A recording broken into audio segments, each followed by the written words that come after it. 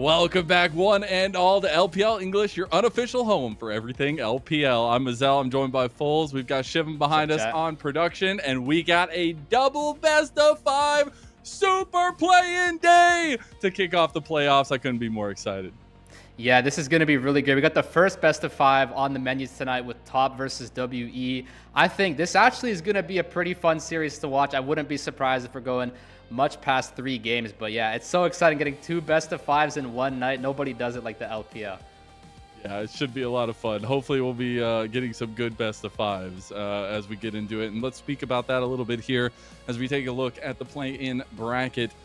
Every team here in the Knights Rivals play-in stage is looking for a shot at Group Ascend in split number 2, but as well as a shot in those playoffs for split number 1 to join the big dogs up in the top. We'll see a couple big matches to start off. We're starting in the upper bracket of this Knights Rivals, as it will be Top Esports versus WE to kick it off, then IG versus NiP following that one. They both have double lives, while the second round is starting off with their 1 life. We have EDG versus OMG, TT versus LNG, and these teams in the top will have 2 lives to try to make it to the playoffs.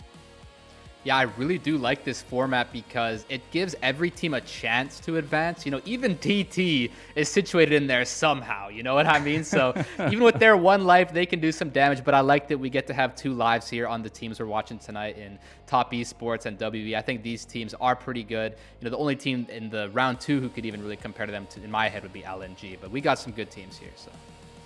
It should be some fun ones. And again, our first best of 5s to kick off this split, so that's what I'm really looking forward to, what the meta shifts are going to be looking like, especially with maybe some of the likely picks that have been coming through. As we move forward, though, we're going to start talking about these teams that we have coming up first and foremost. Obviously, we have that second best of 5 coming for you later, so if you need to go get snacks or anything, make sure you do that between games so you're ready to go for this long night.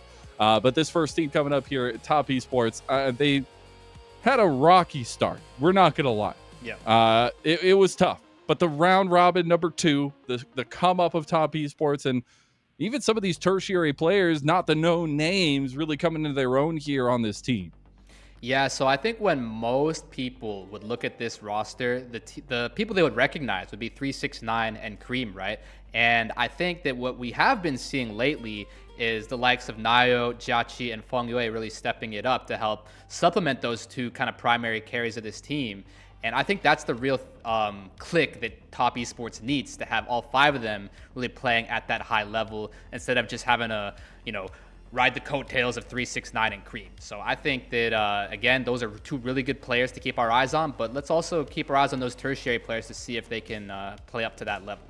Yeah, the thing about the other players stepping up is it just makes those, pillars of the team show up that much more when they do. And I think a key part to the good and the bad, I will just say, is Nayo in that jungle position. I think this is a player that has a lot of weight on his shoulders to come into this Top Esports team and try to fill some big shoes, obviously. And I think one of the biggest things is the fact that, as we're going to go into the clips here first before the highlight, it is still just about what impact he has within some of these fights. I think this one, for me, the knowledge to be a little bit reserved, to be a little bit defensive, especially with this flash that's going to be coming up here, and to still have impact on the play, that just shows he's got his head in the game. And while sometimes he's overextended, sometimes he's not playing the right play in the fights, it's moments like these that you're like, all right, he is kind of that glue that gets this Top Esports train rolling. Yeah, I mean, that's exactly right, because you can only imagine how hard it must be to try slotting into some kind of these team fights when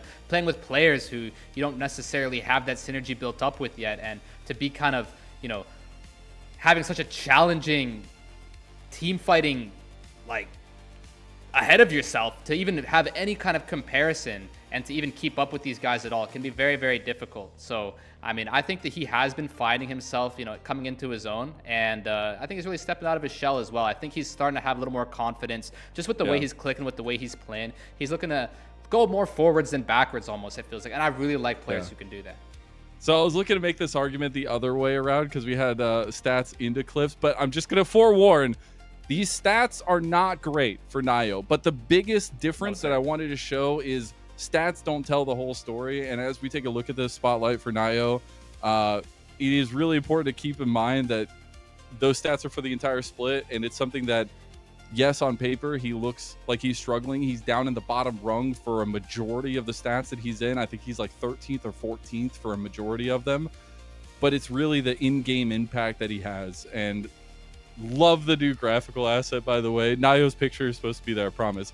It looks beautiful, though. But it's a tough thing when on paper it makes him look bad. But in games, when you see those moments that really tee off the team, like those clips that we were seeing, it tells a different tale. And I think that's something to think about tonight, especially when the contrast is a bit of a struggling jungler on the other side that we'll talk about a little bit later.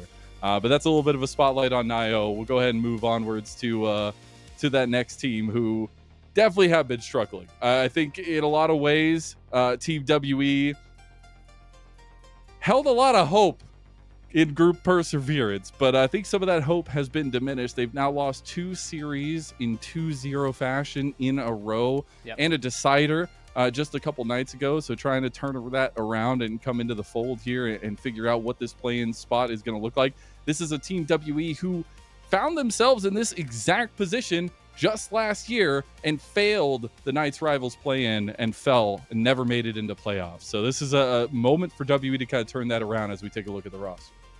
Yeah, this is what I really like about the Knights road as well here, is that we've kind of got 2 teams who are really coming into clash against each other at the perfect timing. You know, with this roster here coming off of some kind of downward momentum, whereas we're seeing some upward momentum out of TES, so they can kind of meet in the middle tonight. But as for momentum on this roster, Mazel and I, we've been talking about this, and we really think that we need somebody to step into the spotlight here, you know, because all these players seem to have the potential to do so, but none of them has really taken on that mantle of the leader of the team or the person that you can put all your eggs in that basket. And that's why I want to see it out of Karis tonight. I think About could be the other person in that question, but I think Karis has more experience, frankly has a little bit more skill, and I think he has what it takes to really carry this roster, Mazel.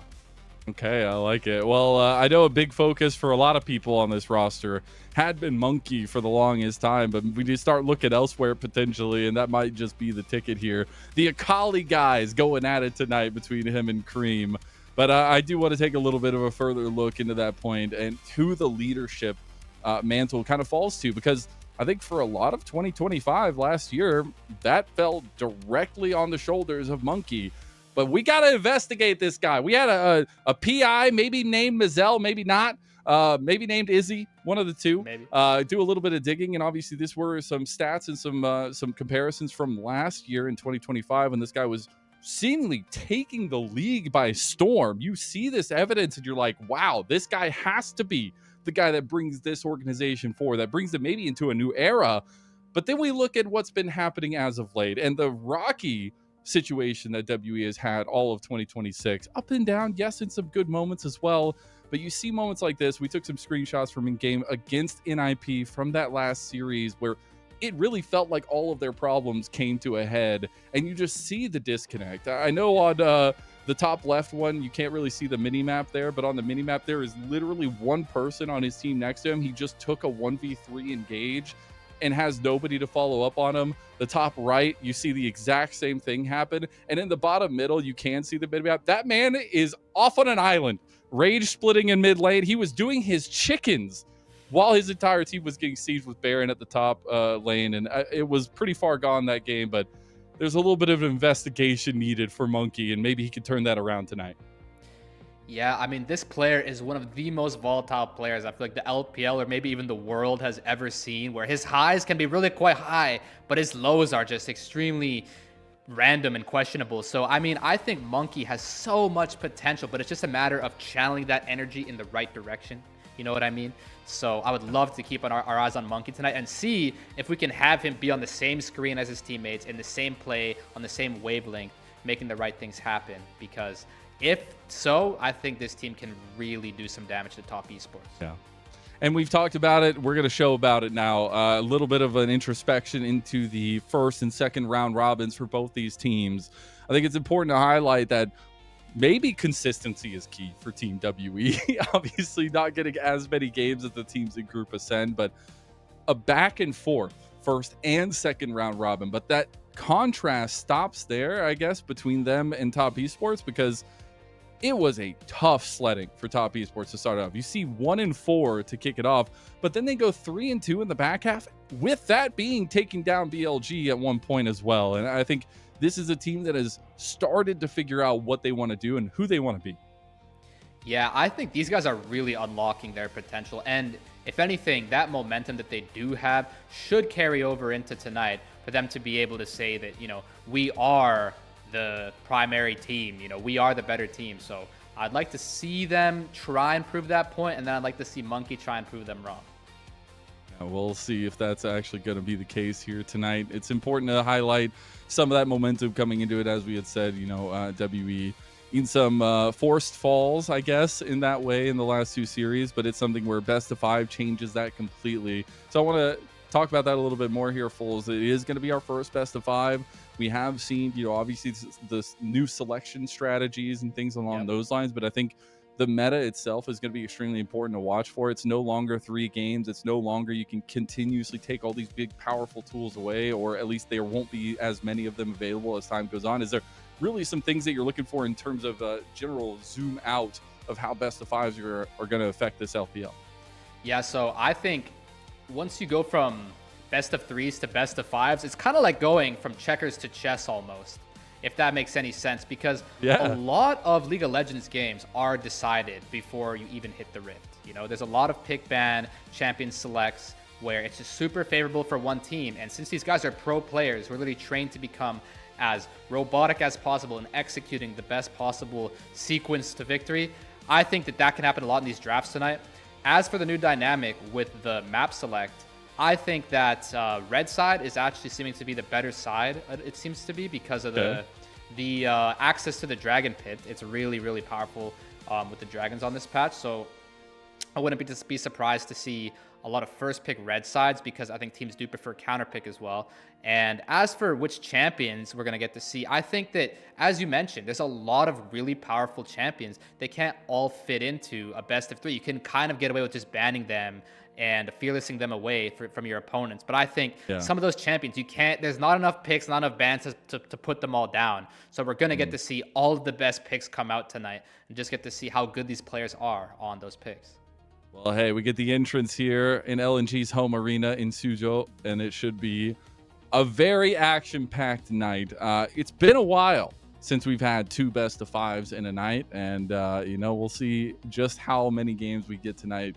But I think it's a big testing for WE. Again, I just think it's crazy that they found themselves in this same position just that last year. Obviously, a little bit of a different opponent, but having another opportunity to start the split off by getting to the playoffs where you weren't able to just last year, I think is extremely important to highlight. And for Top Esports, is obviously, a perennial contender at least. Maybe it's a little bit less of an exciting moment, but they still find themselves in this night's rivals and in a precarious position to make those playoffs, make that group ascend. Yeah, so if anything, this is actually a really big first best of 5 right now that we're getting to, bear witness to, because this is a really big deal. This is going to really help us see this, road to playoffs, and which of these teams are really trying to make their mark and say, we're not just here for this, we're here to win the whole thing. We're trying to go deep into the playoffs, not just make the playoffs. So that's the kind of tone that they want to be setting tonight. It is indeed. As we'll be getting into the draft here very quickly. I know Akali is on the board tonight for both mid laners. Are there any other big picks that you're looking for? I know we talked a little bit of the jungle matchup. Is there anything there that you want to see? Yeah, so I mean, the main picks that come to mind almost immediately when you mention jungle is just going to be Jason, Malphite. But I think that these 2 champions, we've seen a lot of them. They have been banned quite a lot, and then they've also been picked a fair amount. I want to see some of the extra, kind of further from the tier list Monkey champions. really likes Mundo, so you might be in for a treat tonight. Mundo could be exactly what's on the menu tonight, as a matter of fact. I think that champion is very, very strong. Because what's crazy? You can kill Sion, you can kill Ornn, you can kill Malphite, you can kill anyone, but you can't kill Mundo. Even if you have heal reduction, he will not die himself. So definitely keep your eye out for Mundo. I want to see Aatrox as well. That's the other shout I have. I think Aatrox can be really quite good. I think it's a little bit better than Ambessa, to be honest. But I wouldn't be surprised if we see it all. Take Guardian today, and It was mind-blowing, bro. Mind-blowing. I did not. I honestly probably am glad that I did not. I don't know if that was it the wasn't move. supposed to happen. It happened anyways. Anyways, let's go ahead and focus on the hero now. Let's go ahead and focus on this first game, as we will have that Malphite, the Jarvan, the Poppy all banned away by Top Esports. We will also get the Jace, the Unara, and the Varus banned away. We'll see what Top Esports want for their first pick. It's going to be the tried and true Orianna. But Akali's open, and it's Karus. Are we serious? We can't just... Yeah, it's one of those Mortal Kombat moments. Come at me, bro. That's exactly what he just did. I am so sure of it. He literally just invited him to say, come at me, bro, with your Akali, because you could not have telegraphed that any further. So we will really see if this is some kind of a game of chicken, or if he wants to save that pick for later, because that's probably what's going on here. They say, if you pick Akali, well, cheers. This is why I think it's chess, not checkers, Mazel, because then guess what? We can just pick Azir next game. You know, Azir is also insanely S-tier pick, so that's WE's response. They say, we know Akali's good here, but we'd also rather get our Azir game in while we can.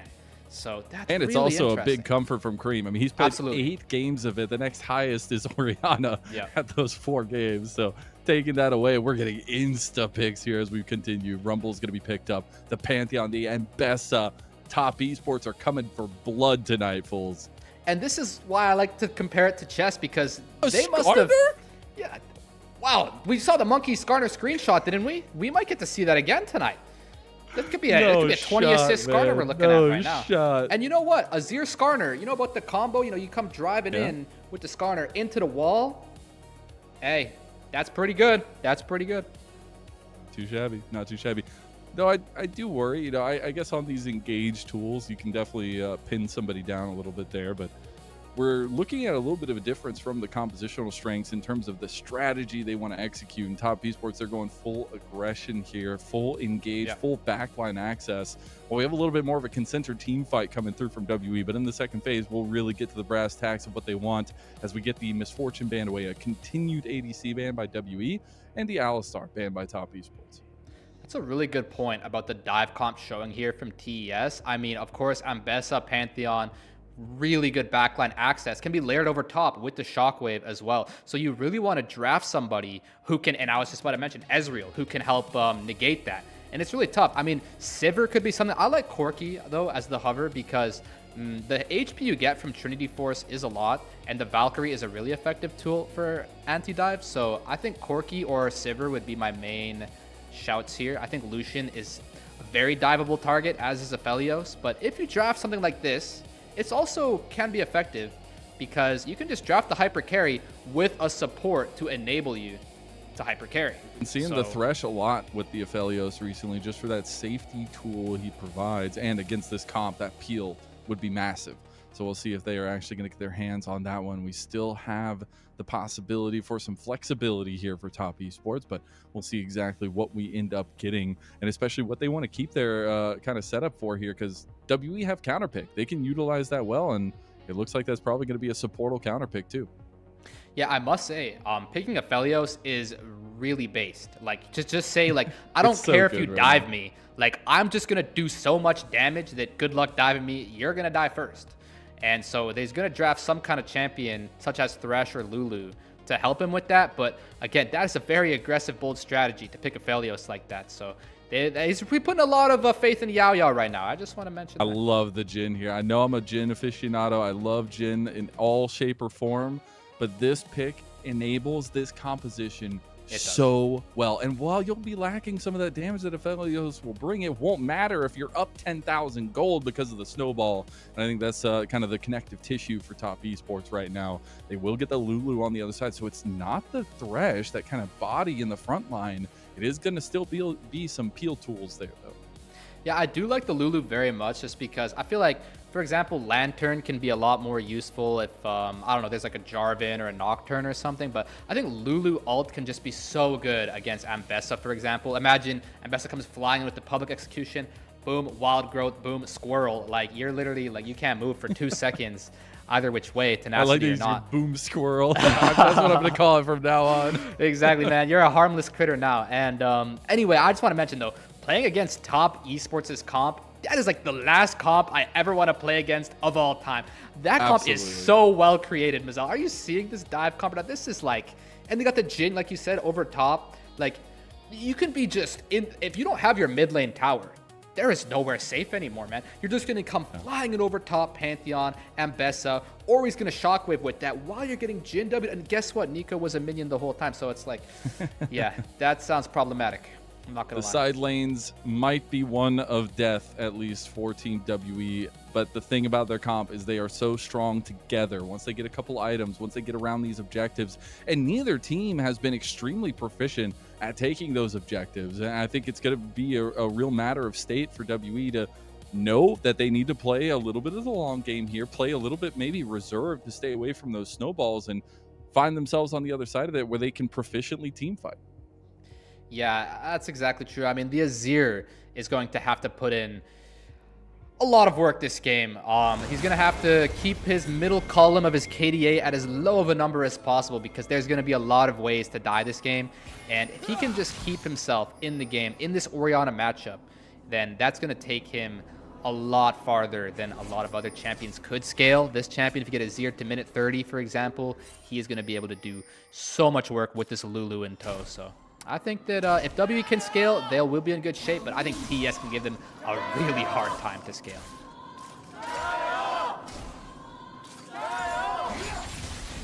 A little bit late on the gyos, but they still got them in there. And beautifully said. I think you know, setting the tone for both these teams in this one is extremely, extremely important. And, you know, now that we're getting into this game here, I did want to bring up, just since we're kicking off the play-ins, kicking off the playoffs while we get this going, is the last time these teams have made a championship for themselves. And while there's a little bit of recency for Top Esports, if we could bring up that graphic here, Shivam, it's been a while for Team WE. And I think the fact of the matter is Top Esports' recency does give them a lot of that respect, but it's been since 2017 for WE. Yeah, it's been a long time since WE has really had themselves in contention for one of the better teams in the league, whereas Top Esports is more of a household name. So if anything, this series can really propel WE's brand forward if they're able to take this best of 5 off top. And I mean, hey, it was just Split 1 last year. The same place we're at right now, the Top Esports found themselves a championship. Obviously with a pretty different roster, but trying to make it happen nonetheless with the upstarts coming through here. As we take a look at the lane states, though, both junglers going to be pathing down towards bot side. Going to be almost done with their clears here. We'll see if we get any skirmishing going. We got to take a look at priority in lane. We've already gotten a TP back into lane from 369. Wanted to keep the pressure up there, but the bot lane and mid lane are heavily contested. Yeah, so it's going to be perhaps an all-out war for this bottom lane Scuttle Crab unless one of these junglers is going to be willing to sacrifice that and just let the opponent have it. I feel like Nio is in a much better condition to secure this Crab, just given his Jhin and his Nico are really generating a lot of priority down there. Same with his Orianna. So as Monkey here, you want to fight champions, not the Crab. He's going to try to play to Cream's lean over on the bot side. He does get landed on by the Ishtals, but it's not going to be enough. He's just going to go get his pity prize of the Scuttle Crab in top side, and then bottom Scuttle Crab will be left to Top Esports, and maybe even looking for a play down bot while he gets the reset. Nio will just get back to base and keep on farming up. As a nice little trade coming in on the favor of Top Esports in the 2v2 bot. Oh yeah, I mean, that's just Jhin Nico for you here. It's not going to be the most pleasant of laning phases, but I mean, at least you've got that Severin for some healing. You've got Yao to help shield you, so you know, he's down the potion, but I think he should be pretty all right here. When the jungler's hovering like that, when Nio's in the tri-bush, you thank your lucky stars when he goes away. You're like, thank goodness I can finally play the game. And yeah, same goes for Cream. A really nice just holding of the flash, just tanking the gank, letting it be, still winning his lane phase regardless. And I don't know what's going on here, Mazel, but ever since Faker bought a cloth armor out of nowhere one time, I mean, if the GOAT maybe does it, you got to do it too. Yeah, bro. I mean, maybe Cream is taking notes here. There might unironically be some tech here about like when you poke your opponent, the minions do less damage? Question mark. Okay. Yeah, I don't know about this cloth armor, Mazel. We're gonna have to look into that. You got to keep the stats after, see how much damage it negated. If only. No kidding. Little thing as well, I know we saw it there, and it's been something we've seen across multiple games here in the LPL and across competitive, is the early heal summoner spell being burned in bot side for those early aggressive trades because of the cooldown being a little bit lower. Do you have any thoughts on that and how aggressive bot lane tends to be in those first couple levels now? Yeah, I think that that's honestly the correct approach. Like, I don't know if you remember when there was, I'm sure you do, the double Halo Blades, Callista Ashe, stuff like that. With the barrier, I'm pretty sure. Yeah, baby. We've seen some games with double barrier as well. And you just walk up, you press barrier level 1, and that's the value. And I've kind of been a fan of it in a version of my own with taking Ignite. I love just igniting my opponent as soon as humanly possible. And that goes for the heal as well. Just using your summoner in any effective opportunity you can ASAP just means you might be able to get to use it twice, so why not? True. Why not? As we do have Dragon up on the board now, we got to take a look at where the junglers are pathing towards. We also have about half items completed for both ADCs, so maybe that fight gets a little bit more finicky here. BF Sword versus the serrated Dirk, but it is going to be Monkey putting his foot into Nio's jungle. And you got to remember that the whole game plan for TES is to be pretty aggressive, but it's to take advantage of the side lanes. But guess who's doing that right now? Monkey going for a back lane play with the Ishtal's impact. He lands straight into the wall into Feng Yue. And now Jiachi gets flashed on by the entirety of WE through the bot side. There's going to be another slowdown, and About takes another one. That's going to be a 2-0 to start off for WE. And that is an absolute just punch to the gut coming out first from WE straight into TES here. You would never expect for this gank to be so effective. They got both the kills and all the remaining summoner spells. I mean, I like the way Monkey plays that. He realizes Jiachi is just extremely dead, so he may as well target Feng Yue, and Feng Yue goes and dies as well. So that is just the best case scenario of all time when it comes to ganks down there, and that's really gonna put WE in the driver's seat for this mid game. Where they need to be. We said going into this, the earlier proactive jungler is going to pay dividends in this one against these comps. And so far we see Monkey sneak around and find that extra tri-bush gank going through. Really nicely played, and a lot of the CC kind of chaining off each other there. Yeah, I would go as far as to say that sometimes it can be really hard to read your vision of the map and see how safe you are. I suppose as TES there, the only reasonable explanation is that they thought there was no possible way that Skarner, that Monkey could have been there from that angle. And I think Monkey's pathing was just really effective there. He barely evades Nio's sight of him, and he just shows up at the exact moment that they expected at least. Tip of the spear from 369. He's able to get some decent impact on the Q. He uses the public execution, but that's the next thing I kind of want to talk about. I mean, Dragon has gone to the wayside now for a little while. 30 seconds for the next grub. Everybody's level 6. I mean, who do you favor in this kind of setup here around these objectives with these ultimates? Well, I was going to remind everyone of the fact that the bot lane burned all their sums, but I guess that the trade was somewhat even. The WE doesn't have their flashes either. And gosh, I mean, the Azir Skarner combo is really effective, so I can see why they would have the gusto, if you will, to start this up, but I'm not sure if they have the conviction to finish it. That's the only thing. So I would favor WE, but I think Pantheon can easily get in smite range. Oh, little Pop Awesome playing the bots out with the Grand Starfall, but Nio misses the angle just a bit. He's going to take a Moonlight Vigil to the dome. Couple extra shots from those chakrams, and the Dragon will go the way of WE after all of that. So a side lane play goes a bit awry for Top Esports. Yeah, and honestly, if we're keeping track, I think that is the second L of the game for Top Esports, and you really want to get some W's in with this kind of comp, in the W column, because that was your opportunity to really equalize and level out that bottom lane, and they just didn't hit the combo very effectively. They had the Pop Blossom, they had the Pantheon ultimate, but somehow they walk away with 0 kills, and I guess Cleanse and Aphelios' position was just far enough away, and we really are gonna have to see some kind of thing change down here in the bot lane, or this could really get out of control fast. Top Esports did put some resources into following Monkey, so he won't get away with a double objective take early on. I think that's a good shout from Top Esports to grab a couple of those grubs away. One did go the way of WE though, so that'll still be something to think about moving forward. And Jiachi has been kind of left on his own lonesome down here while the connections are attempted, as we will end up seeing Feng Yue come back to bot lane under the guise of being Pantheon and Orianna and the rest of his team. But it's really, I guess, that next conversation for me of who does this kind of stalemate benefit? I mean, yes, it's about an 800 gold lead for WE. It's a little bit of momentum for them as well, obviously coming off some tough series. But is this a situation where this is fine and dandy for WE? So to answer your question, I would give you the patented Fool's probability radar. And I would actually say that WE is looking at a solid 65 to 70% win chance right now. I think that their comp is in really good shape, but that could change in a heartbeat. You know, these things. We have our own probability bot here at LPL English. We don't need that little robot on our screen. We have Fools. Yeah, I mean, I'm pretty sure of it too, because I really think that those plays were really unfavorable for Top Esports back-to-back in the bot lane. And we're looking at a Hextech Drake, one of the best Drakes in the game to be sitting on here with this team composition. And I love the way it's drafted too. I mean, Azir Lulu is such an effective, you know, late game DPS tool. You got Lulu Azir and Lulu Aphelios, and you've even you've got all sorts of TFT synergies here. You've even got the Azir Skarner with the CC combo. Looks good.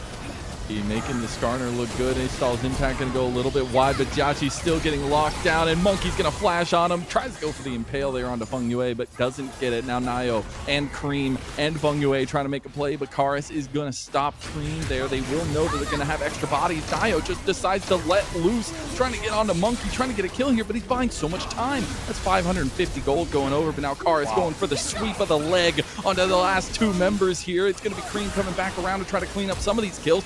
Beautiful tangle bar from Feng Yue, and now they might just kill Yao Yao. Cream's gonna get engaged on, will go down. It's not gonna be enough damage. Karis ends up being the cleanup crew. One more auto, but I don't think he's got it. He's gonna have to wait for the shifting sands, and there he goes. Gets the kill, his first of the game, and we have a bloodbath on the bot lane.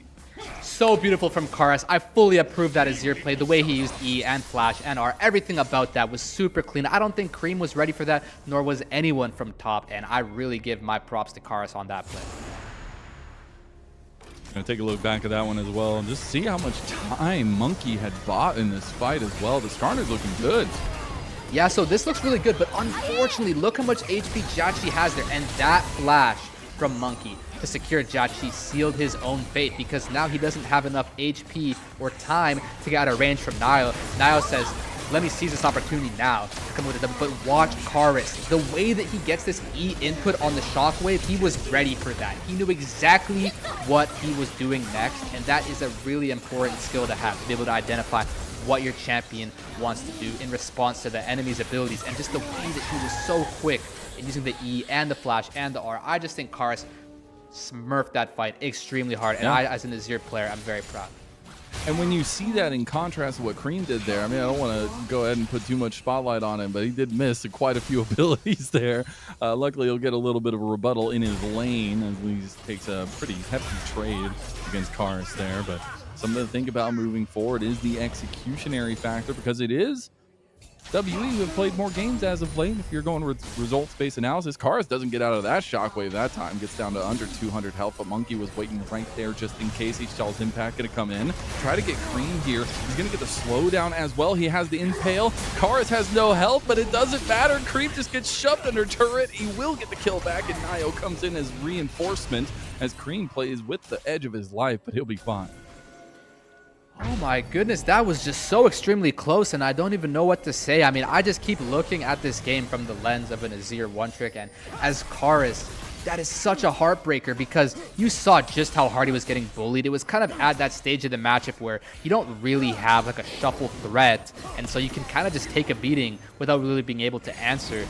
And unfortunately, he went for an answer, Monkey and Karis, but it was just a beautiful response from Nile coming in with the Grand Starfall to help make sure that he was tanking the tower, and that Cream was able to survive that because Nile arrived at the... Here we go. Ishtal's impact hits on the Feng Yue's summon. Now about almost gets taken down, gets a wild growth on him, but so much CC's coming down, and he dies anyways. WE are faltering. Where have we seen this story before, fools? Oh, I remember. It's every time WE has played in the last two series as they fall apart. 1,000 gold lead plus to Top Esports. Yeah, and this is why it's unpatented. The technology is in the it's a nascent technology, the Fool's radar. You see, because we saw a solid 70% win chance, but yeah, I think we might have seen wrong, Mizella. It turns out the 70% win chance might actually be top esports all of a sudden, and that play and the past few plays have gone completely in their favor. It's just one of those situations where it's the beeping radar with the little symbols on it, and you know something's there, but you just didn't know which one it was. There was something. Yeah, exactly. But apparently it was top esports. So let's take a look back at this one set up by Monkey. Yeah, I mean, I just didn't expect this coming at all. I thought everybody was in chill, safe positions, but suddenly About is just getting completely jumped on top of. Once your Aphelios is dead, look at this, man. Your Lulu and your Skarner, they have nowhere to run. They don't have any carry to help protect them. Azir is even far away. They're just sitting ducks, and they just get completely taken out by the Jhin pick, I might add. I really think that, as you highlighted in the draft, that pick is really doing wonders for them. Look back at the lane states, the map states here. We did get tied up in those dragons, obviously. Monkey stays on the proactive trend here, but we are getting to a point where this kind of side lane comp is really coming to fruition for top esports, and you gotta start being a little bit more careful about these side lane plays that you go for, as double flash is going to come out from both WE and top esports. Nio is here with the collapse coming from mid lane. See how they want to fight this one, as About gets caught on the transition, but he should be fine.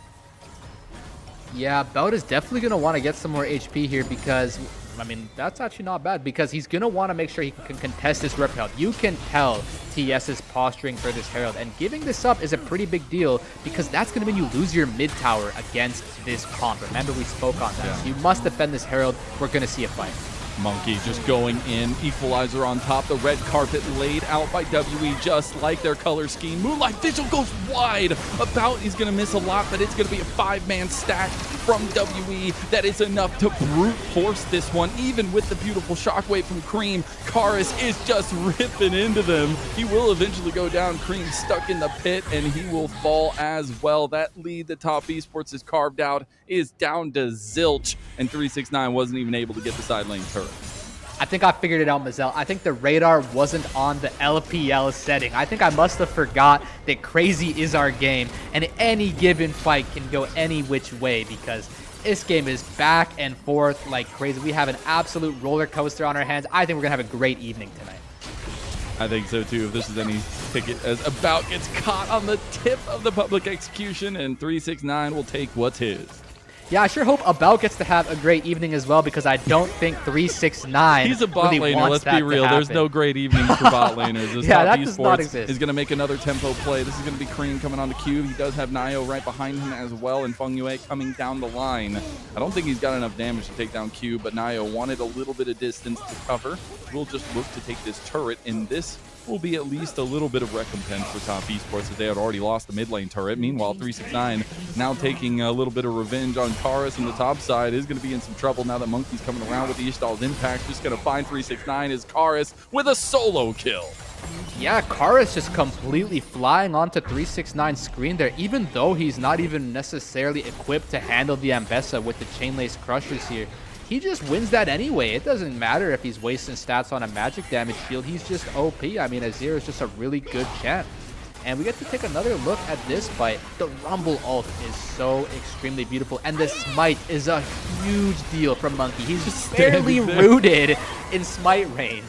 Like, if he was standing 1 unit away, he could not have smited that. So that was so convenient for Monkey. And the rest of this fight is kind of a formality.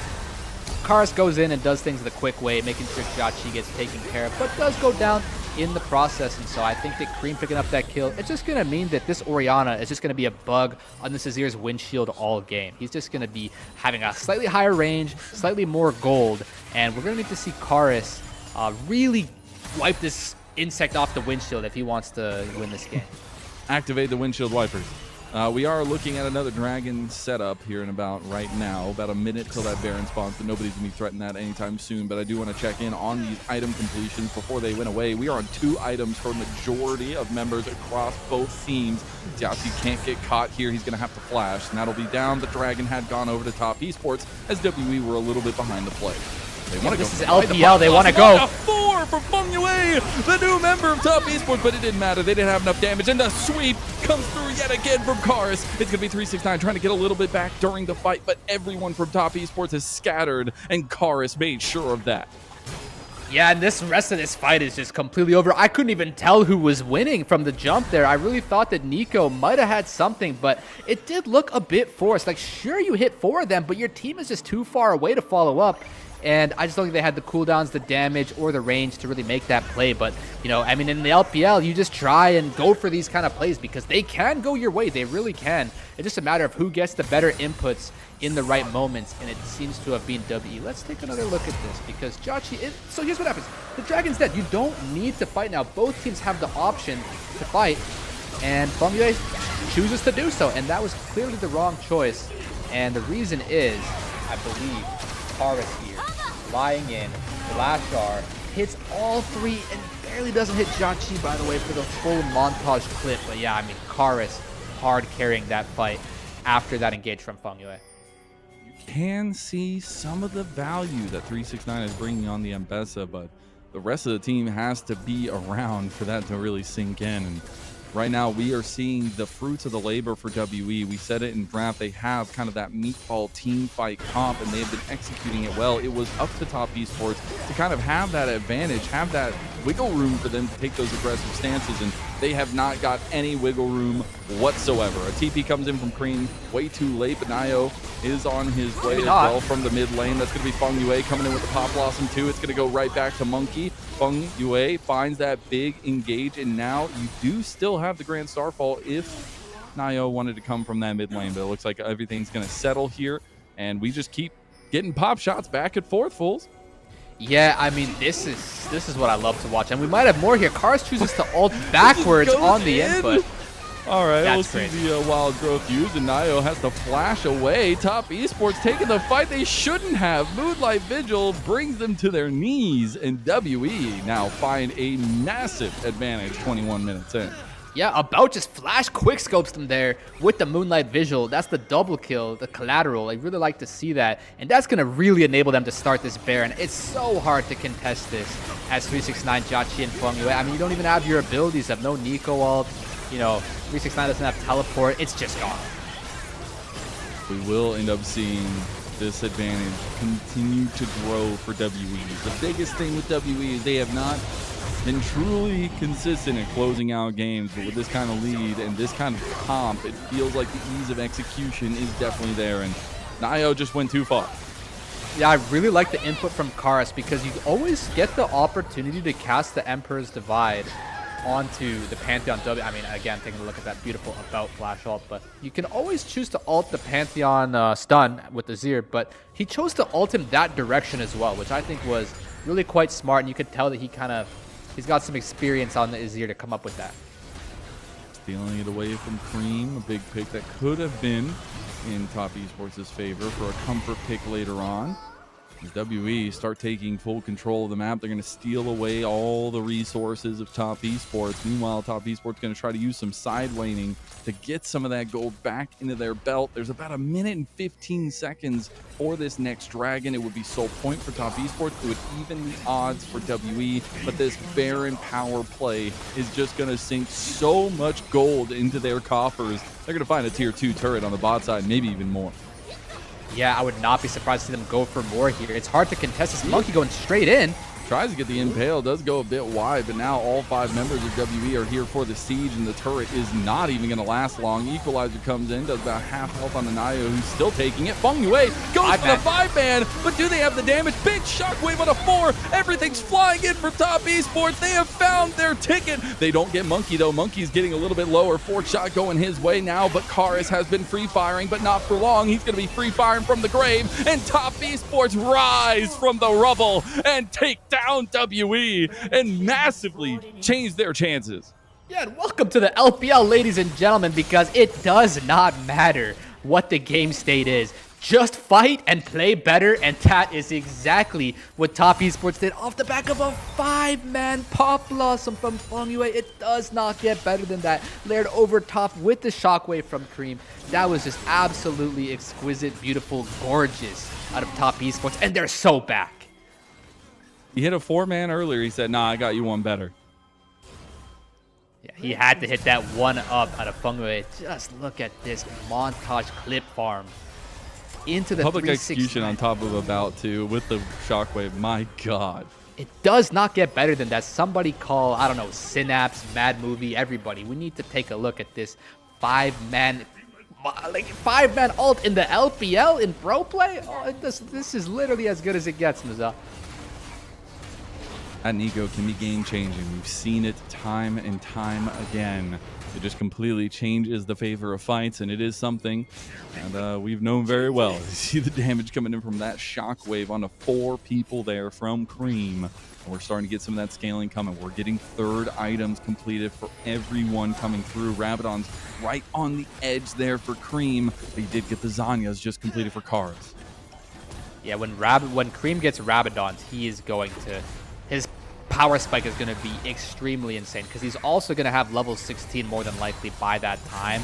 And that just means a similar clip to last one where the shockwave is hitting over top of the team. They're already dead. There is no part 2 of that fight. So we really want to see Cream secure that item. And it's going to be hard for WE to really level with all this this dive threat that's coming in from top esports on the 3 Drake Dragon Soul here as well, mind you. That means they're going to get a fight on their terms.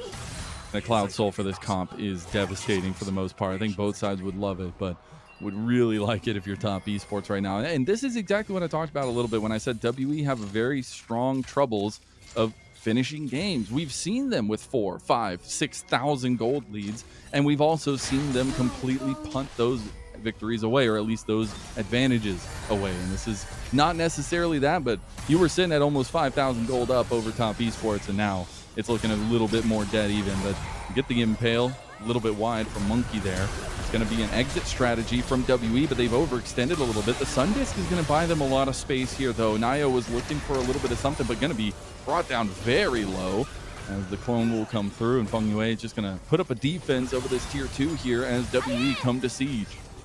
Yeah, WE come to siege. There is no objectives behind them, so they quite literally have just switched the game mode to ARAM right now, which, I mean, I love it. I mean, you couldn't have possibly asked for much better. We're getting to see the lethal tempo rivals. Yeah, I mean, I'm a bit of an mayhem enthusiast as well, if I might say. But yeah, Monkey going a bit far here. Oh, Monkey gets the flash away from Deadly Flourish. That would have been his life. And maybe another screenshot for the Monkey investigation. He'll keep himself away from that one right now, but they are going to hover around this vision towards this top side of the map. Yeah, I think we're looking at the Orianna skill point here, and this has always been a really interesting thing, is about when you want to put the skill points in. He's put some points in Q, some points in W along the way. You got to see the way he did that there. And the way he's building, he's got that death cap Mazel at 2609. 2609. Yeah. Everybody write that down. Take notes. If you don't have this inventory by 2609 with that skill order, you're doing something wrong. Take notes from Cream, the man himself. He's found himself at a 30% win chance, and he's found a way to turn it into possibly 99%. I mean, we just got to see Cream get across the finish line right now. I really want to see what this team can do with this Orianna inventory. Just one shockwave could wreak havoc in that backline. We have a couple questions to be begged. About 10 seconds for that Baron to come up. Either team could just start that one up or use it as map pressure. A minute 30 for that next Dragon, which would be Soul for top esports. When we're talking about scaling, we are getting to that point. Who do you favor? Oh, it's so hard to know because I think the WE comp does scale better, but the top comp has 3 Drakes and the momentum. Keep in mind, the past few plays have gone their way. There almost seems to be this momentum dynamic where it's like, if we just did that, we can do anything. So I'm at 50-50 right now. I honestly have no idea. I just love watching this unfold. I'm here for it. At least it sets the tone for a game number 1. The Deadly Flourish will connect, but we are just passing prizes here until that Dragon spawns. How does WE enter these fights? I mean, it has to be off a big engage from Monkey, a big shuffle from Karis, but they haven't been able to find those the last couple times. See, that's the right question because I don't think they have a very good answer, and I think top esports know that with the way they're suffocating the vision in this bottom river. And I wanted to point out, Aphelios does have a really fascinating inventory right now. He's got the Hex Optics C44. So if they can get a reset on Aphelios, him getting the extra attack range could really take over these fights, especially with the Lulu in his pocket. But yeah, I mean, this WE comp can team fight well, but they just need to have a good positioning, and they're forcing everyone into the top river. This is bold. TP going to come in from Karis. They are going to wait to bring in Cube. It's going to be burning down. They have the Aphelios. They have this Azir. They do it so quickly. Nio waiting on the edges. We said these junglers will be a linchpin to how this game goes, and it's going to be stolen by the Jhin. My favorite champion does it again, and my favorite moment is that Pop Blossom coming in from Feng They do lose their front line. They lose their back line, and all they have left is Jauchi. Although 369 buying a lot of time here, he will eventually go down, and unfortunately, Jauchi is just a Jhin. He's going to be caught in the midst. He's got one. He's getting a little help here from Feng Yue. Just one the more Jhin. shot, a fourth. He's got the Ixtal's impact, and that locks him down. He's gone. Monkey going to try to chase down Feng Yue, but it is chaos here as the Baron all gone, even though Top Esports took it is such chaos, Mazel. It is the best kind of chaos, and I think we're going to have a lot more of this chaos tonight. I don't think either of these teams knows who's going to win. I mean, they know that they're just in for an absolute test tonight. How well can you come up with the clicking of the mouse and keyboard? But yeah, this fight is just so interesting because Monkey, again, getting rooted in a strange position. Jhin being able to... Oh, shot. Oh, wait, that was at a 1500 HP. I think Naya might have smited it. No, he didn't even. And then we see this engage out of the Nico from Feng Yue. But guess what? All of these targets are still alive. And look how quickly they just one-shot onto About there. But it's just About. Karis is still alive. He uses the shield to survive Jauchi's auto. And yeah, look at this. We thought it's just a Jhin, but he says... just a Jhin. This is who Jhin is made of. Polymorph goes wild.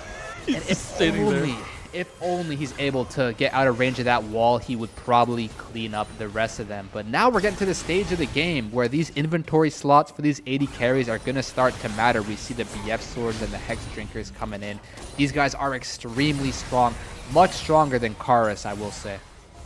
I will say I would take an Aphelios at 5 items over a Jhin at 5 items in team fights. At least the in-betweens, the catches, that's definitely Jin's territory. But we don't have the Baron now for a while. We had the Dragon taken by WE, so they put a halt to that stacking for Top Esports, put a halt to the Elder Dragon that could have been spawning in the same amount of time.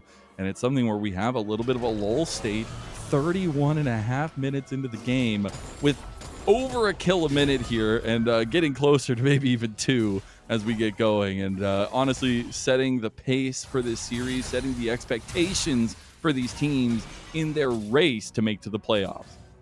Yeah, I don't know about you, but I'm a pretty big fan of 42 kill games, all things considered. There's a lot to take witness to, but it's a lot of fun here. We don't even know who's gonna win anymore. Like, I don't think we ever did know. But if you had to pick, Mazel, who are you going for? That's a great question. It's a hard question. I don't. Oh, I get a scot-free out of it since we get to see Top Esports try to make a play here. I think Nio just came in overzealously there. He did want to try to save the play, but he goes down instantaneously, and now the equalizer buys so much space for WE to siege.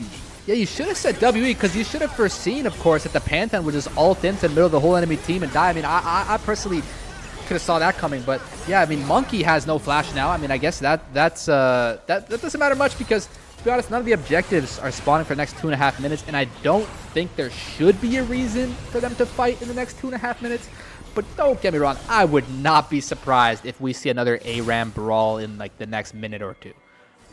I gotta say though, it is such a payoff here to see how chaotic the jungle is on both sides. I think both of them have taken turns having very question mark plays, but that's just the way things have been in this split. I think we have seen great, incredible moments from them individually. We've also seen some of the head-scratching plays that we've witnessed already in this game 1 of this best of 5. As we'll see how long that continues, but I think they really are the undercurrent to how this series is going to go. And if so, it's still going to be a chaotic one, nonetheless, at least, as we need to see a little bit of that proficiency come through from what is our budding jungle generation here in the LPL.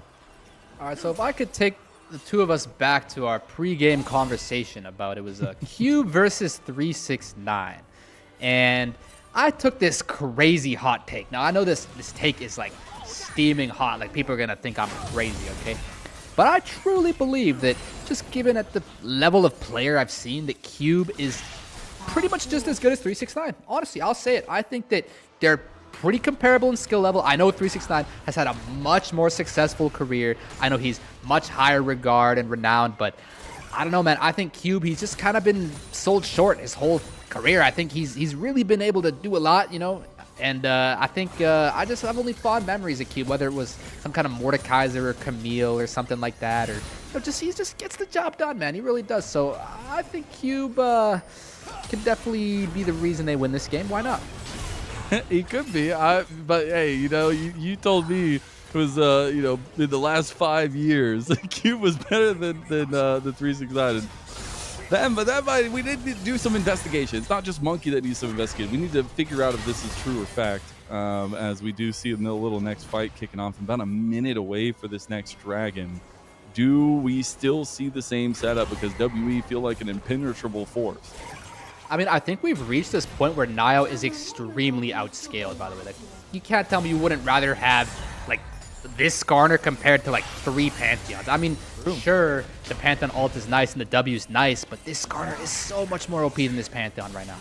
And it's coming out of the woodworks here. The Skarner has not been a focus in this split so far. Also, the first time Monkey's playing it so far this split, but obviously we've seen the pictures and know that he's a proficient one. As a 5-on-5 is developing in mid lane, just like you said, the NARAM has been initiated, but it's up to Top Esports to not get poked out, not get caught out, as Monkey going for Cream, but does get the flash out. Now Carr is going for his own, but he misses. He goes golden. This is buying so much time, and look at the equalizer. Public execution goes in. They try to get the pop blossom on Karis. Not enough damage is there. Karis is still going through everyone. Finally gets the 4th shot from Jachi, but it's going to be Top Esports that have lost too many men, too many bodies, and Jachi cannot do enough to clean this up. They're going to get 369 trying to get out of there, but he can't get away even with all of his dashes. And WE's strength team comp is just showing up here. I mean, I don't think they have any mid minions. They have the top lane wave, and I don't think they're going to end. I don't believe it. I mean, maybe they got Jachi. Jachi gets hit by the Gravitum. I don't think he's getting out of that one 10 times out of 10, and he's going to burn his GA. He wants to try to get a kill onto About. See if he can do it. Not enough. Immediately, About ends his life out of the GA, and or at least that'll be the Baron going to WE. I mean, even though Karis just completely whiffed, I looked like WE was about to end the game there, but I guess Jachi gets the proxy. I think Karis here, he thinks he has the range. He doesn't want to commit the flash, and honestly, it's not that bad because the way he flashes after the Hourglass is way better, because now he just flashes directly on top of Cream, dodging the public execution, and he can just one-shot Cream. And him being able to slay Cream here and then being that time bought for him, you know, with the Lulu ult, that makes a really simplification for this fight now. Because look at Jachi, he just can't possibly... He does a lot of damage, but he can't do the damage to those people with Monkey standing in his way.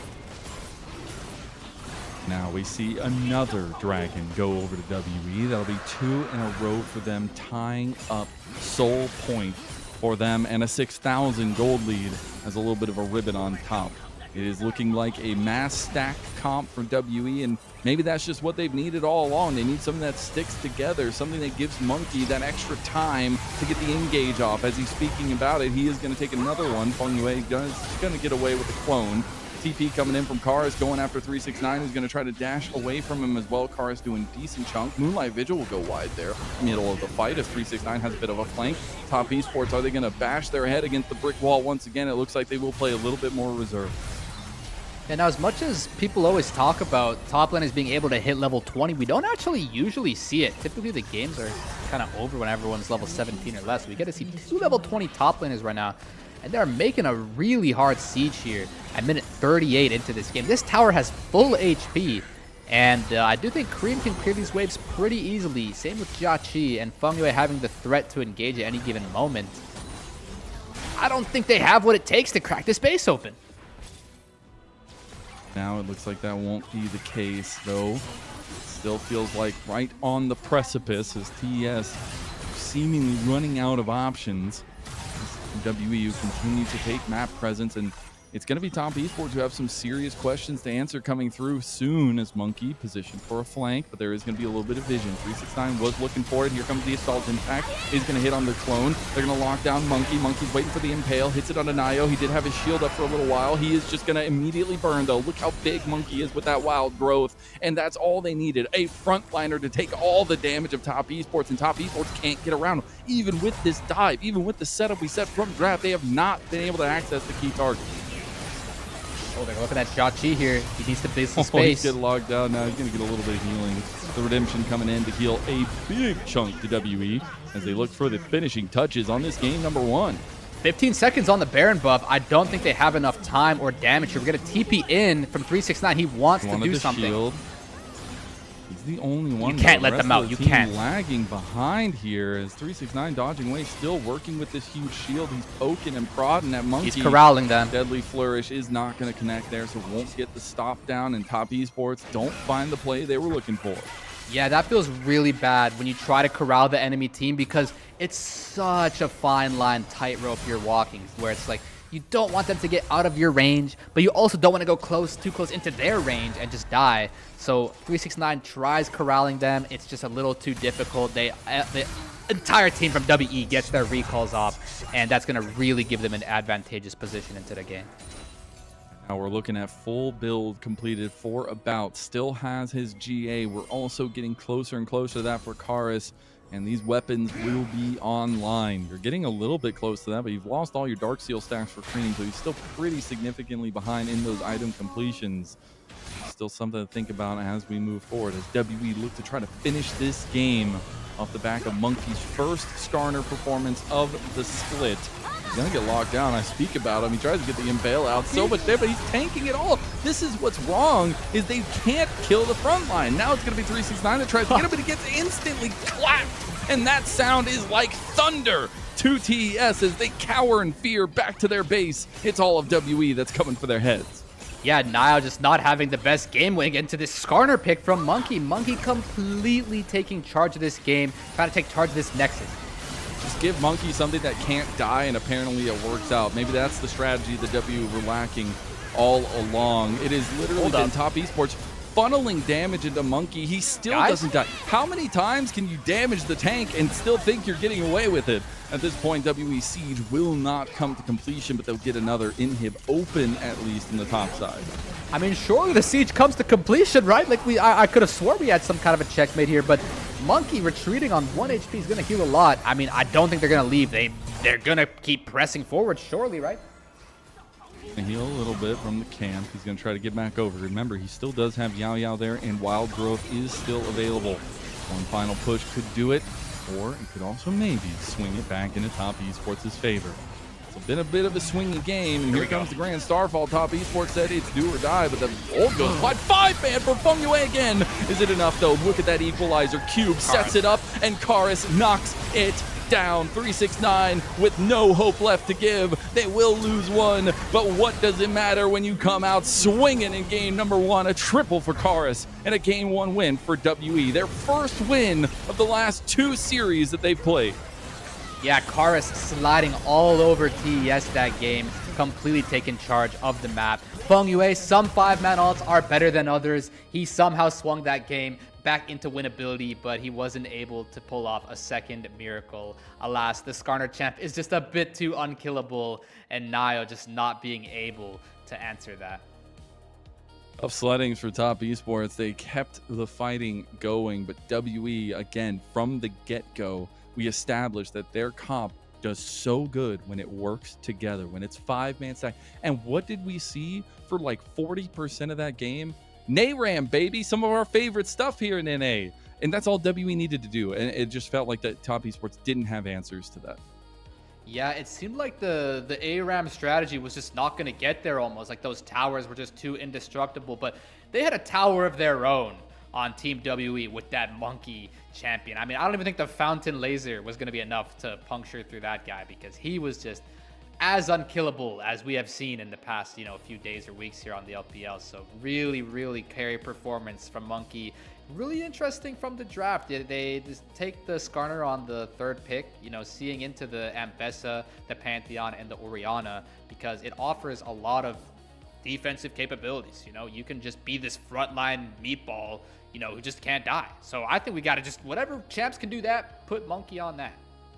And they didn't have sustained damage on top esports. And you saw, like, I hate to say it, but man, they really put a lot of damage into Monkey. And you wonder, is that just so they can get him out of the way, when really their comp excels so beautifully at accessing backline, getting that length of damage, but they were so solely focused on this big target in front of them, and they just didn't have the tools to take that out. So definitely something top esports can learn from that. But for WE, man, just do it again. Don't do what you've done the last 2 series. Do that. Just draft 5 team fighting comp and just play the game and just stick together. Because that was the best WA have looked, I feel like, in many of their last series. Yeah, I mean, that was 40 minutes of just absolute chaos, and WE seeming to get the upper hand in the chaos much more often than not. I mean, top esports did steal away a few plays that WE probably shouldn't have let them. So I think as the coach of WE, you have a lot to look at in this, like, what is it, 50, 60 kill game? But, you know, again, as you said, WE playing a lot better than they have been. And this is definitely the momentum that they need to carry on throughout this series, because I know top esports is not happy right now, and that they're going to be bringing their A game into this game too. I love Jhin, but when Jhin is doing the most damage in the game, things might not be going well for you. And again, it goes back to that strategy of kind of no sustained damage, but kind of that big burst damage setup. But I think we saw a little bit of the difference of what happens when you have multiple carry options, multiple damage threats really come into fruition here with the Chorus about combos, obviously. And little shout out to me. I know 1 game sample size, obviously, in this series for Q, but some of those equalizers were massive, and especially in those choke points that top esports couldn't really navigate around. Yeah, these were some really difficult fights to navigate. I mean, you're literally just trapped in the back of the pit as 2 flashless champions. You're just going to go down, right? And it seemed like a lot of these fights, they would have some sort of a setup with the Nico ultimate, but as long as Chorus just wasn't CC'd and was able to get some kind of good inputs off, like here, for example, it looks really promising. You're hitting a 4-man Nico into the backline, but Chorus just gets to fight this skirmish the way he likes. He gets to take it over. I hate to point out the negatives there, but he's getting a 4-man Pot Blossom while his entire team is fighting a Skarner, right? And that's like a microcosm of that. Like, you just can't be playing. What is, like, the first rule is just don't attack the tank that doesn't die. And I think they failed that logic quiz, I guess. Yeah, and that's just why I think it was such a good pick, because he's just so annoying and so big and just so in your way. It's just so difficult to access that backline, and so it just made Feng Yue's job just that much harder. And again, I think these fights, Chorus is able to get some pretty good work done. Even in this one, it looks kind of awkward as ult's not doing so much, but the way he E's here to survive the Jhin auto, and then even help slow down and damage 369, like, this wasn't one of the best fights, but as an Azir player, I can honestly rate this performance as very highly, because even when the fights were awkward, he navigated them properly. So I think that he did a really good job, and he's probably my MVP. I mean, I call him Monkey, okay, but Monkey's going to be the MVP. But in terms of the actual, I mean, this is the only mistake I would say that he made all game, but he still capitalized on it because he realized that he can just, you know, completely access Cream in the backline there, you know, without them being able to retaliate. Yeah, I would say Cream was low-key the MVP this game, but that Monkey appeared to be the MVP. Cream was the MVP? That's kind of wild. Cars. I mean, Cream was the MVP. That would be pretty funny. He might be an MVP, the early game, you know? Okay? Yeah, there you go. But man, it was a highlight reel for Feng Yue getting all these 4 or 5-man Pot Blossoms, but again, it just didn't matter. And this was the nail in the coffin. The equalizer on top of the Emperor's Divide, just leaving them up in the air while they burn to a crisp. And you can see that team fight is just too strong for WE. So we'll see if they continue with that strategy, which I think finally has found some working positions for WE, because I think this is, again, a tough thing to come off of, those double losses, but it's best of 5s. It's a renewed vigor. You have 2 lives. I think it's important to factor in that WE might have just hit reset, and it might be looking pretty good for them here. Still a long way to go, obviously, with this best of 5 and a very gritty team for top esports. But as we get to this MVP conversation, I do agree. I think For me, I think it'd be Cube or Karis. I think Monkey was instrumental as being a body. There were some big overextensions there for a lot of the time, though. We'll see if he ends up getting it. He does. It'll be him. As the forward-facing face of WE at this point, who they want to be their captain, and he'll end up getting it with this Skarner. And that undercurrent's looking pretty strong. The jungler is really going to decide how this series goes. Yeah, absolutely. We're going to need to see Niall just lock in this. I'm pretty sure he went 2-10 last game. I don't think he knew what he was doing. Like Polar Bear in Arlington, Texas type deal versus this Skarner right now. I don't think Niall was anywhere near where he belonged. That was not his element. So we're going to need to see Niall in his element if Top Esports going to fight back in the series. Yeah, we hope to see it. We want to see our first series at least have a little bit of life in it. And honestly, with how back and forth the earlier parts of that game was, I think we've got it in us here for this first series at least. Our first best of 5 of the day. We have 2 back-to-back. But before we get going to that game number 2, if you would like to support LPL English, consider becoming a Coffee member. Coffee is the best way to support the LPL in every fashion. And since a vast majority of the payments we receive through Coffee go directly to the show, so either upgrading the package, like you see our new upgrade tonight, by the way, if you see the moving horses behind, they are pretty sick. But it does go to also paying all the volunteers that spend countless hours to make this product live. Subscribe to Coffee. It's going to be linked in chat. You unlock perks like early access to content like our podcast that we have going on, as well as potentially ask interview questions when we have those coming back around for internationals. That's it for game 1. We'll see if Top Esports can come back for us in game number 2.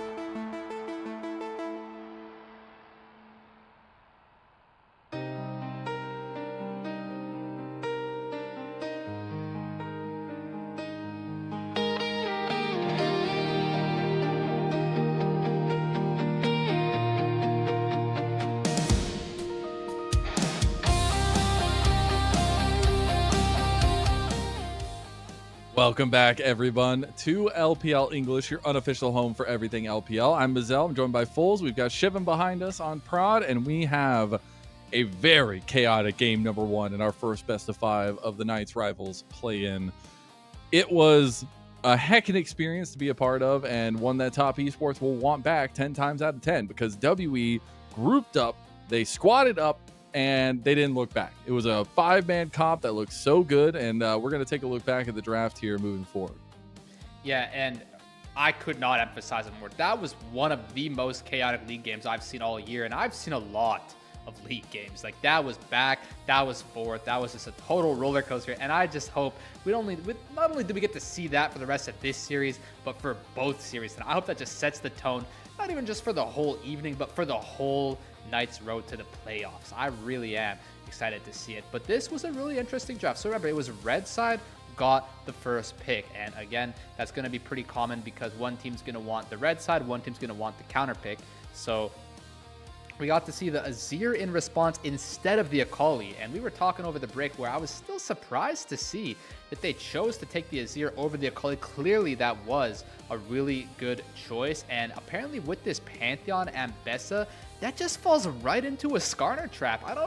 Apparently, this is a new draft revelation we're having here, is that if you draft, it makes perfect sense though, by the way. Like, if you're literally those 3 champs with an Azir on your team, you could just pick Skarner. You know, if you have Ambessa Pantheon, that just thwarts everything they want to do. Just a total thorn in their side all game. And we got to see that. I think the Jhin pick, just to top it all off, was good for the comp, but it wasn't really good against the enemy comp because we got to see that Monkey was just unkillable. They needed a bit more DPS down there. Yeah. Little shout out though for that graphic. It's a new addition to what we have going on, what your contributions are going to. Big shout out to Elemental and Chris Sunga for the ideas and executions on that one, giving us a little bit of breakdown of that previous game. Something we'll keep going with as we go on throughout the day. Remember, it's 2 best of 5, so if you didn't take the time to go get some snacks, get some drinks, stay hydrated, go do so now before we get going into game number 2, because I'm not gonna lie, you don't want to miss any of the moments of these games, because at any moment it could go either way. We saw that throughout most of game number 1. We'll see if that continues for game 2, but that's where I want to talk about Top Esports, because we saw quintessential, round 1 Top Esports where it was tough sledding. Nio getting caught constantly, not being able to be proactive, not being able to have a say in the game state and the pace of play as well.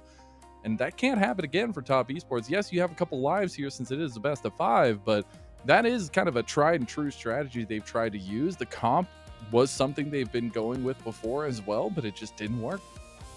Yeah, I mean, typically the Ori first pick is gonna put you in a pretty good spot in the draft every time, but yeah, that's the typical Top Esports. It's kind of exactly what they wanted, and it just didn't work, which is really interesting because one of the narratives that I had going into this series was that we have WE on honestly a bit of a cold streak, with Top Esports starting the season off on a cold streak and then kind of recently being in more of a hot streak. So you would think that Top Esports is in really good form coming into tonight, especially being the team from the higher group, but no, it really seemed that WE had their number on, I would say, about 8 times out of 10. There's a lot of chaos in this game, so there was a lot of opportunities to really prove if you're the better team or not. And it seemed that WE was able to come out on top in the majority of those times. Top Esports did get their licks in, though. So they absolutely, if they can just have some of those other results just be a bit more favorable and really capitalize on the chances they do get, I mean, this is a really evenly stacked series tonight, and that's why I think we're going to see a lot of chaos, because the more closer it is, the more chaotic it can become. I'm just wondering what else Monkey wants to pull out in these drafts, if he's going to continue digging into the bag of things that once were, if we end up maybe seeing the Viego once again, the great memories from 2025 for him. But I gotta say, it's a much better look from Monkey than we've seen over the last 2 series. That's something I want to keep an eye on, see if that kind of continues going into this game too. I'm sure there's just some technical difficulties getting into the game here, as you see all the players kind of holding their hands and waiting to get in here. But I think that's where, a lot of the conversation that we had coming into this was that point of the difference of what's been going on for these teams coming into this series. But you also got to think of what's been going on for these orgs. I mean, just last year, a year ago, is when Top Esports has started their run for a championship, right? They had won a domestic title in winter just last year, in Split 1 at least, and it's WE who have been striving, have been looking for it, who in Split 3 in the play-ins, the Knights rivals, just where we're at right now, faltered to EDG and were not able to be part in the final playoffs of the LPL of that year. So it's a good place to see WE starting to come back here, but again, consistency is always key, and finishing the job is also key, and I'm excited to see what we're going to be getting going in game 2. Yeah, and you bring up Top Esports, and this was one of my favorites, or more or less it was just the first thing that came to mind when I thought of Top Esports, was Jaculov. I was thinking that this guy's the face of the org. That's the reason they've been having so much success, and suddenly he's not around anymore. And what does that mean for the org exactly? And, you know, of course, with Cream and 369 still being there, you'd imagine it's quite fine. And that was, again, what we were talking about, you know, in the pre-show, was that can those 3 additional members step it up to be what's necessary alongside 369 and Cream? And I think Fengyue honestly did pretty well for himself. And Jiaqi was stepping it up, but Nio just did not seem to have the best time just keeping up with that Skarner pick. And I want to see Nio, that's what I said, is I want to see in this draft, I really have taken a close attention to the mid and the jungle picks, because we want Nio on comfort, and I'm really curious about this Akali dynamic. Those are the 2 things on my mind. All right, well, we will see what happens. Top Esports going to be on that red side, and they will have counter pick. So we'll see now the final bans. We did see 5 ADC bans from WE last time around in totality, I guess in the game itself rather, but it's going to be the Malphite, the Poppy, and the Varus this time. It is the Unara, the Ryze, and the Jace there from Top Esports. We'll be waiting first pick for WE. Yeah, I honestly don't have any good predictions here. I think I can start talking on some answers, because I think the first pick isn't that apparent here. It's kind of just a preference of what champion or style you like, and Vi says a lot. It means you want to go in, you want to have something simple, and that's going to answer the question for who we're going to put Monkey on for this game. It's a bit different. You can definitely int a little bit easier on the Vi than you can on the Skarner. So it's not quite the Mundo or the unkillable tank again, but I think it's quite a good pick. You know, Monkey had an MVP performance. Why not give him some agency? True. And we'll see what they want to pair up with that. I think the Vi makes it super important to have a good mid-jungle duo and kind of have some proficiency in linking those 2 pieces together. Top Esports going to go with a serious comfort for Jiaqi, as he will end up getting the MF that he's played the most in the split, and the Xin Zhao will come in for Nio. Yeah, it's quite interesting, because when Vi is just face up like this, typically you want to have some sort of a effective answer to not just get Violeted and die, and MF has something, which is technically you can buy Edge of Night, and technically you can just have an extreme amount of movement speed where you can just run away as fast as possible, and then the cease and desist is just gonna follow you like way farther than he intended. So it's not that bad, but I would like to see an additional tool. There it is. But we got to talk about this instead, man. That is what we have been looking for. That right there is, that might just be able to put them on match point. That's the pick right there. Cream might have made his name on OMG on his Akali, but Karis has had consistent bans levied to this pick. 50% of the time almost that they are going up against enemy teams, he is getting that banned away from him. So it will end up coming through, and we'll get the Ezreal for a little bit of safety for a bout, but we get that extra wombo defensive combo coming in with the Galio locked in for Cream. Yeah, and it's a pretty good Galio angle, I'm not gonna lie. This might be a bit of a masterclass for now. The only problem is that it's Karis Akali. If it's just a generic Akali, you're hard winning this draft right now, I would say, as Top Esports, because Galio is so extremely good into Vi, and especially into Akali, because when Akali presses W, it can be really quite frustrating. You know, of course, Akali is not targetable. You can't damage her, you can't see her. Well, guess what? You can just start channeling this taunt. Next thing you know, she's forced to reveal herself by attacking you, and that's why Galio is known as a bit of a counter into the Akali, because it just, Galio's W spell counters Akali's W spell. So you want to keep our eyes on that. And Galio's R spell counters Vi's R spell. So that's why I really like Galio here. I'm not gonna lie. And, if there's one person that's going to know what Akali hates to play against, it's going to be Cream. So, at least we have that True. going for him, knowing the True. other side of the matchup. As we are on the second phase, we do get that Braum ban from Top Esports, as well as the Gnar ban. Come away with a Comfort Classic for 369, banned away by WE. Yeah, so you're having Akali Vi here into Galio. You definitely are diving. And I guess it's just a matter of picking some sort of a top side or a top laner and a support rather who can really help enable this comp to do what it wants. I think, for example, Rakan would be really good. I mean, I know that Galio does kind of counter the whole dive theme, so you could just lean away from that, or you could just double down on it. And I think doubling down on it is not all that bad. I mean, I think you may as well. We're going to get, a little bit of a, patience test. We're not going to get to see who the pick is just yet. But, yeah, I wonder, what do you think, thematically would be a better idea? If you're in a WE shoes, you got Karis on the Akali already. Do you double down on the dive, or do you want, maybe a little more of a stable comp?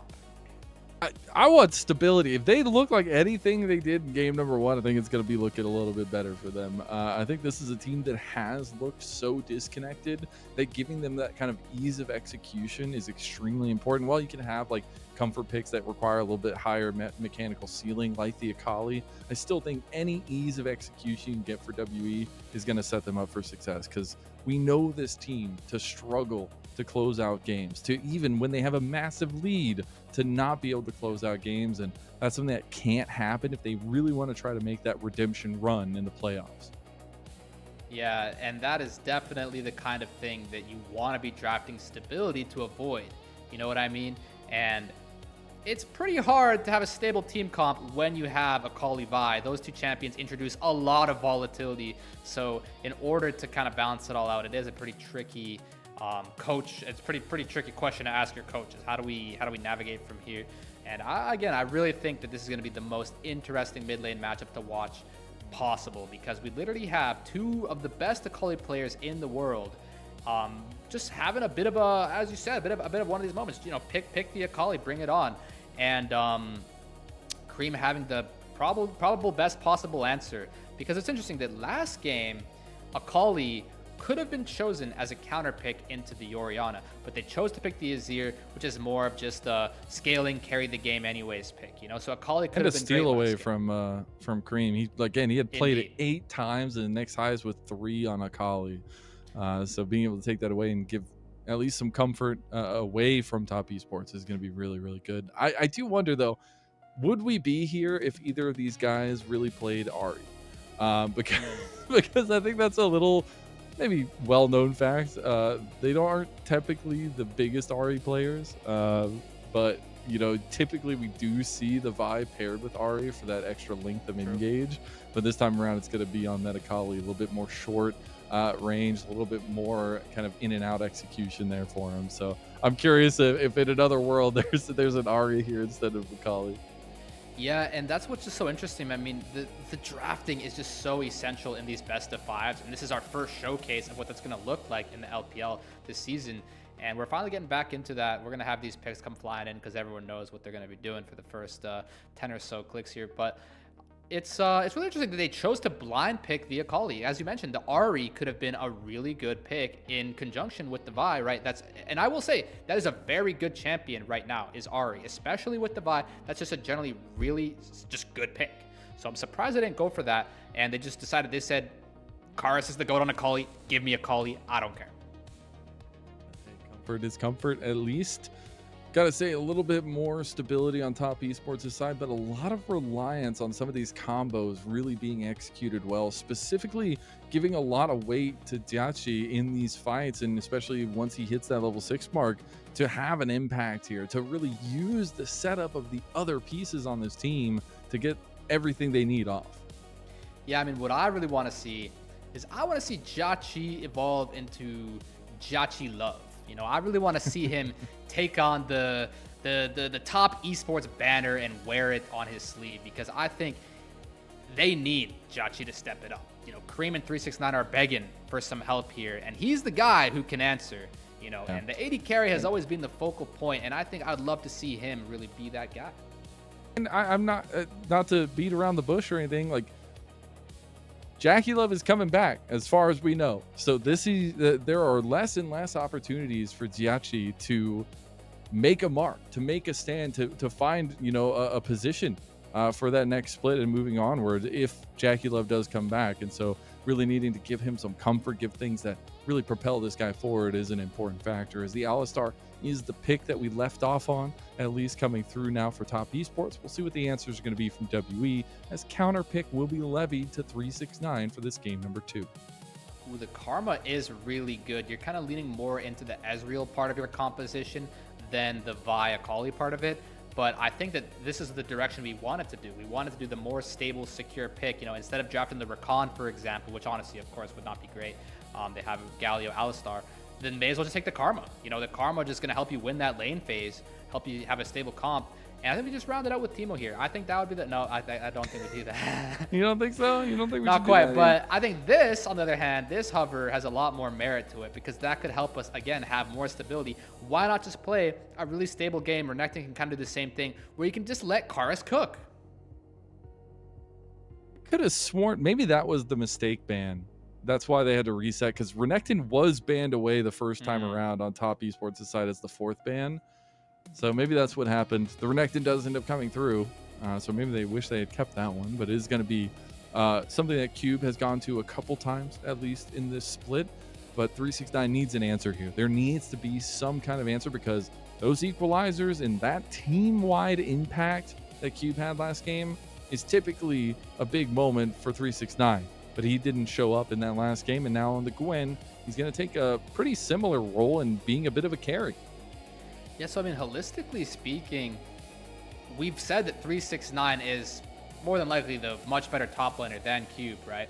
And, you know, I'm willing to concede that point for the most part. And so this is the most opportune time to prove that. You're playing Gwen into Renekton. I mean, it's not like the most OP counter of all time. It's not like Gwen into Sion, but Gwen in a game where she can play on her terms and conditions, Gwen can just hard carry games out of nowhere. Just suddenly it's minute 20, Gwen has 2 items plus, and oh, you guys have 2 items plus too? Oh, that's too bad. My 2 items are way better, and you just end up steamrolling fights with the Gwen.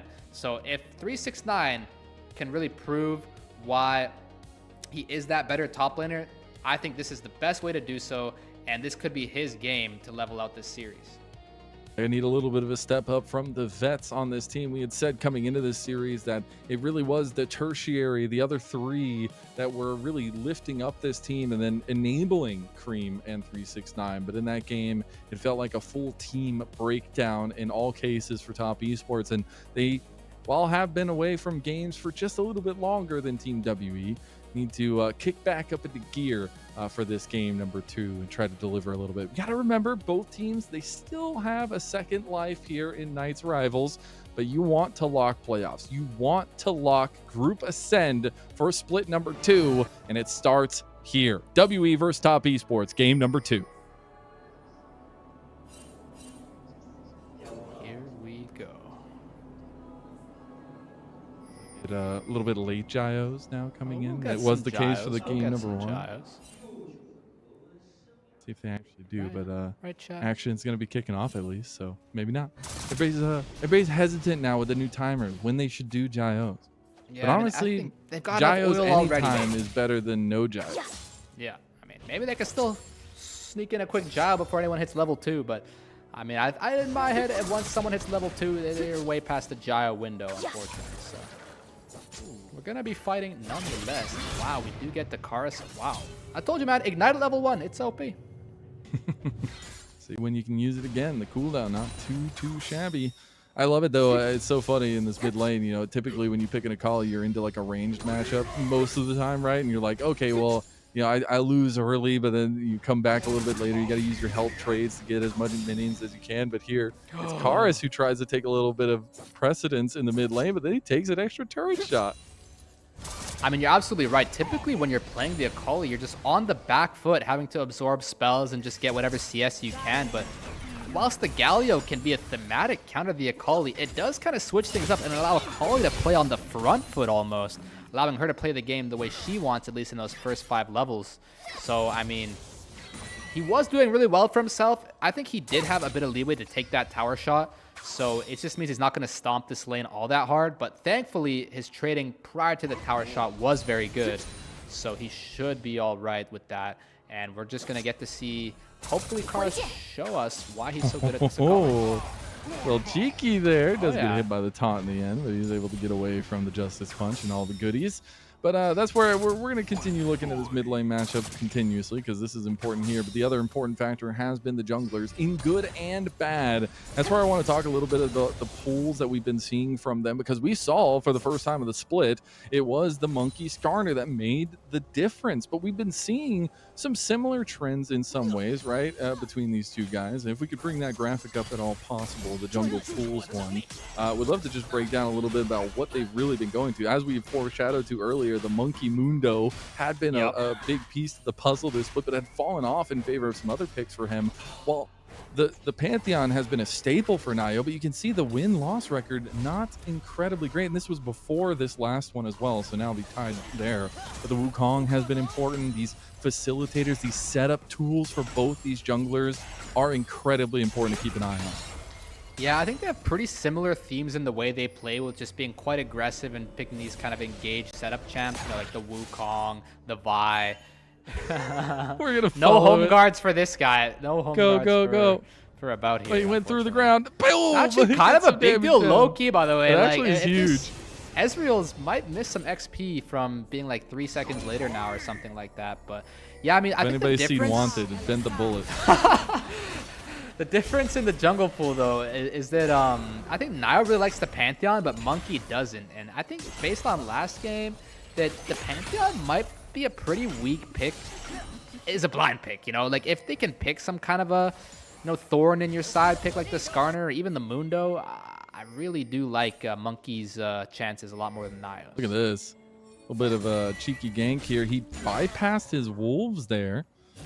At least the setup will be coming back over onto this top side against 369, but the wave isn't really in a good position here to push. He's going to try to play into the bush anyways. And charge up the wall breaker. On this, or he's recalling. Yeah. Looks like he's just going to get that recall off. So no early blood. Both mid laners just blinking red health bars, but no jungler in sight just yet, and both of them should be able to get resets. So actually, they both already used TPs, so those will be some tough backs as about.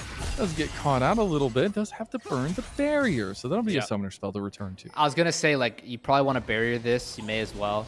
And by the way, when you're blinking red in mid lane here, it's actually usually much better for Akali. I'm not sure if Galio, it's probably quite chill for him as well. He gets the shield, but Akali, one thing that most mid laners will know by now, she has the highest base health regen in the game, I'm pretty sure. So whenever she's low on HP, that bar goes up pretty quick. And level 6 has been completed by 369. He realizes needlework is coming. He has to flash. Monkey has taken a psychopathic path here. He took away the Krugs as well from Nio on the top side. Was there to enable a gank if he wanted to against 369. And now we'll go back all the way to get his wolves that he had bypassed earlier. I mean, according to what I see here, I think Cube does hit level 6 from these minions, which actually makes things pretty complicated for 369 if you think about it. He's going to have to take the recall because now Cube can run this territory with the level 6.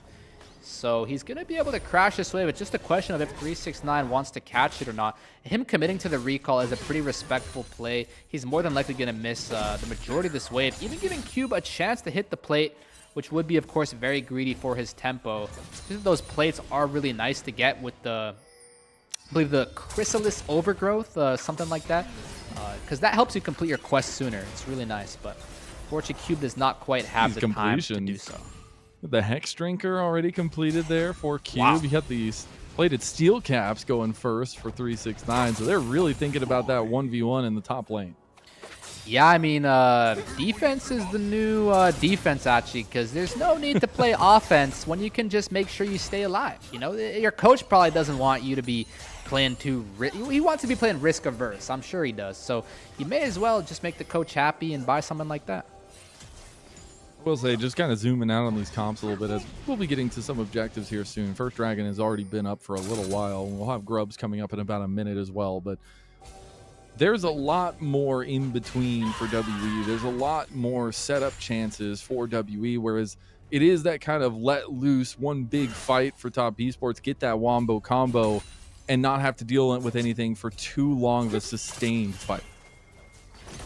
Yeah, I definitely think you want to be kind of in and out, especially with, honestly, both of these comps. Especially, I would say as Jiaqi in particular, you want to have a good look on these fights where you can just cast the bullet time. I think that's what a lot of these team fights is going to come down to, is can they access Jiaqi with Karis and Monkey, or is he going to be able to really carry the fight with that bullet time? Because the other thing we got going here is that 369 is on a bit of a snowball towards a avalanche, if I'm going to be honest. If this Gwen is left unchecked any further, his XP lead, his gold lead, his power level is just going to increase to insurmountable levels, I'm going to be honest. So they need to do something about this Gwen or really generate some leads in this bot lane quick.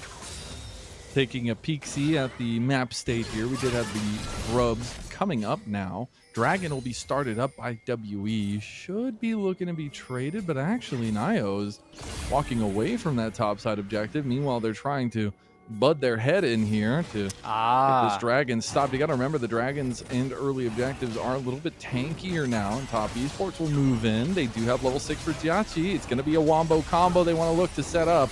Looking at a 50-50 to start off this game number 2. Can Top Esports change their fate? They're going to go with the 3-man knockup with the bullet time, with the heroic entrance, and the smite coming in from Nio. The Crescent Guard's buying a lot of space, a lot of time. Oh, wow. But here comes Cube with the massive flank. The Crocodile comes through the jungle. You didn't know they came from there, but that's a 1,000-pound beast that just chomped down onto Top Esports. Yeah, Cube out of honestly nowhere, just completely flanking them and getting them that first blood. But I will say, Mazel, as 369, you are quite content with this. You got the Drake and you get the free time up here. So that's going to help. And they're going to have to fix these lane states now because Cube doesn't have TP, which means it doesn't matter much, but they're going to be slightly less progress on their mid and top lane quests, and that could matter a lot. Okay. Good presence of mind. Spider instinct, bro. He knew something was afoot. Yeah, thankfully he's more of a Spider-Man enjoyer than a Jaws enjoyer because he could have just been completely eradicated. And those deaths are the worst, by the way, when you're right on the way back to lane. So bad, man. For the mental. Really oh, it's awful. I cannot emphasize enough. So thankfully Jiaqi, a smart fella, and he really wants to have a job in this LPL with the rumors of Jackie Love's return on the horizon. Take a stand. We did see the Grubs end up going fully over there, so after all is said and done, a lot of early objective focus coming through for Top Esports.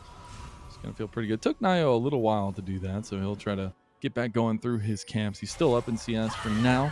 His Monkey's going to go back to clearing his, and we won't have another objective for a little while, so a little bit of time to give here, but I still, see a little bit of that iteration of kind of swapping strategical comps between these two in terms of, Top Esports looking for that more beefy team fight 5-on-5 and WE trying to find any picks they can, get a little bit of sporadic damage in there too. But does this matchup in the top lane ever have a sway? I mean, we've got 20 CS already developed by 369. Is that just going to continue? To be honest, I'm afraid it is. I don't think that there's anything Cube can really itemize into to help him win this 1v1. I mean, I've seen some crazy Renekton builds with like Ignite, Experimental Hexblade or something like that, but this is not that. This is just a standard pro Renekton build. So he's going to have to be a bit of a backline ruthless Predator bot. He needs to stun some of these backline targets and really play for these team fights, because in this side lane, he's just going to get cooked. I mean, look at this. He's not even reducing 369's HP at all, and he's just going down, getting whittled away here by 1,000 cuts. And I'm not gonna lie, Foles, I kind of wish we could go to another table place in time. We were in the last game, we had like 55 kills in that whole game. It was crazy. We have 1 kill in a minute, in 11 minutes and 30 seconds. This is a much different pace of play from that first game, and maybe a little bit of a nod to the chaos that the game 1 had. Yeah, honestly, I've come to find this trend from Pro League, which is that if the first game is extremely overly chaotic, then suddenly both teams are agents of order and not chaos. But, I mean, we'll see if they want to create some chaos on a cube up here. I don't see why not. Good look for the wind becomes lightning. He's just going to show his face, so the gank won't be there, but the pressure will. TP not available for Cube, so that just might be the turret to 369, and that would be 12 minutes in. That's insane if he's able to do so. And you were mentioning those grubs as well. I mean, no wonder this turret's going to take such a beating up there. That's going to be first blood turret, Paris has to go try to really save it. Good on this patch. He's not going to be able to get it in entirety. He sees Karis now, but I mean, he should be chilling. Nio's right behind him. Needlework still available. Ignite available. He can see him now as he's going through, and Needlework's going to get popped. He's going to look for him between the turrets there, but actually going to back off, just not knowing where the rest of the team could be, even though he had backup up here, maybe giving Karis a little bit of false confidence. This heroic entrance is there and available. They're going to go straight on to Karis. Karis tries to flat. That was wonky as heck as he goes down anyways in the side lane, and the turret's going to fall too. Yeah, I mean, Karis trying to defend his tower by any means necessary. He knew that he was going to be dove there, but he wanted to find some kind of outplay. Unfortunately, his fingers were not fast enough, I guess. I mean, that's a really hard combo to do. I think he was trying to R, flash, and E all in the same direction. Yeah, I think so too. That's what I was going to say. Right, but I mean, you have to aim your E, like it's like a, you know, the recoil, kind of like Caitlyn. You have to aim your E the other way, and then your flash the other way. It's pretty tough. They're going to give him the slow-mo treatment. They are, man. Of course they are. Let's see, man. It might be kind of forgivable. Yeah, no, I'm not forgiving. So he tries to get over to the grub. That's what he wanted. So he, like, flashed and got the shuriken onto the grub so he could try to get out. But he got 3 talent strikes anyway. I mean, that would be pretty crazy if he's coming up with disgusting. That. But yeah, this is Karis, so, I mean, I wouldn't put it past him. Unfortunately, whatever he was going for there was not quite it, and we're going to have top esports up 2 Drakes, if I'm not mistaken. With there being no top tower on the side of WE, they want to fight down here. He just goes for the engage there, flashes all willy-nilly, and the rest of the team's going to follow right up onto a bout. He's down, and the lead continues for top esports. Yeah, I mean, we're going to need to see that again if we can, but I think about just accidentally mispositioned or something. I mean, I think he was fine. Then he like flashed, or I need to see that again. But they want to go offense here onto Jiaqi. Cube's gonna come over though. He's got that big shield now, as well as quests are being completed across the board. The only one left is gonna be Fengwei, as Cream finding a better trade against Karis now that he's got some of that MR in pocket. And speaking of, we have first items coming up aplenty for everyone. Yeah, the only person not really having it is Cube, sitting on this Hex Drinker and this Caulfields. I mean, I suppose he's going to turn that into a Maw, which is nice. I mean, the enemy team does have Gwen Galio, so whichever side lane you're in, you're going to be really getting a lot of value out of that. We see that indeed completed here. But he's going to need a lot more items to be able to keep up with the rest of the game. If he's in a fight against Nio and Jiaqi, he's just going to be kind of outscaled. Like, or rather, they're just going to be much more powerful at this particular point. And so, yeah, Cube is going to want to stay in this side lane, ironically, because 369 wants Cube in this side lane. Not necessarily going to have the tools to deal with Karis. Where have you found yourself? Nice little flip on the other side is going to get him away, and the hover from Yao Yao as well.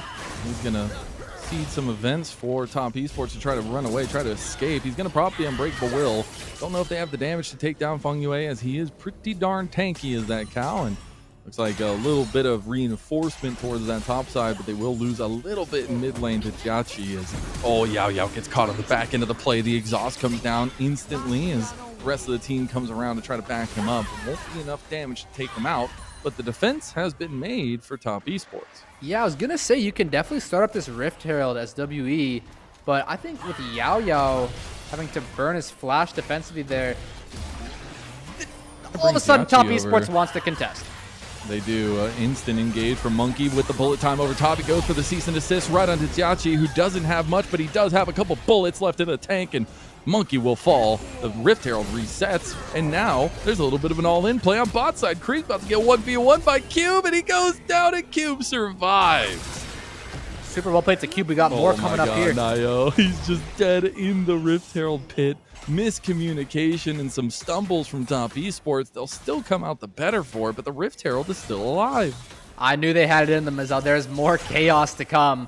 As much as top esports was in the driver's seat, WE wants to do some driving of their own. About gonna get to live, but he has no mana. They have something to say for themselves. They're not getting the Rift Herald though, unfortunately. I was gonna say they've got the Rift Herald to finally start unlocking this map, but I just think they were a bit too low. They couldn't quite get it just then. So I think we're going to see more fights over this ref hill. Nobody wants to give this away. Dude, we'll get back into that one, but here's the 1v1. Cube just running Cream down. Yeah, he decides to hit the plate first. He gets the extra attack range, which also helps him stack his passive. Making sure he can get bold a for power Nio. W. That's real Nio. bold. Your top laner is backing. Yeah, he's a bit in no man's land. Oh, Same with 369. He just dies Oh, to boy. Karis. You just gave gold to an Akali, a 3-kill Akali.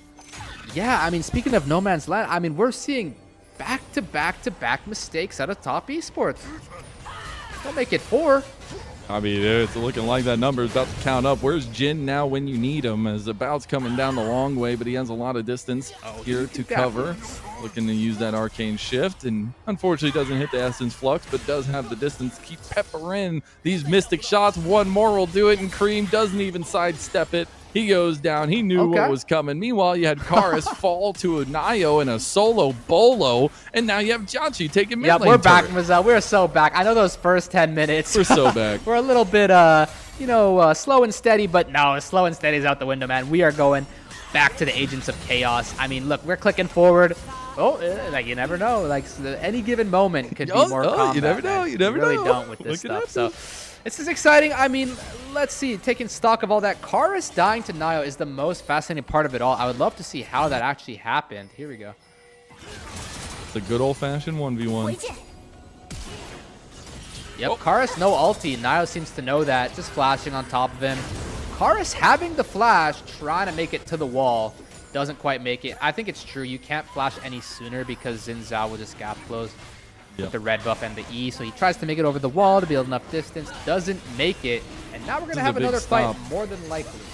I mean, if WE take this one, it puts a halt to Top Esports trying to stack the Dragons, but they didn't do it in time. Now Top Esports are here, but it's finally going to be smote away by Monkey. He will give his life for it, though, and the bullet time comes across, but he dies in the middle of it. Now Cube has hit dominance, and he will look for it. It's going to be Karis trying to get away from Nio. He's a little bit low now, but Cube could be the one to clean this up with the bout. 4 members of Top Esports strong, though, as they have picked apart the separation of WE, and now are going to look to chase down a bout. 369 might have the distance to cover this, and Fungyue going for the stun. It's going to be about falling to top. I'll say this, okay? I'll say this. Every time a fight happens over a dragon, I tend to prefer having the dragon over the fight result. You know, I know that they just got completely cooked and that Top Esports just smurfed on them with Fungyue just ghosting in and they one-shotted Monkey and the rest was kind of a formality, but I'm telling you, man, these dragons add up, Mazel. So they're in this game, dude, and they might have something else up here. How many times is Cream going to attempt to be caught in the side lane? He does have that quick back, so he won't be able to get away. Unpunished, some would say, which is going to feel good there. And we're going to take a look back at the fight. Yeah, Fungyue just ghosting straight in onto Monkey. Try to buy time for Nio to get in the smite range. Doesn't quite make it, but they got the CC chain onto Monkey. He's cooked. Meanwhile, Jachi's the only one WE is targeting. Jachi even getting a decent amount off before he dies. Well, fortunately, you don't need Jachi for the rest of this fight once 369 shows up. 369 is doing some massive work on this Gwen, and we see picture-in-picture now into live view as 369 going again to work, but he's a little bit trouble here. Karis could try to get him down. That True Shot Barrage hitting about, hits another auto. That's going to be a big pick now, big damage down for Top Esports as they continue to try to fight. Jachi is now able to bounce in between multi-targets here and get so much extra damage as a double kill comes through for him. He's trying to earn his place and earn his name, but he's about to earn a death by About's hand as another one bites the dust. It's going to be Top Esports trying to run away now, but they have Karis, Yao Yao, and About breathing down their neck, and they're going to have beef for dinner as that's a double kill for About. I'm pretty sure About did like 5,000 damage there. You saw that there was just 4 of the enemy champs from Top Esports just chilling in the red buff pit, and About is just wailing on them, as you say, peppering them with those mystic shots. Mystic shot after mystic shot, just slowly and steadily just getting them lower and lower until he finds this moment to strike, taking Jachi's name and the rest of them with him. And About was a big character, I feel like, for WE. I know when we were going into the Tiebreaker, we were talking so much about and some of the things that he's been able to do, but then he had some lackluster games against EDG and NiP, so we started to question. But here on the Ezreal, he's been free firing the entire time, and it's been feeling real good for WE. I mean, it's crazy how this all starts off. It's just 369s. Insane aggression on just starting up that red buff, and it looks like WE was just ready to collapse. And about this whole time, just dealing damage, getting this arcane shift to help build him all the distance he needs, more and more damage. He's just able to dish out this whole fight with the lethal tempo Ezreal. Even when his Q doesn't hit Jachi, it's oh my god, he hit else. Cream with that one. Jesus, of course dude, he just did a 360 no scope on Cream right there. I'm telling you, man, About is the carry we need to take out About as top esports here, or else this guy's gonna carry. And his inventory is fascinating beyond belief. He decides to go for the Endless Hunger instead of the Spear Shojin, which is pretty valid. It's a pretty good comparable item, but he builds an additional tier. You know what that might mean is that we might get to see a Seraph's Embrace Ezreal today. Blue build is back, baby. see if it continues. I miss Frozen Gauntlet. So, oh yeah. Anyways, there's a little bit of a question mark now raised for top esports, as they will have that answer coming to them, or at least them answering that in about a minute, when another dragon comes up, another Infernal Dragon on the way to this Infernal Soul, and WE were able to put a slowdown to top esports' stacking with the last one. Now we gotta kind of set the table for this next fight here, Fulls, as we're looking at the power pieces for both teams. Oh yeah, we got the Drake spawning in 45 seconds, but top esports has the tempo moving into this bot river here. Xin, Alistar, and Gwen. They're going to be able to set up some kind of a vision and maybe sort of a line in the sand, if you will, that's going to be hard for WE to cross. Thankfully for Ezreal, he can just do so much damage from so much range that he doesn't really need to cross that line. He can just kind of smoke them from a distance. But again, this is going to be a really game-deciding fight, and that's why I thought the last dragon going to WE was a big deal, regardless of that fight outcome. Because now, you don't even need to last hit this dragon, you just need to win this fight. Jachi has hit IE. That's a big spike for the MF, and they need to utilize it well. The engage is super important from both sides. Monkey has the tool for WE. Fengyue and Nio have the tools for top esports. Dragon started. Top esports want to get soul point. They see Karis on the side here on this flank. Got to be a little bit careful about the entrances you use. Eyes on About and Jachi. Nio was looking to go for a little bit of a fight, but now they're looking for a 50-50. Monkey gets punted over the wall by Fengyue, and now Nio, actually Jachi, will secure another objective for his team as he takes the dragon. There's a big bullet time on the Cube. Cube barely survived, but then died. Now Karis is on the back line all by himself, and some of these health bars are not kicking for WE. It's going to be about now the only answer with damage here, as it's going to be a couple Essence Fluxes, a couple Mystic Shots, but a couple misses, and a triple kill for Nio. He's looking for a Quadra as a jungler, and he's going to get it here. About has nothing left, and a Quadra kill for Nio. Yeah, Nio went from 2-10 to 8-1. He's totally reversing the script going into this game 2, being the problem to the solution. Nio here just completely taking over, even getting the Drake as top esports here. It was last hit by Jachi, but let's take another look at this. Monkey getting booted out. Guess what? You can't smite this anymore. So top esports secures that, and Jachi is able to survive for so long with his bullet time. How is this guy not dead sooner? Karis knows he has to take him out, sacrifices himself to do so. I don't mind About with this arcane shift. I mean, sure, you can take out Fengyue, but don't click forwards anymore, man. You cannot possibly handle this Gwen Xin Zhao. These two champions are just so effective, and Naya proves why, completely taking out About. But overall, a really clean fight, and that's why Gwen and Zhao can just be such an effective combo. They both have ways of being immune to range damage. So that's tough. That damage, man. 8,000 damage by About. It wasn't enough somehow. It wasn't enough. It was not enough. I have a feeling he's going to top these damage charts, win or lose. Absolutely. It's about giving time, and that's what we talked so much about the comps earlier, is like WE love a sustained fight. They love to be able to just keep peppering in damage, keep going in and out of these fights, and keep finding backline access. Whereas top esports want to hit one and done and walk away and find those big picks where they can. And so far, it's been pretty stalwart from top esports, even though they've been a little bit extended in side lanes, been caught here or there. It's another comp in this series that circles together, groups up all 5 on the screen, and it feels impenetrable. Yeah, and honestly, it might just be impenetrable at this point. I mean, the thing is, right, how is About going to deal any damage?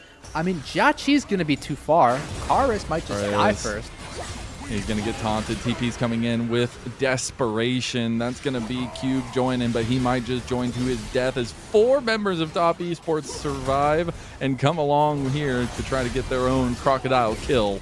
As it's going to be a little bit of time bought. Meanwhile, it is WE who are pushing that mid lane. It's going to be the heroic entrance used to mid lane, though, to try to get a pit. Cream did join the defense there, and they finally took down the monster croc in the side lane. Cube goes down. Yeah, on the bright side for WE, of course, the bot lane is as far as it can be from the Baron, so while they do have these members dead, they might be able to respawn on time to contest this Baron, because you know Top has their eyes on this prize. Gonna try to start it up now.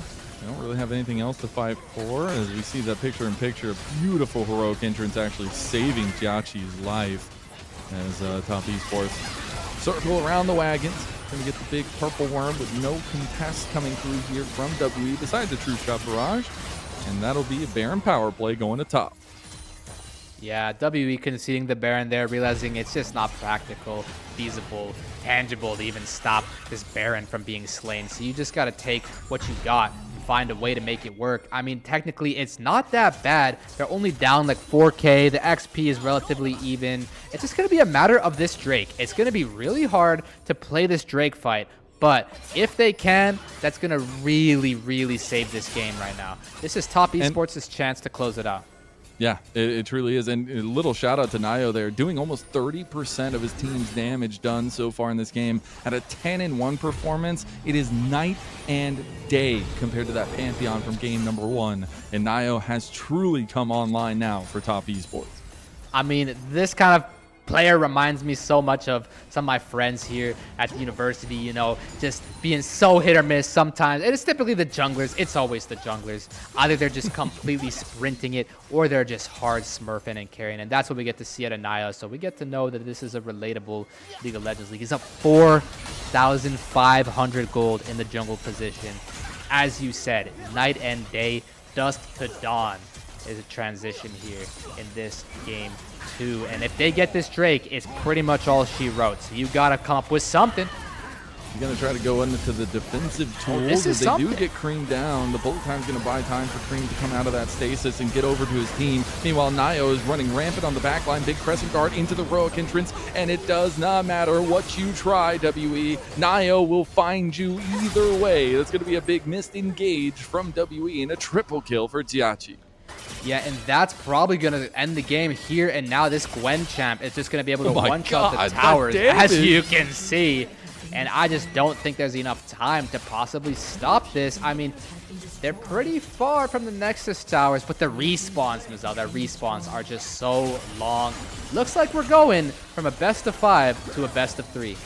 It does look like that as they come to close this Nexus down. It's going to be about with the final stand that goes down. Top Esports emote comes out as the ace comes through for Top Esports, and it's going 1-1 in this best of 5. Oh yeah, we're going to have the most chaotic night of all time. We get the double best of 5, and with these kinds of performances, back and forth. We don't know who's going to win. We're even getting Nocturne ulted IRL right now. Nobody all of a knows. sudden, a really dark screen to the bottom right of my what to expect view. anymore, man. Expect the unexpected in this series tonight. Exactly that. Hopefully Nocturne doesn't come for you. We'll see. Maybe it's just making it dark to help you. But in the end, man, this is exactly what I expected from these teams. We were talking ahead of the night, and I might be chagrined for this, but I did say 10 games, so I'm sorry to everybody. But with the way that these teams are playing, you can never know what is going to happen. We've seen tosses, we've seen punts, we've seen incredible gameplay, we've seen moments where it's just so executed so perfectly, and that's quintessential to the Knights Rivals tournament, to the play-in, to the playoff. It's that proving ground to make sure that you deserve to be at that next level, to be in Group Ascend for split number 2. I mean, yeah, this is absolutely the only way to really prove that you belong in that Group Ascent. If you can't beat one of these teams, how are you going to beat the rest of these teams in this tournament? That's why, thankfully, you've got the 2 lives. So either team that doesn't win tonight is still going to have a chance to make it through this night's Rivals tournament. But again, it's hard to know who it's going to be. You might be right about the 10-game menu tonight, because this one could very well go to 5. I'm going to be fully transparent right now. I could absolutely see it as we're going to go through some of these clips. But what do you feel about our statements earlier saying that, it's kind of a strategical flop for either side, right? Or a flip, I guess, where it really was kind of like a concentered team fight strategy for TES. Meanwhile, it was a little bit more sporadic, a little bit more mechanically heavy for WE this time, where it was like that the other way around for game number 1. Yeah, I mean, I'll be honest. When I said that the Vibe pick is probably a decent pick, I was kind of coping. I'm not going to lie. I really think that we just got to keep Monkey on exactly what they did in game 1. Stuff that can't die. Literally, man. I mean, even the Wukong I would have preferred, because I know that he's kind of more well known for that. But yeah, I mean, I'd like to see Monkey on something along the lines of Mundo or Malphite. That would be a really great pick, because I think that's really going to enable them to succeed. You remember he was hovering top all game, it felt like, in the bushes, trying to come from the river. He just couldn't quite find access onto 369. So he had all this agency, but just wasn't really able to do anything with it. And so that's why I want to see them go back to the drawing board. And again, unfortunately, as Karis is one of the best Akalis that we have out there, he just didn't have a very good performance either. You saw a couple of his flashes were just ill-advised, just kind of pointless, kind of desperate. He was kind of flashing in ways that he was trying to make the impossible possible. So, and that's probably because it was so impossible from the draft. So I want to see them draft something that can really increase their chances of winning. Something that they're more comfortable on, and something that can really give them less of an onus to win the early game and just be able to sit back and scale. And this is also something where I'm going to keep lobbing praise over his way, but Nio had a massive redemption game here in game number 2 comparatively to that game number 1. 90% KP with 30% of his damage done, or team's damage done as a Xin Zhao. I mean, that's got to feel really good. Obviously, he was able to pick up a couple kills in that quadra that he got. But it really is a situation that these teams, for good or bad, live or die by their junglers. And when you have some budding newer junglers, obviously Monkey with a couple of years, Nio coming in now, it's important to think about what this experience does for these guys, and if that cleanliness does start to show through, or if it goes back to the chaos. And I think that's going to come down to it here in these next games. We only have 3 more games potentially to prove that fact before either one of you goes on to playoffs or the other has to go to the second round here in Night's Rivals. Yeah, and that's what was so interesting about this second game is I remember touching on that point that in the first game, typically when the first game is really chaotic, the second game has a lot more order to it. And it seemed to be the case for those first sort of 12 minutes, but then it's almost like a Pandora's box. They just couldn't stay away from it. Yeah, it was just building and building and building. And eventually it was just too much pressure and tension, how that it just all had to explode. And that's kind of when the chaos was let loose again. So I would not be surprised to see some kind of a theme like that, where these two teams are going to try and tame the chaos, but the chaos cannot be tamed. It cannot be tamed. Incredible stuff. Who do you give MVP for this one? MVP for this one, I'm thinking back to this game, and the performance from 369 was pretty goated. If I'm not going to lie, I don't even think anybody else even comes to mind anymore. Oh, but there is Nio there. I mean, yeah, that's what I was going to say. Yeah, that's a bit hard to beat. Yeah, he got a quadra kill. He did, I don't know, man. 369 though, like he was kind of cooking. Yeah, so it's got to be one of those two. I think he was in the running until he had that play in side lane where he just got completely caught for no reason. There was no objectives up. There was nothing to fight for on the map, and he's just fighting into a 1v3 in the bot lane jungle. You'll love to see it. But yeah, it's going to be Nio, isn't it? Here. It's got to be. It's got to as he does get the MVP for game number 2. Rightfully so. A massive performance from him in a quintessential matchup of this series. Him and Monkey, they've got to figure out the consistency issues. And for Monkey, I'm expecting a little bit of a different look going into game number 3. But that means we have a series on our hands. Oh, yeah. And that means we have to go to 4 games, which for the first playoff series of the LPL Winter Split should be a lot of fun. But we'll see you for that game number 3, and we'll see you on the other side of this break.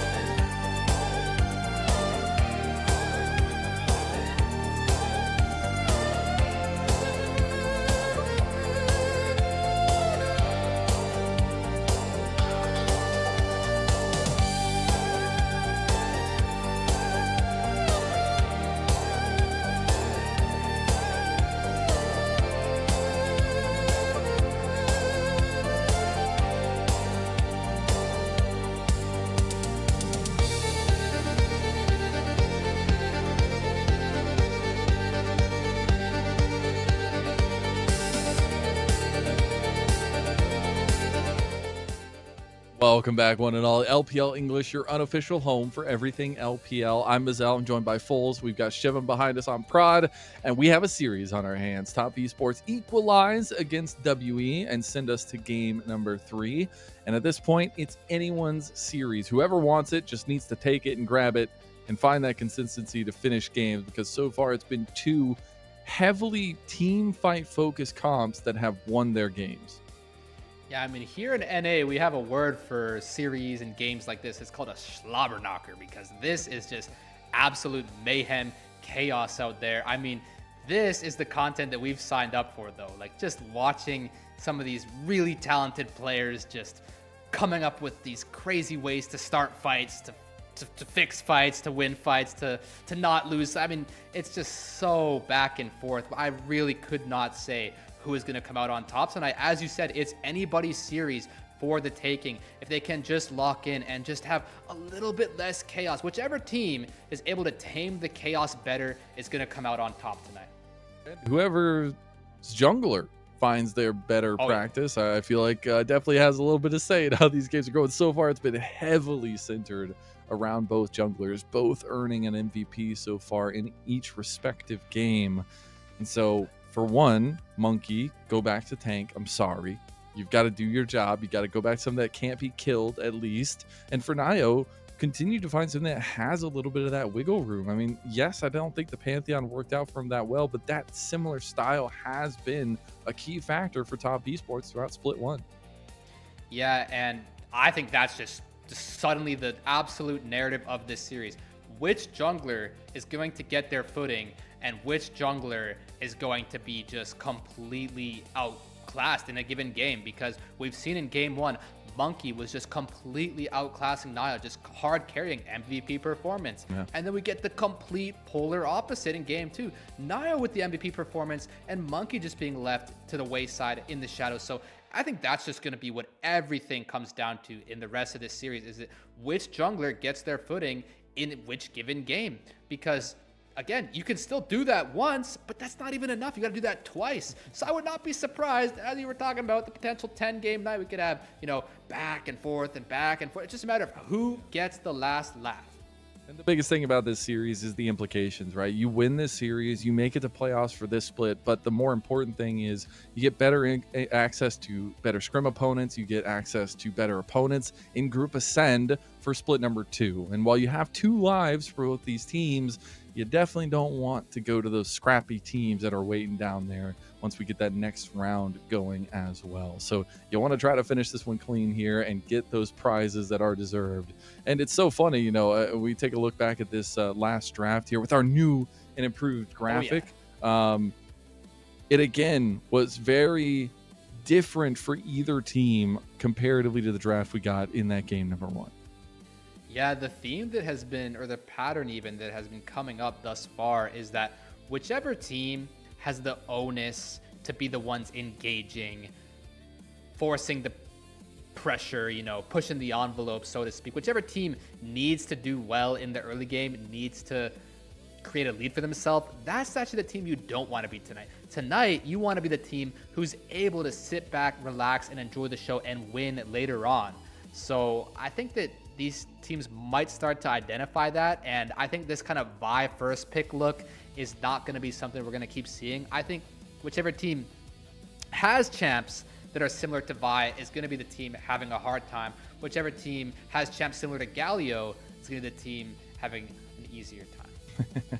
We'll see what these picks are going to get to, as we do have a lot of comfort picks for both sides already off the table here, and especially with Fearless, those are going to keep racking up here in our first best of 5 of the LPL year. And I wouldn't mind seeing any of the craziness we get to. I mean, we've already had the Skarner come out of left field here for Monkey in game number 1. We'll see if he wants to go back towards his Mundo for this game number 3, needing an unkillable tank of some sort. But we'll see what's still available. Is there anything else? I know you wanted to talk about mid lane a little bit more coming into the series. Are there any other picks that you're really looking for from these guys to maybe up the tempo in the game? So we've definitely had the mid lane pool cleared pretty nicely here, with the Azir, Orianna, Akali, Galio being taken out. there's not many like Apex S tier picks that are really left. I mean, one of my predominant favorites would be the Syndra, but I don't even think that that pick is, I mean, it's pretty good though, because Akali is out now. So it's a lot more, and so is the likes of Vi, Galio. These champions who can get on top of you are suddenly no longer around. So I think this is the first draft where we can really start talking about Syndra. But the main thing for me is that Mundo is still available, and guess what? Gwen is out now. So there are not many champions who are even able to kill Mundo that are even, so I would really like to see some sort of a Mundo job for Monkey. We've been seeing Mundo being first phase banned over in the LEC with those lost retones. I don't see why Monkey can't take a page out of Velia's book. A couple other little pinches here as the Yorick will be taken away for this game from Cube. Both of these top laners do like to play it, but you will not get access to that. Another ban that Top Esports has consistently had is the Rise. Oh, and there you go. It does get banned away in the end. W will have first pick, while Top Esports will have the traditional red side R5. We'll see what W want to get for their first here, as it is the J4. I mean, Jarvan is pretty interesting with some of the stuff that has been fearlessed away. I mean, there's no Ezreal, there's no Akali. There's not many champions who honestly have effective dashes against the Cataclysm. Yunara is a really good one, I will say, because she doesn't just have a dash. She's got like a long dash too. There's not no puny Lucian E. Like, she can go pretty far when she does transcend oneself. But Aurora being another good champion into the Cataclysm. So I think that this wasn't what we wanted. Mazel was, I remember we said the champions who are more similar to Vi, those are the ones who are gonna have a hard time. Jarvan and Vi, completely synonymous.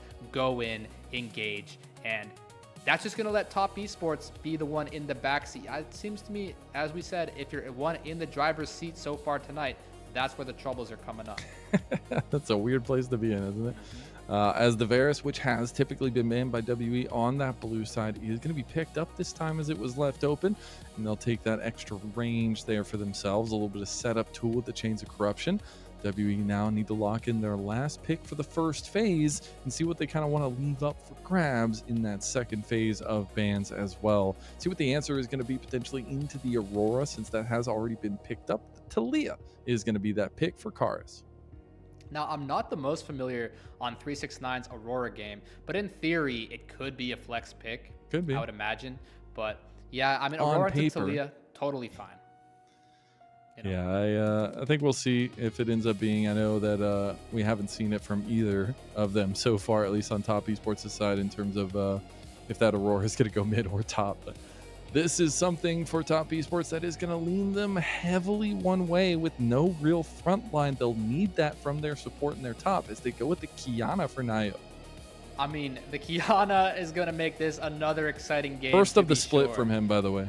First of the split is crazy work coming into the first best of 5 of the Knights, road to playoffs here. This is really exciting. I mean, Kiana, that's exactly what, I mean, as a viewer, that is exactly what I want to see, because that's just, you just know that there's going to be more and more chaos, and that's exactly what I signed up for with the LPL. So I love it a lot. I mean, again, I would expect this Aurora to go into the mid lane. Cream has been pretty good on that over the course of his career. I know he hasn't picked it this game, but he's pretty good at the Aurora. I don't think 369 is not quite as known for it, so that's probably what's going on there. And then it's just going to be a question of how this top lane and how this support pools end up getting picked and pinched here, because those are the exact two roles unselected for both teams.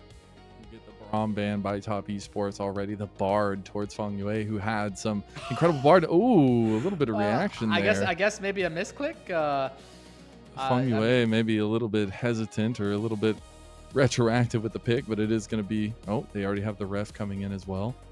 Maybe we'll get a remake here. Must be a really OP champ that he wanted to ban, because now I'm sure he's really afraid that they're going to pick it. That react. Meanwhile, Karis They just want to keep us here, Foles. They just want to. They really like where we're at right now. They want to keep us here for the foreseeable future. Yep. Hey, why not? Honestly, sure. I love LPL. I love China. I love everything about watching this. So, I mean, I'm here for it. But I think we all could take a note out of Karis's book right there. We see Feng Yue. He's all whoa, oh my gosh, freaking out. Meanwhile, the Karis, man, even though he made a lot of mistakes last game, he kind of ran it down on his signature pick. Hey, don't worry, man. Zen, tranquil as ever, can win mentality. That's how you need to be, man. Forget the past. It does not pertain to the present. I gotta ask you, what's the percentage chance that he thought he was locking in and locked in Renata? Like, do you think they want the Renata with the Yunara there? What's the percentage? Ooh, who was the enemy comp again? Because it was a Jarvan. Yeah. He's looking straight at the camera. Funga being very performative for us tonight. I'm very glad to see it. But I mean, the only other thing I was wondering, maybe he's been another champ who starts with R, maybe like Rakan. I don't know. But I think you're right. I think your theory is the is the accurate theory. I actually think it makes a lot of sense. You know, Yunara, Renata is pretty good. Lulu's already out, who's like the traditional pairing with Yunara. So Renata's like low key like one of like the second best ones. So that would also explain. Well, because if you ban the wrong thing, I don't think you would like react so, you know, to that magnitude. But if you ban instead of pick, that sounds like a way bigger deal than banning the wrong thing. So you could be onto something here, man.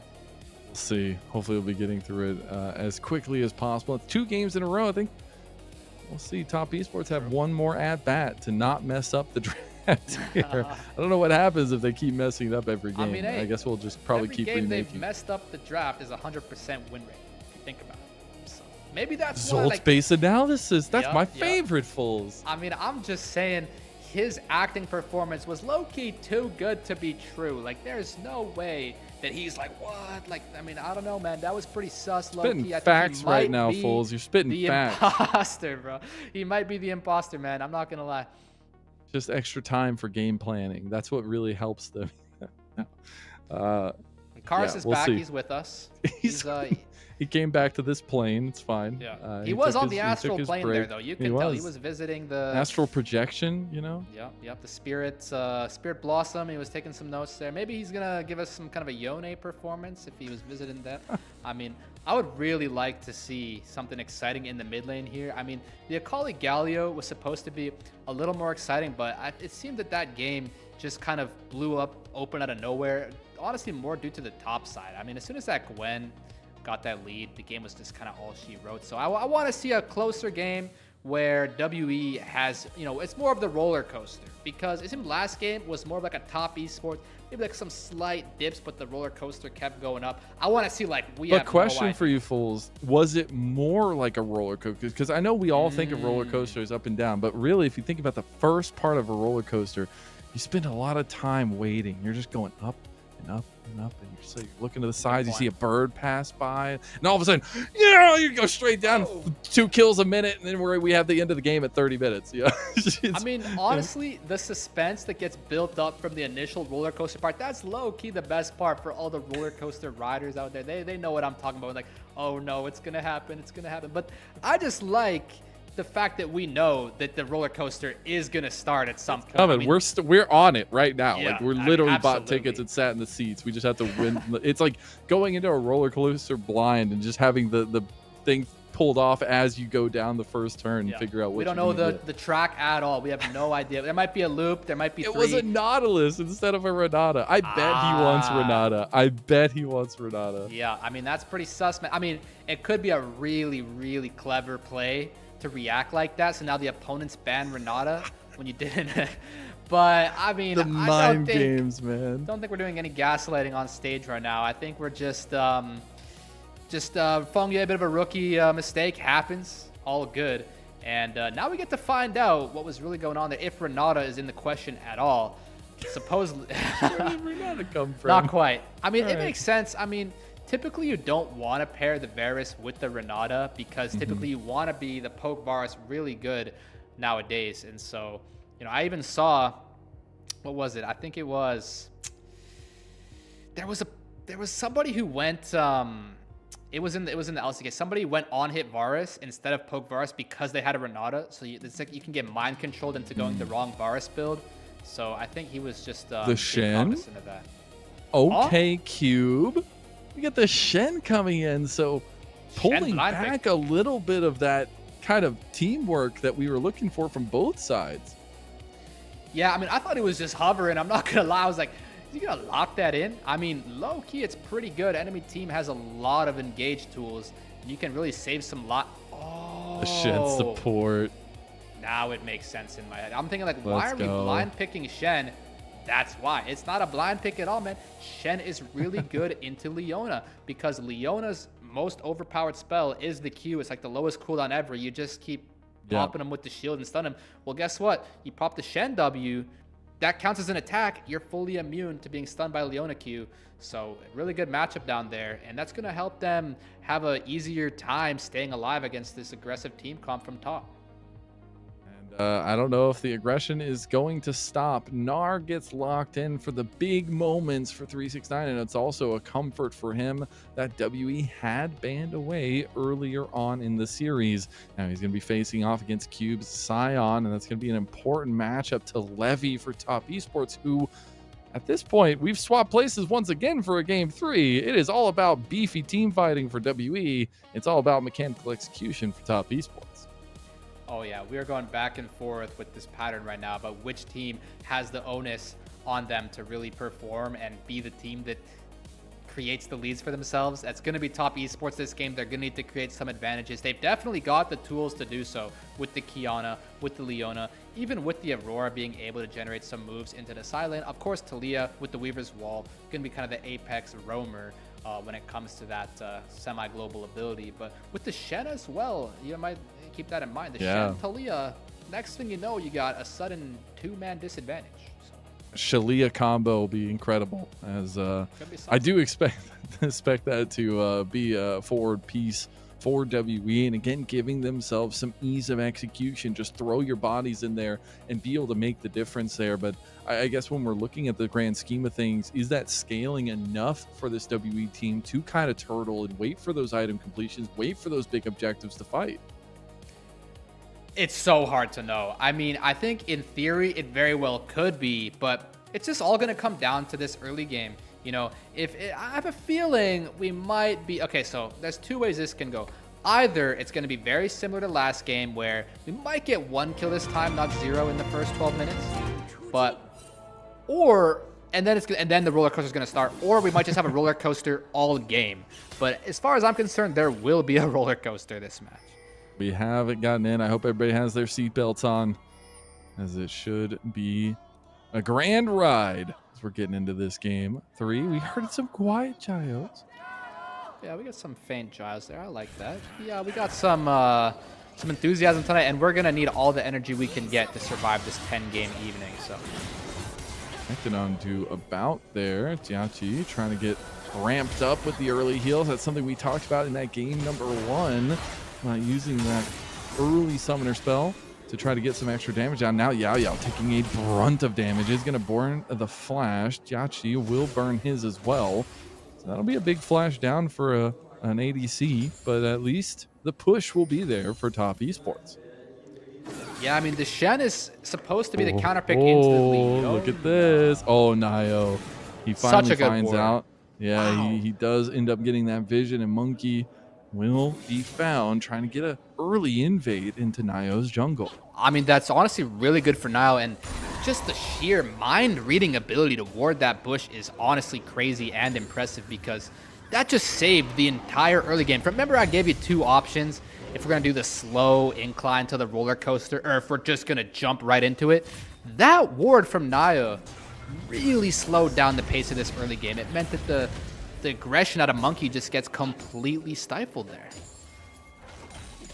Do like the cheeky little gank timer, though, as he will redeploy back onto the map. Same with the other side of things for Nio. And we'll have everything kind of going right as rain for either side. Did have that split of the map for themselves, but looking into these early moments, I feel like both games so far haven't necessarily been decided by the early games, but the tempo of the game has varied so much. I think we're going to get a little bit more of what we got in game number 2 for now. Yeah, I totally agree, because even if one of the teams does generate a bit of a lead for themselves, we've seen that the team on the back foot is just fully able. Green forced to flash from that seismic shove, barely clipping him there. That's going to complicate Nio's job of securing this grab, that might enable Monkey to configure this CS lead that Naya has, because after that invade being stopped in its tracks by Naya, Monkey has had a hard time being able to clear his camps in a very efficient way. But now it's going to be really convenient. He gets the top crab into his remaining top side, and somehow Monkey is fully caught back up. True, and I thought for a second he was going to go for the cute little flash play onto Kareem, but he's going to save that one, and now has the flash advantage. Potentially be able to look for a play further on. Monkey has been the more proactive one in this series so far between the two, and it's definitely sticking to his namesake as the aggressive jungler of the top of the table of Perseverance, at least. And I think the biggest factor so far has been how many of those ganks actually stick, and I think it will continue to be so in this one, as a small lead has been developed by Top Esports in the early game. Nothing to write home about, at least, but we do have that dragon coming up in about a minute, and we have seen the dragon maybe wait around a little bit. Do you think that's still going to be the case here in this game 3? Yeah, in order to take the Drakes, you really need to have really good conditions across the map. You need to have probably a mid lane and bot lane who's able to have some sort of wave pushing priority. You need to have some sort of good DPS on it, so maybe you can have a window where a bout could hit the Drake, for example, or Jiachi, because typically soloing the Drakes can be pretty difficult because the enemy team can just come contest at any time. So it's more of a team play, and it's pretty difficult to do without, really getting some good items under your belt first. So we'll see if WE is able to fix this wave state, by the way, because this is really favorable for Top Esports. Tough to play into. Tough to get the advantage going if you want it, as we will get a little visit from both junglers down towards bot side. Yeah, they have pretty synced up timings here, so they should know that the other is in the area. And given that, I don't expect to see any fighting here, but since this is the LPL, they might just fight anyway. Vision. Oh, Monkey completed his back there, even though they saw that Naya was there. The instant back pedal from the WE bot lane will signal their safety, and that will be a move from Naya back up towards the river and back out of these fights here. Didn't think they want to go for the dragon. They won't do so just yet. Karis in a really vulnerable position. I don't know if they know about Monkey. Got the Weaver's Wall available. They didn't know about Monkey. Well, they knew about Nio, and that'll be a big pick here as Karis gets first blood for WE. A little bit of a rebuttal from Cream, but not nearly enough, and now it's going to be Monkey, who is looking for an invade onto the top side. Yeah, I want to cast our minds back to when Monkey finished his recall, even with Nio showing on that ward. It was a really high conviction play out of Monkey to finish the recall and then immediately path towards Karis, and he just had Nio's number there. A tough moment, and brings us back to the reason why this squishier jungle might not be the play, as Monkey will not find the execution on the flag and drag. Karis will have to back away. Doesn't have TP, but does have the Weezer's Wall. He wants to get back out the lane pretty quickly, and both junglers will go back to their jungles themselves, and they'll be getting level 6s here soon. Xenoblade going a little bit wide there from Peng Yue, but it's the level 6 point that I really want to bring up next, because we'll have both objectives coming up. We have about a minute and 20 for that grub, but the dragons are still up. Which side has those favorable ult combos, though? Yeah, it appears pretty difficult to even start this Drake up as either team. I feel like just for whatever reason, the grubs is a lot more practical. You can just kind of take one or two at a time. But if anything, Top Esports could start the Drake up on this level 6 timer for Naya. Their ults could be really favorable. I know that Jiachi and Feng Yue have a pretty good amount of XP, Feng Yue being much closer to 6 than Yao Yao. I think that could be the angle. Try and get this Leona to 6 before this Shen and really fight on that timer. Threat of the move pushed Nio back, and now Cream's going to get Cataclysm to death. A second kill for Karis. Yeah, Karis gonna have a lot of ability to carry this game now with this 2 kills into this big lead in the mid lane. That's about a 700 gold lead for the side of Karis here, but it doesn't necessarily net them any objectives. So I just want to keep that in mind, that as much as it is a really nice kill to get, it's not going to change things all too much. You wanted to try to get the old combo at the last second there, but doesn't find it. But the other thing you got to think about here, and this is putting a big spotlight on Karis, is think of how many dashes. Every single character on Top Esports has a dash, has some kind of mobility movement, and that ground is going to be hell to pay for the entirety of top esports. So if Karis is ahead, you got to expect the setup around these objectives is going to be that much tougher, because if you try to dash in, if you try to get an engage as top esport, you're going to be stopped in your tracks. I mean, I'm glad you bring that up, because that just means Karis' lead is just going to be that much more impactful, because as you said, Talia's E is just such a good spell this game, and if Talia is just extremely accelerated, that's just going to make things even more difficult for all these dashers. Going to try to punish him here. Nice seismic shove in. They do still have 3 members strong, and the damage to back it up. Karis goes down.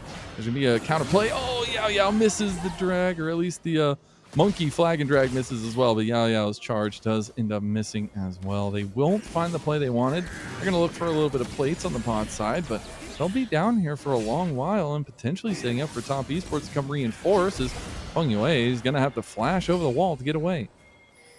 Yeah, and the thing with League of Legends games is you attack on one side, you expose yourself on another. Sure, top esports get to play in mid, but now their bot lane needs play some connects answers. onto a bout. That's going to be the cleanse burn. They're just burning all damage onto Cream, and without that transition, there is no extra strength down here towards this bot side.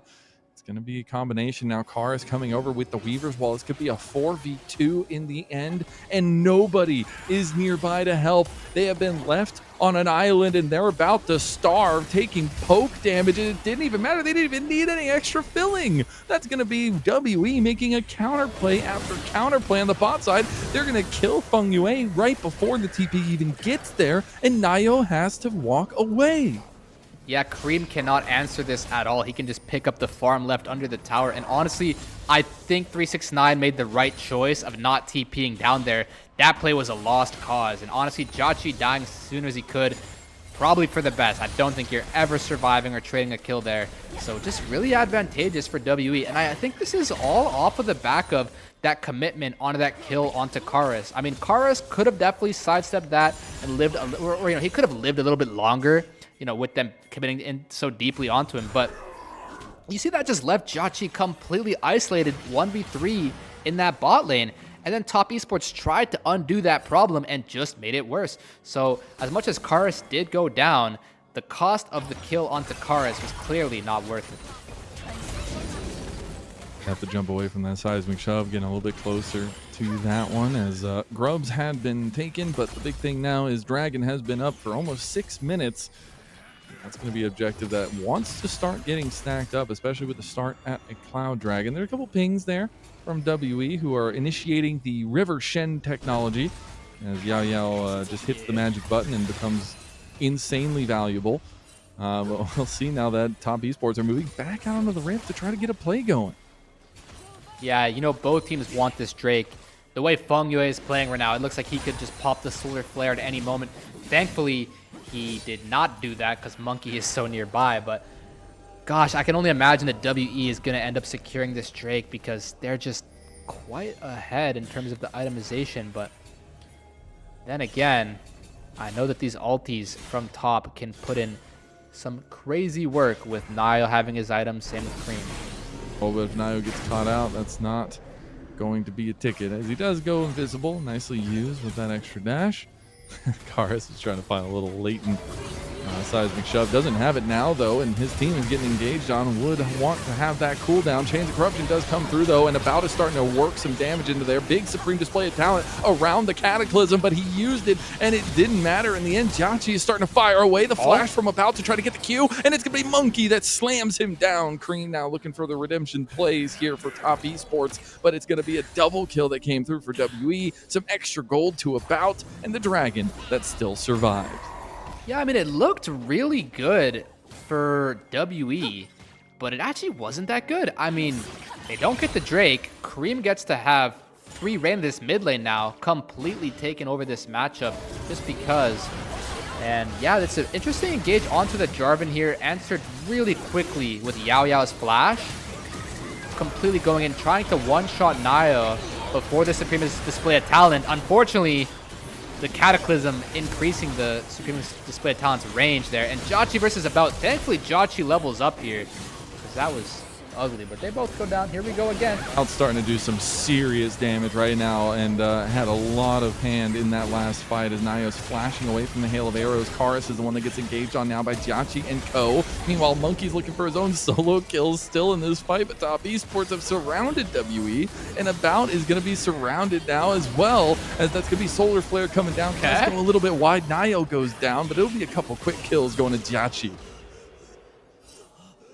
I just have no words, man. I mean, the fighting will just not stop by any means necessary, and neither team is going to get the Drake yet again.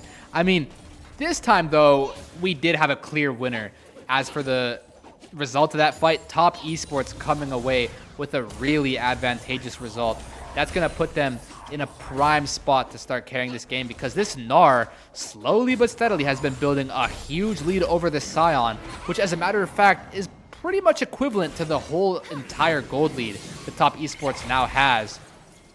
But just you wait till Gnar enter these fights. But yeah, I think WE maybe going just a bit too fast here. They've got no Shen ult, and they're just Talia ulting straight in. Unfortunately, he's spawning directly on top of Nayo, who's able to, really well played here, buy his distance that way to escape. And now with Nayo not being dead, they're all just kind of circulated and surrounded like sharks, and they just get taken out one by one. It's impressive they even traded a kill back here, I'm not gonna lie. I was doing some serious work here. I think in that other fight, if he had been able to hit a couple more abilities there, unfortunately, he would have maybe made the difference and not found himself at this point. But it is going to be Top Esports continuing to snowball as they have all 5 quests completed. We're still waiting on 3, at least 2 now, that Monkey has completed his from WE. That Dragon will finally fall 14 minutes and 45 seconds in. Monkey is overextended once again. That's the instant flash solar flare by Feng Yue, but I don't think they have the damage to follow it up, and now Feng Yue will just die for it. Another piercing arrow, big combo comes through. Monkey does try to go for the follow-up, but it's just picks and takes over and over again. Yeah, I mean, I'm just a bit baffled that Feng Yue really saw something there. That's why I had to react the way I did, because that did not seem to have the most promise to it. But I mean, you gotta respect someone who's got some sort of a killer instinct to be willing to flash in like that. You just kind of gotta, how can I explain it? You just gotta make sure that that killer instinct is under control. You know, you don't want to be flashing forward when it's not a good time.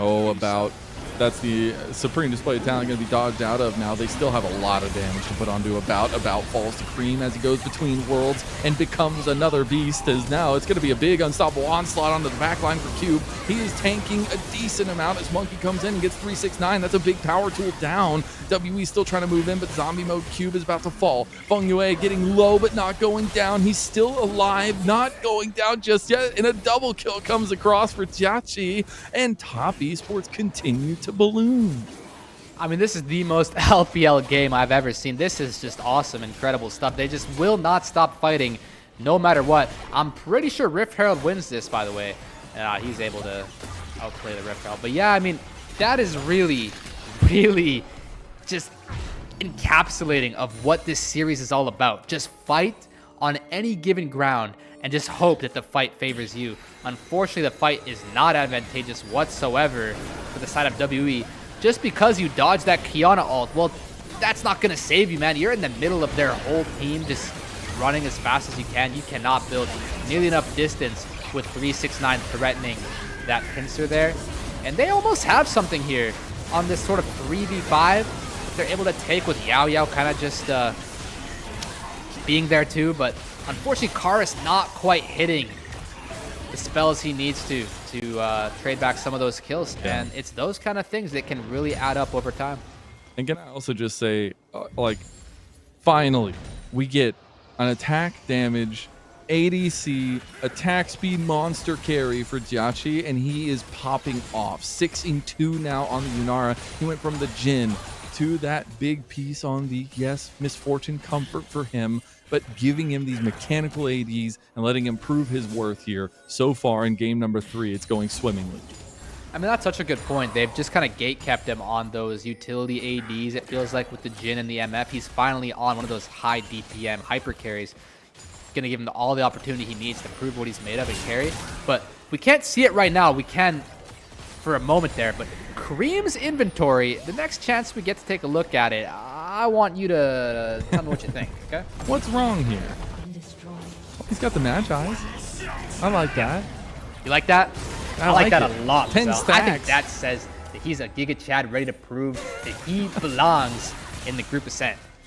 Ooh, Cube getting chased down. Gets the supreme display of talent out of Nio. He's still so damn tanky, and Nio actually has to retreat as the Stand United comes down, and WE save their top laner.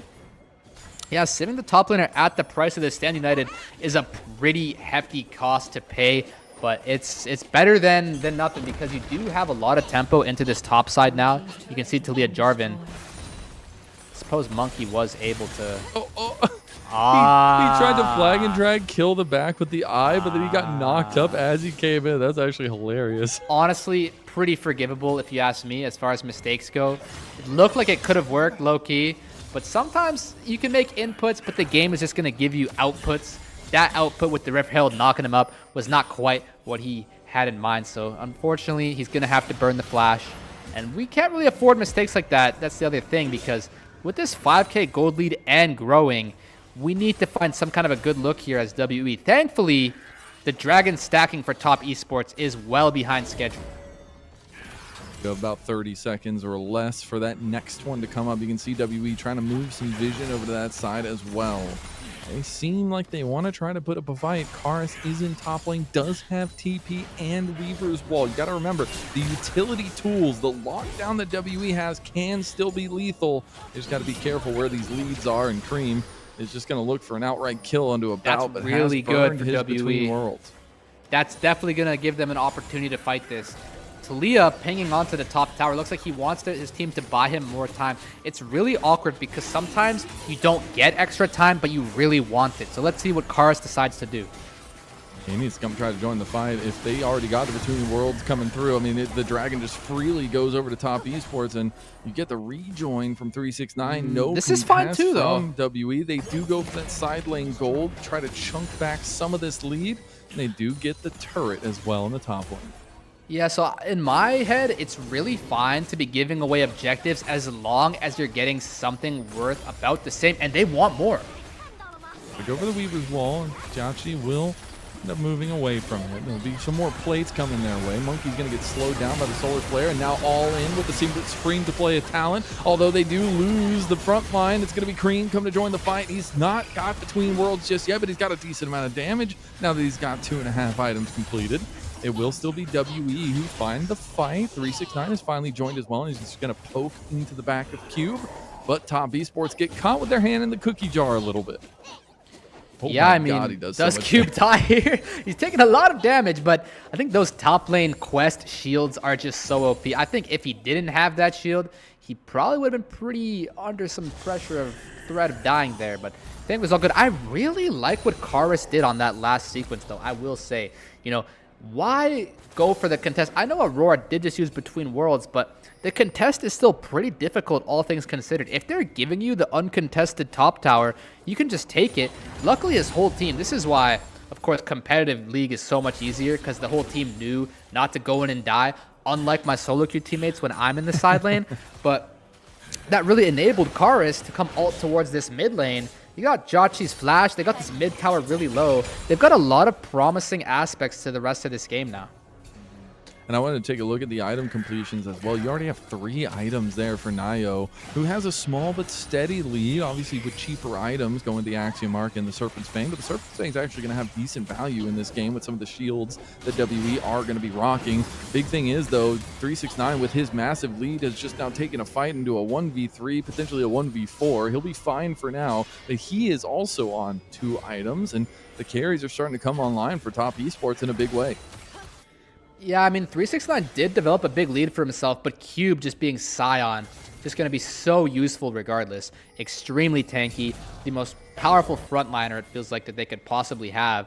And that's going to be really awkward for Cream and Nio. You literally cannot kill Cube as Cream and Nio, it feels like. So they're going to need Jachi to do so. Well, luckily, WE has a lot of ways to get on top of Jachi. Jachi, though, he's completed 3rd item now. He just finished the Lord Doms. That tankiness not going to stand for very long from the side of WE if he plays his cards right. And especially with the activation of the Transcend oneself with those bolts, it's going to be incredibly dangerous for WE to miss position. There was a little bit of a attempted play by Top Esports on the bot side. Not going to end up finding Karis, as he did have to burn the Weaver's Wall out. Luckily, About has also crested into 3 items with the Shrelia's Grudge. It's going to give him a little bit more poke pressure. What I will say, this Serpent's Fang for Nio is going to get crazy value this game. Value, yeah. Oh, insane. Like, you remember those shields that Cube was generating with his TP? Nope. Those are going to be cut in half. Not to mention, enemy team has Shen. So all those Stand Uniteds, you're pretty much always going to want to use Stand United against Kiana anyway. Like when Kiana's one-shotting one of your teammates, that's typically when you want to Shen ult. So it's really convenient to be able to cut their shield before it even comes in. It's actually so huge. And the shields from Jarvan are also no slouch, especially once he starts leveling those up. So some real value there from that item pickup from Nio. But we're getting closer and closer to the next dragon. It's been 2 in a row for Top Esports, working on a 3rd if they do get this one. That will put them at Soul Point. Does WE have time to give? Do they just allow this dragon to go over and force themselves to fight in 5 minutes, Fulls? Well, I would say if you're giving, you want to be taking something, and they need to set themselves up to do so. Maybe the top lane tower, maybe the mid lane tower, or what you can do is some sort of a soft contest where you're in the area, you just kind of poke and prod, look for spells. You do have Varus, so you might be able to chunk somebody out like Nio or Cream, and then find a way in from that. But you need to get something. You can't just give and take nothing. 369 just lost Mega. They did end up getting the Stand United from Yao Yao, so that tool will not be there for this fight, but they wanted to try to find a pick on the mini Gnar. Now Dragon spawning in 15 seconds, some tools down, but a lot available for Top Esports. Yeah, Top has everything they need to steamroll this next fight. You have to be so careful as WE walking this far forward. Looks like Monkey just wants to take the engage. They go straight onto Feng Yue, who flashes away from the sides of Shove. It's going to be the Between Worlds from Cream, going back and forth. Monkey goes for the Cataclysm, but it gets instantly pounced on. Jiachi is starting to rip through as 369 finds the backline. He's not Mega, but he's going to try to go for it now. He's trying to get Yao Yao, but he's trying to peel back for the rest of his team. He goes for Karis and just gets the guaranteed kill. Meanwhile, you get a snipe coming through from About. He's able to get one there, but Top Esports will back away. Dragon is still alive, but it is blood on the battlefield as 369 goes for the flank. So close from Karis to be able to kill one of those backliners there. I think he was like 1 HP from killing Nio. Doesn't quite get it. That's a really big deal because that would have enabled them to most likely secure the Drake. I know that this Gnar is up 3,000 gold and extremely threatening, but if you have the numbers, you can probably make something happen there. We're going to have Shen ult come up off cooldown. I'm pretty sure this whole game, the Shen ult hasn't been visually indicating when it's on cooldown. I would imagine it's coming up off cooldown pretty soon here. You can't really contest this, unfortunately. He might be able to get some kills on the back half, though. Put some bodies in here. It's going to be taken by Nio, and Feng Yue, I think, might be Monkey? the sacrificial lamb. A little bit of disconnect here between the team because Top Esports wanted to leave, and then they don't get out. Monkey gets obliterated by the combo, the solo laners, and meanwhile, Jiachi is trying to make his highlight play and posterize About. About does get out with the flash, but now Jiachi can lay waste to the rest of his team. No ADC in sight for WE means all for naught as Top Esports wipe the floor with them, and they go straight to the Baron. Super, super aggressive from the side of WE. I mean, I can almost see it, but I think Monkey portaling in was just a one-way ticket. I'm not gonna lie. I think as soon as you take that portal in that fashion, you're not coming back. So It's Jiachi love here, bro. He just pops off on About. oh yeah, Jiachi Love is the new Jackie Love. I mean, I swear, he is doing really well for himself this game. He finds his 1v1 onto About in the backside of that fight. Oh no! Uh-oh. It's come back in, and WE have lost more bodies. About falls in the Baron pit almost, losing Baron over to Top Esports, and they start to propel this lead to almost 10,000 gold 27 minutes in. Yeah, the gold lead was like 5,000 even though the kills were even, and it felt like the game state was honestly relatively even. Like, you saw how close Karis was to killing some of those backliners there, and that would have been really advantageous 2 fights ago, but that's 2 fights ago, Mazel. The past couple fights have just gone absolutely convincingly in the fashion of Top Esports. They're everything they need to secure this win now and bring us to the match point from down 0-1 at the start. And it's finally a performance worth being proud of, it feels like, in a lot of ways for Jiachi, and a guy who is fighting for a spot, who is that kind of temporary sub while they figure out what is going on with Jackie Love and how long that break is going to be. And it's moments like this that give you hope for what he can be in the LPL, but it's the consistency that matters, and closing this game out with an 11,000 gold lead for Top Esports seems to be easy peasy, as Monkey almost gets killed in the mid lane as well. He has his GA up. He will reset here, but the siege will continue. And over almost 4,000 gold Baron power play, and 369 really wanted to go for a Mega Gnar ulti there. Doesn't end up finding it. Chains of Corruption going to rain across. A couple piercing arrows as well from about, but the siege should continue here, as multiple members of Top Esports are backing off now, so maybe it doesn't. Yeah, I really just like the comp from top. The Aurora Kiana, as seen here, do a lot of damage. For it, Weaver's Wall coming in, uses the supreme display of talent expertly there to delay the inevitable, and WE are left wanting, honestly. Yeah, and they've been left wanting for the longest time, it feels like, and I can't help but say it, but it just feels like Karis was so close to securing some of these kills in some of these fights. I think back to that fight at the Dragon, that fight at the Grubs. If Karis just aims his Q a little bit better, he wouldn't have about dying to Kareem in one hit right now. The games, they would be so different, but unfortunately for WE, this is probably it. It's not like About is a slouch. He was first in so many different stat categories at the end of the split. He was a potential prodigy, it felt like, for WE, but now they have just been laid waste across the entire. Yunara's not even here, by the way. It's going to be Top Esports looking to put the final nails in the coffin of this game. Jiachi is just trying to end the game at this point. He wants to come get a couple of little kills here, though. He's got to transcend oneself, and he's looking to pop off. He's going to get one. He's going to go for two. He's going to help get a double kill for 369, who looks to finish the game. And Top Esports, seemingly awoken from their Game 1 slumber, will put us on to match point in our first best of 5. Yeah, I'm going to have to go ahead and make a very overdue apology for the comments I may have made with respect to 369 and Cube. I'm not going to lie. In my head, for some reason, they were like comparable players. Like, let's say if 369 was S or A tier, the Cube would be A or B tier. They'd be like, you know, close enough. After what I've witnessed and after some of the enlightenments the community has given me, I've decided to retract that statement and say that 369 is levels above there we Cube. Go. There and that we might go. be the same story for Top Esports compared to WE.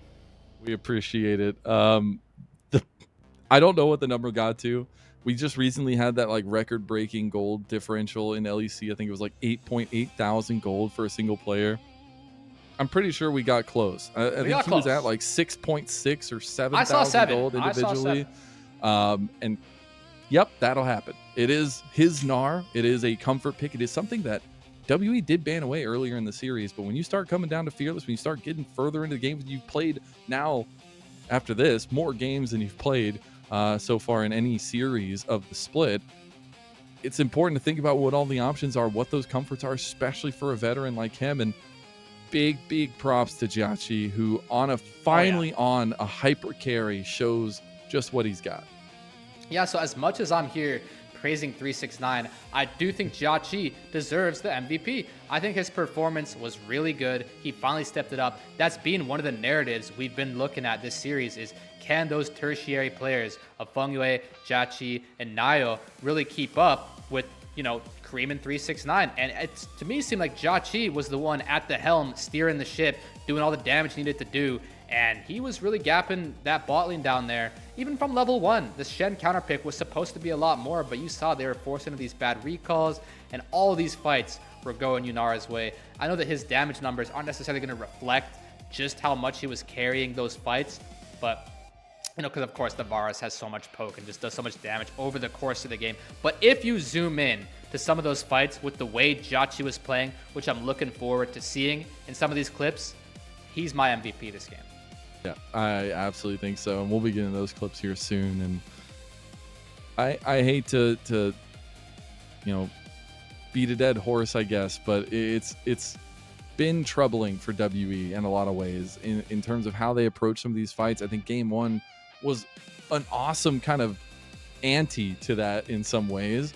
But you see in this situation, like Monkey overextending so many times. So, like, I want to kind of go back to the investigation that we have and see the spacing he had away from his teammates, because it's tough to watch in these situations because it feels like their comp has some serious things going for it, but the disconnects just keep happening. Yeah, you're absolutely right. When we saw some of those Monkey focus points about how he can just sort of be on a disconnect from his team, I think back to when he took that portal, and I was just thinking, like, Monkey? Like, are we sure about that? This is the exact kind of example that falls right in line with that pattern that you had noticed at the start of the series. And I really think that a lot of this has to do with the draft. But before we get into that, I just want to spotlight Jia and some of the fights he was having this game. He wasn't necessarily in this fight. Luckily, his team was able to do really well for themselves. Kiana getting the ult off on 1 HP, making a huge difference. But yeah, Jia, it looked like he was behind, but he was able to survive and withstand a lot of the difficult parts of this game. That was the only bad fight they had all game. As of then on, everything started to favor Top Esports. Starting with this fight, Jia comes in, he's level 8, and he does a lot of damage, and nobody's touching him the whole time. He's just able to just be completely unbothered in his element, and it felt like as of this moment, the rest of the game was all his. Yeah, and in those kinds of situations, you want to be able to, you know, confidently give that respect over, or at least give that mantle over. It was really nice to see. Little shout out to Nio, who had some up and down moments, but actually had some consistent engages that made the difference. I think a lot of his kind of peel ults to the engage of Monkey were really nice. The use on his supreme display of talent on the Weaver's Wall, the Cataclysms, and kind of using their own space against them. I know it caught about multiple times, but this Top Esports team seemingly have, you know, picked up a gear or two here, and they went with a little bit of a higher executionary comp, but still found a way to do it. Yeah, this play right here encapsulates that Monkey narrative of him doing things he probably doesn't need to do. That was just a perfect example. Even if he can flag and drag over the wall after the portal, he was still essentially dead every time there. So that's just probably why it wasn't the best look. But I think back to that past fight, Kara is just getting so close to taking out some of those people. But then we just get to the stage of the game where Jia can play and About can't.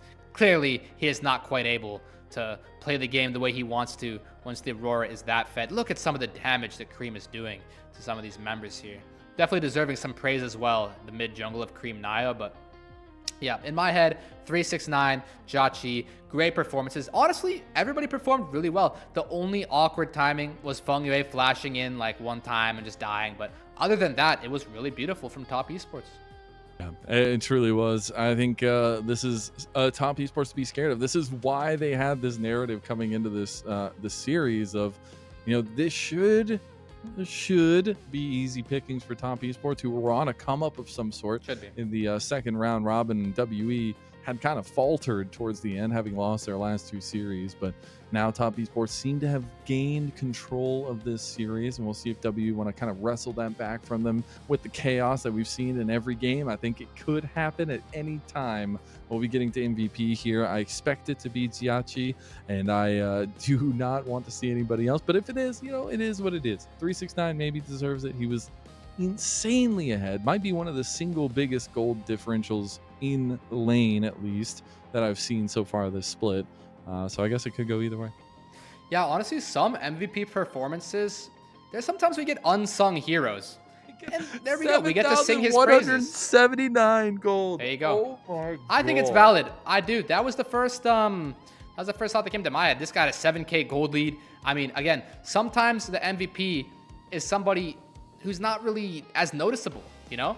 I mean, just because Jia was the one getting all the kills, 369 had a 7K gold lead. That kind of speaks for itself, if I'm going to be honest. Yeah, it truly does. That is going to be it for our third game. That means we are going for the first time past 3 games. We get 4 for our first series at least, and that's all we deserve here in the play-ins. I want to see it go the distance. I want to see the chaos reign supreme, and we'll see if WE has it left in the tank after this break.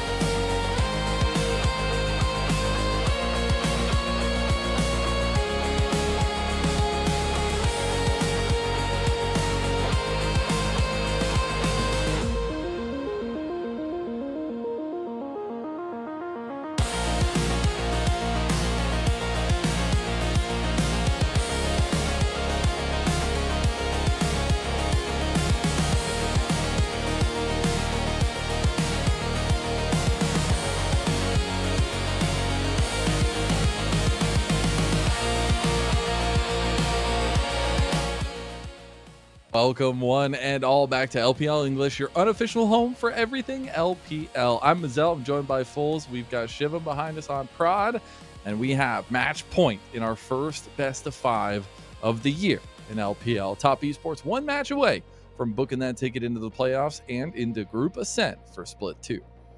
Yeah, this is your unofficial home for the LPL, but it's your official home for just watching the pure chaos unfold, the beauty of just watching this kind of League of Legends. I wouldn't ask for it any other way. But yeah, you said it best. Top Esports sitting pretty at 2-1 in this first best of 5, really setting the tone for this night's run to the playoffs. But yeah, they started the series down 0-1, and now they're going for the mini reverse sweep, if you will, starting down from the 0-1, going to see if they can get to those 3 wins. But I would not be surprised if WE comes back to a similar strategy to what they brought in Game 1. We've been talking about it. It seems like 3 drafts in a row now.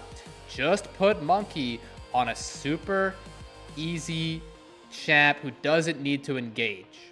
You know, honestly, yes. Monkey did pretty well last game on the Jarvan. I don't necessarily think he was the problem, but I just keep saying it. I want to see the Monkey Mundo. We know he's good at it. A lot of good Mundo counter picks are out of the Fearless now, so it could be pretty good. But the other thing I would love to discuss is the bot lane. It felt like About was winning over Jacci in those first 2 games, and then he was even doing well in the start of that 3rd game there. But suddenly, you gave Jacci just an inch, and he took it and made it a mile. So suddenly, Jacci is the one with all the momentum down there in the bot lane. And what I want to see going into this game 4 is About really stamping his mark and answering that momentum. We've had the answer from Jacci. Now we need the answer from About, a guy who was in the top of the class of group perseverance this split so far. But let's go ahead and take a look, if we can, use our new implemented technology to look at the last draft that we did have. Because I think it's interesting, like you had said, some of the different focuses we've seen from Team WE. I'm not going to lie, I want to see the Mundo for game number 4. If it's going to be the last time we see them in this upper round of Knights Rivals, then I want to see the classic of this tanky, unkillable demon that Monkey wants to be. And obviously, WE have another life. They have another opportunity to make it into playoffs, but if you can get the first one down and automatically sink into those playoffs, into Group Ascend for that Split 2, I think it's important nonetheless. Yeah, it just feels like WE has been shooting themselves in the foot a little bit, drafting some sort of volatility when it's not really necessary. For example, first picking Jarvan really sets the tone for that entire draft. It means that Top Esports is going to want to pick certain champions who can do well into Jarvan. It feels like Jarvan is more of a champion you want to draft on the 2nd or 3rd, pick of the draft, as opposed to the very first, because it just gives them all the insight as to what they want to pick into you. So yeah, I think I would really like to see Monkey, if he is going to be blind picking something that's not as counterable. And additionally, it would be nice to see Monkey get the counter pick himself. And a little shout out that Cassante, I promise, was not in that last game. You're not seeing things. It was banned away. No, but we'll see now going into this final game. There you go, Top Esports. They're on to us, by the way. They're on to us. The ticket. Yep, they go ahead and ban away the Mundo. They take away the York as well. Already taking away clean comfort picks away from WE. It's going to be the Rise and the Jace banned away as well. They're looking to force the Malphite ban here with the Sylas ban. We'll see if they want to play some kind of game of chicken here and leave the Malphite open. Do wonder, does it actually make it through? Does it do anything? Because the length of engaged champions have not worked, but maybe the Malphite would have. First pick for Top Esports here, as WE will have that counter pick, and this means that maybe Top Esports take away some crucial pieces, and Monkey's Wukong, but also Nayo's Wukong going to come in for him. Yeah, they do share this champion pretty directly in their champion pools, and it makes a lot of sense given that the jungle pool, the jungle role itself has been extremely hit or miss in this series. We saw Nayo have an absolute stinker in game 1 with the 10 deaths, following that up with a 10 kill game thereafter on the Xin Zhao. And then also having Monkey's number in that last game. So we just really want to see Monkey have a good jungle matchup, because when it was going pretty well in game 1, Nio got stopped. So I'm surprised Nio was able to come back with this much of an answer, to be honest. See if he can do say is it comfort. Maybe we'll get that same kind of performance. I am a massive fan of Poppy right now. I think Poppy is insanely good in like almost all regards, and especially against maybe space setting here for WE. It is the Corki that ends up getting locked in, so you have some range damage, some sustained damage there from about. But Syndra is going to give Top Esports that scaling factor from mid lane, that control mage presence from mid lane. Yeah, Syndra is a really good pick. As for those left up on the table, I mean, Azir, Orianna, Akali, Aurora, all out. These are some of the best champs you can pick in the mid lane, not available. Syndra is just pretty much left to be the, and I wouldn't even call it the pick of the litter. This is just a good champ, like one of the best champs left available. It makes perfect sense to be snagging that up. And this Nami hover is very interesting because I was wondering, this Poppy should be going into the jungle. This should be a monkey Poppy, right? I mean, you can take it top though now. I'll be honest. Poppy is a really good matchup into Cassante. So it's interesting they would pick that. Little iffy about the Nami. I see what it provides. I see the kind of engage / peeling dual threat that it brings. But I feel like you're just going to be mincemeat against this team comp already. You really need some stable frontliners to play behind. So WE going to be looking for that in the second phase. We do get those focuses coming in, though. The Kennen is going to be banned away towards Cube by Top Esports. It's going to be the Nautilus banned by WE. I mean, I think the Nami is a quite good support blind pick just because you can win the lane. It's kind of like the Nico or the Bard or the Karma. And I think it's quite good into the Wukong. Only problem is the Syndra is really good into the Nami because you can't really just itemize into Merc Treads. It's not that feasible. So it just means if you get hit by one CC, even one Syndra E, you're probably 100 to 0 as this Nami. So you pretty much have to get hit by 0 dangerous spells all game. And that's a lot to ask out of Yao Yao down here. It can be for sure, as WE try to figure out what they want to save for that counter pick. Especially important piece to what has been the drafts so far in this series. The counter pick seemingly has paid dividends. Zahen will come in going into that Cassante. Yeah, we're going to save the mid lane pick for last, it seems like. You know, there's no way this Corki is going mid into Syndra, so... Caitlyn. It's just very interesting. We've been seeing this rise in prio, at least in the solo queue numbers. And the Elise! That's the duo. I'm telling you, man, that combo is deadly. One cocoon, goodbye. So I really don't mind that whatsoever. It can help add another crowd control layer to the Syndra. It does incentivize the Merc Treads a little bit more, but again, the Merc Treads not that good into everyone else. And wow, Twisted Fate as the final pick of the draft. That is a very, very deep pick right there. We get past 3 games. No more, no things that we've picked before. Just pick whatever you want. TF comes in out of nowhere. We got the Poppy jungle, which has been picked, but the Caitlyn and Elise bot lane. Very interesting combinations, and what is a very important game for WE and honestly for Top. Yeah, there's really not many good mid lane picks even left available at that point. They literally banned out the Victor as well. So I'm honestly thinking pretty hard about who's even a good pick right now. I mean, I think Twisted Fate, it's definitely pretty tough. The Syndra does outrange at all times. You'll actually see quite often people pick Syndra into Twisted Fate. So he's definitely asking for trouble there. But I think it's not bad. I mean, you definitely have a lot of ways to set up some of these gold cards. So we'll see if Karis is going to be able to do so in this match. It just means that, again, they're going to be the team with the pressure to have something happen their way in the early game. And because, yeah, TF, you're probably going to get outscaled pretty hard by the Syndra. So let's just see if they can finally change the game and make us believe. Well, last year when WE found themselves on the Knights Rivals road, it was a single best of 5, and then they fell to EDG in Split 3. They did not find the playoffs in that final split of the year. Here to start 2026, they have the chance to try to make that push or go down into the lower bracket and await their opponent for the next round, while Top Esports is one step away from claiming that playoff and that seed in Group Ascent for Split number 2. Game 4 kicks off now. Let's be patient here for some Giles.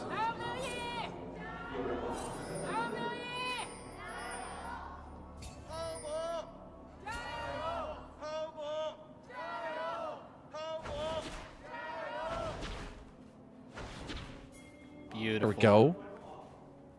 Only took 4 games. Got it all. I love it a lot. I love it a lot. I love the gyos. I love the fightings. I just love enthusiasm from the crowd. Really cool that we get to see them in the home stage here in Xi'an. So it's really awesome that we get to have a nice, excited crowd to watch this series. A really interesting and entertaining series thus far. Again, with the level 1 summoner spells, of course. Absolutely. The heals are a necessity at this point. Although you will get the cleanse, I believe, out of about there. So something to potentially revisit in the end, as it did get burned. And just the heal there for top esports. You definitely take that. This Elise Caitlyn lane is just so powerful. It's really hard to play. Oh my gosh. Even if you have a Nami. You don't have the, and I don't even know if it'd be any better if you're a frontliner. I mean, maybe a little bit, but it feels like this lane's going to be tough either way. Yeah, this is going to be tough either way. On the bright side, Jauchi is forced into taking the cleanse just because of Karas's existence. So that just means that Jauchi not having the barrier just going to help them have an easier time down here in this matchup. The cleanse going to get little to no value unless a bubble were to land, right? So that's pretty nice. Karas doing them some favors in the draft. And the next question has and will always come to the fact that what are these junglers going to do? At this point, they are pathing down towards bot side, both on the same trajectory down there. See if they want to skirmish over the Scuttle Crab, or if they're going to give each other a little bit of leeway. Some priority is being gained on the bot side, though, by top esports. Yeah, I believe that's Monkey's second smite that he just spent there. So that's going to make it pretty... No, never mind. It's probably his first smite because it's coming up so quick. But I'm going to be honest. Every time we see both junglers on the same part of the map, it's whoever has the most clever pathing ends up winning. And unfortunately, it's not going to be Monkey here, it looks like. Because Nio does have the first move and does have the smite, so he should steal that away. And he's going to move over and try to get ahead of the ball for the next Scuttle Crab, too. Karas going to queue up the yellow card in here and stun down Nio. A little bit of health trade there as we go. Cream was walking to back up Nio. I don't think Nio will be able to get the next Cuddle, but at least put some pressure on a Monkey's decision making. Yeah, Karas honestly overperforming in this mid lane matchup here, really enabling Monkey to get one of these crabs here from Nio. And it's really fascinating, Monkey playing this way. He wants something here. He's just trying to take Nio's tempo. He doesn't want Nio to recall by any means. Mind games going on here in game number 4. I do hope the one big change we see from that last game is the Dragon presence, because I think Dragon got a little bit lonely in that last game. It took a little while, but maybe we'll get a little bit of a change of that. It will be an Ocean Dragon to start off at least, as we see the TP being utilized by 369 up here in the top lane. Level 6 is going to be coming up soon as well. And some heavy trades back and forth. But honestly, I just want to check in on that bot lane. I don't know if this is necessarily the big lead you'd want to have in lane when you grab this combo for top esports. I mean, yeah, absolutely. And it's interesting that he's starting with the Serrated Dirk as well here. He's definitely going to be buying the Collector as his first item. And, you know, it's interesting. Usually you want to try and afford the BF sword. I suppose if you can't make it all the way to 1300, you may as well itemize differently. But yeah, it's not the biggest lead of all time. But honestly, this bot lane, it's not that bad in the mid game either. You're good in early game and in mid game. It's just the late game, the Elise might fall off a little bit, but the Caitlyn will ramp up a lot of it. So it's pretty good. I feel like Caitlyn is so undersung in the meta.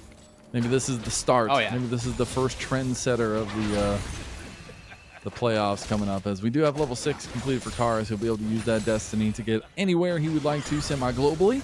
Try to get some side lane presence going for himself. We'll have that level 6 now for Cream as well. Do you see an uptick in pressure, maybe tempo here now that we are hitting these level 6s? I mean, it's really interesting that Karas decides to fog towards the top side there. 369 not being the ideal target, because even if he were to somehow kill 369, it would take like 15 seconds. And the investment is just not worth the cost, because you really want to use your Destiny gates towards the bot side to really help out About and Yao Yao. There They're the using it for Destiny vision gonna be here. popped. Wow. They are gonna try to come in. He's going deep. He gets stopped in the mid lane by the Scatter of the Week, and now the bubble comes in. Enough time for WE to get a kill. There's a kill that goes back to Jachi as he gets one. Now it's Cream coming over, but a yellow card connects in a Karis, and a double kill comes through for a bout. You wanted him to step up. At least he gets a couple kills, but now Jachi is trying to chase down Yao Yao for an extra one. Gonna flash at the lethal tempo, cleanses, and uses the 90 caliber net to get the kill. Yeah, I mean, Jachi flashing and cleansing to kill Yao Yao there. I mean, it's nice to pick up the gold. It is pretty expensive using those sums. I honestly thought he might have been able to just get away with finishing the Drake. That was just so awkward for both Monkey and Naya. Monkey trying to flash out, barely getting clipped on his 1 HP. And Naya, he doesn't want the fight to continue. He just wants the Drake to get a bit lower so he can smite, but the Drake stays just above the smite threshold the whole time. So Naya does get committed onto and slain there. Unfortunately, I think Karis might have overcommitted with the flash gold card onto Naya because I think a bout could have perhaps killed him anyway. I mean, we got to see this all over again. It's honestly even a question of if Cream should have even interrupted this this TP because, I mean, I suppose he should have. I mean, you can only imagine the TF could get one shot there, but at what cost, right? That's what I mean exactly, though. That right there, About and Karis both flashed on to they both flashed on a Nile at the same time, and had one of them or had both of them been on the same page or one of them not done so, that could have really looked so much better for WE. Coulda, woulda, shoulda. We'll see if WE can find a bounce back. I mean, they're still right there neck and neck with top esports. As 25 seconds on those grubs. And I guess the loneliness of the dragon will continue. I do wonder how prio they want to put onto those grubs as it came coming through. He's not spotted out just yet, but there's some pings. They're going to move around to try to take this controller and then try to use this 3v2 play. The cocoon does go wide. Monkey should come over and see this. Now this is going to turn into a 3v3. Beautiful tidal wave coming through. An ace in the hole is used. Feng Yue getting a little low. It's going to be the clone coming out from Nio that does get them out to safety. A nice scout of the week as well from Cream. Yeah, I mean, that was an absolutely beautiful tidal wave. That just reminds me of some of my tidal waves that I've seen from some of my Namis that really are beautiful to see. You love to see it. I mean, looks like they might have some offense here too. Monkey, that needs investigating. You get the Manila folder back out, and yeah, we need private investigator Mazel on that case. That's tough. I mean, tell us, man. Tough. Is he a double agent, Mazel? What are you thinking? Definitely not a double agent, but definitely needs to figure out where he's at on the map for that one. Unfortunate though for WE, as they will lose a little bit of that presence as Cocoon connects, and About loses like 3/4 of his health from that one combo of TES. Yeah, Monkey, he was in such a prime, opportune position there after Yao Yao's clutch ulti, but he decided to play aggressive. A little too much. I can see the idea, but the execution unfortunate as yellow card comes out from Karis to buy some space from Nio, who found him in transition in the jungle, and Karis will get the power unleashed upon him. Nio claims his first kill. Yeah, these are the types of deaths that are really bad to be having for the side of the TF here. But I will say, it is a bad death for like this bot side, but frankly, you're getting these grubs. Nothing else that bad in nature is really happening. So all things considered, you just happen to stumble into a Wukong who burned the Cyclone.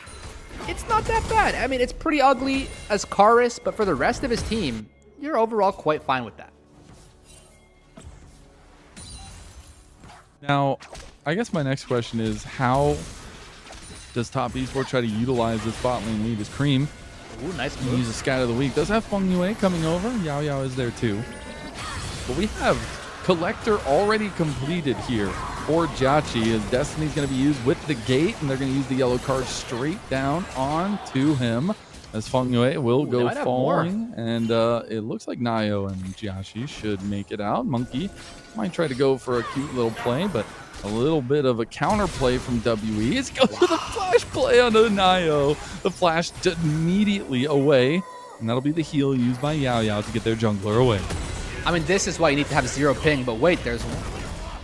There's more. A little bit of an all-in with an all-out from 369, who takes down his passive. He's going to heal a good amount from this one here as well. That is going to be everything used on him. Cube has used everything as well, though. The Grim Deliverance is gone. 369's all-out will fall, and that should be in the top lane kerfuffle. Yeah, we're trading the Cassante all-out for the Grim Deliverance and the Zahen passive. So all things considered, it's a pretty good trade for the side of 369. Once again, having an advantageous top laning up here. But Yao Yao, shout out. He's got the cool skin. You get a boat when you get home guard. Pretty sick. Wow. No Lucian to pair up with it this time, so they do cool back animations and stuff. I mean, Little shout out. Half the time, these players are just impressing me with the way they play. Like the Nami dodging that cocoon, the flash that Nio responded to Monkey.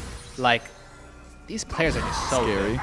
Oh, Monkey is in a world of hurt now. He's going to try to run away, but he is not nearly tanky enough at this point. And his top laner kind of just left him to the wolves there as he had to clear that wave.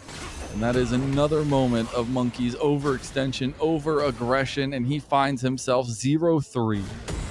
I mean, this is an all too familiar stage in any given team or any given series where suddenly things are starting to look a little bit out of hand, you know? The momentum is slipping away so much so that you're starting to wonder if you've even still got a chance in this series. I really want to see Monkey or somebody on WE have a really, like, the next play that happens, I want it to go WE's way, because that could really revive their momentum, because there is a clear loss of momentum with Monkey's past couple deaths here. See, the objective's not up for a little while. Quests are going to be the next thing on the docket, plus item completions as well.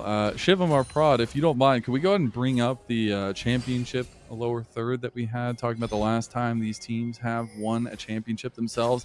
It's been since 2017, spring for WE. It's been a long while, but this is maybe the start of another run for a first split for Top Esports, who just last year found themselves crowned champions. And if this is the start, we definitely have seen a bit of a wake up for Top Esports through this series, as maybe a foreshadowing of things to come. Yeah, it's been nearly 10 years as WE here, and it looked like it is going to end up being 10 years at this rate.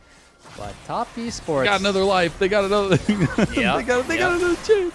So that's the thing. They've got still this match to win to stay alive in this series, but they've even still got, as you said, the other life in this playoff contention run in the Knights Rising here. But really, really looking difficult. I'm not gonna lie. Can't sugarcoat this. Got a little bit more damage in. That's definitely a kill, as Jiachi is looking for the turret here. Another undersung thing about Caitlyn is the turret damage that still exists in this champion's kit.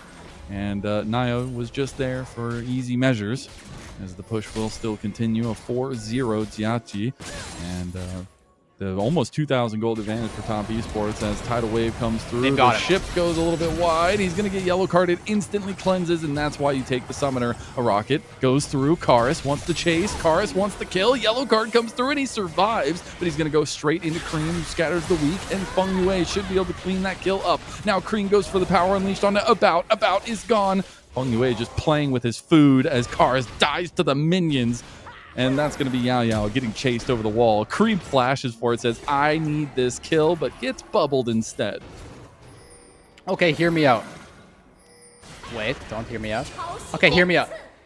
That ending to the play might have saved everything. Because to be honest, the price they paid to get Jiachi was very steep.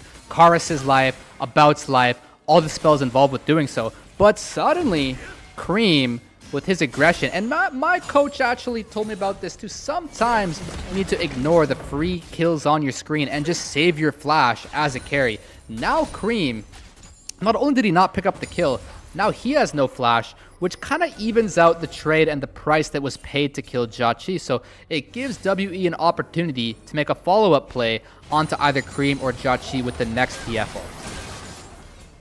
Jiachi isn't necessarily super far ahead. He's almost got his second item, which would be huge.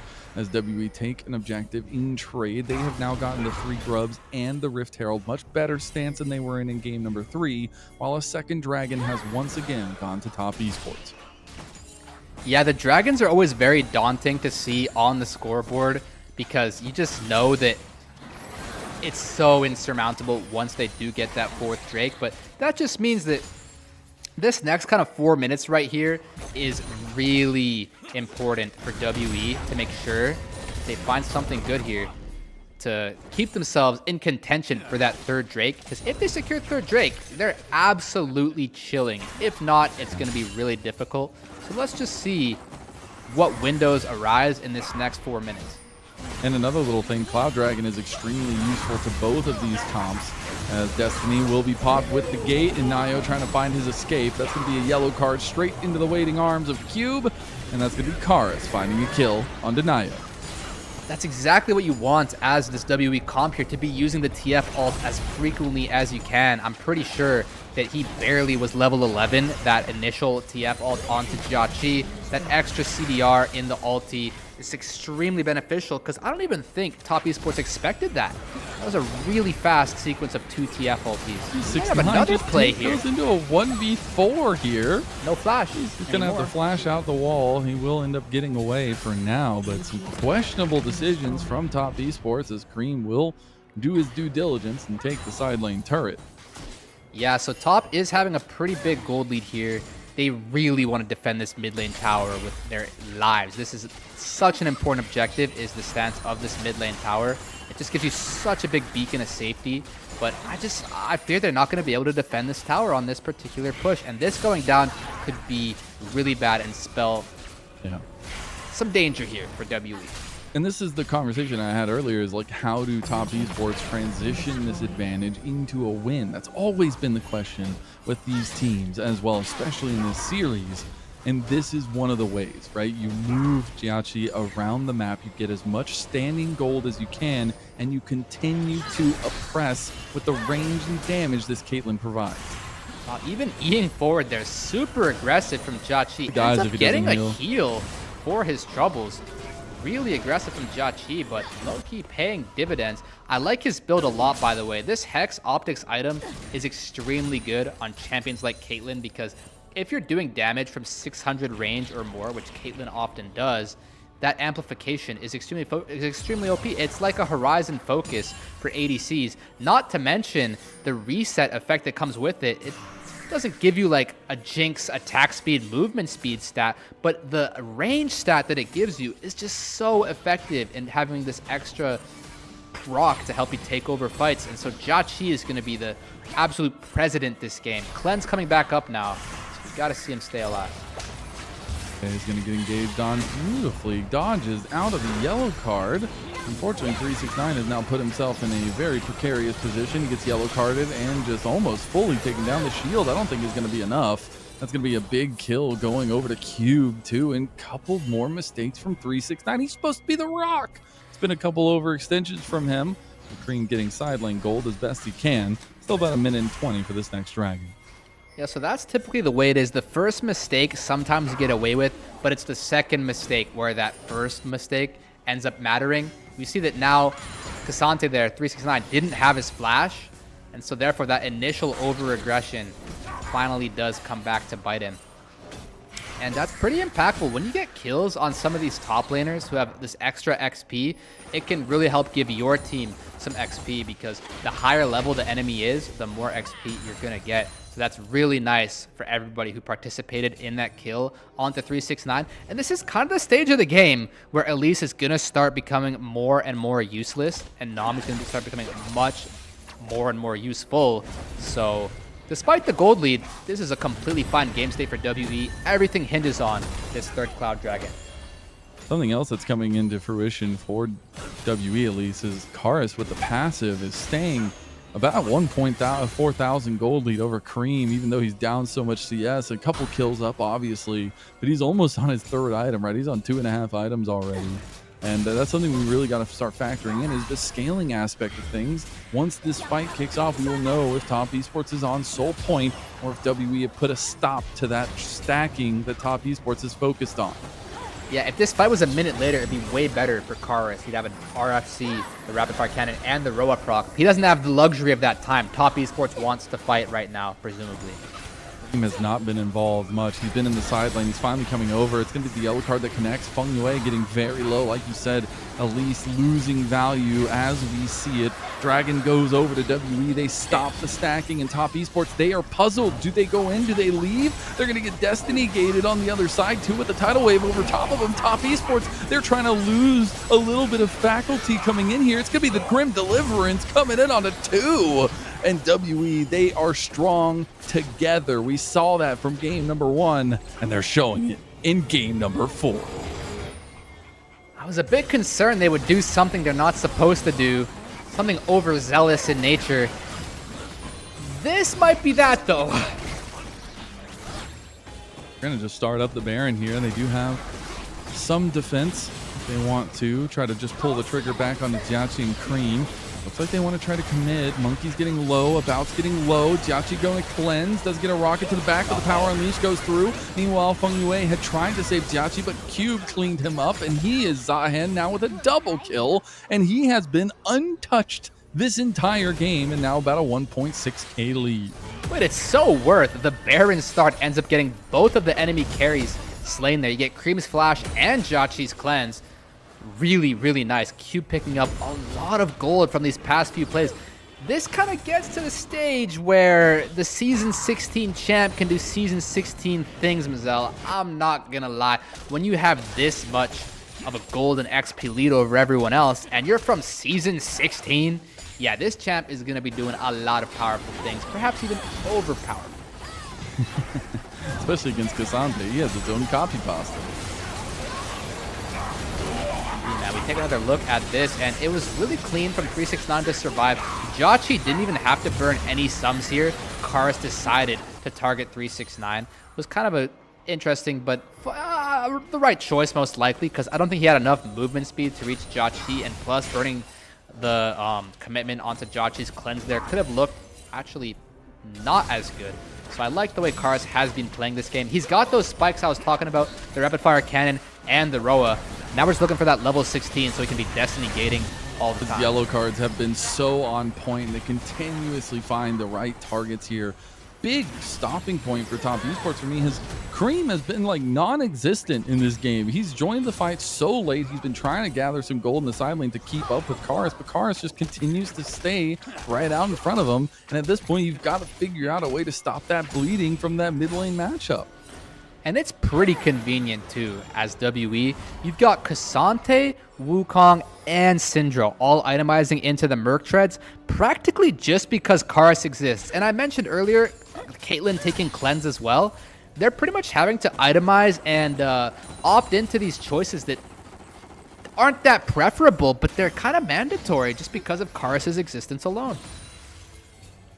Have now IE completed for Jiachi. You're getting closer for that third item for About. You do have 3 items now for Karis as well. It's gonna be pretty damn tanky and pretty strong, at least once that completion comes through. Maybe not strong enough. TP is gonna come out to try to save his life. There's gonna be the yellow card. The exhaust comes through as well, as he did have that one with the spell book, and now WE reformed their wagons around Karis and escort him to safety.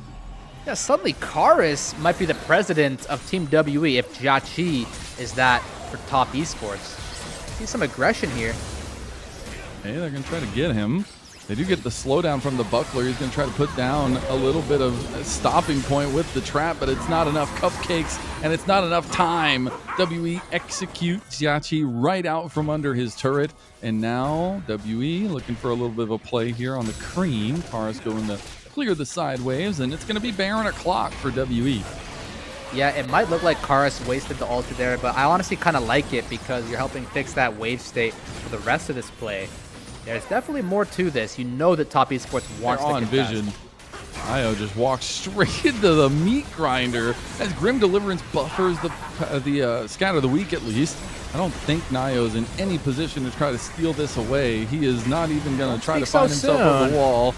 He's a little bit low. He's going to try to potentially go over. He's not. He decides to stay, and the Baron buff will be on 5 members here unless they can find a pick on a Karis.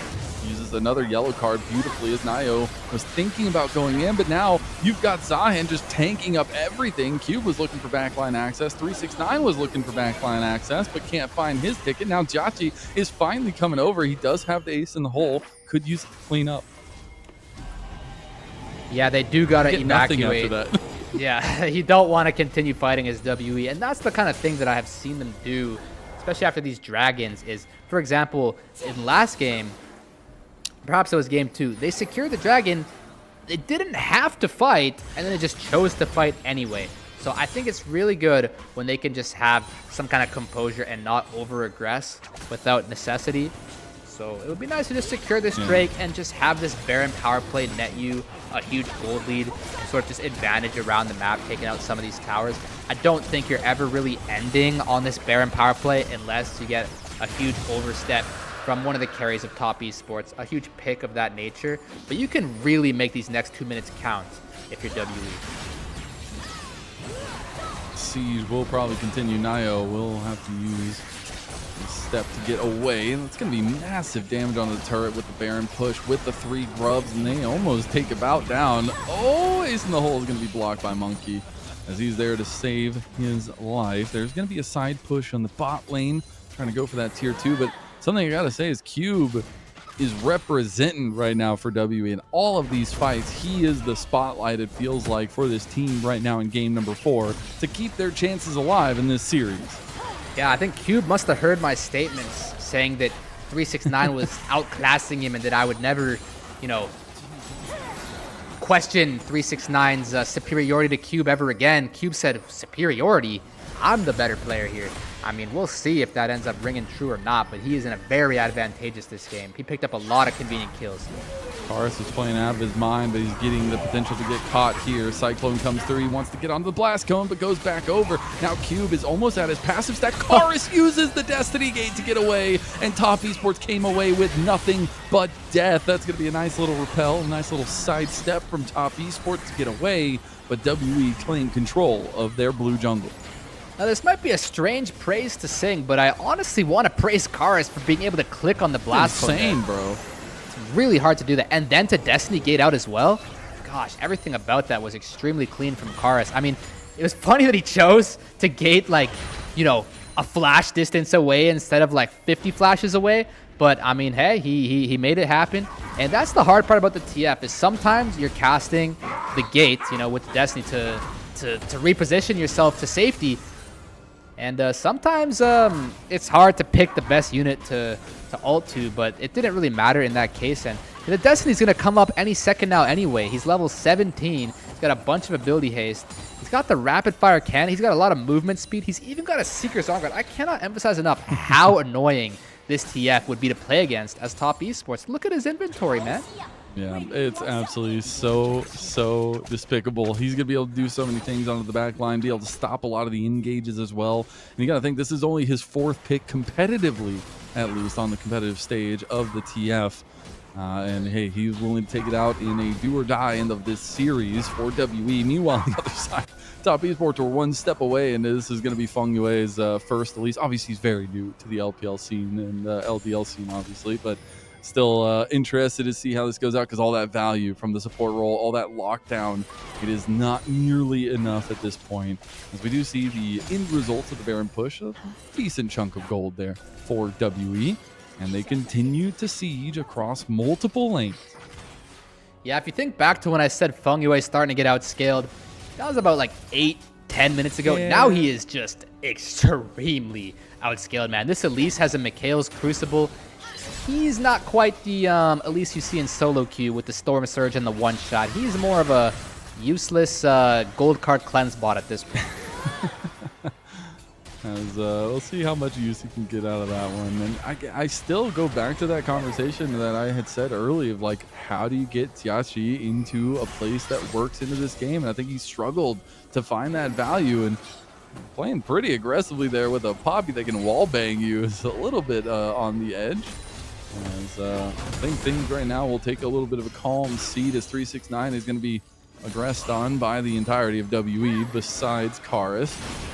Destiny is popped. They want to see who's coming to answer, and For Top Esports, that was nobody answering the door. The door will be knocked down. Tier 2 down in favor of WE. I mean, that's what's just so chill about the TFR. Like, you can just pop it, get data, and just use it to your advantage. Like, you didn't even have to do anything aggressive or, you know, extend yourself in any way. You can just say, okay, cool, that's good data. I'm just going to ult again in about like 60, 70 seconds. And yeah, I'm going to see what else, what other positions you have at that point. And maybe next time might be a more opportune moment, you know? TP going to be coming in the mid lane from 369. He has completed his third item. As we do a check-in on that, we do have Zanya's fully completed for Karis. We're looking at 4 items from multiple carries. There's another fight's looking to kick off. Feng Yue misses the cocoon. Doesn't really have much value after that. 369 taking a brunt of damage from About, who has come online with his own build. And it's Top Esports playing a weird 3-2 setup, but it's just going to be a full engage from WE with the tidal wave. 369 is blocking a lot of damage here, but gets locked down by the Keeper's Verdict there at least, and that'll still be a full engage from Cube with that Grim Deliverance. It's still going to be Cream falling, About getting low, but nobody from WE falls. And you know what the biggest trend that we're seeing here? I'm seeing all 5 of WE's members within 2 pixels of each other. It's crazy how the similarity is from game number 1.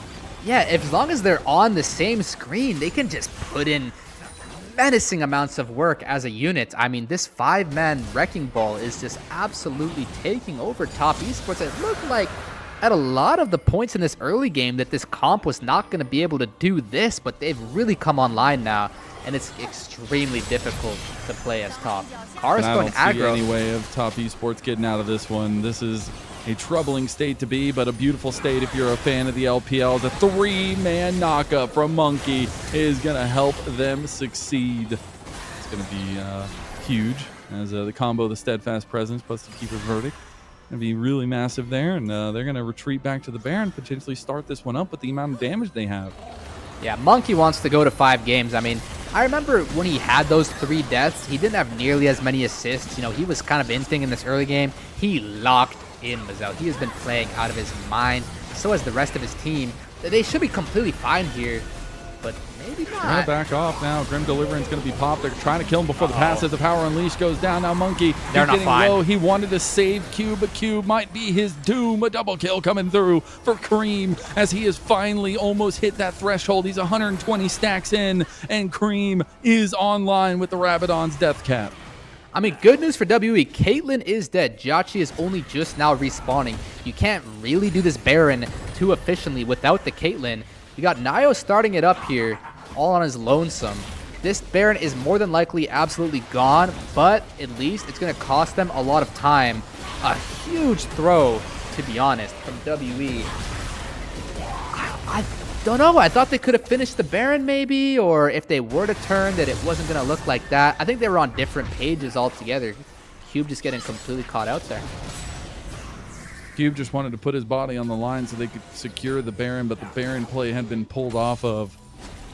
I do appreciate Monkey trying to save his top laner. He was a pretty fat stack of gold there in the end, as unfortunately we're going to have to take a look back at this one. Yeah, Cube going over the wall, and WE not wanting to flip the Baron, not wanting it to get into the Wukong smite range, but I think at that point, you do need to have the awareness that you should probably flip it. You know, it's really hard. It's a really hard thing to get behind, but sometimes the best thing you can do is just flip the Baron, because it forces the enemy team to go over the wall, and then you can maybe just kill the Wukong thereafter, and you still have a 50% chance of securing the Baron, not to mention. So unfortunately, they're left with a 0% chance after Cube and Monkey's antics, and we'll see if they're able to at least fix this problem when it comes to this Cloud Soul spawning in a couple minutes. How are we feeling about the scaling aspect? We're getting almost to full builds for multiple people. Do you have a side that you favor in this point? I feel like 2.2k lead is not that far away, and about a 2-minute timer on that Dragon Soul for WE means that's the next big fight. Well, so here's the thing. Normally, I would favor Top Esports regardless of the gold lead here, especially with them having the Baron. But I don't know, man. I'm not feeling too good about the fact that Jacci bought a Hex Optics and then sold it for an LDR. I feel like he probably could have found a way to not have 125% crit chance. But I mean, that's totally fine. He's got a really good inventory nevertheless. And yeah, I would favor Top Esports at this point though. Now that was a really big throw from WE. See if those odds still remain here for WE. If they can keep a hold on this series and bring us to Silver Scrapes in the first best of 5 of the LPL year. That's going to be a massive ace in the hole going into Yao Yao, taking about half his health off. We'll be able to heal a decent amount, but this Baron buff Siege is continuing. The power play about 2,000 gold, but it's going to get even higher. Destiny going to be popped. No gate, though. They just want the info. Yeah, I'm getting some info here. I feel like you want to use the gate at least somewhere, maybe to like proxy the next wave. You're just stuck in your base here. It's really quite inconvenient. The Baron buff is going to fall off in 25 seconds here. That's going to leave another 25 seconds for the dragon to spawn, meaning WE should have a chance, not necessarily to fight the dragon, but to possibly go in there and secure the dragon themselves with the with the Poppy Smite. You also have Keeper's Verdict, mind you, a really good tool for these kind of fights. But here we go. Coming in, that's gonna be Cube joining the long game. Top Esports need to do something. Cyclone is down. Monkey goes for the play in the middle. Cube has found the back line now as well. 369 trying to find his exit. Grim Deliverance delivers Cube straight to the back line, and that's gonna be everyone for Top Esports falling. It looks like we have our moment. We have WE finding the picks after picks against Top Esports, and now they're banging on the front door.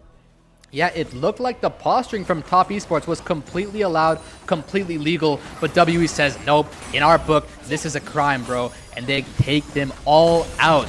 Only Nayo left to stand here and watch. His guardian angel will not save him, nor his Nexus. We're gonna go the distance to 5 games.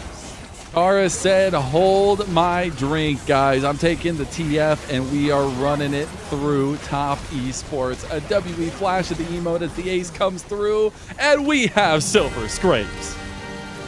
First best of 5 of the LPL postseason, and we got a banger on our hands. An absolute banger. 2 teams as evenly stacked up against one another as we have ever seen. This might be the most chaotic series of the year thus far. I mean, we get 5 games and we get this. How many kills has there been? Like 200 or something? Like a lot. This is good, man. This is exactly what we would love to see and keep seeing more of. I just hope this game 5 completely delivers and we get to see another 50 kills. Why not? Karis with the TF. It works, baby. Constant presence, constant pressure around the map, and honestly keeping Top Esports off kilter. I'm going to call out 369 100% for some of those positions, man. There was some awful positionings from 369 throughout that game, and it really put Top Esports on the back foot, but it's about taking those moments and running with them, and that's what WE did. And the fact that they bring us to 5 after those disheartening couple of games where they had lost whole-handedly to Top Esports, that's a return to form. And we saw About and Karis combined to be 2 powerful hyper carries for WE. Yeah, and honestly, this is exactly what we wanted to see before the series even began. We were talking about how WE needs some people to step up into that leadership mantle, to be players who can help, guide this team to victory. Say, I got you guys, hop in the backpack, And that was Karis this game. It was really good. About was able to do a lot of damage, but a lot of this game and the good looks that they had was off the back of Karis' TF. He was able to find some really good picks onto top. They weren't really able to have the answers to all of the demands that Karis was making. He says, do you have cleanse? Do you have allies? Do you have enough space? You don't. And he was able to punish them for a lot of those, positionings. And it's really hard to play against. And that's why I think TF, pretty interesting in that draft spot. It's a pretty difficult mid lane matchup, but the composition and the player, maybe that's what really counts. It is, and I'm not gonna lie, first time Elise for Feng Yue, maybe the last time for a little while there. I don't think we're gonna be seeing that combo come through, especially in this series since it's fearless. Not quite. A little bit of a dip there in that gold lead, but it still is Rider's Reign for WE, and you see a holistic team effort from WE to come back in this series and it's off of Monkey's Poppy, which we haven't seen as much of. It's off of Karis for the first time of the split at least, but fourth time in his career going with the TF, and about on a carry that can kind of stand behind and deal some good damage. And sometimes he was a little bit caught out, but it was a holistic effort from WE, and that's what feels good. Yeah, I feel like a lot of these mid-game plays were them kind of picking off 369. I feel like Karis was just able to provide so much crowd control that even if you've got Mercs and, displacement immunity, it's not enough. You can just still get one tap just by the sheer amount of crowd control. This Poppy ult was extremely good. Again, targeting 369. He's able to escape this one just barely, but that's only because Nio put his life on the line to save him. So again, Karis just finding so many good looks, so much effective crowd control all game, and the movement, I might say, was just good across the entirety of the game. I saw him dodge at least 5 Syndra E's this game. That doesn't sound like a lot, but trust me, that's a lot. That's really impressive. His movements were really clean and spot on. And yeah, they were able to find the looks they wanted. This was actually, I thought the game was going to end, honestly, entirely here. I thought Top Esports was positioning so aggressively. They were just walking up so deep when WE had all their tools. But they ended up living, the 3 of them. And 3 ended up being enough, thanks to the way Cube and the rest of WE played this. Fortunately, it was not enough. Even through this fight, this was a big slip. This is that giant dip really of gold big in the slip. lead for WE. But it's still one of those moments that you're like, I see why the comp kind of came together. The Nami threw me for a loop, but when you have Cube on Zahin, who is just untouched and unfiltered, like, it doesn't even matter. I feel like, I hate to say it, I hate to harp on it, but Cassante looked pretty balanced against Zahin in this game, which is saying something for that champion. Yeah, that's hard to do.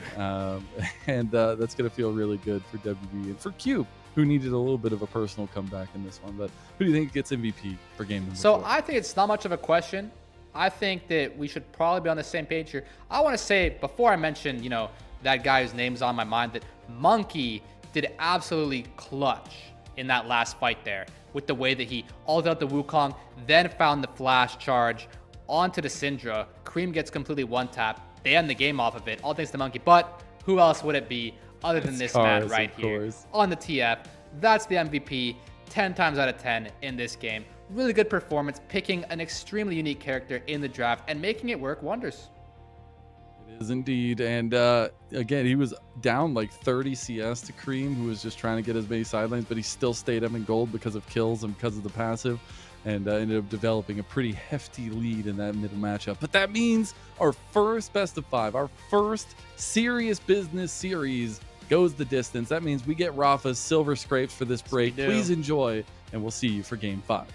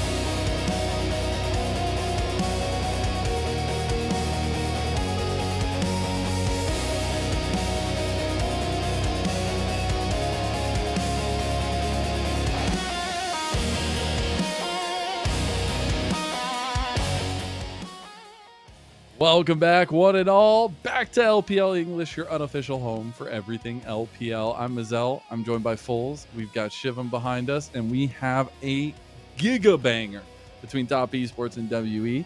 After WE bring it back in game number 4 off a very relatable composition and a little bit of a meatball comp for them, and find victory to bring us all the way to Silver Scrapes. Shout out to Rafa for that wonderful rendition of Silver Scrapes. And now the fun begins. What team goes on to the playoffs, finishes their run at least in the Knights rivals, and locks that position in Group Ascent for Split 2? And what team goes on to the next round in the Knights rivals and plays for their lives for those final spots? Yeah, I mean, don't mind me. I'm just vibing to the Silver Scrapes. But yeah, I'm thinking back to the way this series has unfolded and the sheer stakes here. I mean, as you said, that playoff spot is a really big deal. And this is on the line for whoever comes out and wins this game. We get down to a best of 1 now. We started with a best of 5. We made it to a best of 3. And now, winner takes all in this next match. And honestly, I'm just excited to see whatever transpires here tonight. I mean, I know it's going to be epic. There's going to be chaos. Whatever team you think is going to win probably isn't, and then probably is again. It's going to be awesome. And so far, so good. This series has absolutely been over-delivering. And again, it was off the back of some unique picks, which I am sure we're going to get even more of here in game number 5. That's why, a little thing, and obviously I'm down to tangent, but that's why I really liked in NACL, we used to do at least game 5, if it got there, was no more bans, and you just play whatever's open. As well, obviously still fearless. But I do wonder what it would be like to go that, because right now I think we're about to get some crazy picks, or maybe some of those strategies of the things that they banned before come back here now to see if they are open for a game 5 as we take a look back at the draft and what was a very aggressive draft from Top Esports. Yeah, it was actually a very last pick TF. You got to keep in mind that, as seen here, just based on whatever slightly to the left, that was who the overall first pick was. It was the first pick, Wukong, and the Syndra was showing ever since the second pick from red side there. But the mid lane answer didn't come in until the very last pick of the draft. And honestly, as a bit of a TF player myself, I can kind of relate, because you want to see absolutely everything before you pick this champion. There are a lot of things that can just completely counter him from the draft. Yasuo, Jax, Milio. These champions can just make it completely impossible to play TF. And the enemy team had all 5 champions showing and none of those champions. So you know what? Screw it. Lock in the TF. Let me cook, says Karis. And cook did he ever. His presence was unmatched on that game, and you do wonder if he could find another pick to do something similar to that in this game number 5. I still think, though, when we look at the at least results of this series, a lot of the advantages, the leads, have been developed by the early pressings of Nio and Monkey. And I think in a game 5, this is where you got to lock it in, guys, because we have seen some wild positions from both of these guys across this series. They need to find a way to drive it home, and I feel like that starts with giving them comfort, finding things they're really wanting to work with in the draft. Yeah, I mean, this jungle matchup, this head-to-head between Nio and Monkey has just been so back and forth. The swings have been generational. We've seen 10 KDAs and minus 10 KDAs. We've seen everything from complete inting to complete smurfing, and honestly, it's just going to come down to which one plays better in this final game.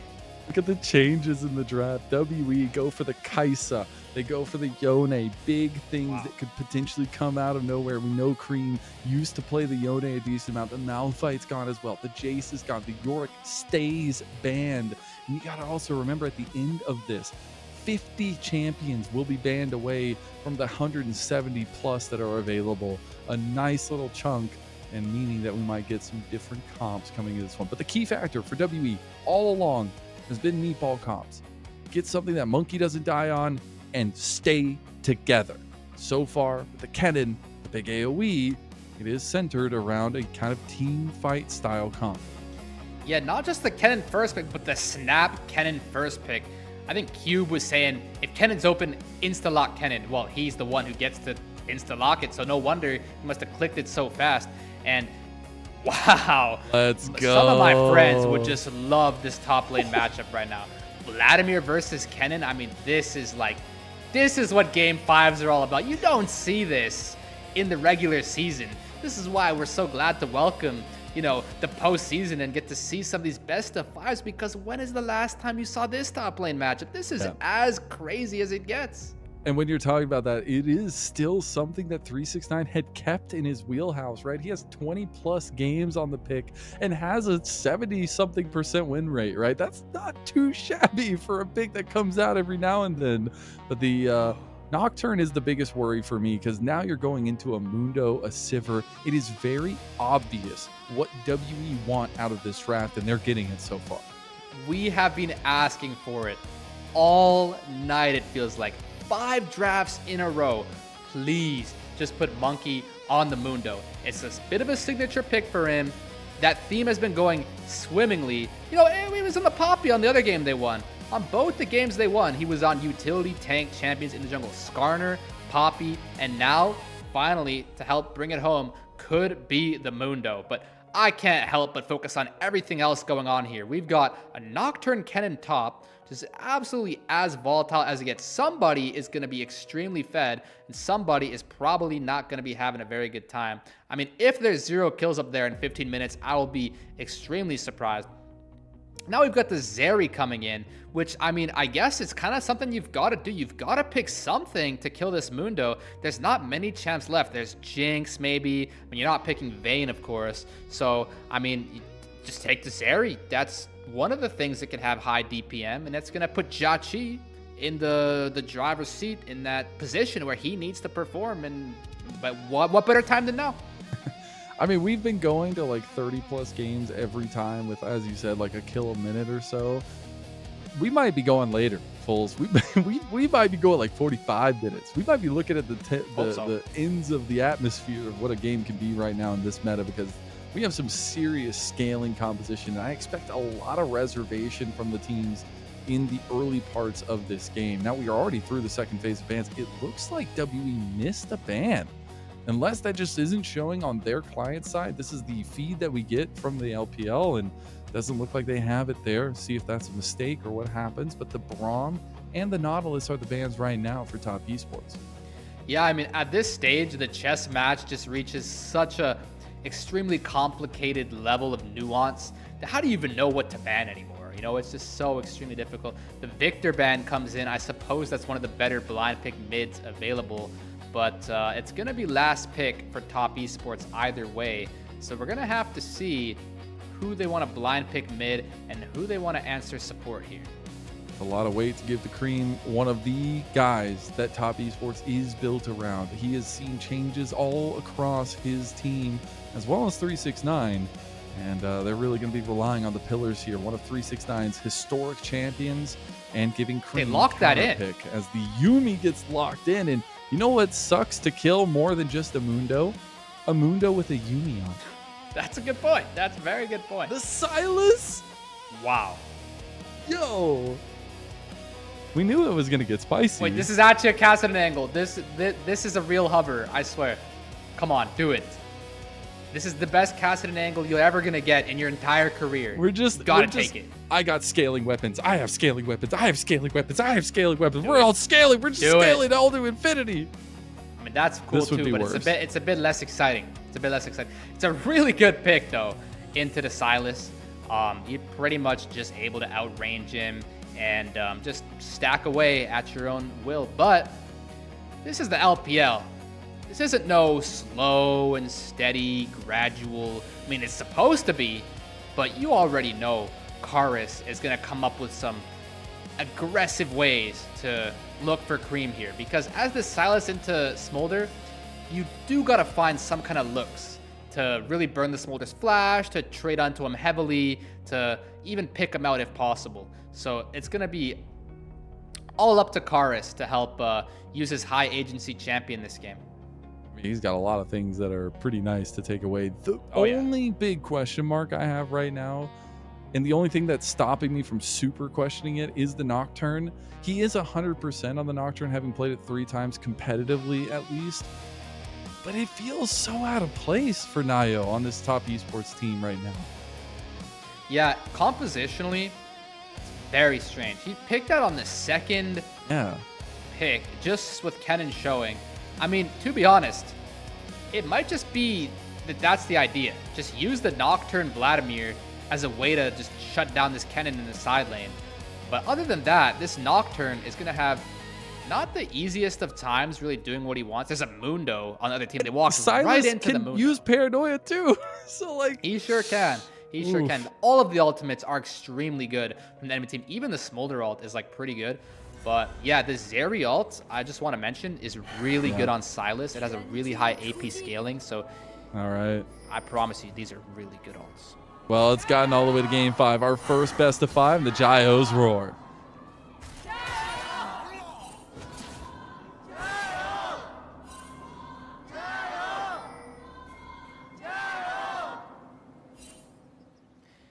Man, I love it. We came into this series talking so much about the jungles being kind of the undercurrent for this team, and it truly has been the tail of the take here, or at least tail of the tape.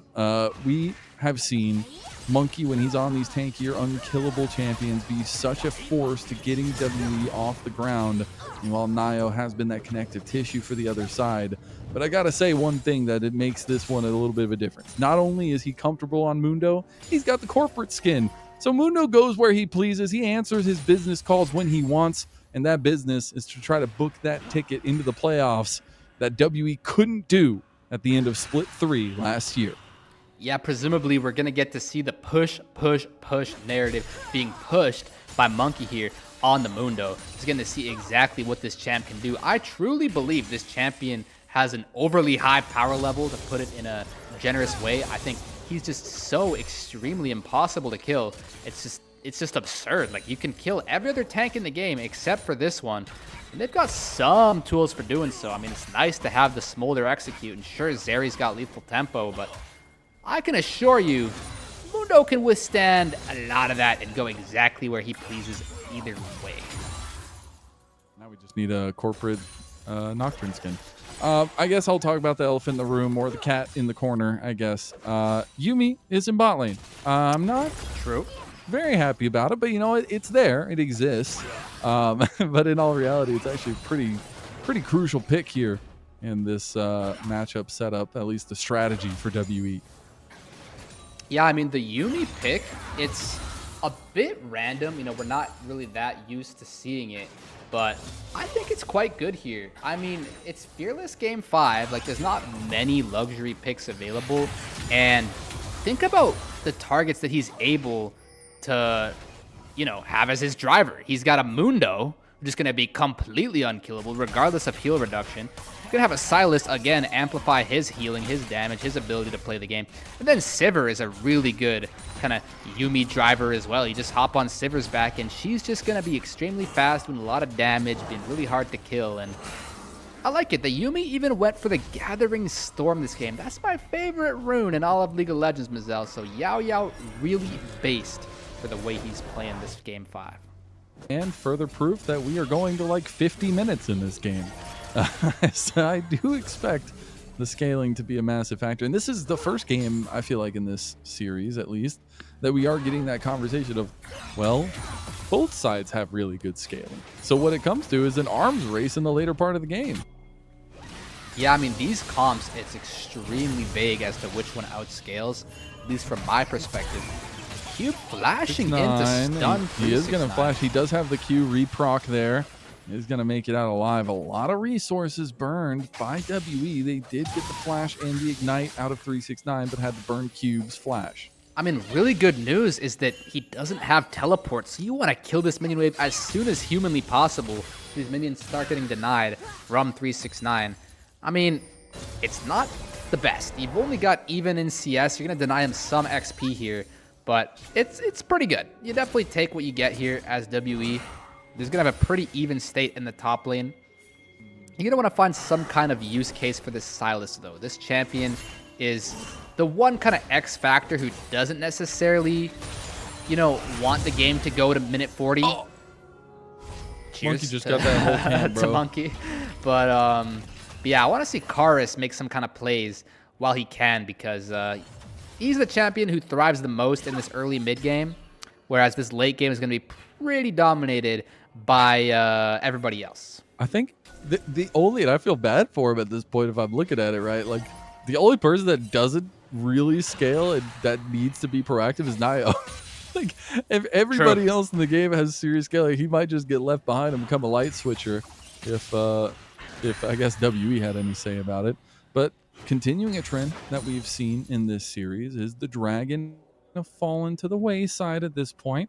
Still a lot of opportunities to get it, but both junglers just buying their time, trying to get to these level 6 marks. Yeah, I mean, you're absolutely right about the fact that Nocturne doesn't necessarily fit in all too well in terms of the scaling, but if anything, he can hopefully help be a bridge for these scalers to get to that point. We're going to see some fighting. Cream can't do is go down early. Feng Wei takes a brunt of damage, as that's going to be double bombs called. As 369 going low, it's going to be Cube that tries to get the kill on him, but Nio hit level 6, gets the kill. First blood for top. Yeah, I expected there to be some combat up here all game in this top lane.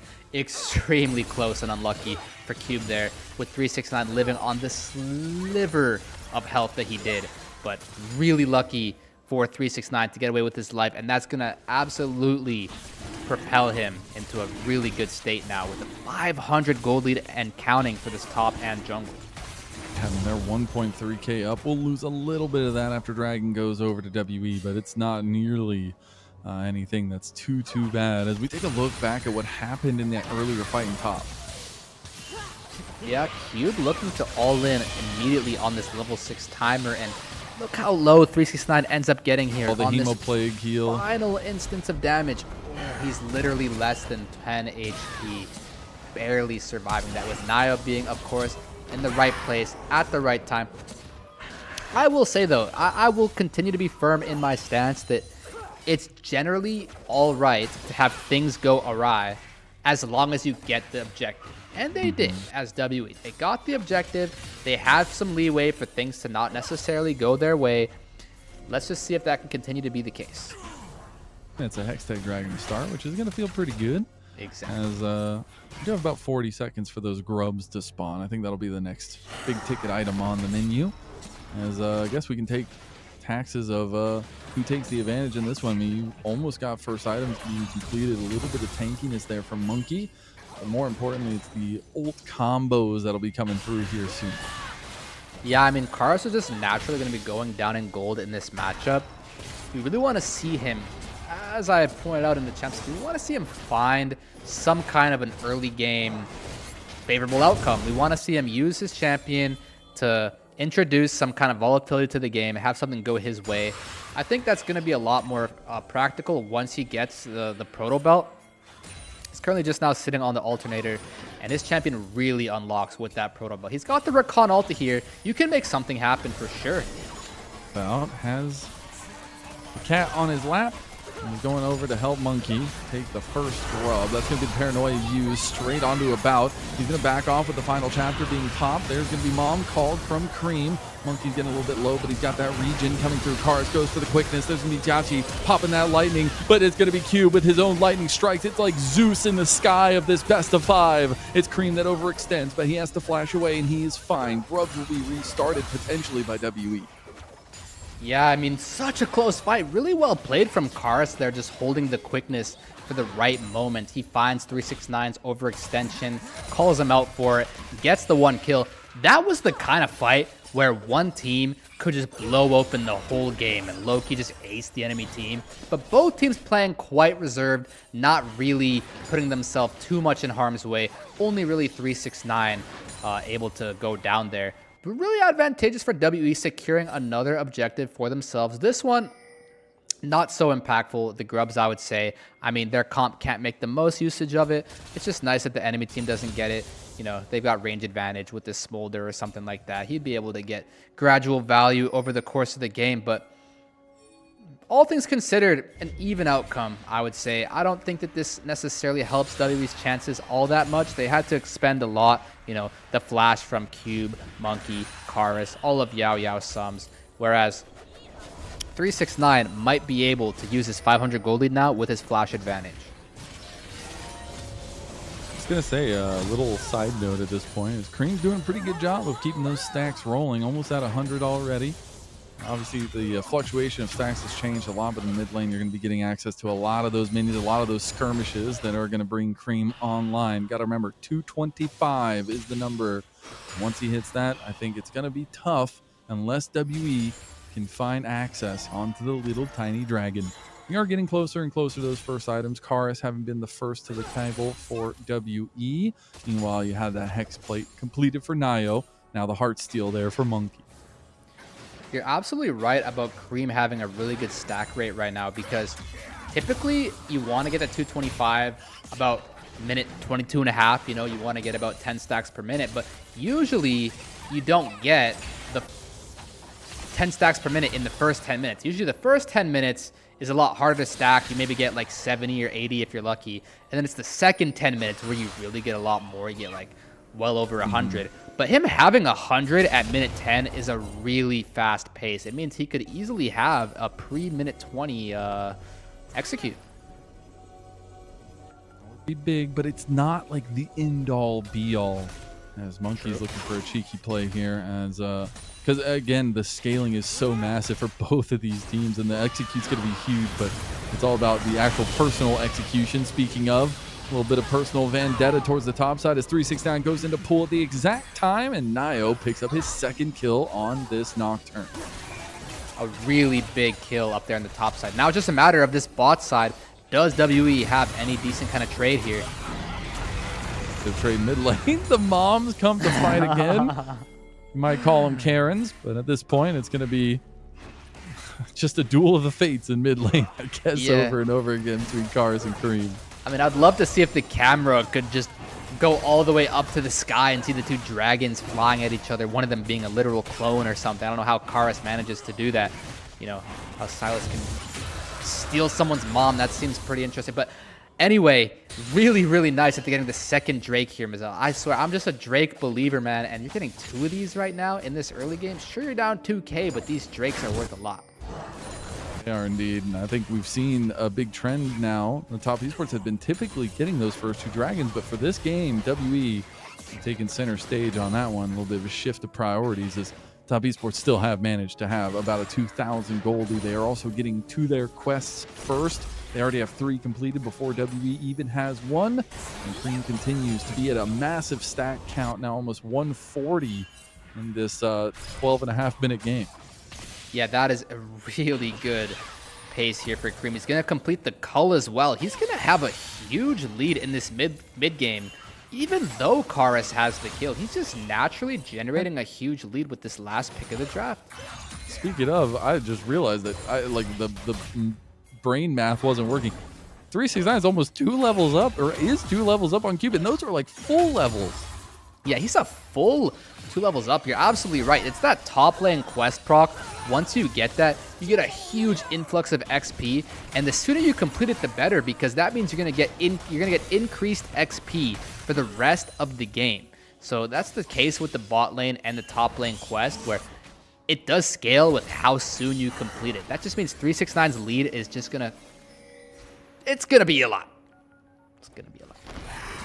He's still looking for his access somewhere. He's been poking. He's been moving into the enemy jungle, but he hasn't been able to find anything just yet. Now 369 is just being annoying on this top side. As you see that quest completion for Cube does get him to level 10. Nio will spot out Monkey. He can take this fight as well. He knows how to shred tanks. As Karis connects the abscond abduct on a 369, but he's the tanky target. He can heal. Has a lot of that on Vamp, at least the vampire himself. As Monkey and WE still look for something. Feng Yue is here to engage. You also have the Paranoia available from Nio. They are waiting. Yeah, I mean, Monkey could technically be a target there, but he's literally a Mundo with ulti. On the hunt just got popped. Oh, that's a big deal, because this is just kind of the pre-positionings in preparation for this Rip Herald spawn. Losing an ultimate cooldown like that can definitely have a pretty big butterfly effect. So we're going to end up seeing how things look at minute 15 in this top river.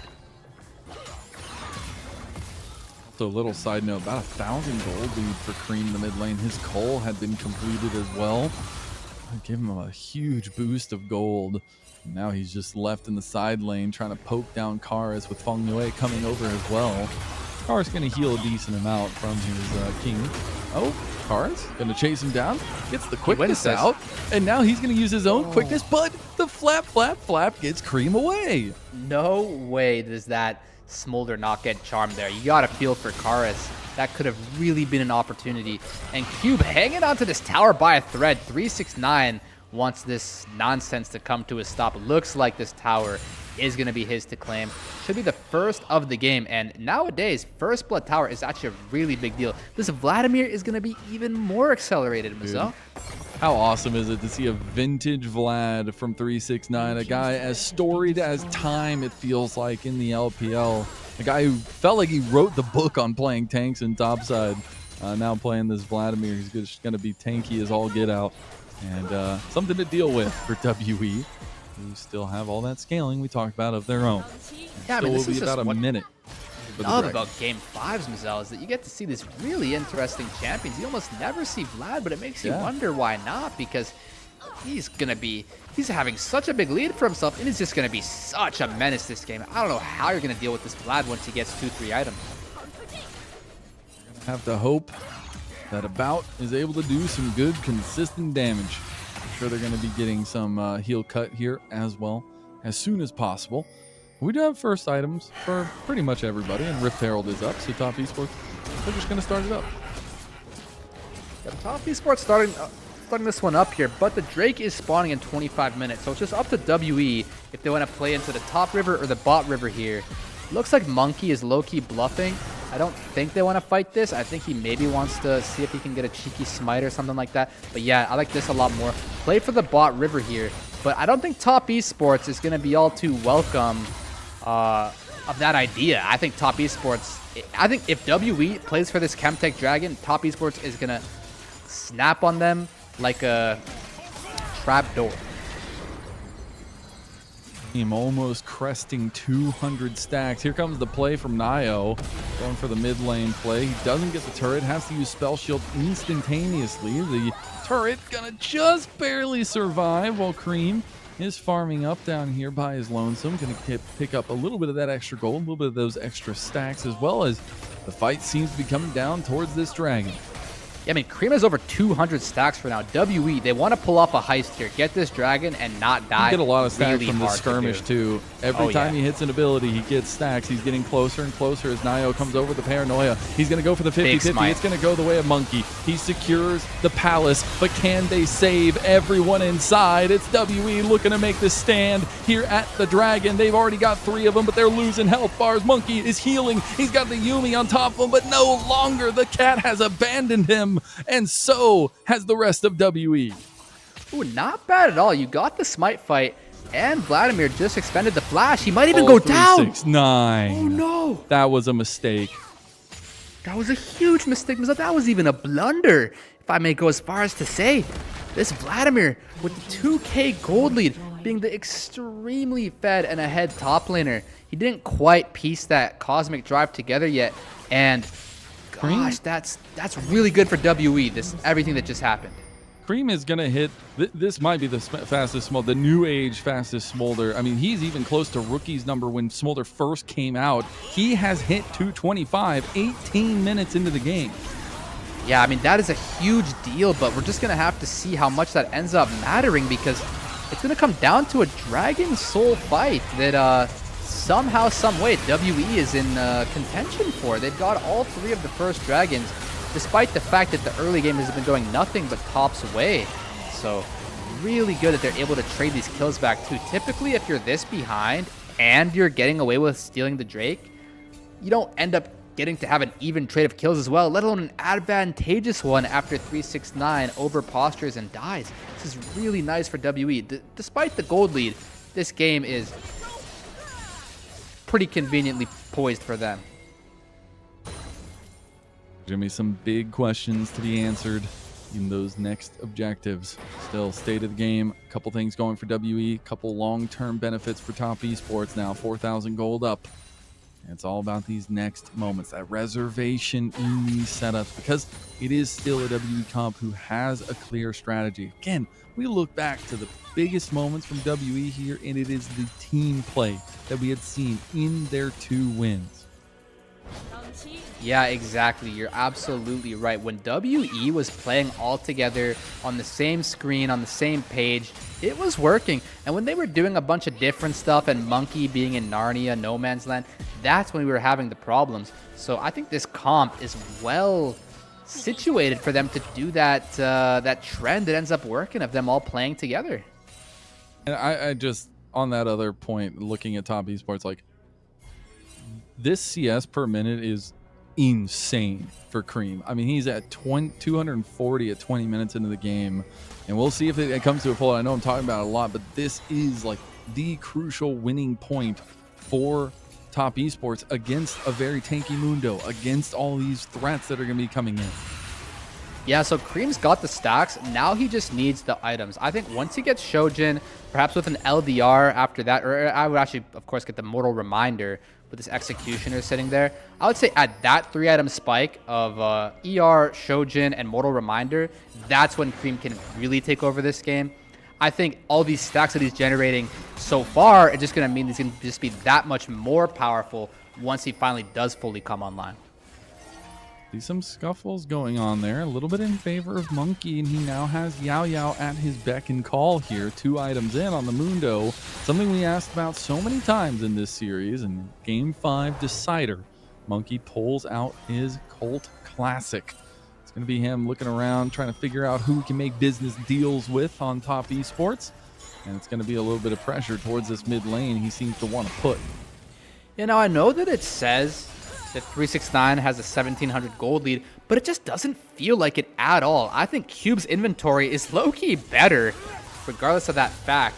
And yeah, so with that being the case, I think the gold lead at the top of the scoreboard is not all that real, especially also because Cream generating extra gold just in general with the cull and such, with the range versus melee. I think compositionally, WE is looking pretty good right now. Top esports trying to threaten over this dragon. The dragon is soul for them. Monkey is overextended, and executions are coming for them. It might not be Elder Dragon, but his wings might soar just as high. Here it comes again. Another call from Mom, but it's not going to hit this time around. Karis tries to go ham, but only gets 1. Cube now immediately pops the slicing maelstrom to get away from Cream, and WE have turned tail.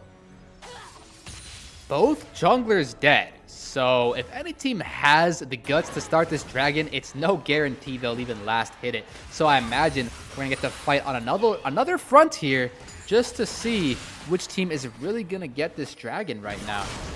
Monkey over positioning. Have Yao Yao on him. Yeah, he gets totally blown up here.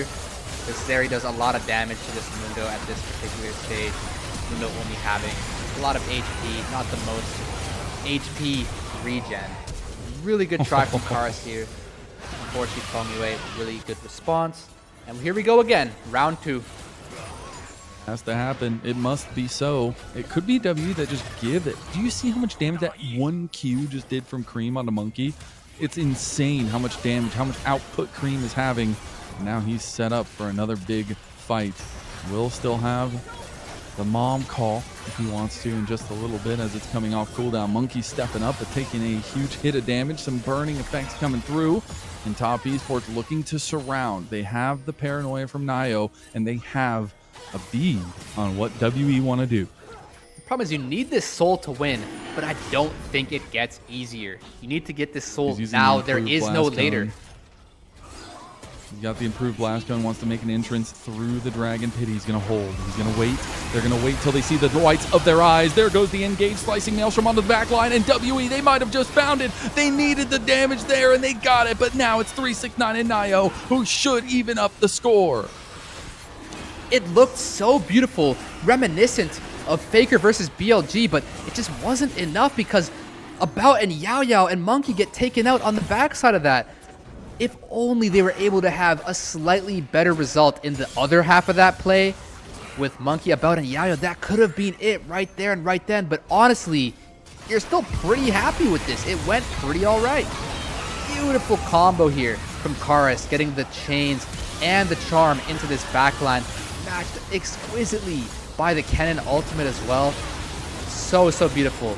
But unfortunately, Nocturne and Vladimir are able to take out the backline of WE. So we go again. And I'll stand here and I'll say, I questioned the Nocturne pick. But so far, it's provided the sustained extra damage onto these tankier members, even as well as providing that utility of the Paranoia. Yeah, the Paranoia put in some work there. About was just not quite able to survive that. Any way he spins it, whether with the exhaust, with the redemption, with the Yumi ult, just not enough. Now we just gotta see Monkey get to level 16 and not die while he's squishy like this. Gotta make sure the timings are right for WE. Gotta make sure the right ultimates are up. If Monkey doesn't have his up, he does not become tanky. He does not have that sustainability, and you gotta make sure Yao Yao is on top of him healing. As now we're gonna actually move over here. They actually are threatening the Baron play now. Yeah, I mean, it's quite hard to enter as WE. They don't have a Nocturne ult of their own, but they can just run straight at you with the push Mundo skin. And looks like the sneaky attempt is going to be found out. And that's just going to mean this game is just going to go that much longer with both teams wanting to reset now. We're going to probably have our next frontier on the 5th Dragon. It looks like WE is going to have a pretty decent chance at winning that fight. As I was saying, in the 4th Dragon, it didn't seem like they were going to even have another opportunity to be on even footing with the scaling comp from TES, so they kind of need the Dragon there and then. But with the fight going the way that it did, it was honestly slightly better for WE, the kill trade, just not the objective trade. So they're going to have a very realistic fight going into this 5th Dragon.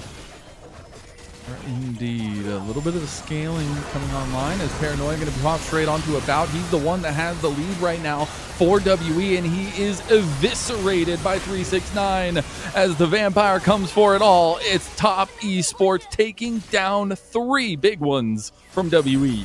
Yeah, and it all comes crashing down with About being in a very vulnerable position, pincered beautifully by Nio and 369. This Baron is completely gone. Now it's just a question of, can you salvage the rest of the game state to give yourself a chance to secure this soul? Because now TES is in the completely advantageous position to carry out the rest of this game.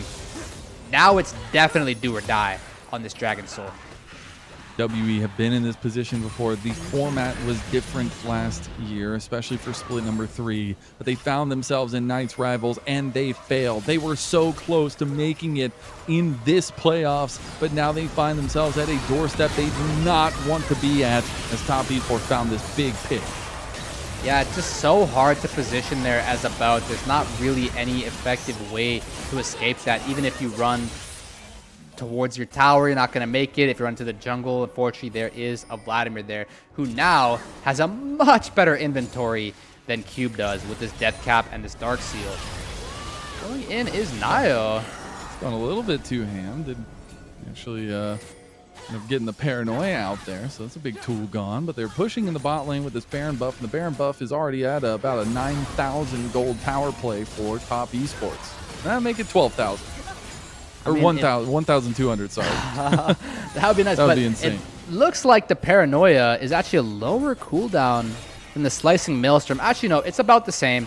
So that's just an even ult trade across the board because Cube was level 16 regardless of Nio's Hexblade. But those ults are going to be coming up right around the same time as this Dragon. And like I said, I don't think you can give this one as WE because I just feel like you're not going to get another chance with this high of an opportunity to succeed. So you got to make something happen. Playing through the bot lane, Baron buff still has about 80 seconds left. This is really difficult to execute. He's going to try to walk at people. This is his signature, but look how much damage he takes from Cream and Co. The execution, it's not enough, but Nio has come back into the fight. Cream, he's trying to get something going. There's Mom called as well, but it's not in time. You have WE trying to make a little bit of a play here. Cube still has a health bar, but he is just there with Yao Yao, and Yao Yao, the last kitten on campus. It's WE gone from the map, and Top Esports taking 8,000 gold lead. We're looking at about 30-second, if not more, death timers across the board, but alas, they cannot end the game as Top Esports. Their comp has absolutely reached a critical mass threshold, so I feel like it's pretty much all she wrote for WE, but on the bright side, they are going to live to fight another day. The fact that he lived for a little bit longer there is pretty nice from Monkey. A little bit of back and forth with the ultimates though, but unfortunately WE had lost too many pieces, and 369 is reigning supreme right now on the Vladimir. Look how much healing he got there. Jesus. He just purchased an entire Zhonya's Hourglass off of the back of that fight. So yeah, this gold lead that 369 has been generating in this series is a bit ridiculous. At a, what, 7.2 thousand gold lead? Now he's working on a 5,000 gold lead individually against Cube. Yeah, he has really proven that point that 369 is in a tier above Cube, if not many tiers above. I fully understand what I was missing now.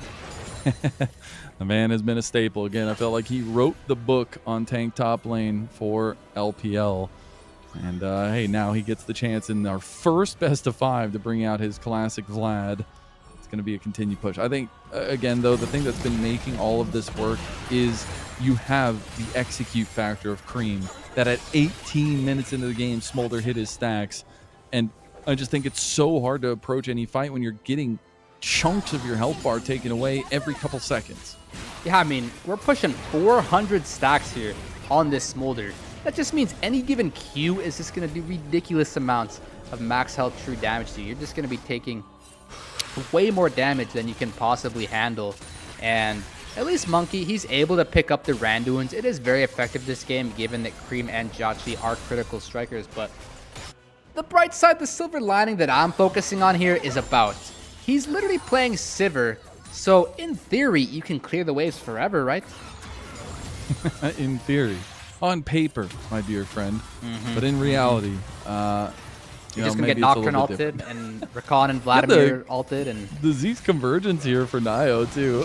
They're going to go for the play. He's going to use the Zeeks right now. He's a little bit of distraction. There's the Zeeks coming in, and even Cube cannot stand against the might that is the all-darkening Top Esports.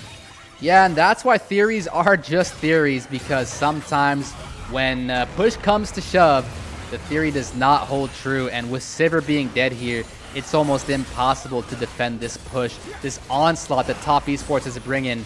They really had a long series here, taking us through a chaotic 5 games, but they want to end it here and now. They found themselves as champions of Split 1 in 2025. Then they found themselves in the Knights Rivals play-ins in 2026. But that is all for naught now that they look to claim their spot in the playoffs, in that group ascend for Split 2, and all they have to do is knock down WE a couple more pegs, as now it's going to be Top Esports actually backing away because they don't have the minions. A little bit of healing coming in from 369 as he should heal a chunk of damage there. It'll be Feng Yu dying, and that should be the re-engage from Q that finds a couple kills. Mazal, I don't think this was how that was supposed to go. It looks like WE has absolutely everything they could possibly be hoping for taking place right now. Cube wants to take out Cream here, meaning they're probably going to get the Baron Nashor either which way. That was a generational throw if I've ever seen one. You just disrespected WE. And now you got to make sure that you're in time for this next Dragon fight, as they will have the Baron buff. They'll have many pushing lanes, and WE show a little bit of life. Yeah, WE out of absolutely nowhere, almost getting their Nexus Zillion ulted or something. I've never seen anything like it. They're just fully back in the game now. And, I mean, yeah, they're down 8K, but they got a Baron buff. They got a lot of gold just then. Taking a look back at that fight, a little bit of a toughie.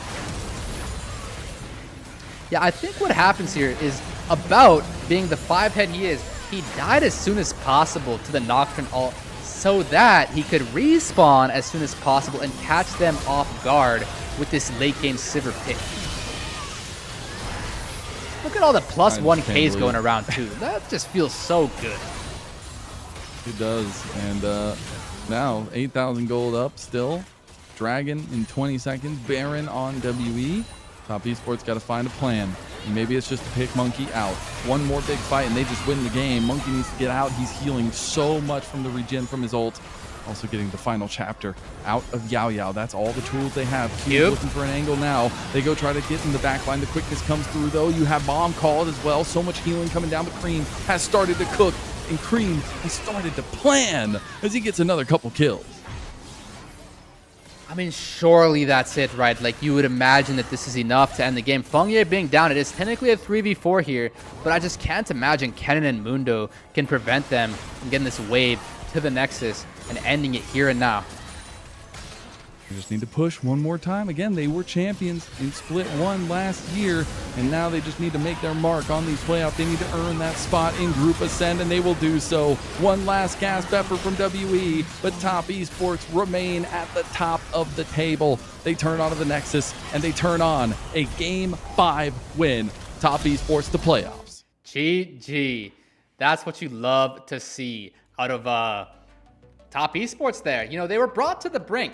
You know, they really had an up and down series, making a lot of mistakes. Even at the end there, not able to fully close it out. I think that was quite an encapsulation of what was going on this series. You know, a lot of mayhem, a lot of really, really ridiculous things going on. So many kills. I would love to see how many kills took place in this best of 5. But if you ask me, that just set the tone for a great evening. We still got a whole series left, and for a great playoffs. This is just going to be the best LPL postseason yet. Our first series, it's 5 games. Back and forth, bang. I know these players are tired. The Top Esports end up finding the win, and off the back of an incredible 3-6-9 series of play on the Vlad, and a couple of those other games too. About a 7.2k lead for him individually in the second to last game. But there we go. Top Esports earn it, and WE now have to fight for their lives in the Knights Rivals. Yep. Good news is, as you just said, they do have an additional life in this Knight Rivals postseason. They're going to be able to play against some of those middle of the pack teams. Hopefully they're going to get to dodge LNG, because that is definitely a team who is one of the contenders, even though they've only got the 1 life. So, you know, WE losing a life here, it is what it is. You're still in this postseason. You've still got a really good shot of going somewhere. Clearly, you've got some kind of substance to this team that can get somewhere. You just kind of got to find a way to mold it in the right way, perhaps with the drafts, getting Monkey on the right kind of champs, getting the team to play in a certain way, getting Karis on these kind of wild card X Factor picks. There's a lot of good things here, even though they just lost this series for WE. Yeah, I think so. It finally showed some of that WE that we had seen in the regular season, which had been missing, I feel like, over these last couple series they had played. So really nice to see from them at least a little bit of a comeback in that regard, but it still is a question of what happens next for them and the comps that they're going to be looking at. And speaking of, for Top Esports, honestly, throwing a couple wrenches in the works, a couple really bad decision-making trees in a couple of those games, but besides that, it felt like the games that they were in control, they were truly in control. Yeah, that's a good point. I think I'm trying to remember exactly which ones. It was Game 2 and Game 3.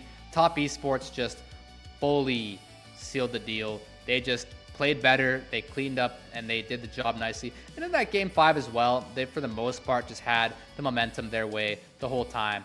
And yeah, but their hiccups were pretty bad. So I think they just need to find a way to, you know, keep those good things good, but find a way to make the bad things less bad, because a lot of those mistakes were just really, really costly. You know, it's fine for a really good League of Legends team to make mistakes, but you just don't want them to be that expensive. Yeah, I think, and it can't be if you want to try to make the run, which W weren't able to do in the last split of LPL last year. And something that they'll have to come back to is with these this squad that they have that they're trying to rebuild with. And we'll be taking a look at the post-game stats here. Again, all in control. Top Esports, Cream, insane. I want fact-checking. I might be reach out to Leo with LCS and see. But that, I like Leo. That scaling of the stacking and finishing that at like 1825 or whatever it was, insane. Yeah, that's probably a new Smolder speedrun world record, at least for tier 1 leagues in season 16. Really fast from Cream there. And as for MVP, I think it's gotta be it's got to be 369. I mean, how can it not be after another, what was it? These are probably a 6K goal lead at the end of that. Just ridiculous sights coming in from this top lane here and really shutting me up about 369 versus Cube in that top lane. Hey, you know, 369 teaches once again. He's always a teacher. But that means they're going to an interview. We'll get the POG and the player of the match afterwards. But that's it for your first best of 5. Yeah, the LPL went the GGs. distance. Want to get thoughts or feelings coming into the end of Night's Rivals over the next couple days? Yeah, I mean, it's really exciting. We got to even get the Rafa Silver Scrapes going. Couldn't have asked for a better best of 5. That was amazing. Chaos from start to finish. And this is what I love so much about the LPL. You just never know what's going to happen next, who's going to come out on top. And that was glorious. I can't wait to watch what happens in this next series tonight. It was a pleasure, and that is true. We still have another best of 5 after those silver scrapes came through. So we will have Dia and Quacks coming in for that second series, and we hope to see you all there after this break.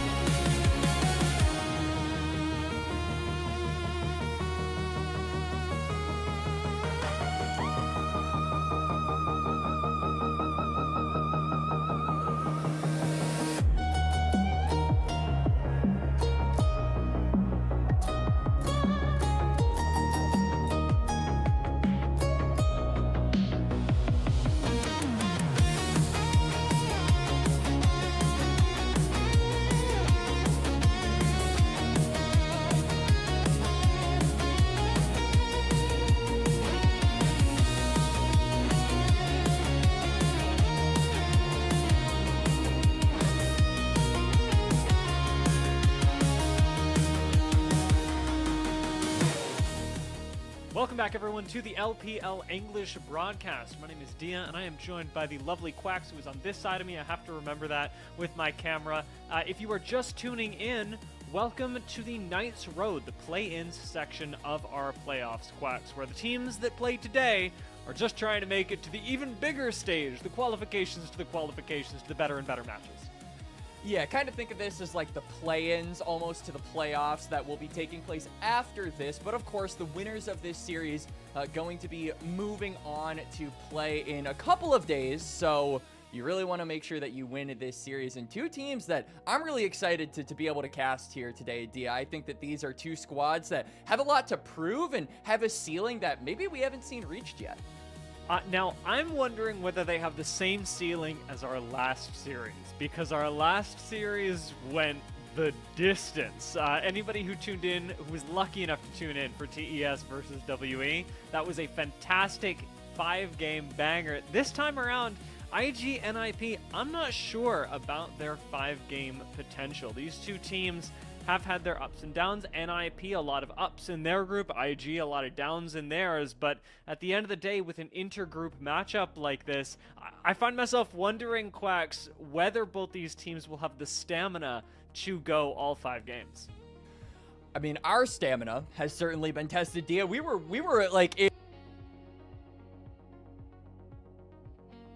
room for Series 2 after Series 1 for like 3, almost 4 hours. We were waiting on that series for a long time, so our personal stamina is being tested here. But I absolutely agree with you. I think anytime you look at the best of 5s, you have to be taking into account, okay, what are some secret dark technology picks that these teams might cook up? What are some players that might have something that can be considered an ace in the hole or a trick up their sleeve that we might see if we get to a game 4 or a game 5 and hit the 10-game night, the legendary 10-game night, Dia. And honestly, in the case of NiP, I think that we have seen some of those dark technology picks. I'm really excited, particularly for Hoya and Guan, as well as Zhuo, to maybe get some of the spicy stuff that they have played in the regular season out here tonight against IG, who I think have been more so on the meta side. Really, the only player that I can think of who has, done some crazy stuff has been Rookie, whose most played has been the Anivia, or the Syndra, followed by the Anivia. So two mid laners we don't traditionally see. Yeah, well, we have, like you say, a lot of star power on NiP. You've highlighted some of the important ways that IG have stylized themselves, and I want to talk a little bit about this roster because in a best of 5, the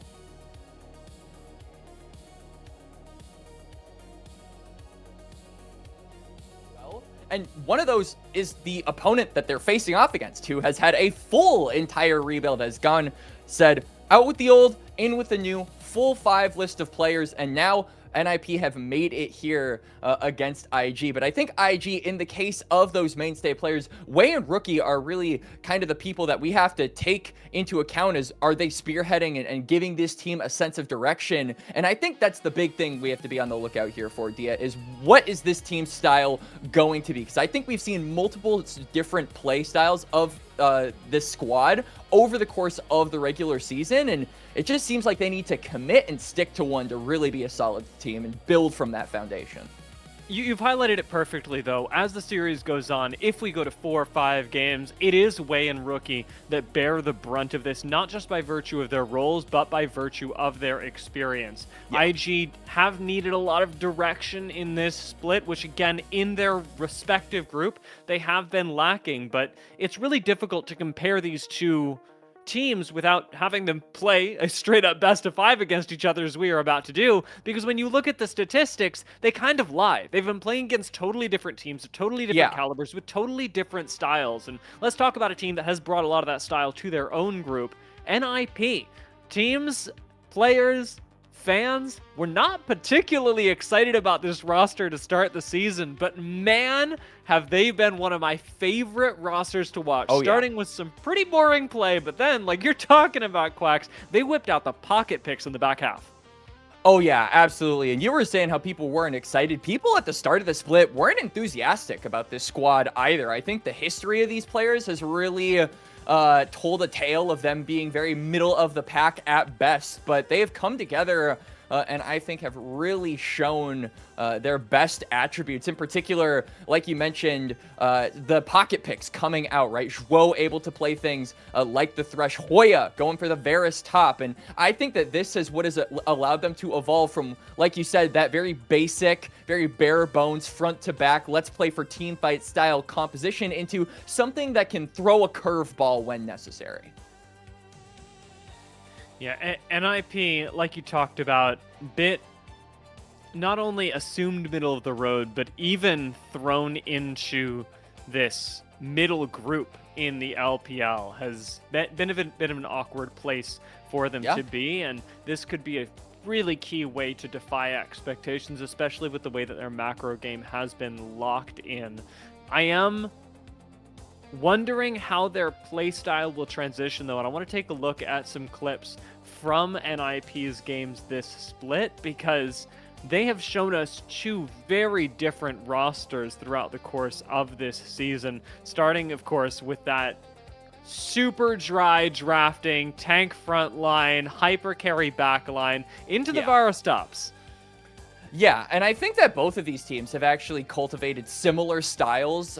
IG also haven't been afraid to draft similar things from what we've seen on NiP, but NiP, I feel, have been executing on that front to back just so much better. Even when they look a little bit shaky, like here in this clip where they're essentially all 50% HP, they don't even cover Austin. He walks up and ends up getting sniped. They manage to kind of focus on the objective and still keep in mind that they get the soul in that play. So being able to kind of put their eyes on the bigger picture, I think, is something that has really helped them against other Perseverance squads that they were not anticipated to be able to match against. I think if you go back to the predictions for Perseverance and kind of where you put everyone in their little boxes, a lot of people would have NiP like third. The assumed first place team was Edward Gaming, and then WE was going to be the monkey show yet again, just allow him to be the carry like he was in 2025. And then NiP, full of just this entire rebuild and 5 players that seldom have any experience with one another. You're not expecting them to hit the ground running, but they absolutely have, and they have found their style and have really built on it. So I do think that we're going to be seeing, at least in the start of this series, what we have been seeing for a majority of their play, which is that front to back, look to team fight, very macro oriented gameplay. But if we get into the weeds, Dia, and that doesn't end up working, it's the Varus top, it's the Thresh, it's all of the dark technology pocket picks that make this team so entertaining from top to bottom. Yeah, it's a really great thing to be able to fall back on at any point in the series. And so when NiP do end up going to what we're hoping will be the Game 4s and Game 5s of this series, that's what they can really look at. Now, I have to ask you about this. I see 2 Millennium Falcons. I know I asked you to explain it in the pre-show, but I am just not that information retentive. What on earth are we talking about here? So Dia explained to me that that they are a Star Trek guy. I'm a Star Wars guy, so I feel like we're complementing each other's weaknesses here, my friend. With the Millennium Falcon meme, basically, episode 4, episode 5, you had Leia, you had Luke, you had Chewie, you had Han, you even had Obi-Wan in there. That made up, like, your usual crew that was riding the ship, but then they all kind of, unfortunately, weren't in the sequel trilogy that some people don't consider canon, and it was a new group of people. It was your Rey, it was your Finn, it was your Poe. Chewie was still there. We don't have a mainstay, but the point of this analogy, same ship, different crew, and same destination as well, being able to top their group with an entirely new, different squad, and now hoping to try and punch above their weight class against an Ascend team that is IG. I'm trying to come up with a Star Trek analogy that would like translate, but I'm realizing that this is wasted effort for me because even if I get one, you're saying though, that's the problem. Even if I get one, it's going to be for what, like 3 members of the audience that actually are looking for a Star Trek analogy, and for some reason have not seen Star Wars. I have seen Star Wars. I'm just not. Bless. I'm not locked in on it. However, I am noticing that we've got the walkouts going on right now. Both teams looking pretty locked in, but I want to talk about the draft real quick. Let's pull up some picks to look at because it'll be really important to set the stage for what we're about to see in NIG IP drafting and what these teams can look for in terms of what they should be scared of. I'm really looking at the Alistair specifically. Alistair has been one of the best picks for Jouet all season. In fact, for the whole team all season. He's got 6 picks on it, has won 2/3 of the games. Soberos Casante as well boasts a 75% win rate, which is pretty darn fantastic. Now, on the other side of that, there's a lot of good going on. The Thresh and Jin for NiP, despite Jin's low win rate internationally, has been absolutely fantastic. I'm not going to explain the whole graphic. You guys can all see. You can use your eyes. But these are the picks we should be looking out for as we get into the series. And honestly, another underrated pick that I think is kind of missing on the graphic is Guwan's Kiana. We were talking about the curveballs for each team, and that's the jungler for NiPs. And like we usually expect him on things like the Vi, the Jarvan, the Malphite, things that go in and initiate the team fights. But when in doubt, like my mans can go for a carry jungler, and he has a 75% win rate on that. So I just think highlighting some of these dark tech picks is really going to be fun for NiP. But IG as well, Jouet is obviously kind of an Alistar merchant. He's much so a big fan of like the hard engage supports where he goes Alistar, he goes Nautilus, he goes Rel, wants to just initiate a fight. And Zhuo, I think, has kind of shown the opposite. He goes for the very non-committal supports, like the Bard has been very good, the Thresh has been very good. These champions that give you options on what you want to do. You don't have to throw your entire self into a fight in order to get it started. So I think these two styles are going to be really interesting to see from the two supports. As we are finished with the bans here, IG first pickup. Varus is open, so I wonder if they're just going to pick that. But Rumble is also open, and they're just going to snag that one away immediately. Dia, good first pick, but what are NiP going to respond with is the big question. Yeah, it certainly seems like they are locked on exactly what you noticed during pick 1. Varus still open. Now, grabbing the Rumble for Sobero, not bad at all. NiP, if anything, must just be feeling baited by this. If you've left Varus open for their first pick, what else are they going to be able to get? I would like to see this locked in, especially because the bot lane is going to be such a focus during the course of this series. We talked about the supports, you were just mentioning them, but having a strong AD character pair with Zhuo's roaming play style might just be the thing that unlocks NiP to take game 1 of the series.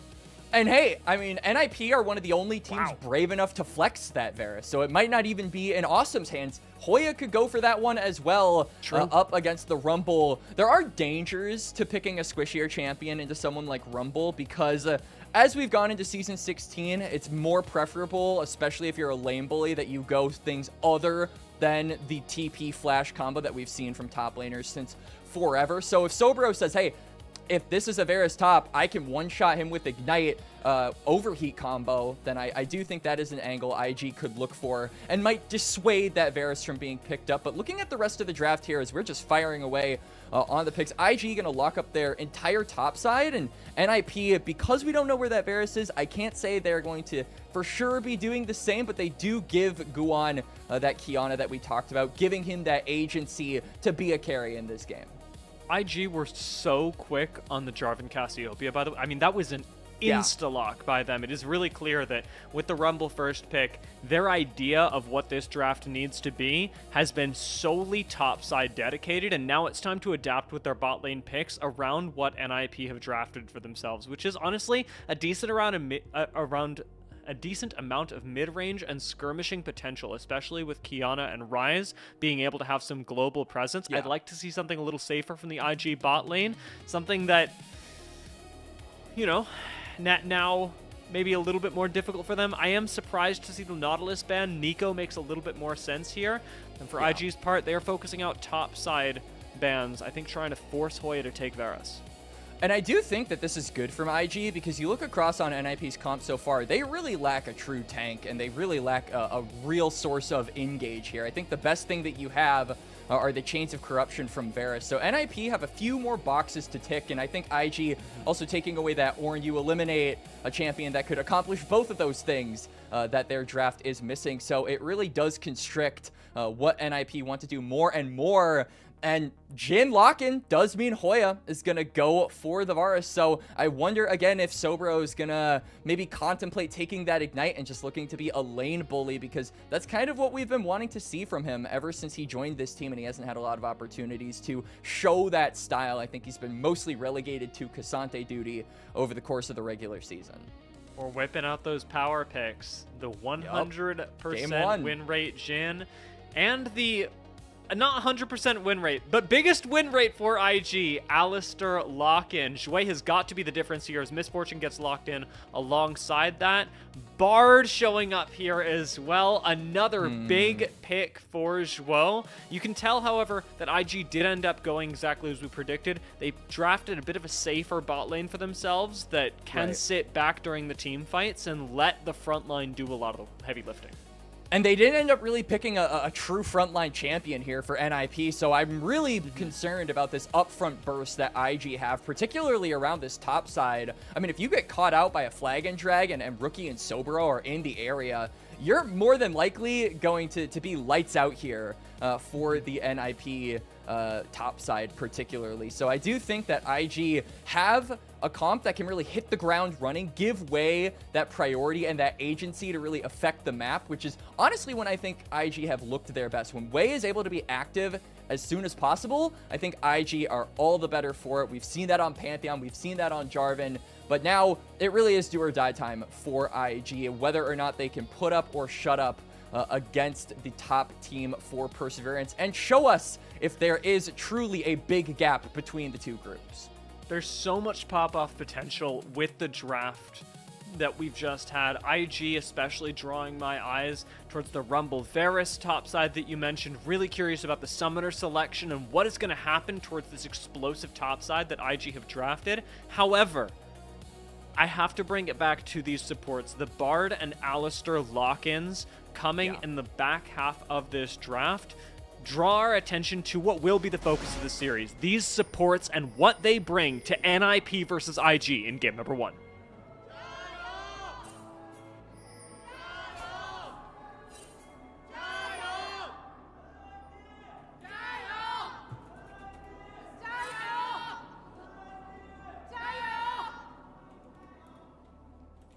Fair amount of Jayos. Fair amount, you know. I give it like a, what are you, like a 7 out of 10 to you? I am going to love and support you. And I'm not a Jayo, not appreciator's not the word I'm looking for. I'm not a Jayo evaluator. There we go. All enthusiasm is good enthusiasm. I intentionally separate myself from the It's a good motto. Jayo. Because otherwise, you know, sometimes the team doesn't get cheers, and I just get really upset. So to me, anyone says anything, it's all good. And I do think that a lot of people enthusiastic about this series, particularly curious to see how NiP will stack up against IG, who obviously one of the big things that has been a talking point between these two squads is strength of competition. We were having a talk about it before we went live, Dia, on IG having a 2-8 record, but that is because they have been facing off against the best teams in the LPL. Meanwhile, NiP not only have less series, but they've been doing it against competition that hasn't been nearly as strong in group Perseverance. So really just a question of how big the gap between these two teams is. And I think game 1 is going to be very telling for potentially what the overall future of this series holds. Guan's really noticed that our observers did a great job of noticing that he backed really early to pick up the first longsword after clearing his bottom side. Just now starting the top side clear, which will put him a little bit behind his counterpart in Wei's Jarvan. But the early impact that he can now have with the additional damage that Guan brings to any gank will be really noticeable, as well as the clear. There would be an angle for attack and exploitation by this move if Hoya was able to chunk out Sobro. Usually when you have a Varus, you want to really leverage that range advantage, whittle him down with those autos, but we can see that Sobro is doing a really good job at just staying healthy as Wei is wrapped around and is potentially looking for Awesome. Awesome does have flash. Oh, he Can failed his the thick flash. wall, but Zhui jumps right on top of him, and Awesome's flash does not clear the wall. Yeah, That's a rough time. That's a rough time, but a good gank. Yes, very successful there from Wei, hitting the ground runnings, doing what we said he needed to do, giving IG a good look here at the start of game number 1. And for Awesome, that's definitely a feels bad moment for him. No flash available for the Jhin does mean you're really susceptible to getting caught out by future flag and drags. And now that Zhui has level 3, he can just go for those headbutt pulverizes. And Misfortune, once you get some items under her belt, can be very, very deadly in the trading department. Jhin, not the best 2v2 champion in the world, more so a lane neutralizer than anything. So it feels like it might only get worse for Awesome and Zhuo. Maybe. One of the rough parts about this is that it was an avoidable mistake, something that NiP have been really good about controlling from their side. They're actually going to try and force an error in this mid lane, and will do so. Rookie steps up one step too far, or one slither too far, and will get punished immediately. Zhui's not able to do anything about it. Yeah, Zhui just a couple of trudges behind, not able to save his mid laner. Rookie, though, does go down, and Guan on the Qiyana also hitting the ground running. So both junglers making an impact early on in this game, but for the Qiyana, being able to get that kill and likely back with that Dirk is going to mean a lot of additional damage into some of these trades. I'm wondering if NiP and Guan specifically, with the prio he'll have, particularly around this top side, if he's just going to try and really focus down some of these future objectives. Zhui gets aggressive onto Zhuo. Not a bad choice, but unlikely to result in a kill. I say as the heal comes through and Photic starts speeding up. Finally going to get CC'd by Awesome, of all people, and gets chunked out himself. Misfortune low and having to back away. Leaves IG and NiP both hurting, but the expenditure of summoners pretty low, and it brings me back to the mid lane gank that I just wanted to touch on real quickly. Notice that Rookie did not burn flash. That's because objectives like this dragon have come up, and he knows he wants to be able to fight around that as a Cassiopeia with summoner presence. Guan on the top side as well, so he's not going to be able to contest. NiP also don't have a counter punch on the other side because the grubs haven't spawned, but Sobro is walking really He's far not spotted. up. Juan's coming up. Soboro should be dead here. Flash available still for the Rumble. Waiting to try and dodge the stun, but Guan does not give him that opportunity. Flashes right on top of him and delivers a kill towards the top side of the map. NiP, great play there once again. Good animation cancel there by Guan to really hide the animation of the water Q. Basically gives Sobro no time to react. So it's another kill over to the Qiyana. IG do, of course, get the dragon on the bot side, but drip feeding more resources into the jungler of NiP. And now that he is level 6, he can really start to affect these team fights if we see them. We do have a little less than 2 minutes until those grubs spawn, so Guan could use that as an opportunity to flex the gold that he has gained so far in this game. Zhuo gonna say hello to each other on the way bot side, checking on their AD carries. Guan's around here as well, however. A little too late for the dragon that we saw picked up a few minutes ago, but maybe just in time to keep his bot lane safe. Zhui and Photic should both know that the jungler is leaning topside from the way that NiP are able to position right now, but Zhui fishes for an engage anyways. We can see that Zhuo and Awesome really want to posture up toward this wave, because if you can get this wave under the turret, you can give Zhuo on this Bard a chance to go for a reset, roam up toward those grubs, and assist Guan in taking that objective. And that's really something that Bard, and specifically Zhuo on the Bard, has been very good at doing, is being very omnipresent around the map and playing to his win conditions when they need him to. So I'm looking at them to really put some pressure onto this bot side to free up the Bard and allowing him to make plays with his jungler. Care coming up few top. Seconds. Yep. Now comes the Realm Warp, and Soboro, still having flash, is going to use it underneath the tower. Cares tanking and will manage to just walk this one out. Hoya tanks the last turret shot, but it hardly hurts them at all compared to what they just did to Soboro. And Sobro forced to use that flash as well. Won't have it if there is a grub fight, and won't have it if he decides to join up with his team on the Dragon. Hoya as well, gonna pick up an extra plate just for good measure. And this Varus continuing to get accelerated. Good roam up there by Care, all things considered. Doesn't even lose much in the mid lane. As you can see, Rookie just now started hitting the wave, so he'll be able to wrestle his counterpart for priority around these grubs, which I feel like IG don't really have any business contesting at this point. They're very behind, particularly on the top side of the map, and I think Guwon now with that Profane complete is just too strong. The gold difference between top laners is really notable as well. Hoya up just about 1,000, but is going to walk into the brush as Wei goes for an engage onto Guwon. It is Hoya and Soboro fighting just above them. Rookie does try and rotate up to support, but Hoya will be able to finish off the kill on Soboro in the jungle. An unfortunate step, but an understandable one. Let's see if these bullets hit towards the bot side. Potek flashes in the brush, and he steps out right into the final shot from Awesome. And you cannot hide from Awesome's line of sight. Solo kill for the Jhin. Now nobody in the bot side means he's even going to be able to pick up a couple of plates as well with the 2 grubs that NiP managed to secure for themselves. This will be huge in allowing NiP to have dominance over on that bot side. We got a Dragon in a little less than 90 seconds, so if they're able to get push on that side of the map, it does mean easier setup for them. Taking a look back at this, it's just so tough for Soboro to get away from Hoya. It's rough. Hoya committing the flash to get the kill. Soboro doesn't have his, so he just has nowhere to go. And I am interested to actually see how this went. So I think Awesome popped the Elixir of Force, getting that 30 extra adaptive force. We are still on 16.2, folks, so it gives you 30 instead of the nerfed 25. I don't think it would have made a difference, given that Photic was very low on that 4th shot anyway, but still, solo kill is really good for NiP. As yeah, Soboro barely escaping death for the 4th time. Still has only died just 3.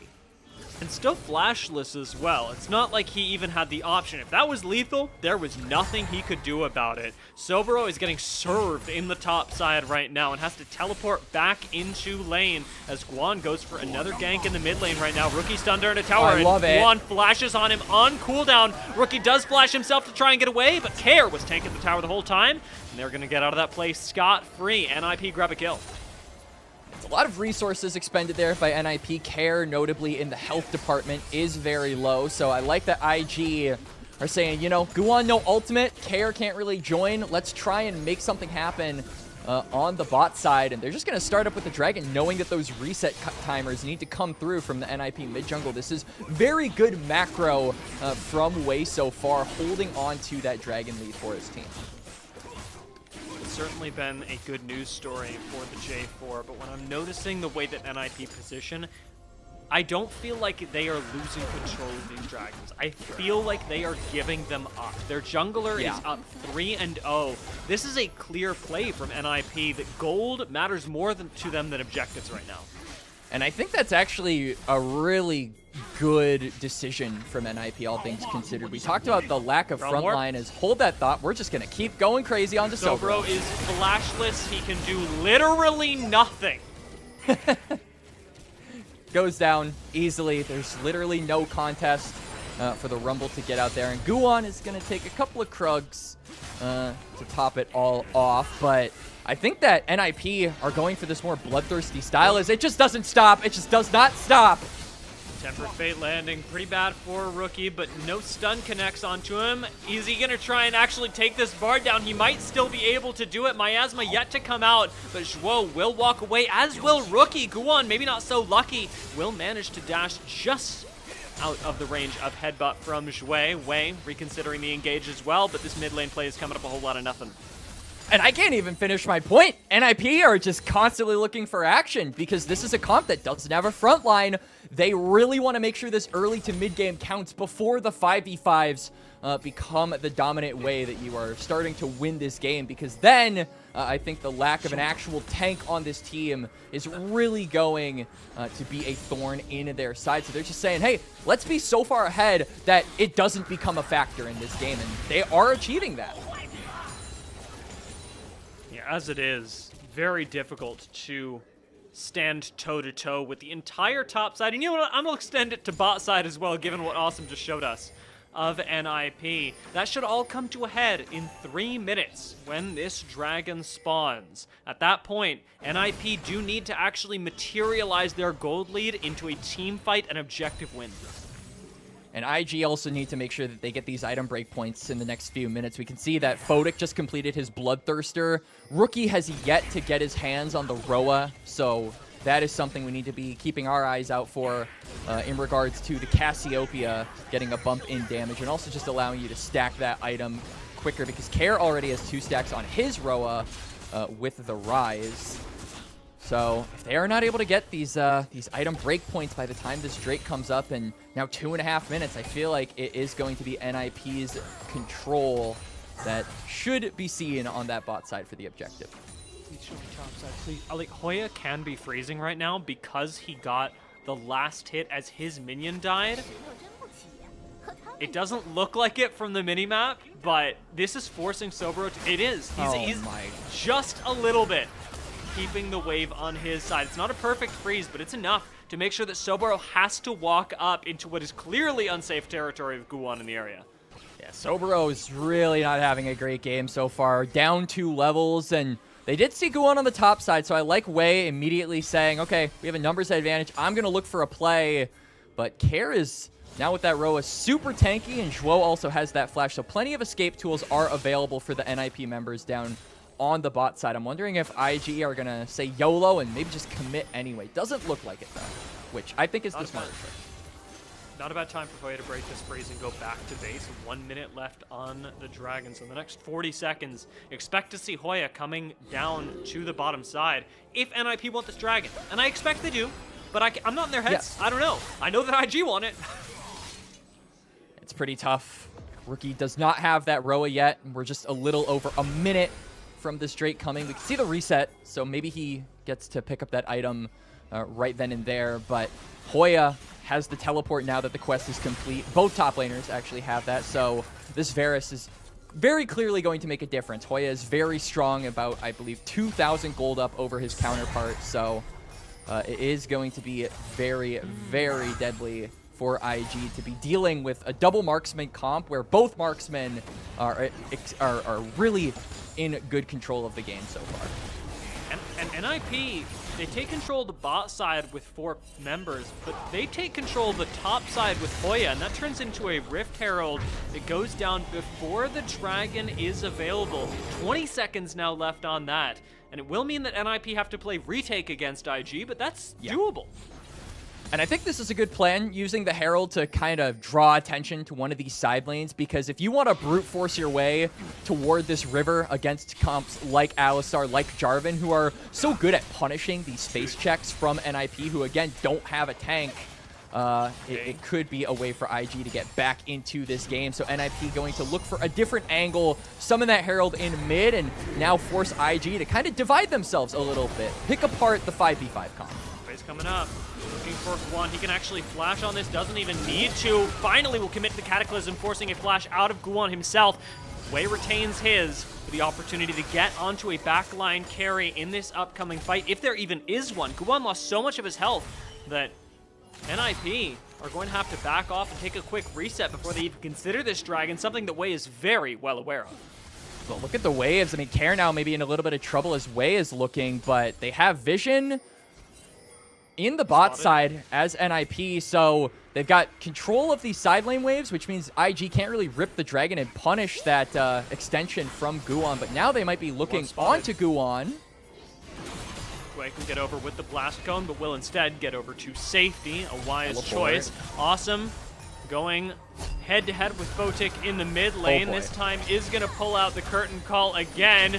Does this go as poorly for Photic as it did the first time? It will not. Flash once again expended on the ultimate cooldown from Awesome. But it gets NiP, the mid lane tower, and control once again of the river. But Photic's reset and that flash isn't going to be punished either.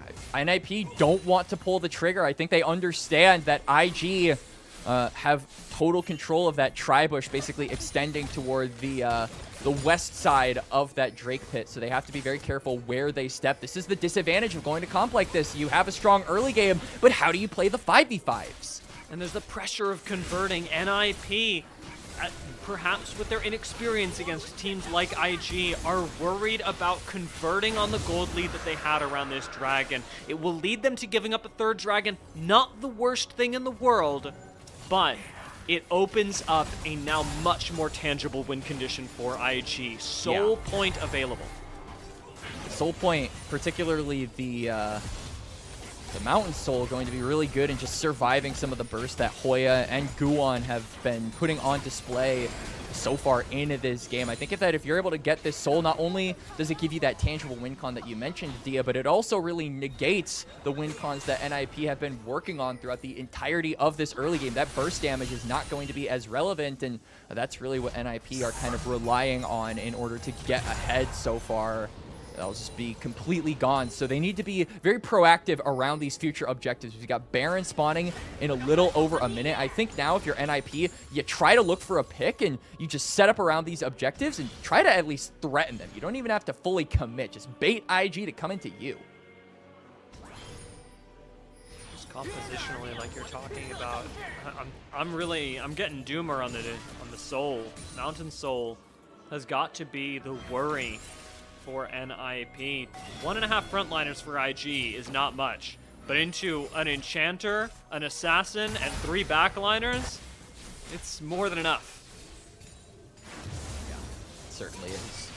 Mountain Soul going to do a lot in just tanking up these IG members from getting one shot in the fights. Guwon is still looking for plays. Perfect will connect. I don't think this is the engage. Even Care is antsy on it, but Sabrina's display of talent does stun 3. Shui's unbreakable will keep him alive for now, but it does force Wei to tank the last couple shots of this curtain call, taking him to just below half HP. This likely going to convert into the final outer turret. Even with the bullet time expended from IG, it will not be in defense of this structure. So while all this pressure is expended towards the bot side, keep in mind that Hoya is simultaneously applying pressure in the top lane, and the macro is still working out in NiP's favor. Yeah, no, NiP are doing really good at playing the map and being able to siege these outer towers. That's now all tier 1s gone off the map, which allows NiP to really extend this vision line for any of the future dragons that they're going to have to start considering being ahead of IG in terms of setup for. They now have the tools and the space in order to get that. But it really is just about those 5v5s. We can see how they do with picks. We can see how they do with playing on sides. But if they're not able to, oh, rookie. Shui's just it's got okay. Those fancy feet. He turned me to stone. This guy doesn't play non-committal enchanters for nothing. He turned me to stone with that. That definitely was petrifying. My gaze was definitely petrified. But yeah, unfortunately, rookie not gonna be able to get a pick with that ultimate. NiP though, just now waiting in the wings. But hey, Wei's got a flag. That gives you vision.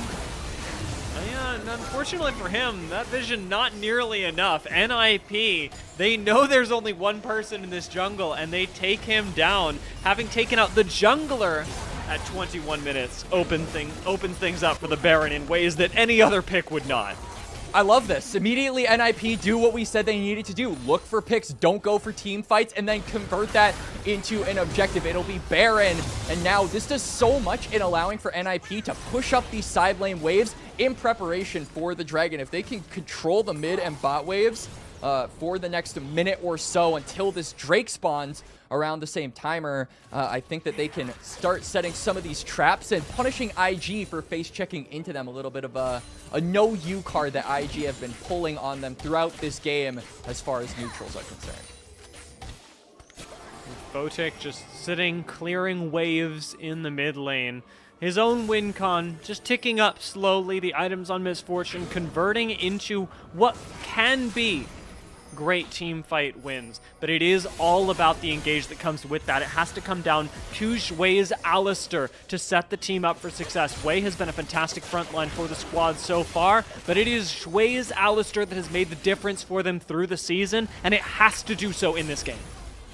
It does for sure. Guan also got his Edge of Night popped, so it'll be easier to find a pick tool onto this Kiana, but those flashes are available for every single member of NiP. So if you try and get him through a Cataclysm, bullet time combo, a hot pot combo, if you will, they're just going to be able to immediately get away from that. IG relying on that 5v5 front to back, but they don't have any control over this bot side, and that just means Dragon, for the first time, going to belong to NiP, and they are very thankful for it, as this does deny the soul. For at least another 5 minutes. Yep. It keeps NiP in the driver's seat, something that even around third Dragon, in the gold lead was shown, but in their play was doubtful. Now, there can be no doubts for NiP, either in the stands or in their own shares, that they are in charge of this game, and it is their job to close things out as quickly as possible. About a minute left on this Baron, and that seems like enough time for Hoya to take the mid lane tower.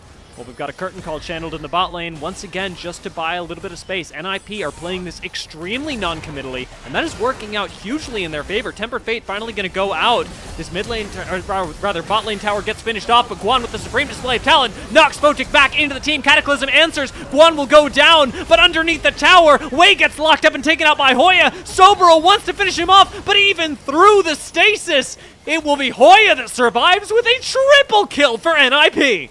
And Rookie has to panic TP back to the base to save face. IG all get ripped apart. I don't even know if that was a supreme display of talent from Guan, given that it didn't immediately kill anyone. It was more like a,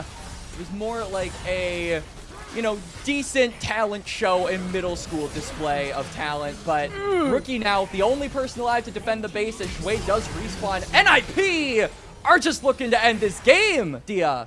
They know they're driving. If they didn't know before, they know now. NiP, since that Baron, have had confidence infused into their gameplay. An awesome flashing for the fourth shot.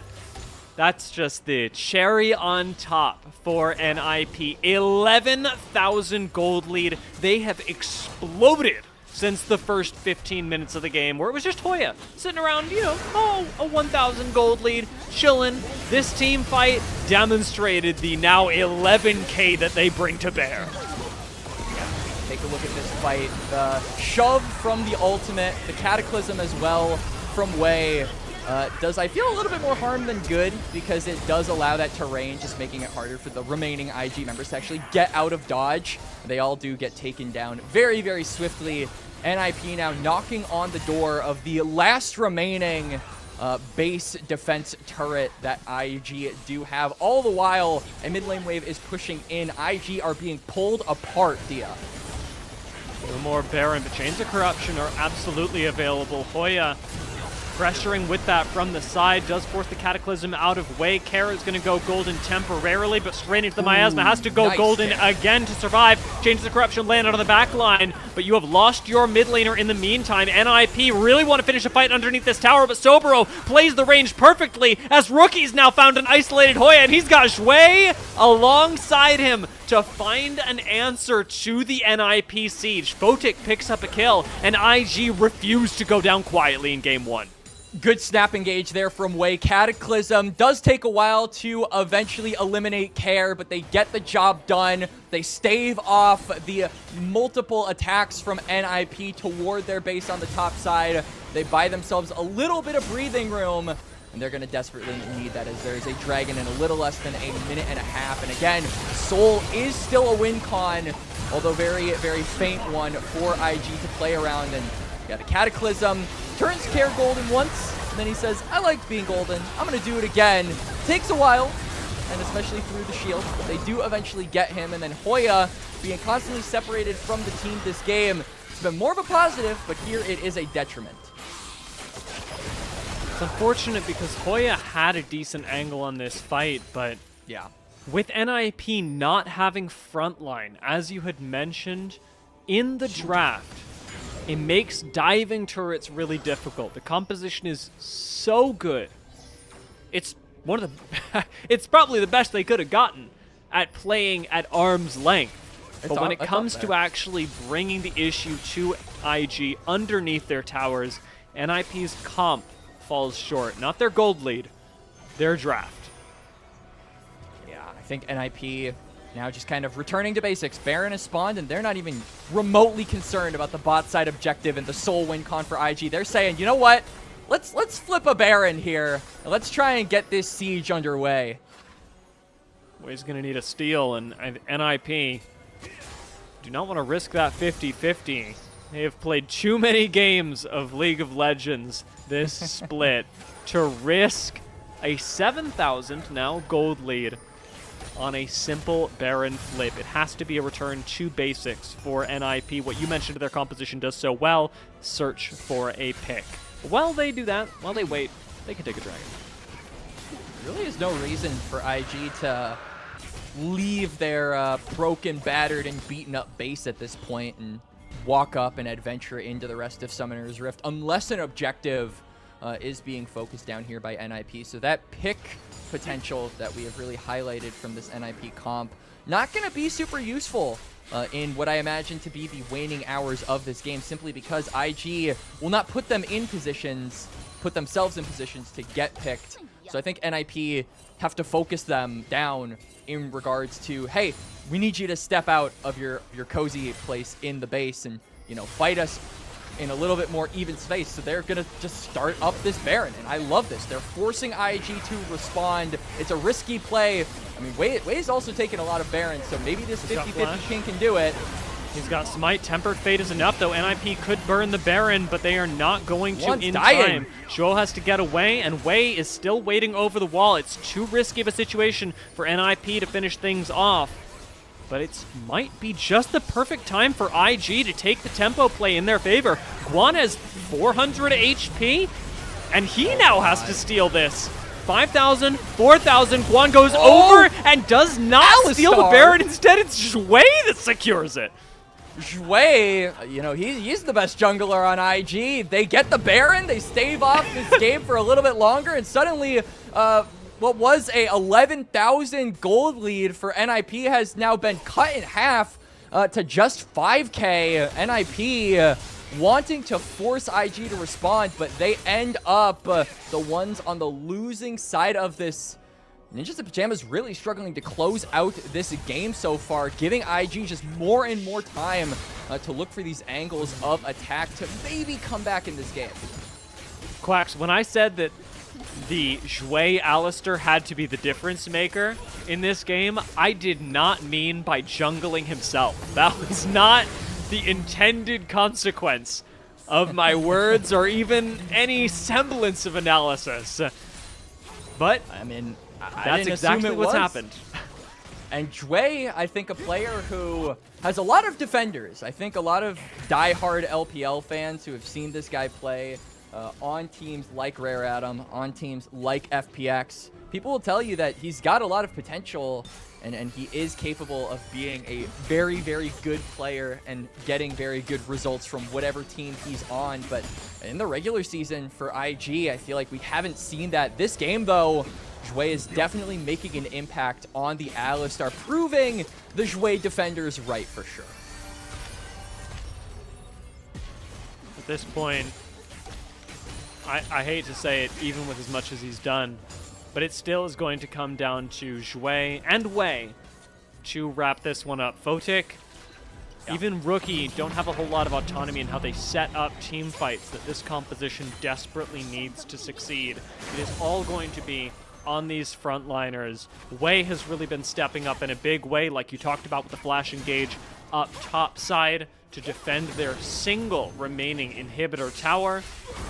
And doing something like that again, catching out Care, making sure that the immobile carries, which are all of them for the side of NiP, are constantly under threat. He's doing that once again around this mid lane, clearing out vision, something that IG, to their credit, have done very well this series.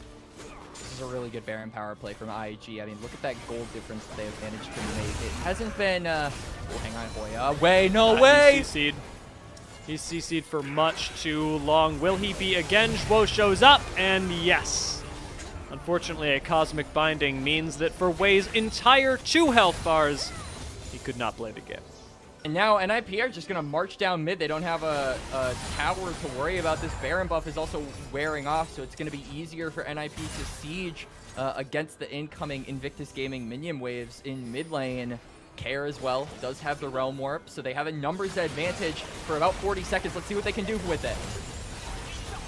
Tempered Fate already used.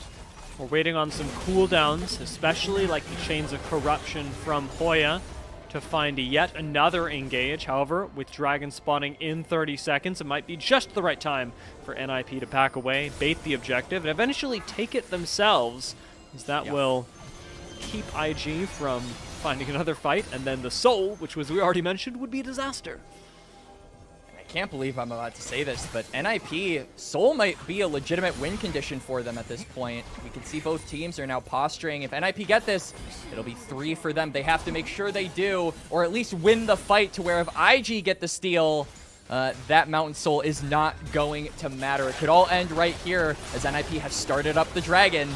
Half HP and Wei's in the pit. This is going to come down to a 50-50 smite, but he flashes over the wall away from the Dragon. Now it is the team fight that IG must win. Flash forward from Rookie with the Petrifying Gaze is going to pick up a kill on Zhuo. Well, Awesome at just, I'm going to say 700 HP, is walking this one out. NiP, they take the Dragon, but they lose the fight. Yeah, NiP deny that soul point win condition, but they're just now running down Awesome. He's going to use the blue buff for movement speed on the autos, but NiP lose 3, and now it's going to be Care and Awesome who have to defend these structures in mid lane for another 20 seconds or so before their teammates can respawn. And even with that fight going the way that it did, I was hesitant as to whether IG would walk away with the victory in it, as the Dragon was secured by NiP. Wei is literally flashing away from the fight, but it is Wei that steps up to the plate on Alistar and lets the team fight happen for his carries. Let's take a look at this one more time as Wei comes around over the wall. See, Wei wanting to go for it, isn't really able to do so, but yeah, Wei with the knock-up, with the space making on the Alistar, sets up for Bodic to just tear NiP asunder with that bullet time. It doesn't kill a lot of them, but it gets them so low to where they have to exfiltrate, they have to scatter, and IG trying to pick off the remaining members, won't be able to get Care and Awesome, but they do get so much gold in response. And think back to where we were just 10 minutes ago, Dia. 11,000? It's now 2.5. Not a comfortable place to be at all, and all credit to IG for being able to bring it back into touching distance. As NiP, as a fan, I'm scared. I'm scared of what happens if you lose a game where you had an 11,000 gold lead. We already talked about how IG, they've got that mental fortitude locked in. Oh boy. But it has to be a game 1 conversion. Oh, for you went NiP. golden again! Sobro going golden again, pulling the same thing that Care did earlier this game. Avoids the engage, keeps IG's hopes alive. Yeah, you dare use my own spells against me? Because dang, I didn't think you used my own spells against me. It worked, and now bunch of ultimates expended here by NiP. We are very late into the game, so those will come off of cooldown relatively quickly, but still, nice little moment there from Sobro to give his team agency to at least walk up a little bit more and get some more audacious wards into this Baron, because that has to be the main focus from here on out. NiP have had a lot of difficulty securing control of this objective, and IG have really been wrestling at every opportunity to try and get some wards down in that area.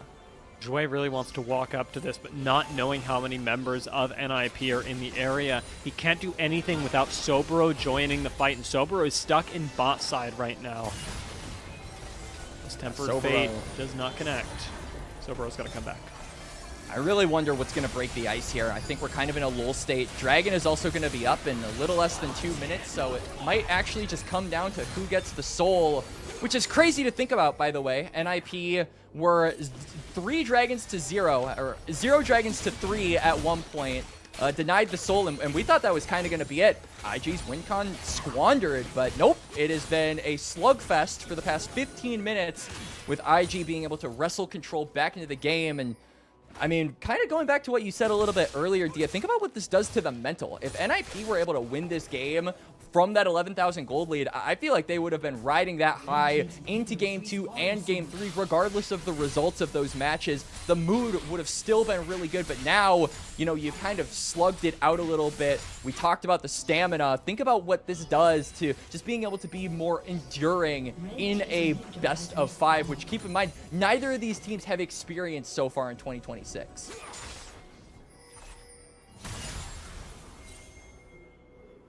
We're waiting for flashes to come back up. Waze just emerged, and Rookie will have his flash back up soon as well. Awesome's around the same time, and that will mean all summoners available. IG need to search for the engage, and by the same token, I'd like to see Zhuo do the same thing. He's found a couple of good Tempered Fates this game, but it has not been a standout Bard game from a standout Bard player. Yeah, especially in the late game. I think all of NiP have definitely been nerfed a little bit with time. Zhuo is looking for a nasty flank here, but Guwon, he's going to clear out this crab, and he's going to just immediately spot out this Alistar. So no surprises available for IG, and now he's completely separated from the rest of the team. They're just going to pull the trigger. This should be an easy pick. NiP didn't even have to set this one up, but IG are on the way, and Zhuo decides to turn things around. Unbreakable Will and a Flash Pulverize with a Tempered Fate to cut off the damage from Photic and Wei. Now it's a turnaround by NiP. 2 big engages from the supports, and, well, neither will result in death. It will result in NiP grabbing a dragon and the soul. And they will get that soul, like you said. Really good attempt there from Zhuo, but the empowered vision from the crab completely thwarts his flank, and NiP are now going to be able to grab that objective. Baron is still on the table, though, and you can see IG are pinging toward the top side, redeploying in that area. If they want to try and burst it down, they've got to do it decisively. They've got to do it quickly, but they've shown on the mid lane wave, so NiP know they're in the area. Keep in mind that around this Baron, we talked about summoners earlier, notably Zhuo does not have flash for an engage. He has got to play in everyone's face and wait for the headbutt pulverize to connect. Once shown up, Tempered Fate stalls out the Baron a little while longer as Hoya emerges into the pit, but it will be IG that get what they came for. Baron goes their way, and Zhuo, flashless as he is, gives up his life to make it happen. And the rest of them are going to be able to escape, and this will be really good for IG. Now in a 4v5 situation for the next 40 or so seconds, they'll be able to defend, at the very least, their Nexus turrets from going down, I feel. I think that NiP don't have a ton of easy, accessible wave clear in the face of these Baron minions. So they're really going to have to walk up, but again, they have numbers advantage.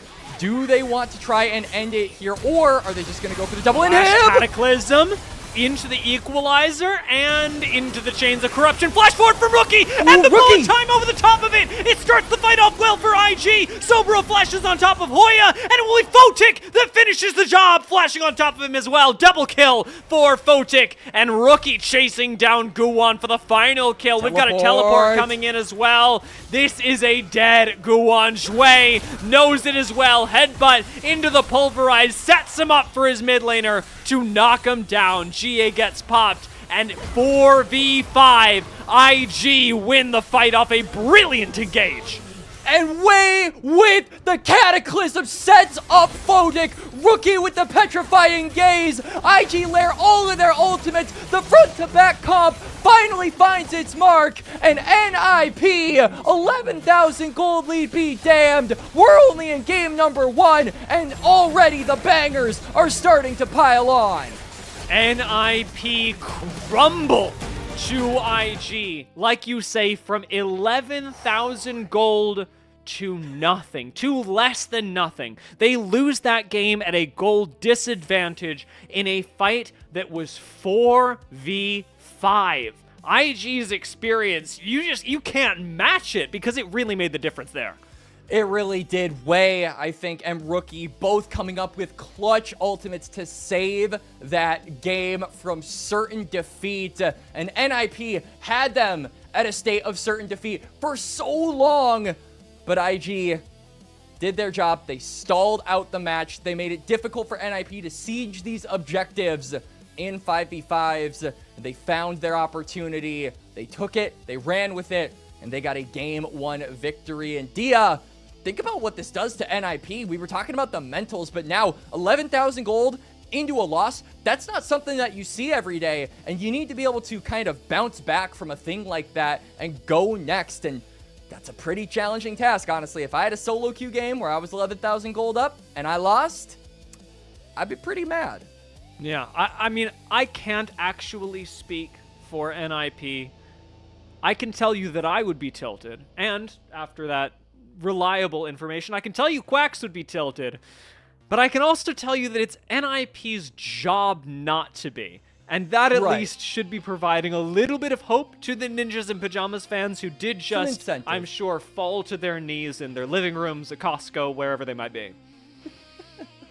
Yeah, absolutely. And really good stuff there from both teams. I do think that NiP, you know, we talked about it so many times. We sound like broken records saying it, but they got a little lost in the sauce, in my opinion, with this draft. I mean, double marksman into a comp that wants to 5v5, and eventually those team fights became the main factor in how you push a game forward, and NiP just didn't have a comp that was really able to match IG in that department, regardless of the gold lead that they had. So I think that NiP kind of got beaten at their own game. They're known as the team fight guys in Perseverance, and they got out team fought by Invictus Gaming. So I think going into game number 2, one thing that I'm definitely going to be looking at for Ninjas in Pajamas is to return to their roots, right? Put Guan on like a Vi, put him on a Malphite, allow him to be the engage tool that he has been for this squad all season, and really just return to what worked for you over the course of the regular season. And that is the difficult thing about pick compositions, because when you look at this game, NiP's composition never stopped doing what it was supposed to do. Whenever they found somebody isolated, whenever they manufactured a pick, man, did it go their way. Man, did the next 3-4 minutes tend to go their way. Again, yeah, barring that Nexus fight that we just saw. But when they tried to team fight under tower in a game that they were winning, it's just not what their composition was meant to do. And IG continued to manufacture situations even when behind 11,000 gold that let their composition do, in its most critical moments, what it did best. And that was team fight like heck. Taking a look at this post game, Hoya ran the top side. Hoya did exactly what he was supposed to do in this game. Yeah. I think all of NiP actually did exactly what they were supposed to do. It's just IG out team fought them. I mean, they played that early game very surgical. I feel like everybody was moving like how you would expect a comp that wanted to play high octane should be maneuvering around the map. We were making realm warps up toward the top side, setting Sobero behind. Guam was constantly fishing for picks. They did everything right in the first 20 minutes, but then, like you said, when it came down to the team fights, their comp just wasn't built for that. They realized they weren't built for it. And IG, well, they were tailor-made for it. They were specialized in that department. They were called in. They paid the big bucks for comps like this to come in and make unwinnable-looking games get won. So big stuff for IG. Big mental boost, I have to think, for them as well, being able to win this game and go forward. I put a lot of emphasis on how well Jouet was going to do in this series. And don't get me wrong, Alistar delivered. Jouet's Alistar pick made a huge difference, especially in the mid game, for IG's chances of winning, as they eventually did. When it came down to it, though, I have got to give credit where it is due. Jouet may have held up the mid game. Wei clutched the end game in an unfathomable way. When we're looking at these highlights, I'm waiting for the critical team fight that happens in the end game, when IG, once again, 4v5, turn things around just as they did here. Yeah, this was like the third time NiP had done this at this point, and they just got beaten back every single dang time. And yeah, I absolutely agree with your assessment there, Dia, where we had a lot of really good moments for Zhui to set up big bullet times or big petrifying gazes where Rookie and Photic were able to deliver the damage. But Wei's setup as well with the Cataclysms, with the knockups, and not only being able to clutch the late game, but also keep some of the early game hopes alive. He was the guy that was taking those dragons. He was the guy that was stalling out the win conditions for NiP, not to just run away with this game. Because if NiP were in control of the first 3 Drakes of the game, if the positions were reversed, I think we'd have a different winner for this match. So the early and mid game as well was clutched up by Wei in the objective department, just being able to slow down the tempo of this match and give his team more time to look for those opportunities, which they eventually did. Flash from Rookie, really credited with setting up NiP to be taken out. That was a really rough fight for them in the base. You know, I've seen the replay twice, and I saw the play once. Still not sure how Zhui got the Baron. Jungle diff. Jungle diff.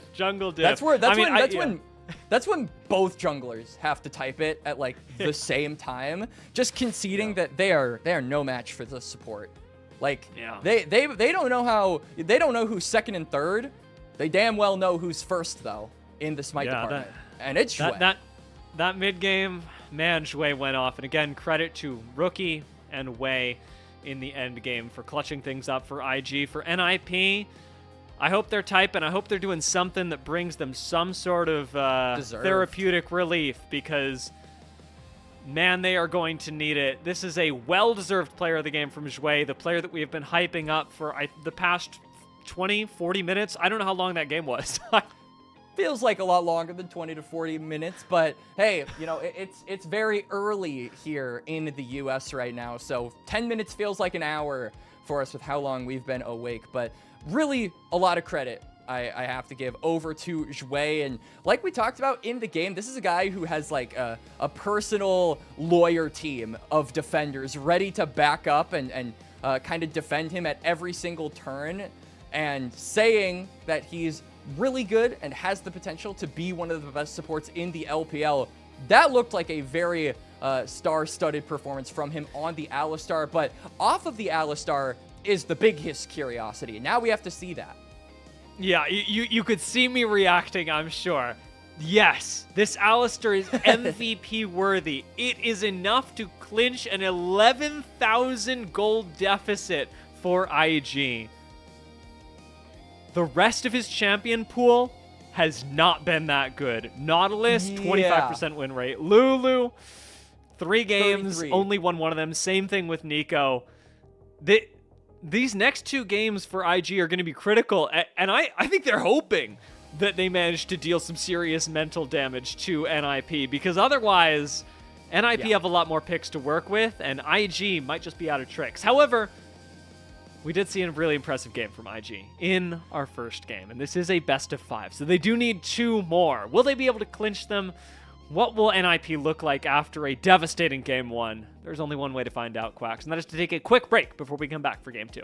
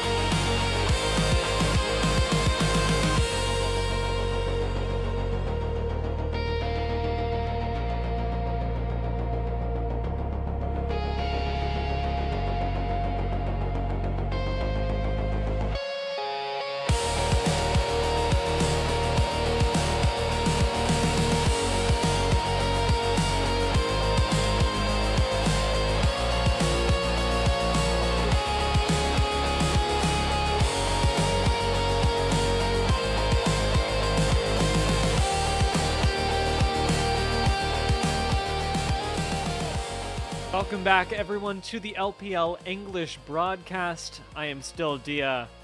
That is still Quacks. But things have changed. Things have changed mightily, they have.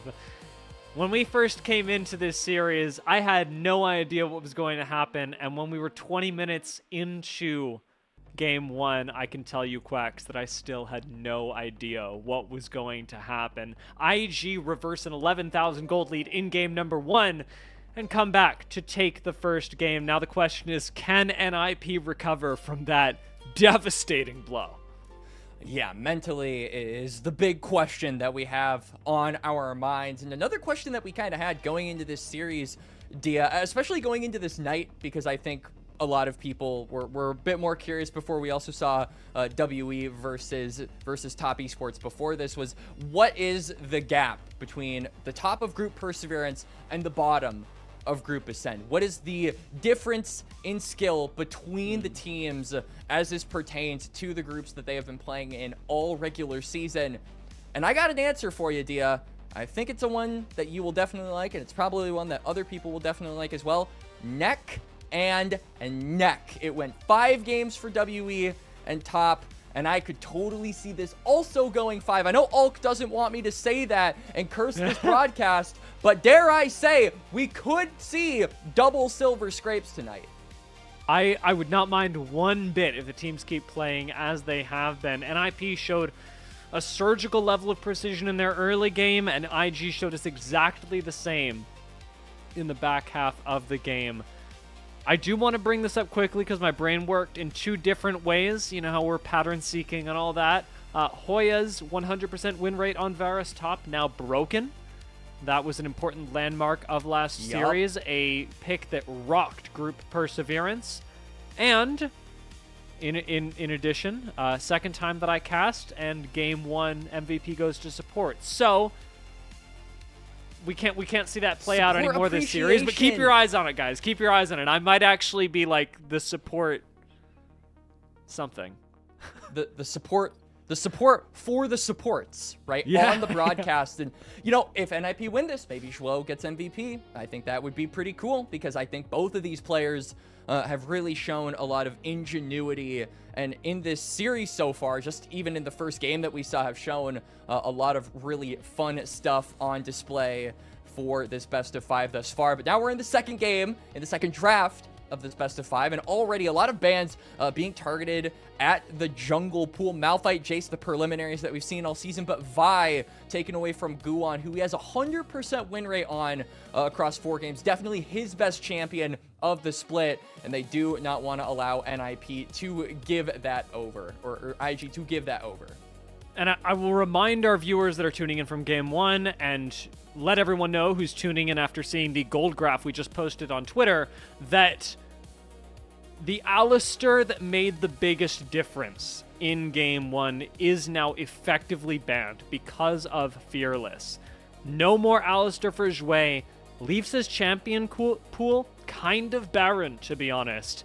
I don't mind this hover at all, because especially if you are able to push Zhuo onto less and less comfortable picks, he's favored the Nico, even with its negative win rate in his own group.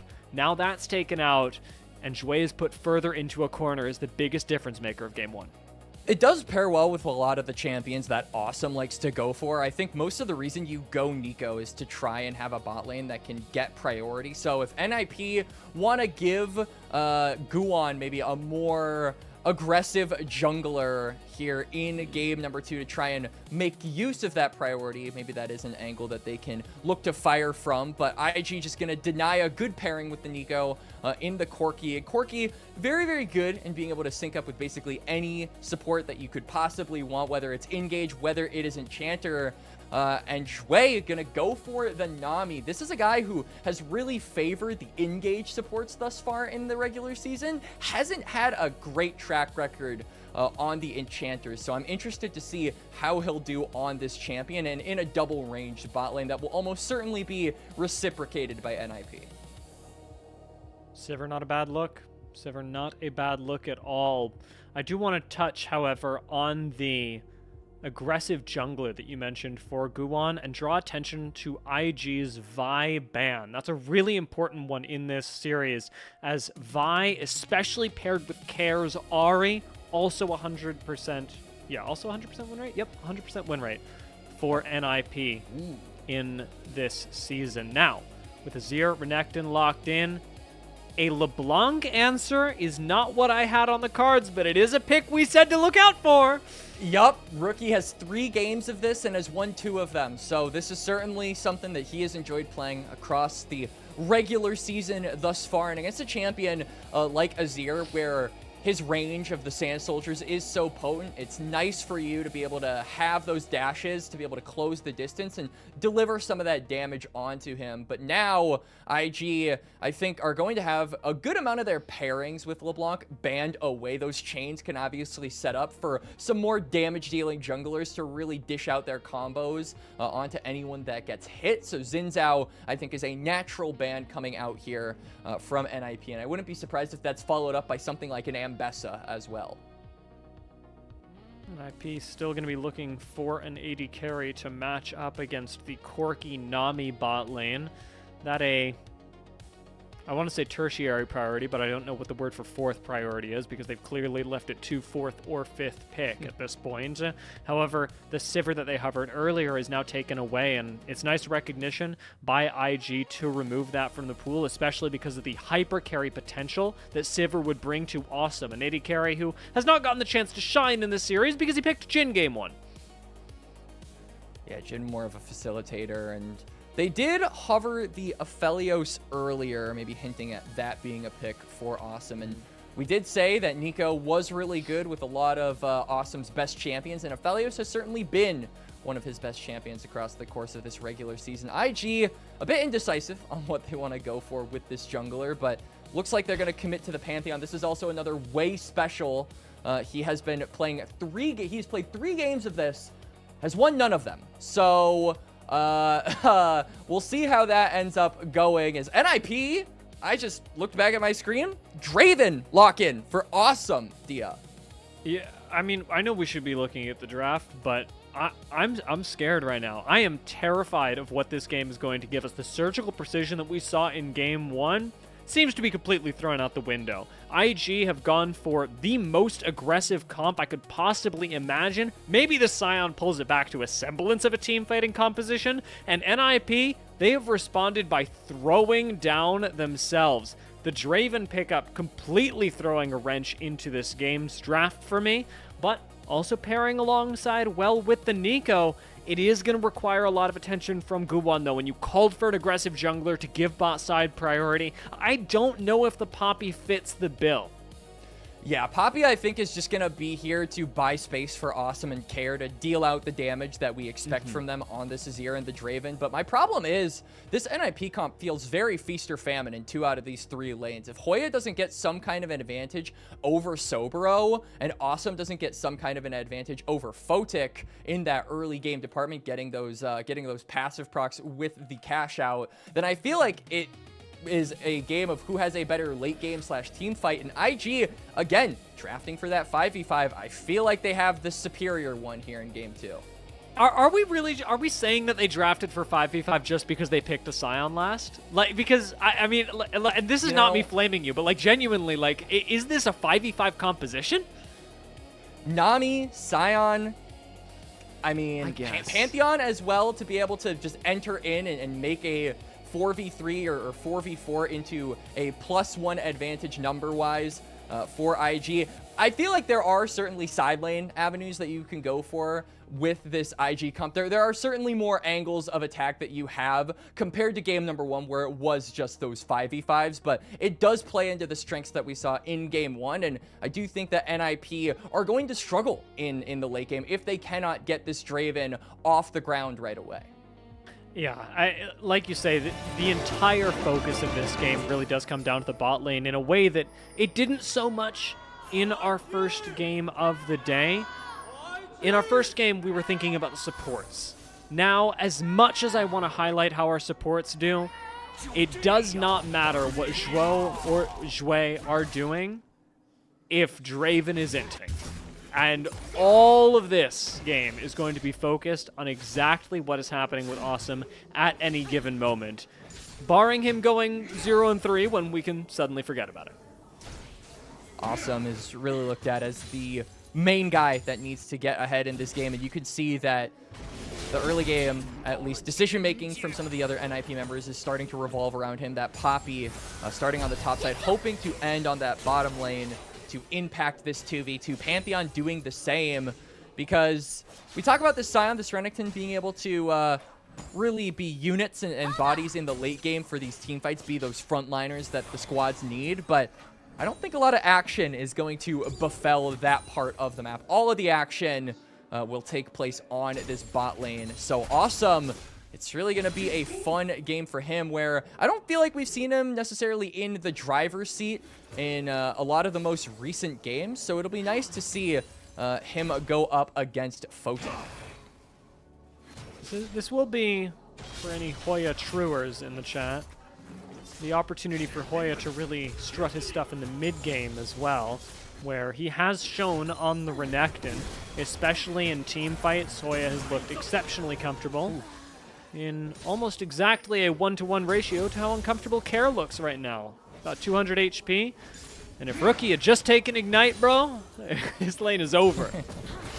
Rookie is still looking, though. Care with Slide Whistle 6-peck combo, though, is going to be able to avoid the damage from the LeBlanc, but still is definitely looking worse for wear. It's going to force an early reset out of the Azir, and definitely making him think on his toes defensively against this LeBlanc pick. And this is what we want to see from Rookie. Dominance in the early game, making it difficult for this Azir and not allowing him to free scale in this lane and be that late game insurance in case Awesome doesn't hit the ground running on this Draven.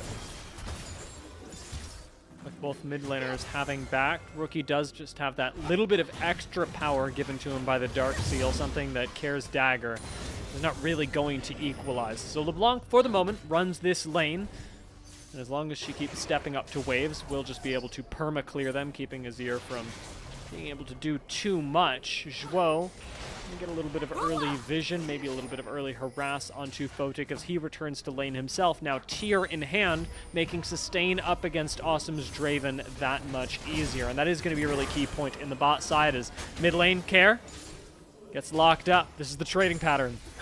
Yep, already taken to less than half. Rookie with a superior HP bar is just going to keep walking up with these distortions, and it's going to be a difficult lane for Care. I think Guwon now on reset is going to maybe try and pay a visit toward mid lane just to alleviate some pressure, but Care already back. So, I mean, if you're just resetting to get yourself health and mana and not actually able to get an item off of that reset, it feels really inefficient for a champion so reliant on economy like Azir.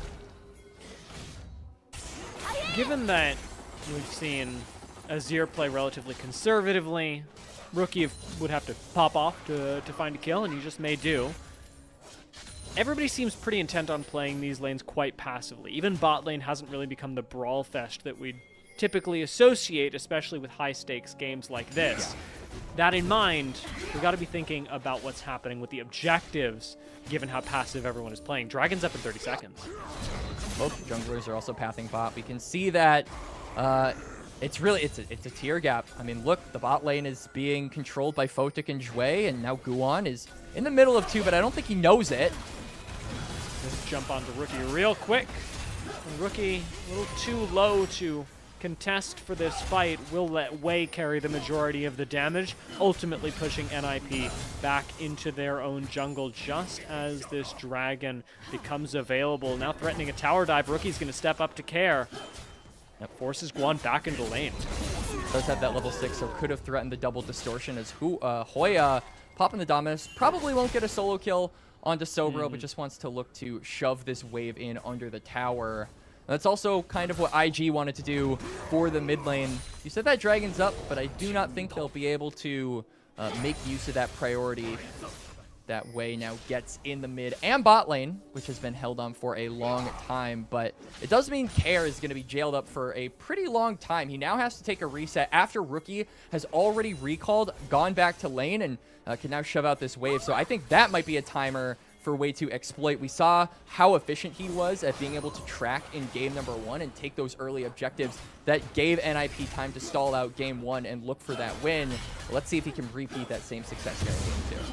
It's a really suboptimal back for Care, though. This gives an essentially full wave over to Rookie, as he's able to deny that with a freeze onto Care. Given that both mid laners have hit level 6, it might not be the most impactful thing right now, but it does force Azir to step up that much further in this lane, as Rookie finally crashes the wave into his own tower, and we'll get to bounce this on a cannon for mid priority. And Care does still have the flash and now has the shuffle, so there's plenty of disengage for him to use in case Wei, who now has the Grand Starfall of his own. If the Pantheon decides to pay a visit, I think Care will be fine. But if you're able to burn some of these summoners off, that just gives Rookie the ability to get free priority for this mid lane for essentially the next 5 minutes. And I think that Wei has shown that when he gets priority in lanes, he's able to really make the most of it as far as the objective game is concerned. Still, though, no attention paid toward the Dragon, and now we're about a minute away from Grub, so teams might just be posturing for a trade of those neutrals here. By level 6, might have to burn his ultimate to support his mid laner. Instead, it will be Rookie who burns his flash to get away from the incoming Guan gank that he just spotted. Care didn't have to burn anything for that, and having a flash advantage up against LeBlanc, pretty nice as Azir. I think Rookie knows, so Zhuo is going to drop the clown act and is going to reveal himself as, it was me, Nico. But is just going to help his mid lane push in that way for the time being. Now walking back, and we talked about kind of the very cordial state of this match so far, Dia. And I feel like that has affected nobody more than Awesome on this Draven, who hasn't been able to really leave his tower for the last few minutes. He's been pushed in by Photic and Jway constantly. That is not something you want to be saying for a champion like Draven, who is so reliant on early game pressure and early game damage. You said it at 2 minutes, 3 minutes into this game. It's a tier difference. The non-interactive nature of this lane is due to the tier, and Guan finally comes down bot side to start paying attention to this, something that I want to say he could have done much earlier, but at this point, taking away just the control ward doesn't even burn anything defensive out of IG, and they get to continue shoving waves on cooldown and keeping Awesome from interacting at all. You can see Awesome also using that ultimate, maybe anticipating a potential dive there from Wei. Wants to cut that wave to make sure it doesn't happen, but is still jailed under the turret, so it's free bot lane priority here for IG. They just should rip this Dragon, honestly, and they are going to do so. Yeah, they've had so much suppression on this part of the map for so long. I'm actually surprised it took Wei this much time to begin this neutral. Awesome, no ultimate, just backed. It's the perfect time for IG to take Dragon, and they do spot Guan waiting in the brush. Will he try and go for a steal? Keeper's Verdict channeled, and it does not hit Wei or the Dragon, giving IG the first one of the game. You won't miss that Keeper's Verdict too much, hopefully. You will miss that flash quite a bit. Wei had to use that over the wall because I think he was under the impression that Guan was backed up by more soldiers of the NiP cavalry, but in fact, there was nobody. So that flash did not need to be expended, but he doesn't know that. It could have been Nico. But it could have been Nico. Yup. What if was really playing in Wei's mind there. So yeah, he won't have that up. That might mean that his pick potential without that flash W combo is a little bit less. As now, speaking of a pick, a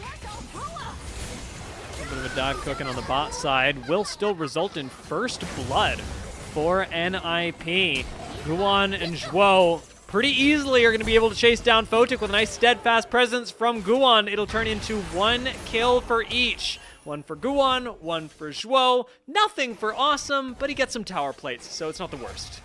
Yeah, he's still building up that passive. When he does get a kill, it's going to be a huge injection of gold for the Draven. And hey, we were talking about Zhuo needing to have an MVP-like performance to match Shui in the player of the game count this series. And it's a good look from the Nico, gets himself a kill, and also gifts one to Guan as well. So off reset, They should be able to redeploy on the top side and go for those grubs. Trade those objectives 1-for-1 as we do get a replay. Yeah, Shui just walking, unsuspecting that Guwon was there, goes down pretty easily. And then Photic, I think, really mistiming the Valkyrie. Yeah, good steadfast presence from Guwon, catches the Corki, and he's got nowhere to go. Is this a good time to talk about Shui as well? We brought it up earlier, but without the Alistar, this Nami not going to make a huge difference. At least our statistics would make us expect. He has not been a huge performer on Enchanter players or on really anything except for Alistar. But it does beg the question. He was such a big difference maker in Game 1 that even if he plays an average Nami game here, I think my focus is on everyone else on the team. Shui's brought you Game 1. Somebody has to step up for Game number 2. Got a swap coming through here. Zhuo is going to get hit by the Scion, so he'll short that. And now, Sobro does have flash. This is a very risky dive. Oh, we're going to commit to it. We don't have a wave. Well. Guwon tanks the tower for 2 shots, but I don't think that ruins the dive by any means. Almost everyone from NiP is showing bot. This dive literally has to work, but the stun does not connect. Pop Blossom will, and Soboro will fall to Awesome. His first kill of the game, and it could not have come soon enough. Meanwhile, top side, the dive does not go nearly as well for IG. Hoya survives with the Dominus. And NiP come out ahead in a huge way there with the next dive coming in for IG shortly. And look, Zhuo is also resetting. He's running straight toward the top side with the home guards. He wants to protect his top laner. Hoya's not letting the wave crash. They can't enter. He's just like, I'll fight your jungler 1v1. I swear to God. IG do not pull off the dive. They've wasted so much time up top side to get neither top laner nor top lane tower, while Awesome gets his first blood and the bot lane tower. This is a huge early gameplay for NiP. We cannot be underestimating this. And it's so good for getting Awesome back into the game, allowing that solo gold to go over to the Draven, who hasn't gotten the kill for a while that we were hoping he would receive. Finally gets his first of the game, gets the tower, 2.4k gold over Photic in the blink of an eye, Dia. Yeah, I was just looking at that. I looked down at the bottom of my screen and my eyes kind of bugged out of my head. That's 2 completed items for Awesome off of a first blood, and it completely changes the trajectory of this game. We've got Infernal Dragon up in 30 seconds, and if NiP don't get that, their monitors are off. Yeah, NiP, I think, need to learn from last game about setting up for these neutrals. They haven't gotten one yet. They need to stop the dragon stacking. You've got a 2-item Draven. You've got to make use of it. This is the time to secure that objective. And I think they're going to do so. We can see that Guwon is on the bot side, and NiP have control over the mid lane waves. This is just such a scary thing for IG at this point. How do you walk up to this Draven when he has flash and so much peel, frankly, from just the mid jungle of NiP's comp? I just want him to auto Shui, just to feel something. I want to know what this Draven feels like right now. Awesome. He's going to be largely in the same place as he was bot side, because Photic, again, is playing this super non-interactive style on Corki, and not a bad thing either. But the difference is that now Awesome actually has autonomy, ability to impact the rest of the map. It turns into a dragon very quickly, and it's up to the rest of NiP to set him up to make it even more. Yeah, just kind of maneuver Awesome around, and wherever he steps, that's where NiP look for advantages. You can see that IG are looking for advantages, trying to dive care. Huh. I like the thought. I like the thought, and it probably gets them the tower as well. Mm-hmm. I mean, nope. Huh? No, it does not. So JK. Just kidding. And now they're going to be able to save that turret, redeploy into the top side. Meanwhile, there's some jockeying up in the bot lane. Sobro is walking up very far. This is like legit kind of kill range for Hoya. 1-2 more autos, and he can dive this tower. Scion or no Scion. Black Cleaver completed for Hoya. a little while ago makes that all the easier, especially when he's using Dominus. Another good thing, another benefit of the... Ooh, I felt something there.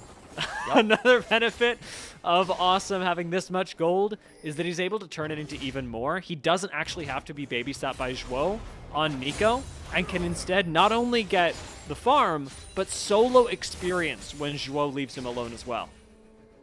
Yeah, Awesome is just collecting so much gold on this Draven right now. He's getting mid-prio for the team as well, and now that NiP have got their backs in, are starting to get a lot of these big one-item spikes, getting closer to those 2 items as well. It means that they're going to say, hey, we can maybe go for this Herald, just try and pressure the game more. This was what was missing from NiP, frankly. In game number 1, we were seeing a lot of kills, we were seeing a lot of aggression, and a lot of micro by this NiP squad, but no macro. Taking a look at the micro right there. Like, they're just thinking about ways to shut down Awesome, because if and only if IG managed to do that, they probably win the fight. This is an assassination-focused composition, especially with Pantheon LeBlanc. You get on top of Awesome, you make it a 4v5 in your favor, you neutralize a huge portion of the gold lead. That has to be the winning solution, but it seems so far away as Awesome is completely undaunted in mid lane around Rift Herald. It doesn't matter. Where he goes, NiP are strong. But it almost feels like the door is closing on the other side as well, because you look at Awesome and you think, okay, we have to shut down this Draven to try and prevent the snowball of this champion, but all the while, Care is just collecting these side lane waves. He's still about 500,000 gold down over Rookie on this LeBlanc, but he is managing to scale up slowly on this character as Wei, another Grand Starfall, completely shorted, and crickets are cricketing and chirps are chirping. It is impressive, though, that with some good macro, managing to secure the mid lane tower and the top lane tower both. Awesome wants this kill. Will he get it? Photic pops the barrier, wants to trade back onto Guan and will do it, but he gives over another kill to Awesome in the process. Nice work for NiP, but now Rookie's on the flank, and Rookie's got to be the difference maker. Can he assassinate Awesome? Shane is going to land Pop Blossom to peel for his AD carry. Ooh. NiP have a flash from Awesome that secures them the shutdown on Rookie. And Sobro is left holding his axe in his hands. Nothing left to do. NiP, their gold lead continues to explode from 2,000 gold lead in the favor of their AD carry to 3,500 in a matter of seconds. Yup, Awesome just keeps getting these cash outs, and now Wei's looking for it, but he gets chunked down to half as well. IG trying to regain control of the mid lane, but look at what they're giving up. Care is just splitting on the top side. This Azir continues to scale off of reset. He might actually be able to get his second item, but now Valkyrieing forward. Photic, you cannot be doing that. Awesome hadn't backed yet, so this was probably the most even gold that Photic and Awesome were going to have. I understand the attempt. It does not work. Let's take another look at this mid lane play and how it went for Awesome. Yeah, good insect wall shove there by Guan. Does sacrifice his life for it, but I mean, Awesome gets the cash out, so it is absolutely worth it for NiP. And this is where I'm really curious about. So I was concerned here because Rookie lands the chain, but I guess the CC just isn't long enough for the Q to finish onto Sobro. That flash allows him to escape the CC chain and finish off that last little bit of health that the LB had. So bit of a micro timing error there from IG in allowing this Draven to continue unleashing in this game. And it's like you said, 3.8k gold lead for the AD carry of NiP is going to now take them likely to their second dragon as Ocean Drake has spawned. Second dragon, not a huge thing. We've seen teams, even NiP, come back to even better positions. Whoa. Nice job, Rookie. That's the jungle diff. What? Yeah, jungle diff. Wei, you thought you were the man? Shui and Rookie are doing your job for you. Listen, when we said 5 minutes ago somebody has to step up for IG in game number 2, I think we just got that question answered. It's the person who steals the objectives that's meant to carry the game. And Rookie, He just managed to do it. He's wearing Joue's shoes in game number 2. 1 HP. 1 HP. That's really unlucky. That's jungle diff. Frankly, from Guan. Yeah, it's jungle diff, but Guan certainly not happy about that one. I bet Sobro is licking his lips now saying, oh, it's my turn in game 3, bro. You already know. I can't wait. Yeah. Every IG member gets to steal an objective this series just to kill Guan. Win or lose, mental damage will be inflicted on the Ninjas in Pajamas jungler. A little bit of damage inflicted on Hoya as well, who is now forced to side lane against Rookie's LeBlanc. It's a little bit of a better matchup for the side of NiP, having the stun available on Renekton.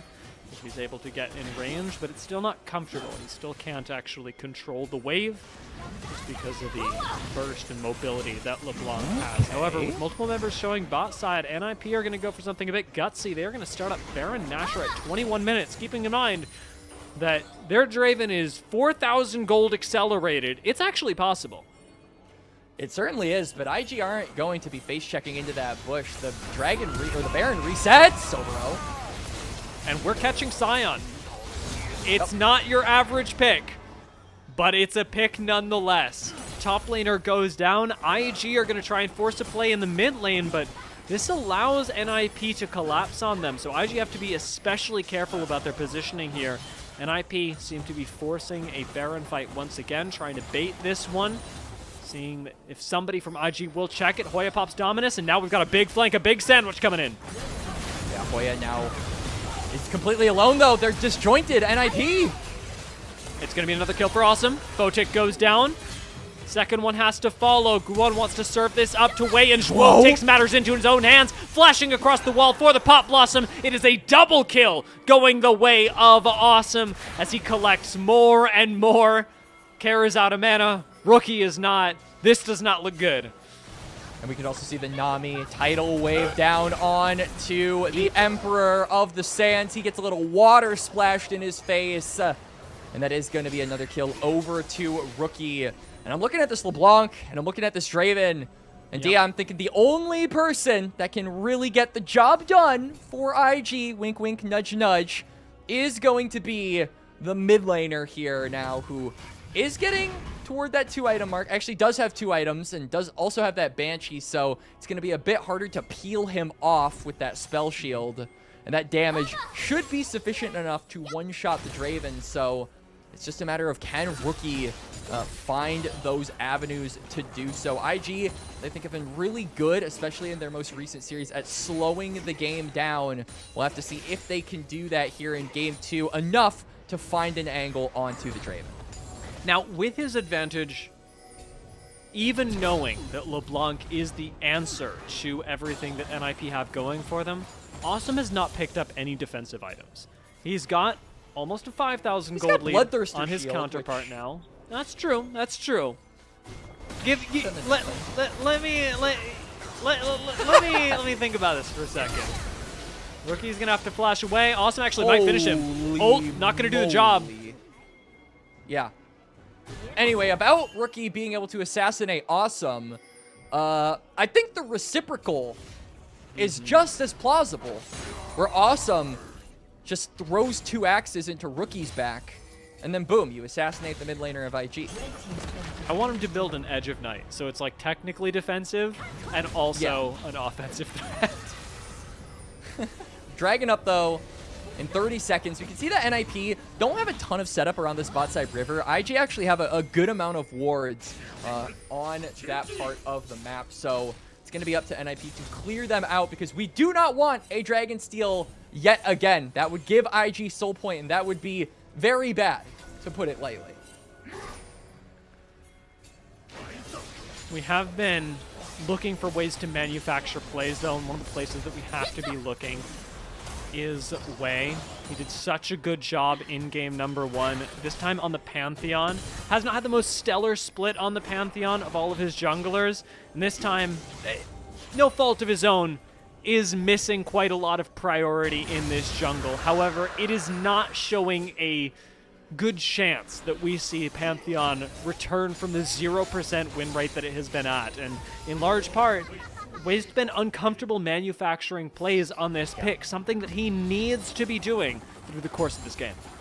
Yeah, part of going for the Pantheon is using that Grand Starfall to have side lane pressure, and we've seen attempts from Wei, but they've really all fallen flat. I think we need to see him now really look to lock down this Draven at every available opportunity, but Awesome has the stand aside. I mean, he can just immediately knock you away, and it makes it so difficult to get on top of the AD carry for NiP, so it's going to come down to, can IG dogpile all of their members enough to execute this Draven? And if they get the Draven, is that going to be enough to win the fight at that point? Because now, I mean, Care is getting closer and closer to those 2 items. So this Azir is slowly starting to hit that break point where he becomes a legitimate threat in these team fights as well. Yeah, it's like you were talking about earlier. Even when Awesome had just the 1 kill, you were mentioning Azir farming up in side lanes, Azir becoming a win condition. And while we haven't seen Care really be able to step to Rookie in the side lane, that's not going to matter if Rookie busts all of his cooldowns on taking down the AD carry. Then you've got one of the longest range mid laners in the game dealing with the whole rest of your team. And with Liandry's and Nashor's complete, Care is well on his way to being a hyper carry in his own right for NiP. A long-range carry against a very short-range comp of IG. We haven't really talked about IG's weaknesses as far as this draft goes, but the fact that they are very short-ranged and they need to use their gap closers to cover that distance, but those gap closers also are their main source of, or one of their main sources of damage, is a bit of a double-edged sword. And NiP are now looking to drive a sword into IG's Teleport. back with the Baron started up. Rookie's going to come in on a flank. Shuo goes for an engage on the other side. Shui almost gets one shot. Soboro is in the middle of everyone, but Awesome's third item was LDR, and Soboro's health bar feels it right now. With a pick on the top laner, NiP will turn this into a Baron, no doubt. All right, let's see if we can steal it. Rookie, can you do Rookie. it twice in a row? Wei. Come on, man. Prove it you're the jungler. All right, no chance. Not going to get it this time. Instead, engage goes onto Hoya, instantly answered back onto Wei, as Hoya will not even lose half of his health in the exchange. NiP are swift and deadly, be it onto the Baron, be it onto the Legends. Baron and Power Minions pushing down in mid. Hoya on the top side. So a 4-1 split coming through here by NiP to try and thin out the members of Invictus Gaming. Because they get that tier 2 tower, they're just going to move on over because Hoya's pushed in this wave. It's going to be more gold over to not just the Draven, but everybody else on NiP, who before that Baron was taken and before those couple of picks that NiP got were had, it was actually a gold advantage slightly in the favor of everybody on the IG top side, but now that has completely swung the other direction. To get a replay, yeah, Awesome.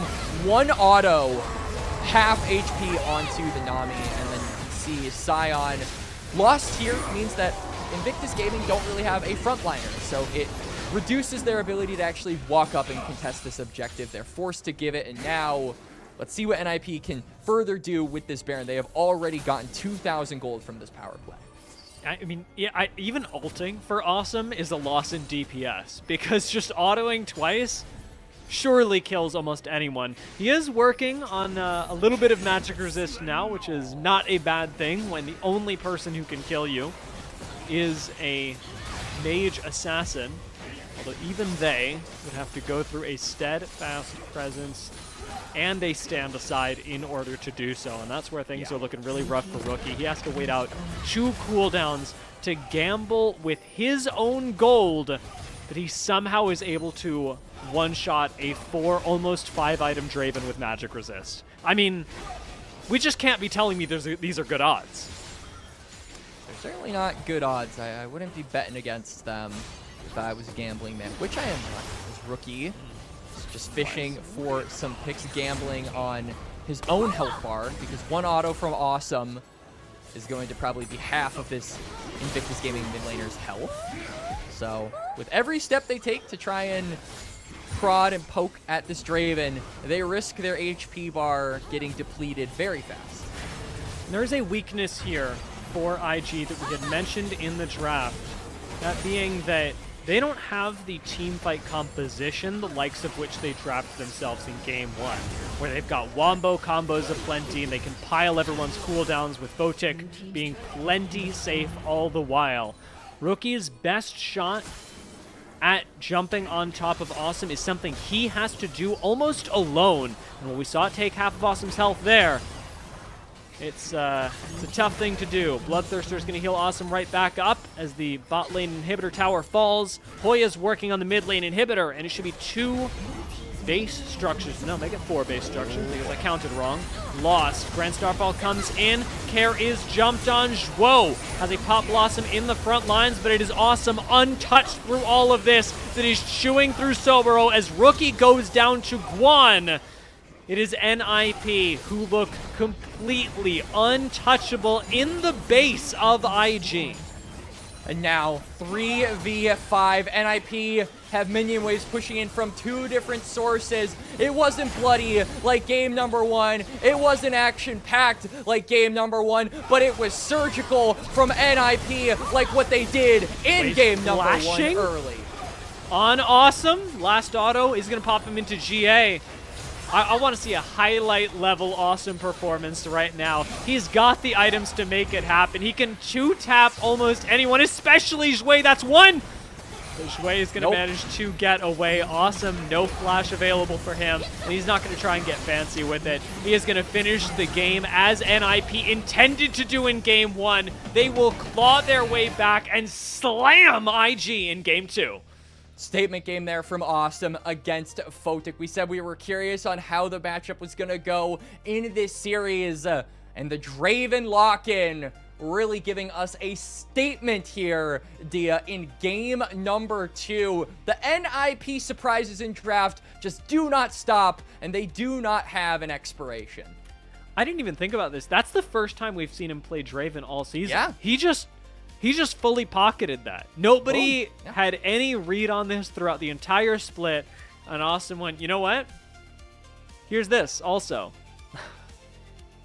Yeah, really good stuff from Awesome, and honestly, I think more gradually all really good stuff from the rest of NiP. Obviously, the Draven was the centerpiece to this draft, but we did see a lot of protection, a lot of peel that was very effective, particularly from Hoya and Guan, to just make sure it was impossible to ever get on top of this Draven. At no point in this game did I actually feel like Awesome was under threat. The only time I thought that was when we saw the TP flank from Rookie into the charge from Sion, and he managed to get out of that. So Awesome, even when he doesn't get peel from his teammates, he can peel himself. Yeah, and credit here to Zhuo as well. I liked the Nico look. It, of course, wasn't the highlight of this series because so often the Pop Blossoms were not meant to engage, but meant to peel for Awesome. But Zhuo did his job, and while we were coming into this series focused on the supports, this realistically was a good back foot for all of NiP, but especially for Zhuo, to know that he wasn't responsible for the engages. This time, it was IG that had to engage. Zhuo had one job to do, keep people off of his AD carry, and let Awesome cook, and that he absolutely did.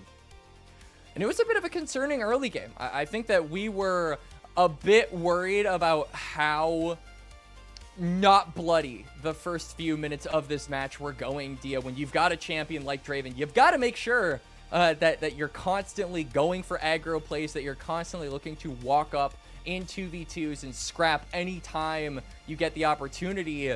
We didn't see that for like the first 10 minutes of the match, but then Awesome gets 1 kill, gets solo gold on the turret, and it felt like the game just crumbled from there. There was no reprieve for IG past that point, and I think NiP had a vice iron grip from there on out. So that level of control, that level of dominance from one singular kill and one singular advantage is the kind of stuff that I want to see this team have when they're going up against Ascend teams.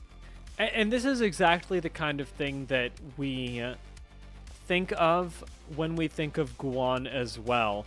This was a really quiet Poppy game, but this guy is notorious in his own group, in-group perseverance, for being top of the KP and bottom of the damage. Guan was everywhere this game, and he did basically no damage while doing it. It was all setting up for Awesome and Care, even Hoya, to make their own magic happen. And it was really prevalent, especially around this mid lane, where Guan literally just CCs and sacrifices himself to set up his AD carry. Guan's not the flashiest jungler, but you can tell what's working about him for NiP.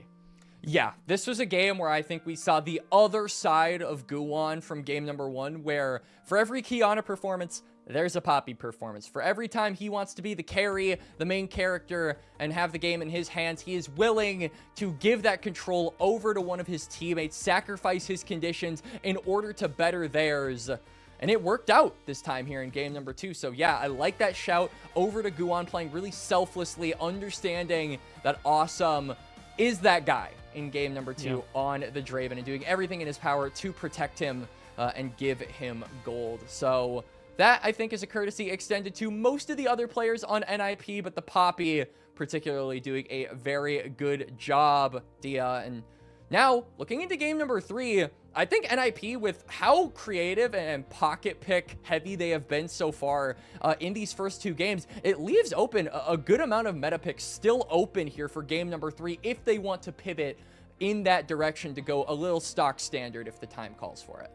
Yeah, I'm really curious what'll happen, because NiP have really warped the game twice in a row now.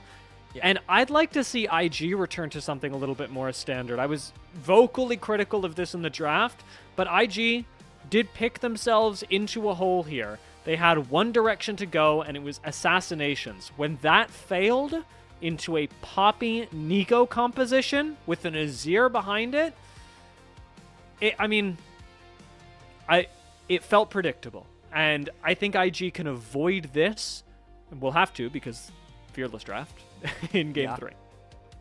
Yeah, and I do also think that NiP's comp was just better here in game number 2. I mean, we talk about the lack of frontline from them in game number 1 as biggest surprise, worst kept secret of all time. Awesome winning player of the game for game number 2 on the Draven. But I feel like this is a game that was very similar to what we saw early from NiP in game number 1, where it felt like utter dominance and it felt like they were in control of the game, even though it was less in the kill department when it comes to control. But what made the difference was their front line, being able to actually keep that. You get a gold lead and you're actually able to have the ability for these guys to stand in front of your backline, stand in front of your damage dealers, and tank up some of that pressure, something that NiP didn't have the luxury of in game number 1, which is why they weren't able to close out that match. This time, though, because they had the front line, they were able to do so in very dominating fashion. Yeah, this was a fantastic game, and Awesome playing really well.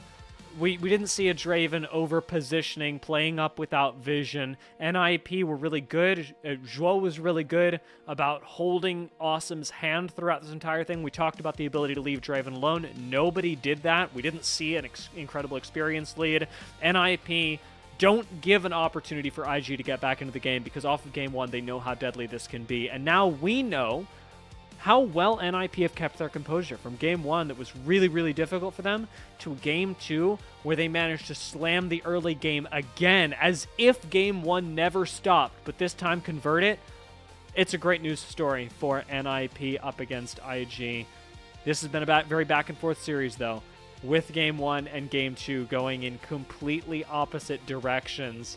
Game 3, what is going to happen? We are getting further into Fearless, and we are assured to go to at least 4 games. So game 3 is really just about who puts themselves on match point, and we'll find out who does that right after the break.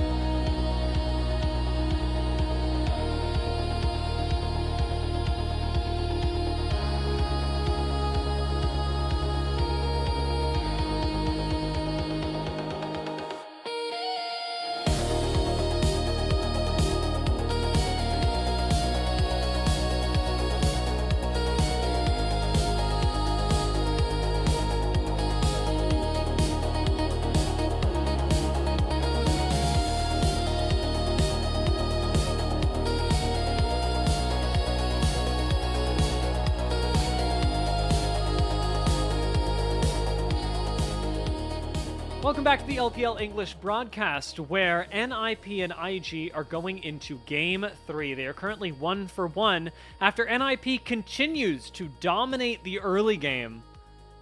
They are still only up one game, and that does pose some questions around what's going to go on in game number 3. We saw a pretty harsh departure, Quacks, from what IG were so good at in game 1, moving into game 2. Now, what will they think up for game 3? And that is the question. I think a lot of people have been talking about IG in the sense that this team has really struggled to find a style that works for them. They'll usually adopt a different strategy every single series, which does show that they're diverse in what they want to consider their win con, but I feel like we haven't seen what they're actually really good at, what actually clicks for them. And this is a team who, when you've got 3 out of 5 members who are new to the organization, who are coming in here, you expect those kind of stylistic pains to be a thing at the beginning of a split, but not at the end of a split where now we're exiting the best of 3s and going into the best of 5s. You need to make sure that you have a way you like to play the game, and I feel like IG were kind of conflicting in those styles from game number 1, where we did see a very team fight heavy focus with that comp that ended up giving them the win in that slugfest. But then game number 2, it was all about those picks. It was all about those side lanes, using that Pantheon and that LeBlanc to try and find targets before a fight, and then use the numbers advantage that you get from there to try and win. But they never got to find those numbers advantages. NiP just, I felt, had a better game plan right from the get-go to accelerate this Draven, and they never dropped the ball on that. And it's funny that you mention this IG trying out a lot of different styles, because these two teams are opposites in that way, where IG have done a lot of things this split, and all of them, compared to their group, poorly. NiP started off the split doing one thing and one thing only, and as the season has gone on, as we have approached the back half of their games in the regular season, and now even as we enter the play-ins for our playoffs, they are continuing to show us new things with an established, comfortable playstyle. As NiP move from Perseverance to the level of Ascend right now, we are seeing a group Ascend team that has struggled to determine their style, facing off against a team that it is clear really knows themselves.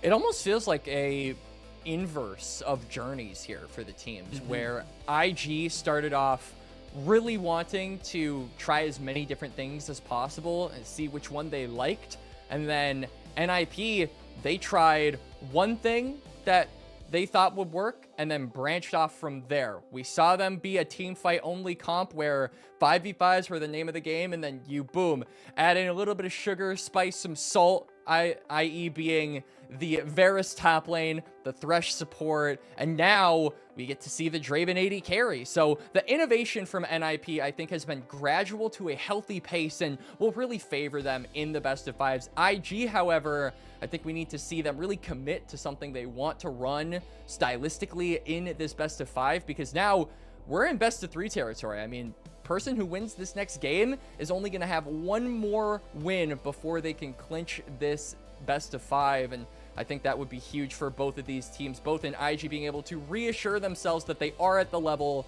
of Ascend, and NiP being able to punch above their weight class. Because an interesting stat, Dia, is that NiP over the last year have played 6 different series, I believe, against Ascend teams, and they have only won one of them, and it was against FPX in 5-game fashion. And FPX doesn't exist anymore. You ask LPL, hey, how's FPX doing? They'll say, who's FPX? So being able to win a series against an organization that will hopefully be around in 365 days time would be a good thing for NiP. It would. And you know what? If NiP do beat IG today and doom them as an organization, we have to remember to check back on this in a year. Because that would be an interesting precedent, the org killer, to set up. I mean, and NiP, they do have the opportunity to do it. We have, however, talked about this at the start of the day. This is game 3, something that NiP will be a little bit more used to. we have got at least 4 games today because IG did manage to claw back game number 1. And that is where NiP are really going to be tested as a roster that in best of 5s should actually be very uncomfortable compared to IG. Yeah, I think also a lot of people going into this series were maybe looking at not only the difference in skill that could be had between, you know, top of Perseverance and bottom of Ascend, but also volume of games. I mean, not only are you playing against tougher competition in Ascend, you're just straight up playing more games of League of Legends in Ascend, right? We have a 10 series from IG and a little over half of that from NiP. So I think that it's even more impressive that NiP have been able to find this identity with half of the game time that they have had comparatively to Invictus Gaming. But it also does mean that Invictus Gaming just have the durability over NiP. And if it does go long, maybe some fatigue issues could be had. But still, game number 3, I don't think fatigue issues are something that we need to bring up just yet. Maybe for game number 4 as we are on to the draft, Dia. We've got at least 4 games, maybe 5 today. At this point, I'm wondering, do we see Rookie pick Syndra? It has been the kryptonite of IG. They have not won with it, but in the same vein, Quacks, or sorry, they have won with it once, but in the same vein, it has been the one thing that IG seem most sure about. It's Jouer on Alistair, Rookie on Syndra. Those are the calling cards of IG this split. Do we actually see that in this best of 5? Now, unfortunately, we won't see things like Vi, as we mentioned earlier, and Bessa also taken away. The big first picks kind of starting to get pretty limited here. I think 80 carries are going to start to take over as these popular B1 picks, especially as we get further and further down into Fearless, and those pools get progressively more constricted as the series goes on. But NiP instead going to blind pick the Gnar here for Hoya, just allowing him to have a bit of lane bully pressure. IG probably going to respond with a top laner of their own. I wouldn't be surprised if we do see something more in the aggressive department here for Soboro, but I mean, Soboros most played has been Cassante, and I'm pretty sure Gnar is a horrible matchup for Cassante because you just get basically corralled around the entire lane. Yeah, not going to be the easiest thing to deal with. Zahan also available if Soboro wants. That's increasingly popular, although again, into Gnar, maybe not the most fun that you could possibly have. Thinking about things that IG would like to pick, though, we did talk about Wei in our last game with his difficult win rate on Pantheon. Shinjo maybe a little bit better. And a Jax being hovered and locked in is a quick answer to Hoya. I like this, though. You pick a generically strong jungler and a top laner with a good matchup into Gnar. Also gives you a lot of side lane pressure here as well, which is something that I think Soboro has really tried to put forward as a defining trait, but hasn't had the time to do so. And then we can see on NiP's side, just the instant slam lock-ins of the Aphelios and the Thresh. Zhuo getting his champion here in game number 3. And also, maybe going to be a bit rough for IG now, as they are going to have to pick, or rather, let go of one of either ADC or support and allow NiP to give some of those bans over to the role. They're going to elect to give priority over to Jouer with the Nautilus, which does certainly mean that NiP are going to take away some of the best pairings with the Nautilus as a result. Yeah, I don't mind this, especially because the AD carry can be moved to sort of an afterthought role right now. It's clear you have a lot of strength around top side. That's likely what you want to play around anyway. And Thresh Aphelios, while powerful, is likely not going to just completely Goomba stomp you in lane. So realistically, pick somebody that is a little bit better in the later team fights. With the draft as it is, though, you did mention Thresh, incredibly powerful pick for Zhuo. and we just continue to refocus on the bot side for NiP, for IG. It is about the support and matchup and what they are able to do. We saw it be so huge in game number 1, and in game number 2, yes, Awesome was terrifying on Draven. Zhuo on Nico was peeling for him all the time. These supports, they are the pivot points for these rosters.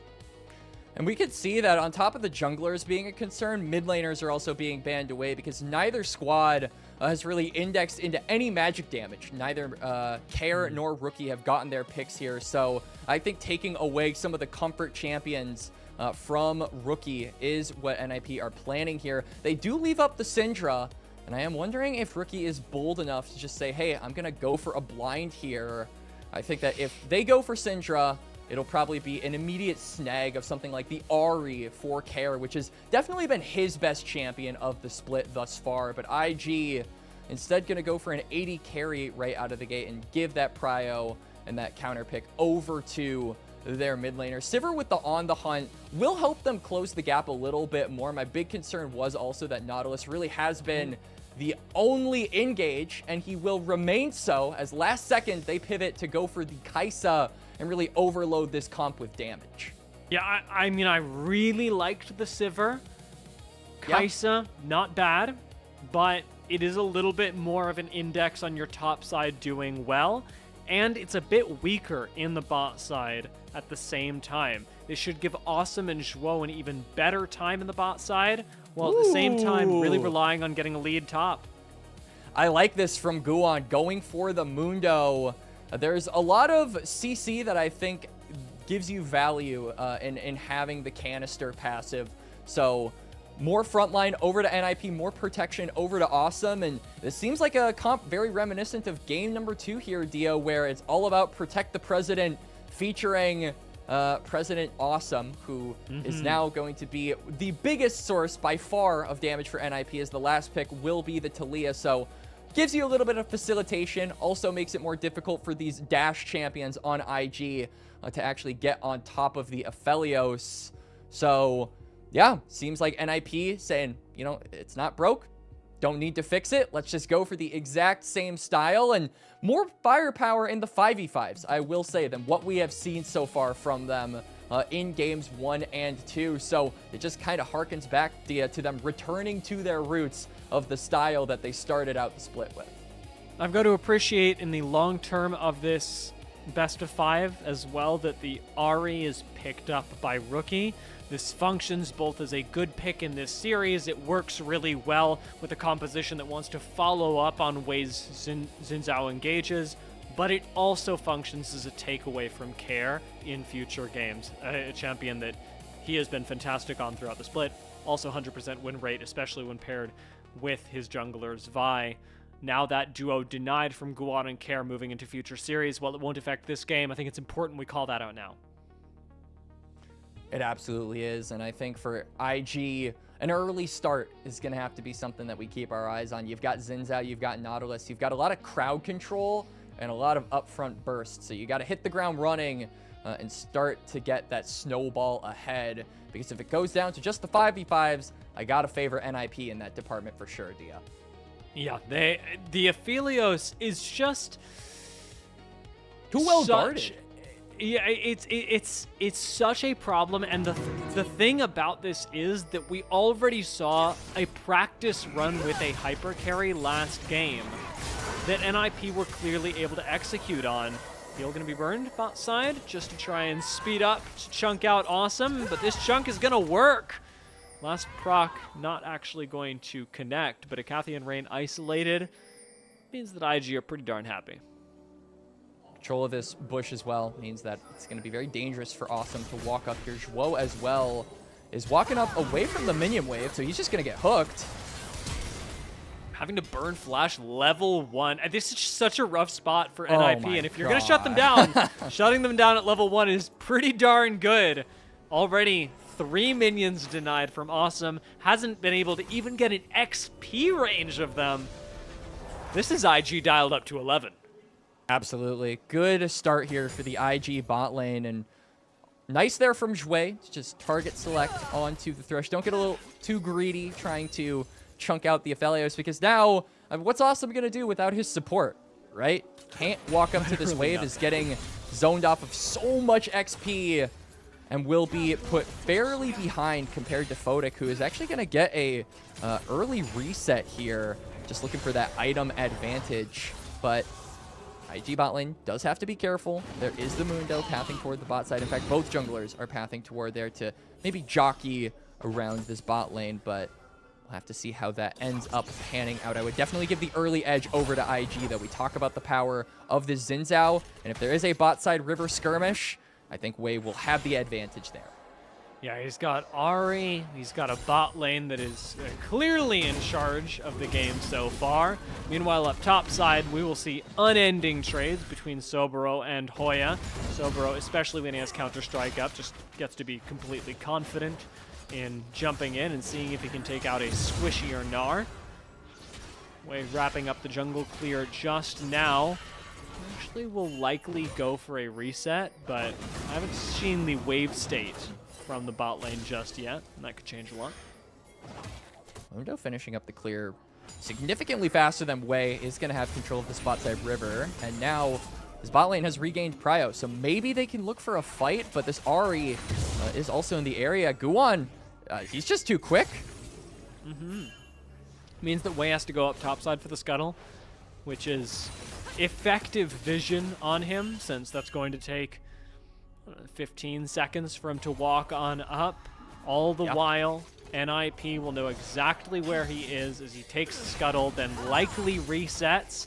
So one bit of vision turns into quite a bit. That reset that you mentioned also going to be significantly delayed. Wei is going to try and make the most of it. He wraps around. Soboro's very low. It's going to be hard for this Jax to fully commit, I feel. Hoya did assume that Wei would reset, though, and guessed wrong, as did I. And now he's going to have to deal with the gank. Goes Mega for a second, has Guan on the way, but Soboro flashes. Hoya is 1 HP. Flash from Wei secures the kill. Soboro's low as well, and Guan will trade it back. Wei now fighting with the Mundo will win that fight. And so both will wisely back away. Wei's got better things to do with his time, and Guan has better things to do with his time. Yeah, Wei opting to not go for that reset, stays on map, and does get a kill for himself. So opening up the game early here for IG and getting that snowball in the jungle like we mentioned he needed to. Does trade a kill back, and Guan did get the reset as well. So it will be a tempo advantage for the Mundo, but I do think the Xin Zhao will be able to utilize that gold more effectively than Mundo in the early phases of this game. We're going to have to see what he does with that, though. Yeah, first blood gold, just incredibly potent, especially on an early game champion like Xin Zhao. 15 seconds on the dragon. Again, first dragon typically not taken on timer, but worth noting that that'll change the way that these teams play around the map in the next few minutes, especially as we still have 3 minutes until the grubs. So if, say, your Xin Zhao with a bit of a gold lead wants to try and bait a skirmish around the dragon, Rookie is recently reset. I'm just saying there are options. Definitely are, and you can see both junglers are leaving their options available. They leave one camp up on the bot side, so that way they have an excuse to return toward that area. I think both teams really want to start fighting around that dragon that has just recently spawned, but paying attention toward the mid lane, Care just got level 6, so that Weaver's Wall could play a factor in numbers advantage here for NiP if a fight does in fact end up coming through. Guan again warding the Tri-Brush. He's done a really good job of just tracking Wei, making sure that They see Wei. he is on vision as often as possible, even though this did go a bit sour last time. 3v3. 1v1 as well in the mid lane as both mids are just looking to chunk each other out before maybe trying to move toward the bot lane. Death sentence. Well, you gotta be really careful about committing to this, but Wei actually hooks out, which leaves NiP feeling really good. Awesome's got white. Level but 6. He's also jumped on by Wei. Photic gonna look for the kill on Awesome and will find it. 1 for 1, quickly gonna turn into a 1 for 2 in the favor of NiP. And that is going to turn into much more, as already Guan is pinging the dragon. Listen, while we're here, let's talk about the Mundo pick for Guan, because he's a very strange jungler. We did mention this last game, but Guan is super good at starting fights for his team, very low on the damage share overall. And that makes this Dr. Mundo a bit of a strange pick for him, because Mundo lacks a lot of initiation tools. Absolutely. I think that Guan has done such a good job at starting fights, but isn't the main damage dealer of the team unless he's on the Kiana, which has been kind of his signature carry pick. As we do get a replay here, Wei with a really good time to engage is getting the Crescent Guard as the minions are dying, so I think he was under the assumption his level 6 would be the difference maker in this fight, but like we mentioned, Care with the Weaver's Wall arrives down there, turns the 1-for-1 into a 1-for-2, and NiP end up getting the better of IG in that early skirmish. Doesn't do a lot for impacting the gold. As you can see, it's basically dead even across the board, but does give a little bit more gold over to this Talia as well as this Mundo. So we're going to have to see how they're able to utilize that.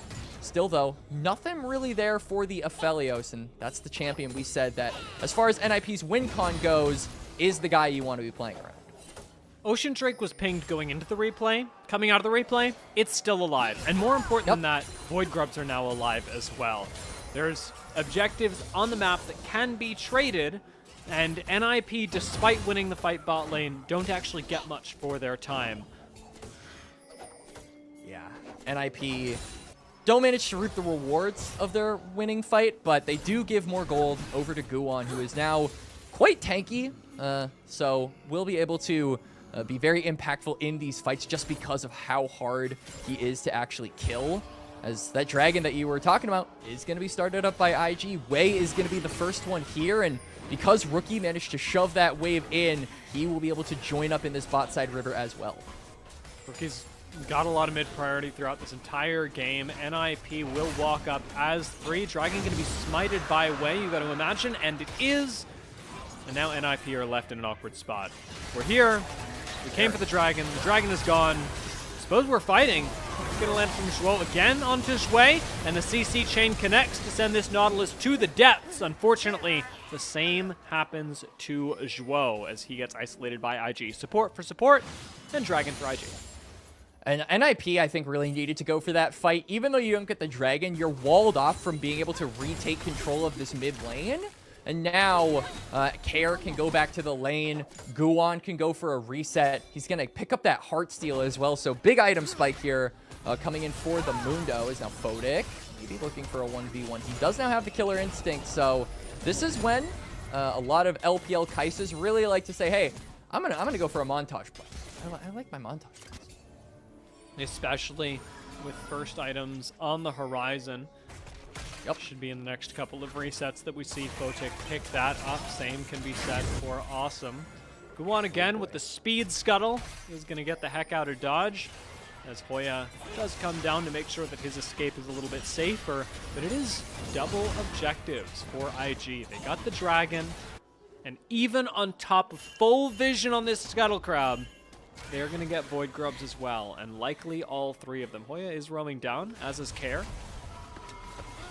Good awareness there from Photic to understand that he's getting dove, that NiP want to make a cross-map play. It won't end up paying dividends, and I think a big factor of them being able to get those 2 objectives, Dia, was the push that Rookie has had in mid, just that priority from the Ahri, really allowing Wei to be a bit more audacious with his positioning.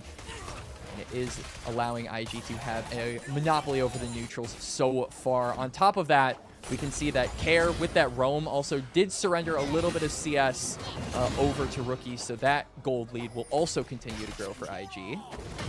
Yanking topside, Sobro should be all right. Flashes away, and that will be enough for now. But I gotta credit Hoya with this one, as he actually roamed down to stop Wei from taking all 3 of the Void Grubs. And that gives one over to NiP. It's like 10, 20 seconds maybe of Hoya's time, but a full third of an objective is not bad. Well, Gonna get engaged on, instantly jumped on by 3 members of IG, but he is still alive, and now Awesome has laid out a bunch of damage onto Wei, has full Conqueror procced. Zhuo still low, manages to land the hook and feed a kill to his AD carry. And you can see a little bit of frustration on the face of Zhuo there on the player cams, because that Wind Become Lightning ended up hitting on to the Thresh, and Wei thought he had the kill, but he isn't able to finish off just that last little bit of HP. That's a soul stacking hit. You know, Zhuo's been... It is, you're right. Yup, passive armor diff. All I gotta say. Well, it looks really good. We'll see how many more he's able to get. I'd love to see that be a recurring theme for the Thresh on slivers of HP, but survive or no, it's very clear that Zhuo is comfortable on this champion to an extreme degree, being able to keep his cool and even channel the hook to land on Wei that ultimately gave Awesome a kill. That is a small step. This isn't a Draven game where suddenly Awesome is super accelerated, but it is still 1,500 gold that he is up on Photic, and Awesome is playing a hyper carry. Yeah. I don't know. I would probably say it's more than a small step. I mean, 1.4k gold. That's like a, what is that? That's like a stride. It's like a, you know, you got a little pep in your step. I'll give you a leap if you want. Not like an Olympic leap. You know, not like an Olympic leap. All right. Yeah. I'll raise you to the level of leap here, as Hoya is gonna get leapt on. And immediately taken down. Mininar, surprisingly easy to kill. Yup. Easy kill there coming out from IG will allow Sobro to push in this wave. You can even see Rookie staying around, because I think he understands that NiP will be looking for a similar trade. Nobody is going to be here to stop the damage going on to the turret. Actually, they're just racing for first tower. That's what they're doing. I think Awesome with Chakram gets it, and he does. Yeah. Chakram is just too good. You can't race that, although I respect that they really didn't have an option. Yeah, it will be a little bit more gold going over to Sobro and Rookie, and will allow Rookie, at least on this Ahri, to be a bit more accelerated on the map. But they also give up more than just a turret. They also give up the second dragon. So NiP just getting more in that trade, and more than happy to take advantage of that, is now a dragon's 1 apiece. I feel like that is going to give more time over to this Aphelios to hit those big breakpoints that we have alluded to, Dia. 15 minutes nearly into the game, and NiP, barring a disaster, will have a gold lead going into the next 15, which is a continuation, something that they've done every single game of this series so far. NiP's early game is just that much more dialed in than IG's. It happens once, you call it a fluke. It happens twice, maybe they got lucky. It happens 3 times. And NiP, despite Care's positioning, know what they're doing. Care, maybe not so much. Did not know he was picking a fight with 3 people. NiP, now having full data, are going to use that teleport to Lantern Hoya back to safety. Yeah, Awesome separated from the rest of the team. If the Aphelios isn't there for the fight, I feel like NiP's ability to commit to it just isn't really in the cards, so they're going to back away. It is a clean pick by IG onto Care, and so they're looking to transition that into a topside objective, but they got to go quickly. Talia does come up in about 10 seconds and also has that teleport, so that temporary numbers advantage you got will not stick for very long. Meanwhile, Jax does not. NiP are going to go for a smite fight at 50-50 here. Sobro's just used his TP to flank on Awesome. Will end up jumping on him with the counter strike. Awesome flashes away and does manage to find a kill before going down himself. But NiP have done enough damage with their Aphelios to secure the team fight. Another hook lands from Zhuo, and it keeps his mid laner alive and secures the Rift Herald for NiP. Zhuo is playing these fights so unbelievably well. Even before the clutch death sentence to save Care from certain death by Sobero, he manages to reposition Awesome with that lantern, force IG to go deeper and deeper into the pit, and is what allows them to win the fight. As we get a replay here, the setup from NiP I thought was actually not the greatest. Hoya is mini Gnar. You don't have the big team fight ultimate, and Care was late to the play, but Awesome, look at how much he corrals IG into this pit. He sends them into the meat grinder of the rest of NiP, and back to life, Hoya might just be dead. Hoya's almost definitely dead. This time, not in mini, in mega. But I do wanna really dial in on what you talked about there, because I didn't even see it happen live.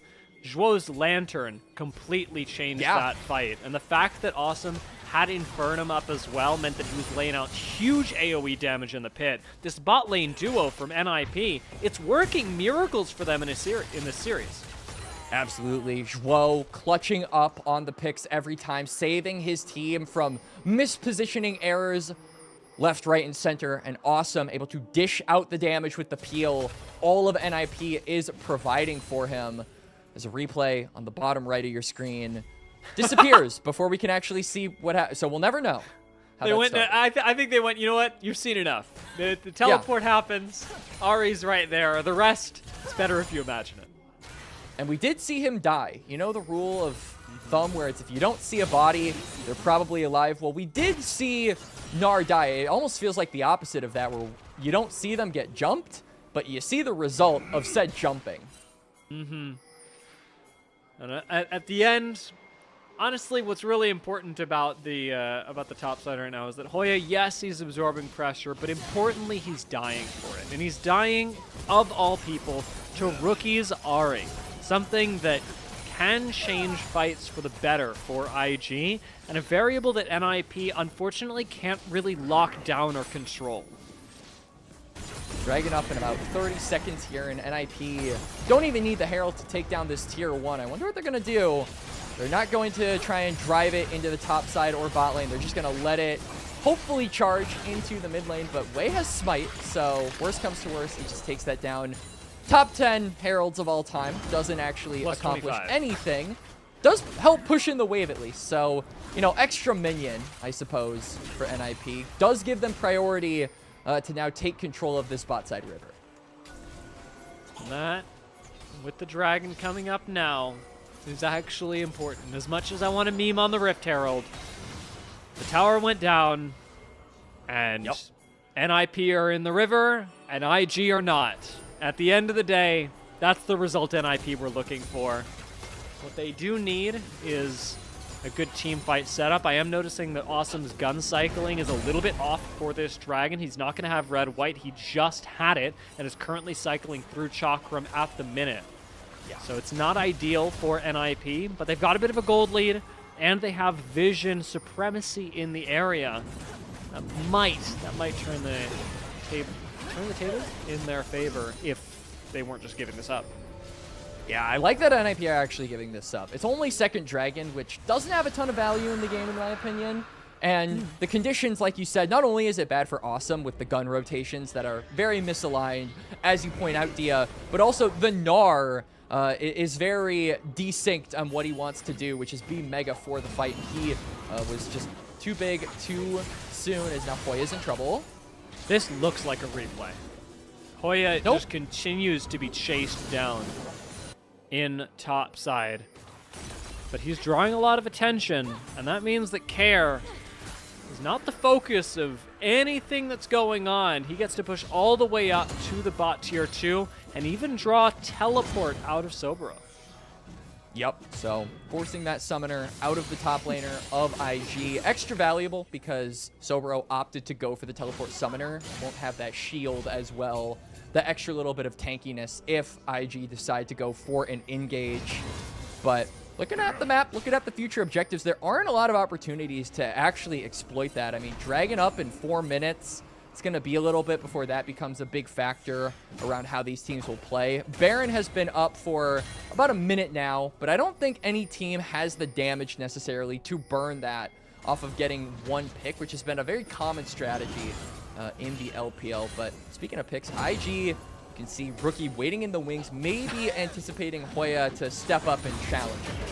League of Cyberbullying Hoya. Oh my gosh. That's just what IG do, and like you had talked about, there's no objectives up, so knowing that, there's no punishment that NiP can dish out for committing 2 members to the bot side. They're clearing waves. Yes, they're going to trade away the top lane tier 1, but that was going down anyway. Yeah, Sobro, I think, has been doing a lot better of a job this game at having agency in the side lane. He's going to force Care to respond, commit that Weaver's Wall as well. That just means more pressure drawn onto NiP. They're also thinning them out, so IG, you can see Jway kind of walking up a little bit further here with the dredge line, hoping that because they have numbers advantage, they can try and commit to a fight. And they don't even have to get a kill at this point, Dia. If they can burn a flash off of Awesome or they can burn a flash off of Guan, I feel like that's good enough for them to have clear targets to look for ahead of this dragon in about 2.5 minutes. I mean, getting flash off of Awesome is literally, it's one of the best things you could ask for. Yeah. Having access to the carry of NiP is the big problem that IG are going to have to solve this game, especially with, as you mentioned in the draft, all the tools that NiP have to keep him safe. Thresh typically enough on his own. You add a Talia on top of that and a Mundo. Stand in your way. Definitely a beefy front line, but Guan being taken down for size, actually. Good damage there by Rookie, and that was just one rotation of spells by one source from IG. So this Mundo, maybe not as tanky as NiP were hoping for at this phase of the game. And if your frontliner isn't able to, commit to actually protecting your backline, isn't able to stay alive, then I feel like it's just going to be difficult for NiP to contest a lot of these future objectives, frankly. Sidestep on Charm actually works out well for Guan because he'd gone down. That's probably Baron, just taken immediately by IG. Quick note as well that Awesome has just ticked over to red and white guns. Yup. This is where NiP should be looking to fight. But with a minute up on the dragon, they're going to have to save that firepower for about 60 seconds. Starting to see some big item spikes come through here by IG as well. Sobro is really strong, but doesn't matter if he ends up getting caught out. Are we finally cyberbullying Sobro? Flash away. Hoya hasn't got any stuns to follow up on this, but NiP will importantly remove a red buff as an option from IG. So you get a flash out of the top laner and a red buff, and 30 seconds to dragon, the thing we should all be keeping our eyes on. So you miss or you lose rather as IG a snap engage option, but Jack's Flash E isn't your only one. You still got your Zinzao, you've still got your Ahri looking for charms, so IG are still going to try and contest this dragon. This would be soul point for them, and a win con activated and continued if they were able to get it. Crucially though, look at Hoya's rage meter, completely at 0. He is not close to Mega whatsoever, and NiP really going to be needing to be careful. You can see Hoya's trying to stack that up as much as possible. The dragon has already been started. Awesome's just cycled out of red-white as well. Hoya is keeping Oh, Rookie gosh. honest, but Shui engages directly onto Awesome's face. Flash away from the AD carry of NiP. He's still alive, and a Lantern to the other side of the fight Awesome! keeps him in it. Chakrams go out. His guns have cycled poorly, but at that point, it does not matter. He has lived for so long. Zhuo has allowed him to absorb so many resources that NiP, they might not get the dragon, but they certainly win the fight afterwards. 3-0. Zhuo is an absolute hero. The conditions that NiP entered that fight with, I thought were so suboptimal. No Mega Gnar, really difficult positioning. And IG looked like they were going to win that fight, especially after Wave secured the dragon and gave IG soul point. Hook lands onto the Aphelios, and everybody dogpiles onto him. It's exactly what we said IG needed to do in this game. But this Lantern! is so crazy. How does he do it? That's a Zhuo difference. We were talking about the Zhuo difference in game 1.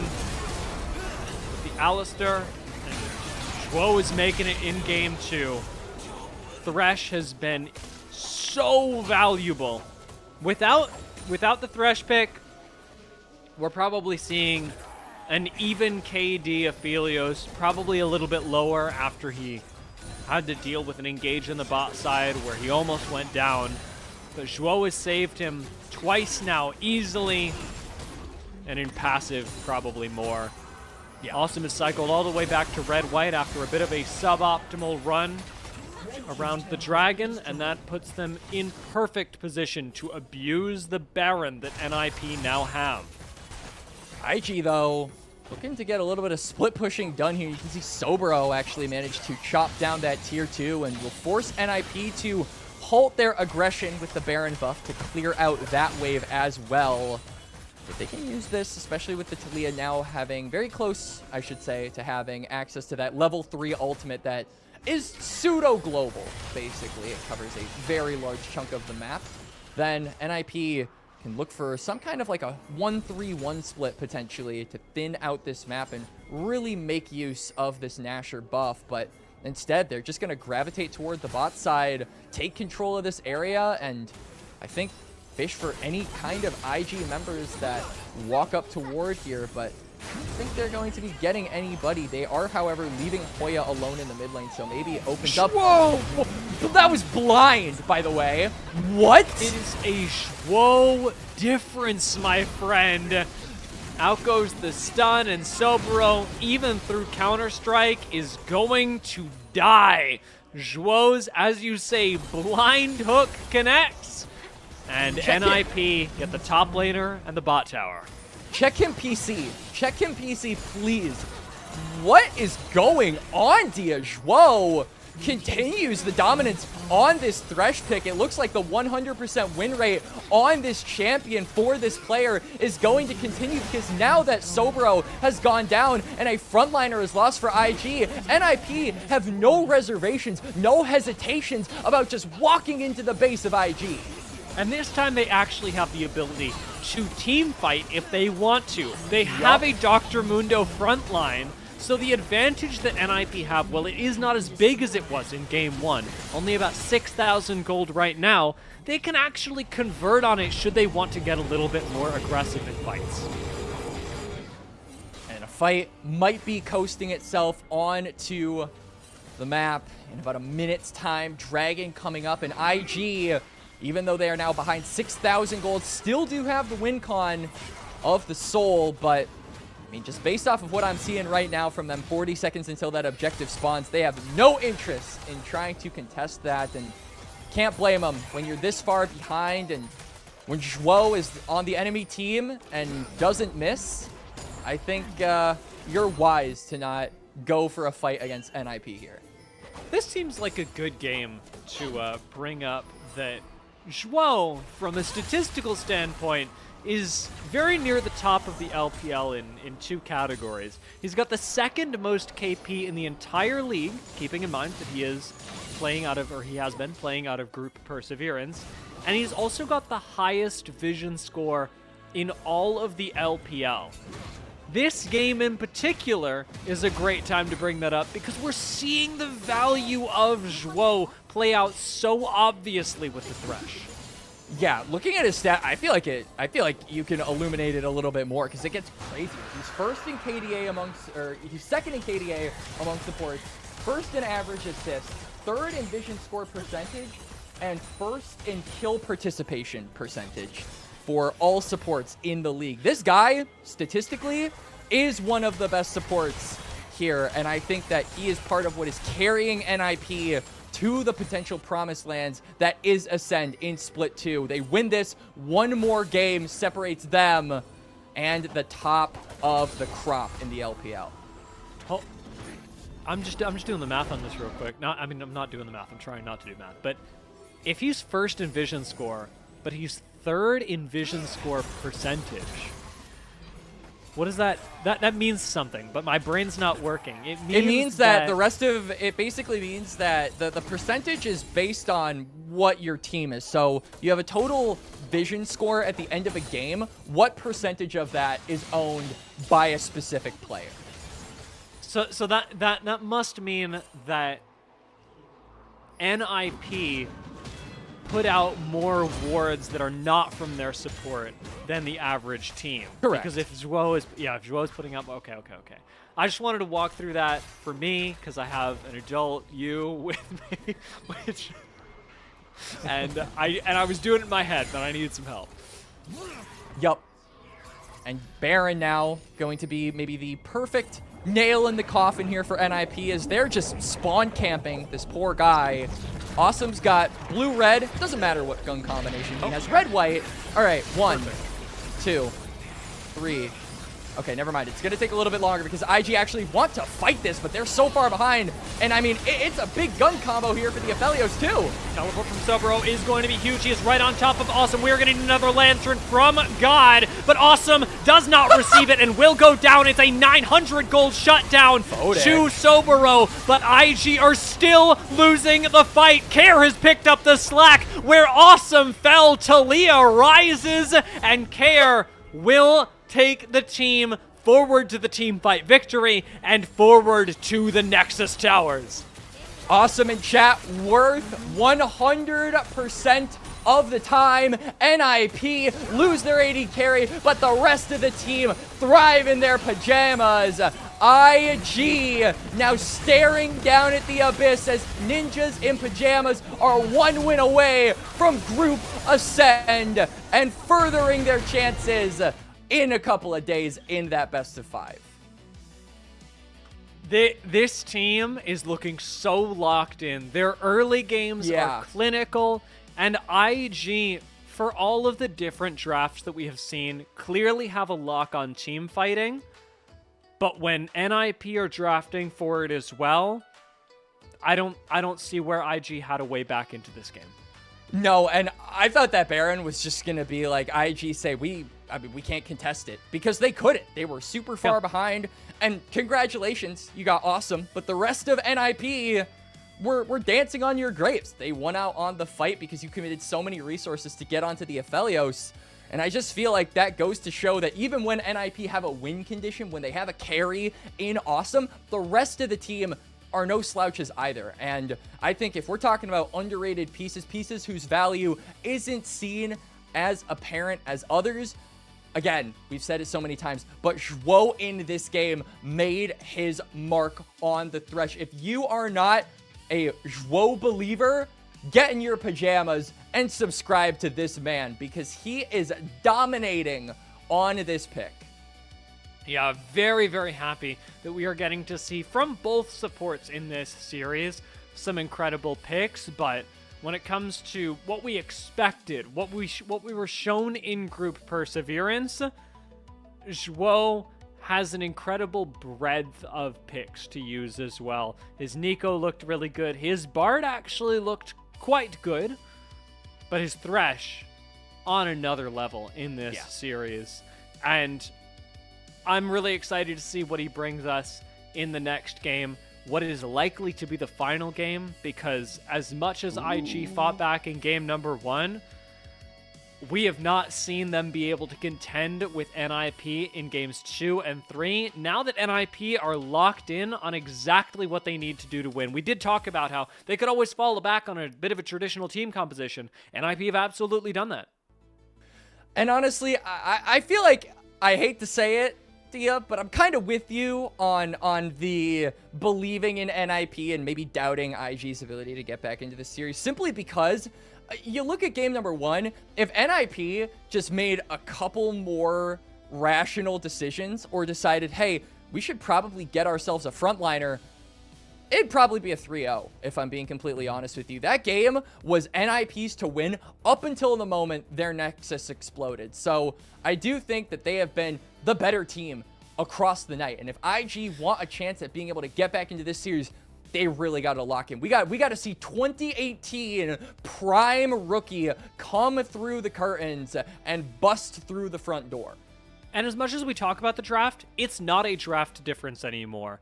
It's a play micro difference. Looking at the way that they have drafted, it has been 2 games now, one with Pantheon LeBlanc, one with Xin Zhao Ari, where IG have an incredibly strong mid-jungle duo that can assassinate squishy members. And what are they not doing? They're not assassinating any squishy members of NiP. Yes, we saw League of Hoya getting cyberbullied, but we not once saw Wei be able to finish off Awesome. Not once did we see Rookie flanking and landing a charm on Awesome. And we can talk about how Zhuo is preventing all of those things, but for every moment that Awesome is alive, maybe Zhuo is succeeding, there is also failure on the IG side to set up and execute properly.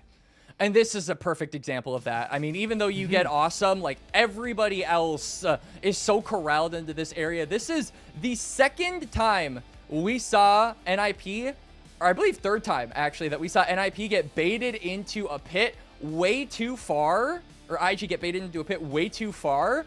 And then all of them just die because they have nowhere to go, nowhere to run. They have committed and exhausted all of their resources onto one target, and they've got nothing left in the tank afterwards. And this fight right here was just absolutely insane. Like, the lantern from Zhuo there to save Awesome, my Aphelios was dead to rights there. Like, it wasn't even necessarily his fault. Like, he's an immobile AD carry, but straight up, Thresh, like, saved that whole play from being a potential disaster and a win condition for IG to get some gold. They just never won any of these fights, and a huge part of it was because Zhuo was so locked in on this Thresh. Even the S tier flank from Sobero at the end just didn't matter. Not enough? At that point, NiP were far enough ahead, and also the Unraveled Earth from Talia had done enough that Photic committed time, energy, and got stunned for his trouble to take out Awesome. So it's time invested from all the key members of IG to take out the one carry from NiP. And while we do need to see that, well, it's exactly what I'm calling out. Yes, IG need to be assassinating Awesome. They need to be doing it with, thank God, baby, a lot more cleanliness. Zhuo, a well-deserved MVP. So well-deserved. Saved so many fights, got so many picks. Random blind hook onto Sobero, I think, is what allowed NiP to take a game that could have very easily entered a lull state into one where they took 2 inhibitors. That one pick allowed them to basically put the game into its end phases, and it was completely blind. Have blind faith in Zhuo that he'll be able to put you across the finish line, because NiP are 1 game from getting across said line. Zhuo has been absolutely stellar. Very excited to see him get the MVP in game number 3. And with game 4 on the line, IG, coming down from Group Ascend, have got to clutch up now, or it will be NiP walking over them and into the knockout stage. They might just be able to do it. Do IG have anything left in their backpacks to pull out for this do or die moment? We will find out after the break.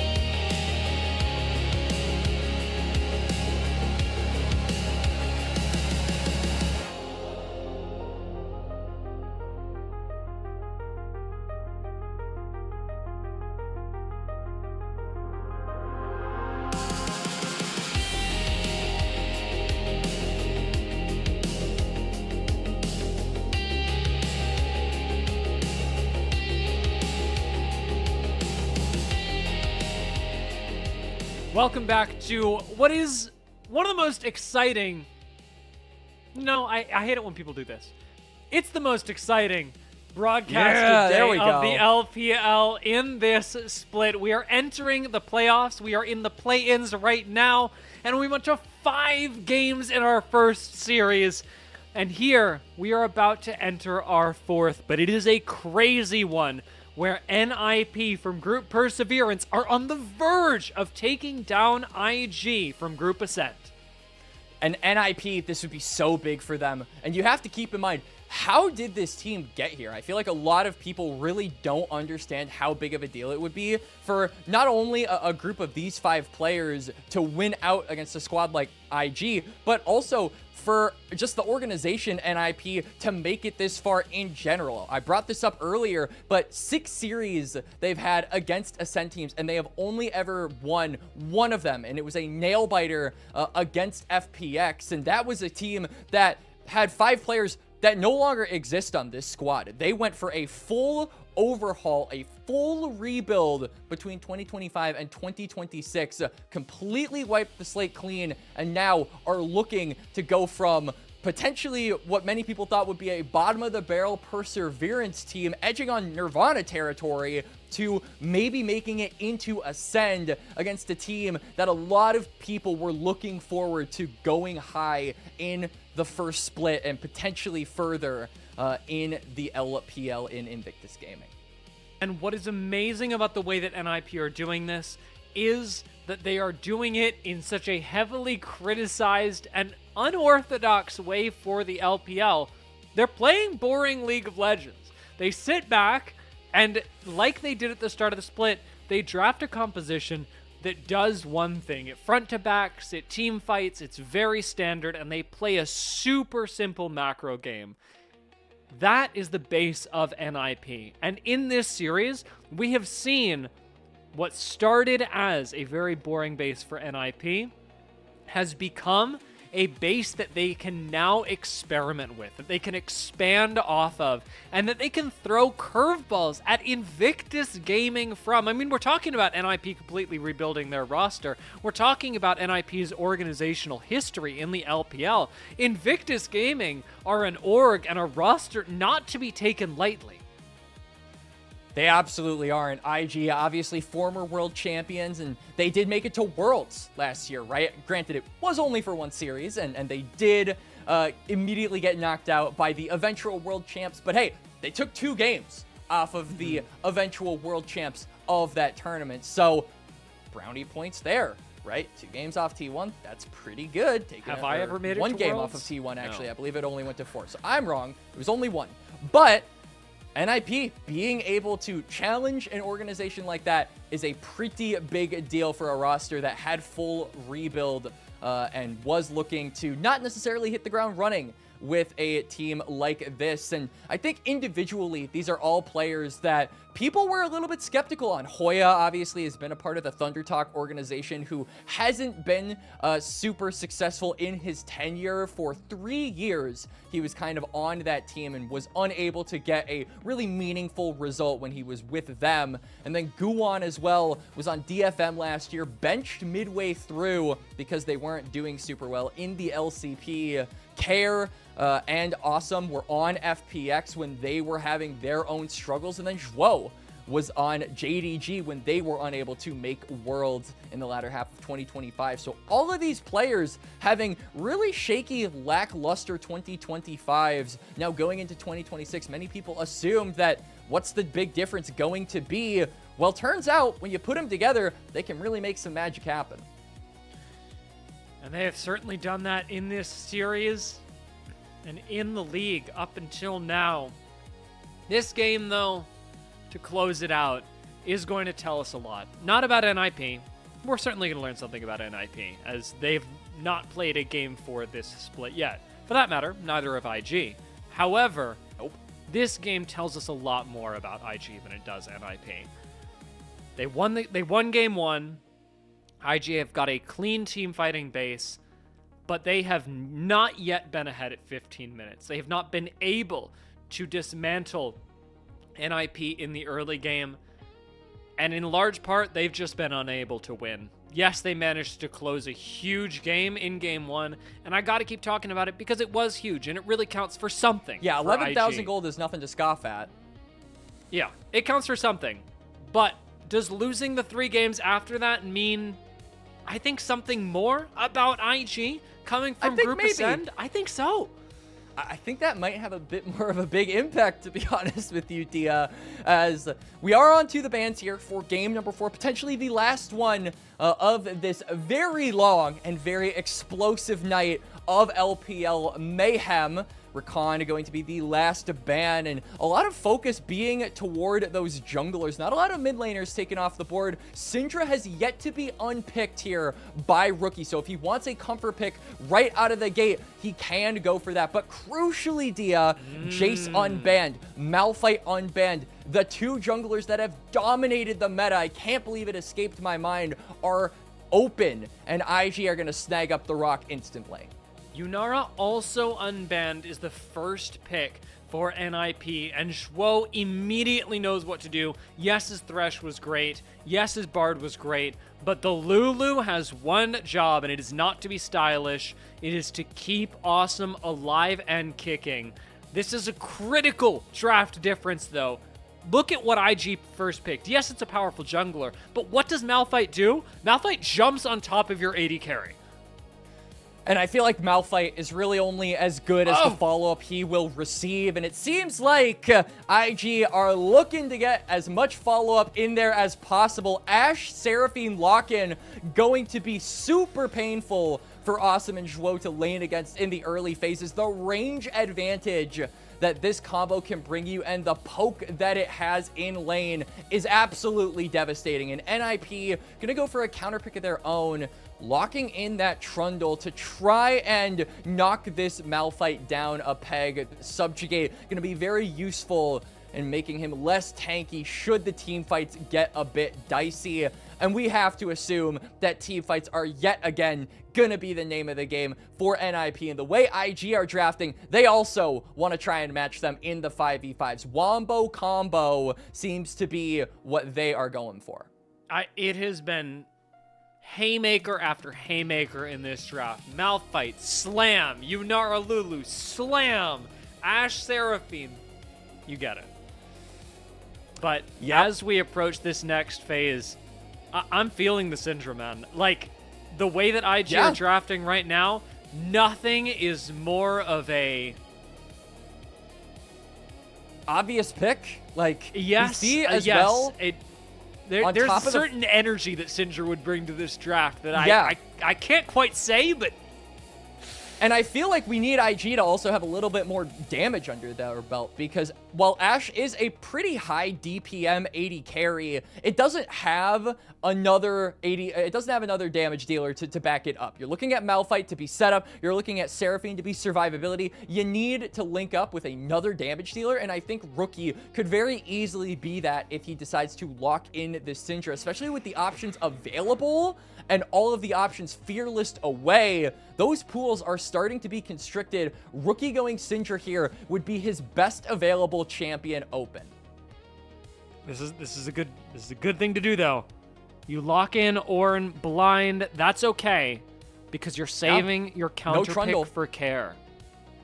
No Trundle there to counter pick you, subjugate you. The subjugate will be onto the Malphite. IG, if they want to go for another tank and just kind of have a wet noodle fight up top, I think it removes a little bit of that value from the Trundle subjugate, because when he takes away the stats of another tank, if there is a second tank on top of that, it makes the insurance of this backline just that much safer, as we do see the Jace being hovered here by IG, and it will be locked in. I have to imagine that is going top lane to match the Ornn, and Anivia being hovered.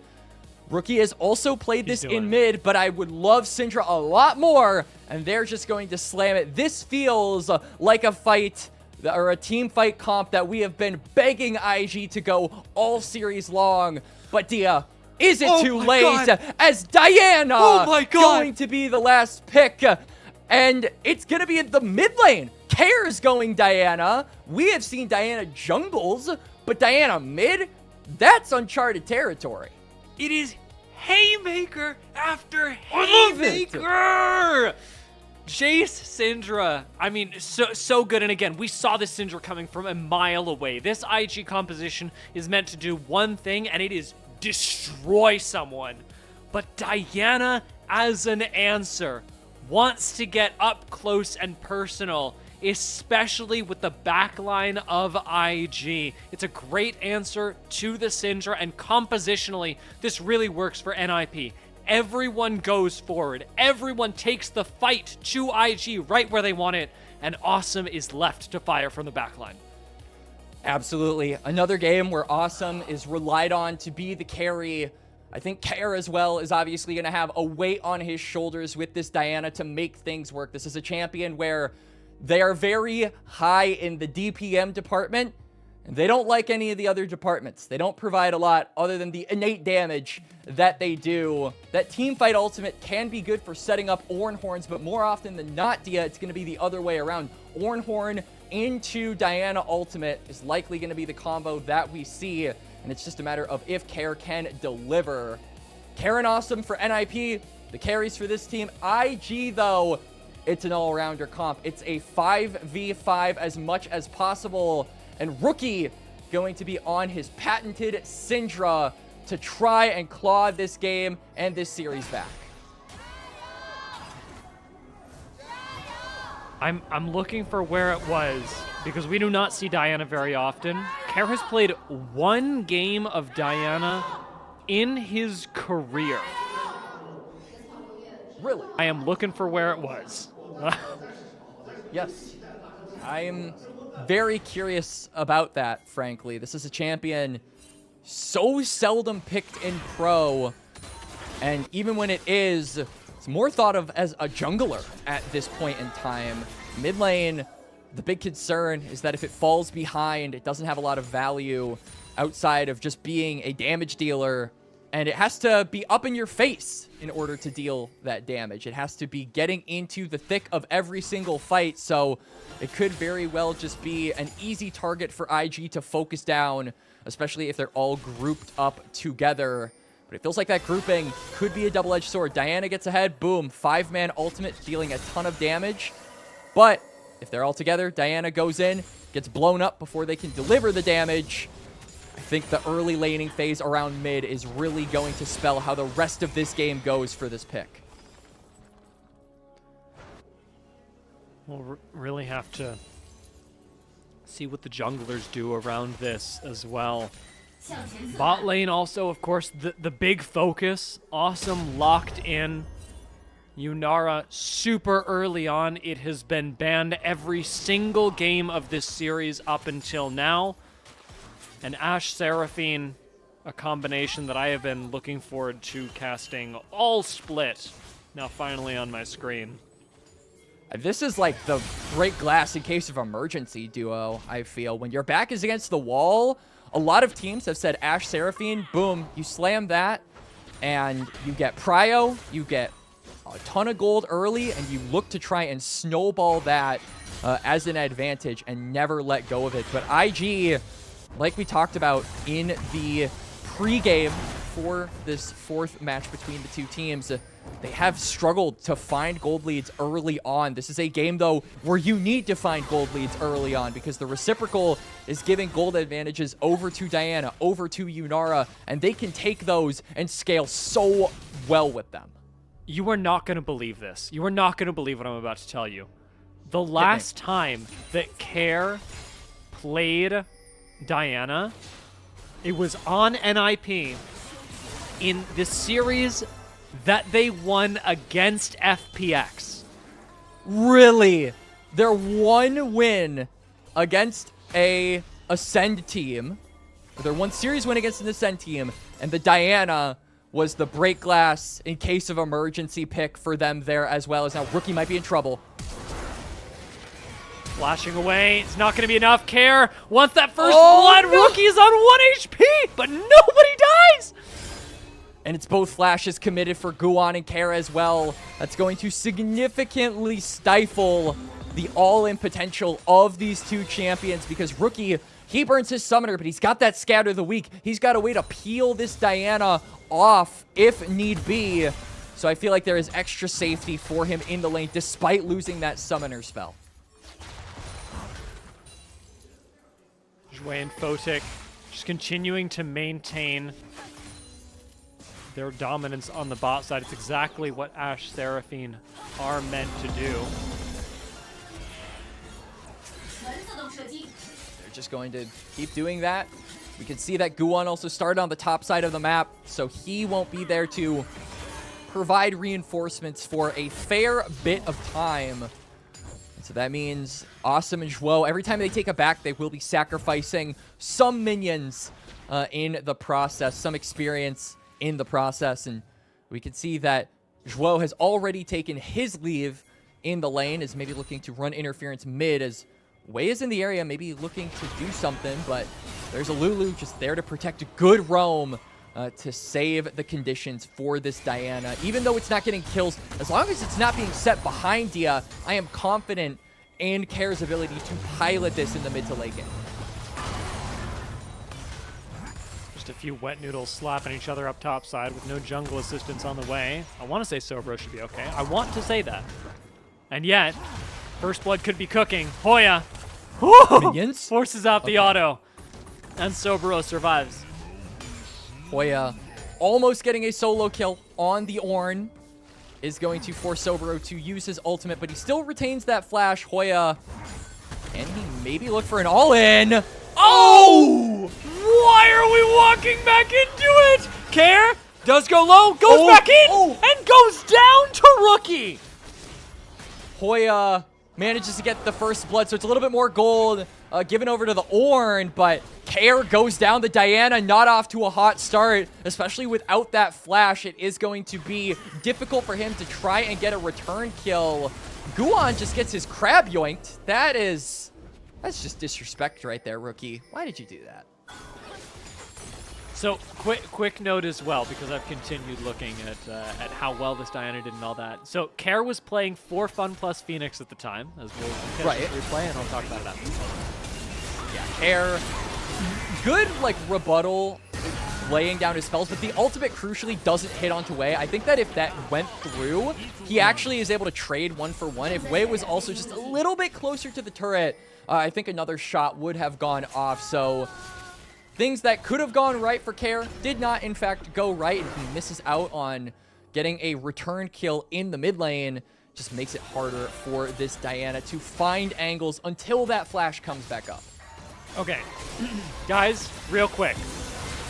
Photic getting low on the bot side. Remember, Zhuo's just meant to keep Awesome firing. Cleanse comes in immediately. Awesome is low. So is Photic. Zhuo flashes after him and gets the kill. Well, Awesome survives the battle. Lulu manages to take the victory for NiP in the bot side. Zhui, There's 1 no way. HP in a dream. While Rookie gets taken down by Kair in the mid lane. And Kair finally gets the kill that he needed on this Diana. This pick is freed up to push in the wave and look for a reset. Dragon is up, Grub's up in about 30 seconds. If Kair can get back to the lane in time to assist Guwon for that topside objective, it'll be huge for them to maintain gold and start to give some of these early resources over to the top side of NiP. And it's just Rookie walking too far to one side. A house is brought down between him and his turret, and unfortunately, he gets hit by the house, and he gets hit by a whole lot more afterwards. Dragon is gonna go down to IG while they do this. Oh my god, Quacks. Oh my god, we are gonna get another fight. Kair is looking for this. Thank god, thank god. Okay. Nope. Kair was playing for Fun plus Phoenix at the time when they went up against Ninjas in Pajamas. In the one series, as you say, that NiP have won versus a Group Ascent team. There's no shot. There is no way. We're doing this again. Rookie flashes away. Rookie, and this not... Please, this is not the first time. This is not the first time that Rookie has faced off against Kair's Diana, because Rookie was playing for Ninjas in Pajamas that year. Really? Wait, Rookie, that's crazy. Rookie went up against Care's Diana, the only other time he's played it in pro, and he beat it on Ahri. Care went 0-5 and lost, finishing the series in Ninjas in Pajama's favor.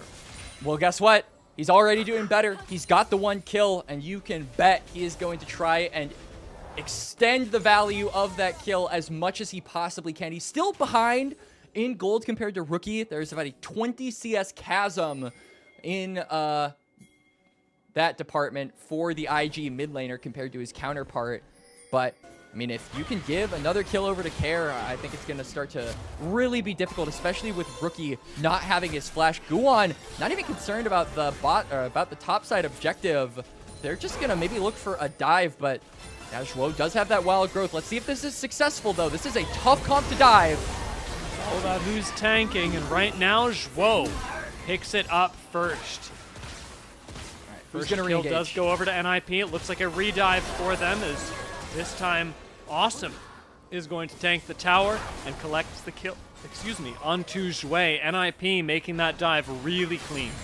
Really good stuff from NiP. It can be really daunting to dive a champion like Seraphine, who has so much CC and ability to lock you down, make it difficult, but they don't start attacking the members of IG's bot lane until those ultimates come through. It was a game of chicken, and NiP ended up winning that, which allowed them to lay down their damage. They take down Zhuo, and then Awesome tanking up the turret as he is the member with the most amount of HP. Really well done by them to get more gold into this Trundle. Awesome yet to collect a kill, but is getting close to that 1 item mark. And Yunara, as long as they're getting the items necessary to be that late game carry, I don't really think it matters if you're giving them kills or not, so long as they're relatively accelerated compared to their counterpart.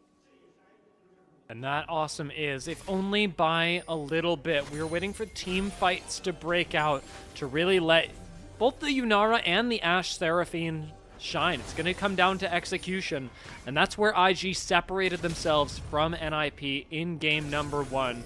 Guwan spots out Wei, laying down a control ward on his way through the bot side river. We have a minute 40 on the next dragons to come up. Nice catch onto Awesome. Half health him immediately. NiP, they actually might lose this fight. Wei does come in to try and finish the kill, but Shock Blast will not catch Awesome. Accelerated or not, IG will have to back away. And look at Guwan. He is trying to move into the bot side. Care going for an engage on a Rookie. Shouldn't have the burst just yet. Guwan is coming down, though, and this could change the fight. Care's about half HP. Guwan would need to tank the tower. Zhuo's here as well. Rookie will survive, and it looks like the tower will stay standing. And NiP, even though they don't get any kills, they don't accelerate the gold by Care. Actually, I say that. House is brought down. They're looking for a fight. There's a teleport coming in from the Ornn. They do not want to let this tower stand. Teleport expended and ult available. NiP would rather save the cooldown, but they can and will use it to start a fight. IG get a little too antsy, and in come NiP. Care isolates and destroys Rookie, finding himself yet another kill, managing to walk away on 1 HP. Hoya looks for the kills under the tower, but will not find them on Sobero. NiP lose nothing. They gain a kill on the mid laner, and naturally, the bot lane tower will fall.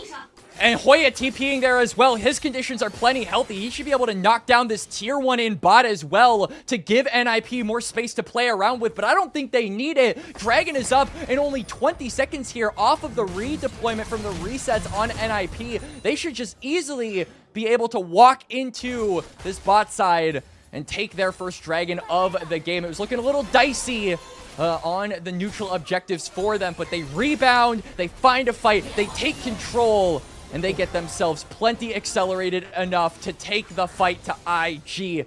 As we get a replay here, and Hoya, really good ultimate here, but Rookie, I feel, just very disrespectful with positioning. He knows he doesn't have flash. He knows that Hoya wants to use this timer to try and look for a kill, given that he committed his teleport for it, but he walks up anyway, gets found, and opens up the floodgates for NiP to take more than just the mid laner. As we cut back to live, Kara's once again right next to Rookie, looking for kills, looking to match this Syndra. as it appears only this Diana can. Cards on the table, NiP put their faith in Care's Diana. Second of his career, and up against Rookie once again. This time, as you said, looking a lot better. Picking up not just the first kill, but a second as well. Wei is here to make sure that that does not extend too far. Has Wei for backup, and IG will take a chunk out of the top lane tower. But I don't think they're going to be able to finish it, even though they've got the grubs. You can see that Guan is crossing the map over to reinforce his top side if need be. That top lane turret, too healthy for them to actually threaten, is going to mean a little bit of gold for IG, but nothing more than that. And NiP in the mid lane are going to be able to trade that as well. Photic's got Enchanted Crystal Arrow, and Awesome's Cleanse is almost off cooldown. The window for a play closing, as that unfortunately will lapse this time around. NiP currently hold a lead as we crest 15 minutes. 3,000 gold, much larger than their lead last game. Absolutely. I think NiP, the creative picks have been so fun to see from this team, and we get one more added onto it. Awesome's Draven, Care's Diana, every single member of this squad that NiP have assembled here. Is Awesome's looking for his play. Crystal Arrow lands, but Awesome doesn't end up using the cleanse. Recognizes there's no real kill here, it's just going to be damage traded back and forth, and the cooldown will be better expended in an upcoming team fight. Where that might be? Perhaps the Rift Herald. Perhaps it will be, and Guan should be able to set up for that. This guy has been so good at starting up fights, but hasn't been the main damage dealer of the squad. We'll see if he can delve out the damage on this Trundle. Because now it has been started, and whoa! He's 1 HP but alive, and on Lulu, he gets taken out by the Encore. Zhui picks up the first kill of the team fight. Rift Herald on 2k HP and resetting quickly as Rookie looks for Awesome, flashes on him, and the ultimate will connect, but not take him down. Instead, it is the Rift Herald that falls. A single kill and the objective going the way of IG. Rookie has to be careful not to overstay his welcome. He will back out of there, but good layering of the ultimates there from IG, finally being able to sync those R keys together. And NiP do not have the same power in that Wombo combo that Invictus Gaming drafted for. So they not only get the pick, but they also get the turret. They get the Herald as well.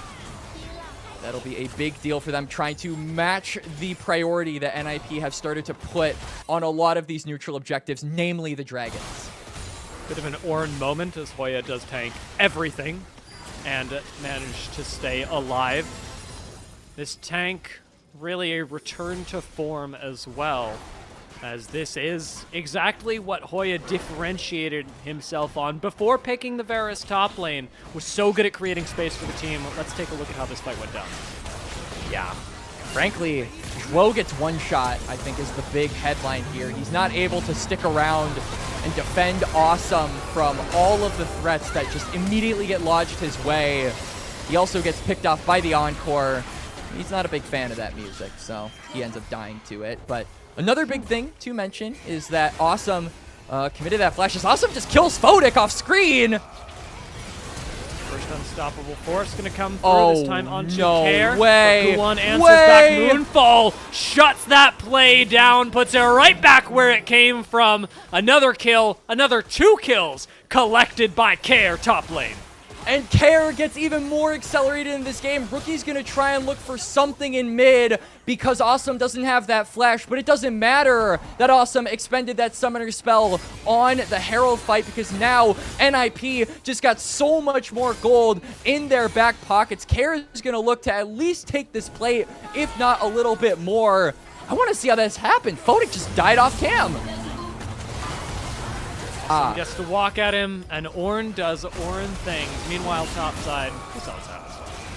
Yeah, and way too overcommittal on that play. Flash expended means that he's just a sitting duck the moment Guan shows up.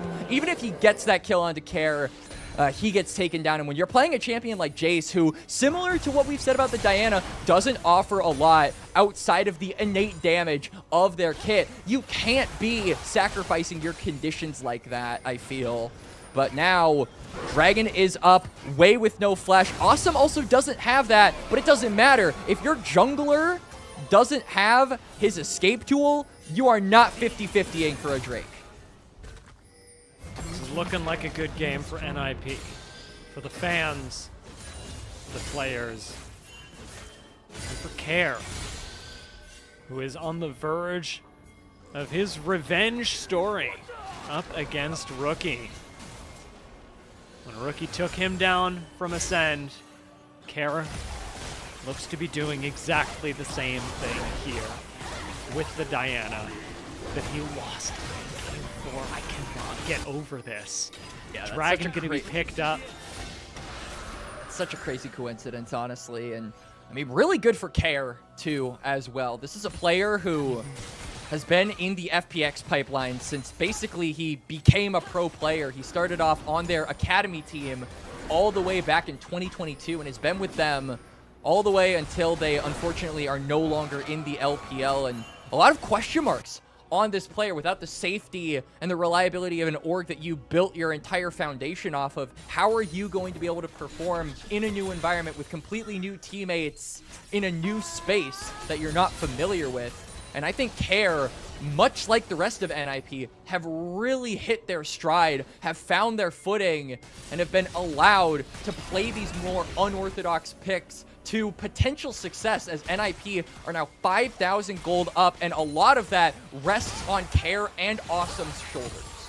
That's definitely something that NiP are creating the room for, is establishing such a good base for these players and then letting them experiment, find what makes them so much more threatening in the LPL. For sure. NiP with the creative angles have been so exciting to watch, and Care, this isn't the first interesting pick we've seen him pilot. We did see the Aurelian Soul, I believe, in one of their first matches of the LPL, but that did not go super great for NiP. So it's cool to see one of the more flexible champions in the mid lane, one that we have very, very rarely seen in the mid lane, end up working here for NiP. But now we're just seeing, because Care and Guwon have such high attack speed, they're just gonna two-man the Baron. I don't think IG have a whiff of what's going on. They've pinged it. Teleport coming up as well. IG know this is going down, but they just don't know how fast. And unfortunately, with their misestimation of how quickly Baron would go down, they will just lose it entirely, and they might even lose the fight to follow. Sobro is going to get knocked up, flashes away, but crucially keeps the unstoppable force for a possible re-engage. And I like the NiP. Oh, hang on, hold that thought. And he loses the unstoppable force. Very stoppable force, it seems like, is what we can label Sobro as, because now IG are forced to take the very long way all the way around, and that will give a few plates over to NiP. With Baron, they're just going to straight up run through the turret without any fear. I mean, without that unstoppable force, there really isn't a solid engage tool here for Invictus Gaming, so they can't actually take the fight to NiP to defend that turret. It will allow NiP to get more gold, go for a reset. We're a little over 2 minutes away from the Dragon, but crucially, Sobro will still not have that flash by that time. So this Malphite, if he goes in, there is a very high chance that he does not come out. Awesome's found Sobro. No unstoppable force, so this Malphite is essentially a giant punching bag. When we looked at this draft, Malphite was a haymaker. But he was a haymaker because he's meant to press R on Awesome. And if he's not doing that, he's not doing anything. Ooh, Awesome taking a fair bit of damage from that shock blast, but Zhuo is there, Guwon is there, Hoi is there. He's got his boys. And honestly, that's all he needs. NiP, a full roster rebuild, now looking to get into Group Ascend. Care forced to flash. IG desperately looking for any kind of a pick to get a numbers advantage. They know they don't win the 5v5s at this point. Yeah, honestly, this works. Encore is going to land just onto Hoya. who is essentially immortal. He is a beefy frontline, the likes of which IG have nothing to deal with. And Care is drawing people back and forth. Yes, he expended the flash before, but he drew 3-4 people up.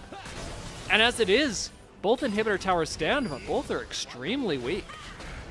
Dragon up in about 40 seconds as well. IG have no business being able to contest this. Sobro still without that summoner spell means that the engage that you get from IG might be reliable. It might hit a couple of members, but there's no way you're going to be holding on to that frontliner for very long after he ults in. So IG are going to have to rely on burst damage, I feel, in order to win this fight. And when you're staring down against a Ornn, a Trundle with Subjugate, and a Lulu with Wild Growth, one-shotting the entire enemy team just isn't in the cards at this point. So IG really can't win a fight against NiP with their current conditions, and they're not even going to try. They're just going to clear out these waves, and I feel like it's a sad thing to say, Dia, but that is the smarter option.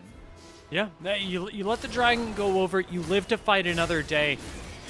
The nice thing is, a lot of waves are being pushed into the jungle into the towers right now. IG are collecting gold slowly but surely.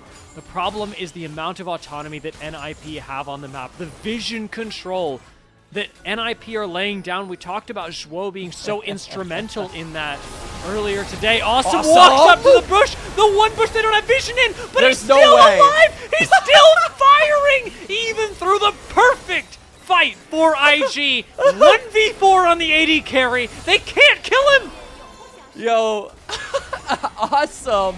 Withstanding all of that pressure. Guan is somehow less tanky than his AD carry. He will go down. IG will find a pick and weather the storm for the time being. But dang, that has got to feel a little bit bad regardless, not being able to one-shot the Yunara through all of the Lulu defenses.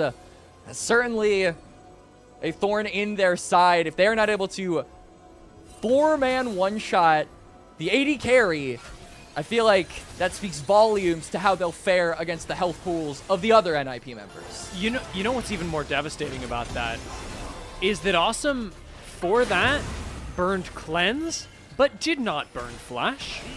He could have flashed. It would have been safer, but he knew he didn't have to. So not only do IG not one-shot the NiP AD carry, but Awesome knows that they can't do it. Yeah. Oh, now he's going to walk up. He's going to say, you know what? 4 isn't that much less than 5. So maybe I could do it. Maybe I could withstand the damage of all 5 IG versus. Let's see if Jue can do the same. Way. Knock up, not going to land, but Awesome does find a way. Must be Flash out of range over the wall. And Awesome gets to continue stepping up, not concerned about a darn thing, even with Unstoppable Force still available. Unstoppable Force and Flash for Sobro. Yeah. 2 flashes burned on IG members, with Baron coming up in about 30 seconds, not 30 minutes. Does mean NiP should just be able to rip it on spawn once again, like they did last time. This is a comp so good at being able to just burn away neutral objectives. The attack speed from Guan and Care, and Awesome now that he has an ornament and 3 items, means that this thing, I think, lives for 15 seconds max, if all of NiP are hitting it consecutively. We're about to find out. I Let's think count. you might start counting now. Yeah, they're hitting it. 2, 3, 4, 5, 6, 7, 8, 9, oh my god, 10, 11, 12, I think 15 might be right. 13, 14. I'm so good. 15 seconds. You're so good, actually. And you know what's bad? This game state for IG. Yeah, it's a little bit rough out here now. All 5 members wearing purple, and teleports available for both solo laners too. So if IG decide, hey, let's try and overcommit, who care? Goes Golden. Should have backup on the way and flashes Bye-bye. out once again. Care so good at drawing attention from the members of IG, but not going down for it. It'll mean an inhibitor tower goes to NiP, and a teleport in from Care signals that they want more. An inhibitor is on the menu, boys! Yup, and now teleport, like you said, coming in from Care. They're gonna take down the inhib on top side, but there isn't a lot of pressure being drawn in the other lane, so they're not actually able to threaten anything more because the wave states aren't very positive. Sobro is walking up really far. I was thinking NiP might legitimately try and cancel their backs to punish Sobro for pulling up to them this disrespectfully, but they're going to channel their backs. They're going to go toward the bot side, dragging up in about 40 seconds, and if they get this, it'll be Soul. And hey, if you tried one-shotting a Yunara without Mountain Soul and it didn't go through, just imagine how it's going to go with the Yunara with Mountain Soul. An inevitable reality for IG. One-shotting Awesome, just no longer in the cards. And unfortunately, CCing him is on a pretty long cooldown as well. Awesome has done a great job of managing his cleanse cooldowns, only stepping up into risky zones when he has it available. He hasn't been forced to burn flash in ages. They're just not even fighting with Awesome. They're fighting with Care! The Moonfall comes down! A double kill for Care! Wants to make it a triple, but Sobero flashes away as Awesome joins the fight. It is simply to take down the inhibitor, simply to escort NiP deeper into the base.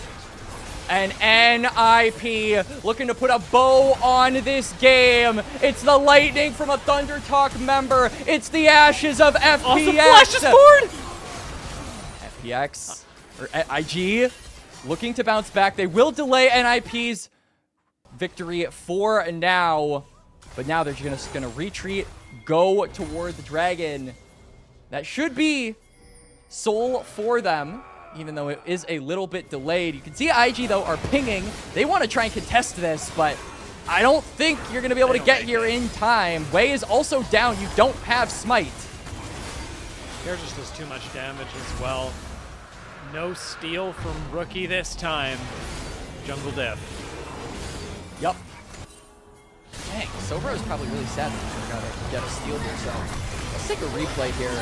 Really good wombo combo. We talk about the wombo combo from IG. Well, I mean, NiP, we weren't anticipating like a cool looking play, but they still managed to find one. It's a double Moonlight Vigil into an Orin Horn. Gives them two.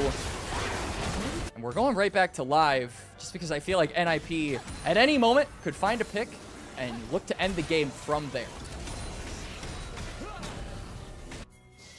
Around these objectives is where NiP are going to be particularly strong given the vision that they have and the team fight composition. We already saw them fight around inhibitor towers, soon to be Nexus towers as well. But NiP don't have to rush this. They've got Soul, and that means that Elder will be on the menu in 5 minutes. NiP can play an error-free game where they shove waves into IG's base. And if IG make a mistake, NiP win the game. And if IG don't make a mistake, in 6 minutes, NiP win the game. It really is a do-or-die time here for IG as the walls are closing in. All 3 lanes have waves pouring under the last 2 remaining towers. They've got to fight. There's Diana. Back and threatening the back line, is going to jump right on top of Rookie. Out comes the Ornhorn, and Care will finish off Rookie. And it is NiP finishing off IG as the Nexus towers fall, and NiP will slay another team from Group Ascend. Their second series win over Ascend squads, and you can just see the elation on the players' faces here for NiP. It means so much to these guys who, like we said, in 2025 individually really struggled. So to see them hit this high to topple IG and Ascend team, you have to think that it is so meaningful for them. Take a bow, gentlemen. Do it with pride. A well-fought series from every single one of them. And Dia, I can't wait to see what this team has in store the next time we see them. This is such a fantastic news story for Care as well. I know we were talking about the supports coming into today's matchup, as they've been so critical. But this last game, it really all became about Care and his return to the Diana in a critical series as well, and in a critical game. The fact that it's game 4 again and he pulls this out, and the fact that it was the game that took him out of Ascend from FPX that brings him back to Ascend level on NiP, on the same champion, on the same game, against the same mid laner. Yeah. It really is a story of redemption in that regard for Care. But like I said, for the career histories of these two, or for all 5 of these players, it is a story of redemption. They have taken the first big leap in that road in 2026, Dia. But I'm excited to see what they have to do from here. After all, NiP, I mean, this is a team that not only do they look good in their style of team fighting and being able to 5v5, but they do it in their own way. I feel like this is a squad that can really get a lot of the upper teams in Ascend if they can make it to that area with the ingenuity that they have shown. Things like the Diana, things like the Draven, the Varus top, these are things that Ascend teams, even at the top of their game, are afraid to pull out when the chips are down. And that commitment, that willingness to experiment and to trust your teammates that they know what they're doing on these unorthodox picks is what really, I think, makes a lot of people very big fans of NiP. It's what makes me a big fan of NiP. I love my ingenuity, Dia. Yeah, we've got at least one for everyone, right? We've got Zhuo's Thresh, we've got Awesome's Draven, we've got Care's Diana, just because it's my most recent favorite, Guwan's Viego, and Hoya's Varus. I mean, there's a pocket pick in every single lane, a carry threat in every single lane that many teams are not going to be prepared for. And I do wonder, like you say, this is the first step of the playoffs. It's even still the play-ins for NiP, but it is such a huge series for them in terms of their overall standing in the LPL. And I can't wait to see what now they will get to do in the playoffs up against other teams from Group Ascend. It's going to be really exciting. I'm super looking forward to NiP. They earned this victory. They earned their standing as the best team in group perseverance by decimating Team WE in that tiebreaker. They took that momentum against IG, and they looked at them. They did not blink, and they managed to win the series 3-1. I would imagine player of the game, Dia, at least for this one, probably going to go to Care, simply because how often do you see a Diana in mid? You got to give it just for aura points alone. But the tougher question, my friend, who gets series MVP? Who was the best player across all 4 games for this squad?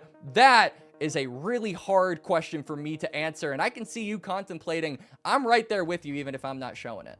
Yeah, I'm checking out. I'm thinking about like the drafts that we had.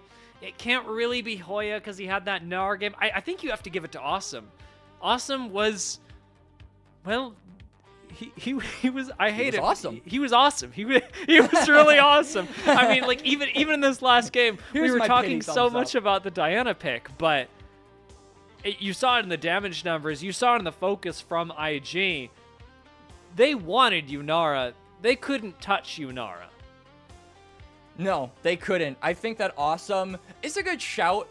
I'm still kind of the opinion that I think Zhuo should get it, because I think every single game he had a meaningful impact and he played his style, and I really liked what we saw from him in this series. So Zhuo has my personal vote, but Awesome, I think, definitely gets second place. But to be honest with you, Dia, looking at all of these players, they all had moments to shine. Game number 1, even though it ended up not being a victory for them, both Guwan and Hoya had standout performances on the Varus, on the Kiana, and then you had things like the Draven, you had things like the Diana, and you had things like the Thresh. Everybody had a moment to shine in this best of 5, and I love teams that look like that, where every player looks like they are contributing something and looks like when you give them the ball, they deliver a slam dunk.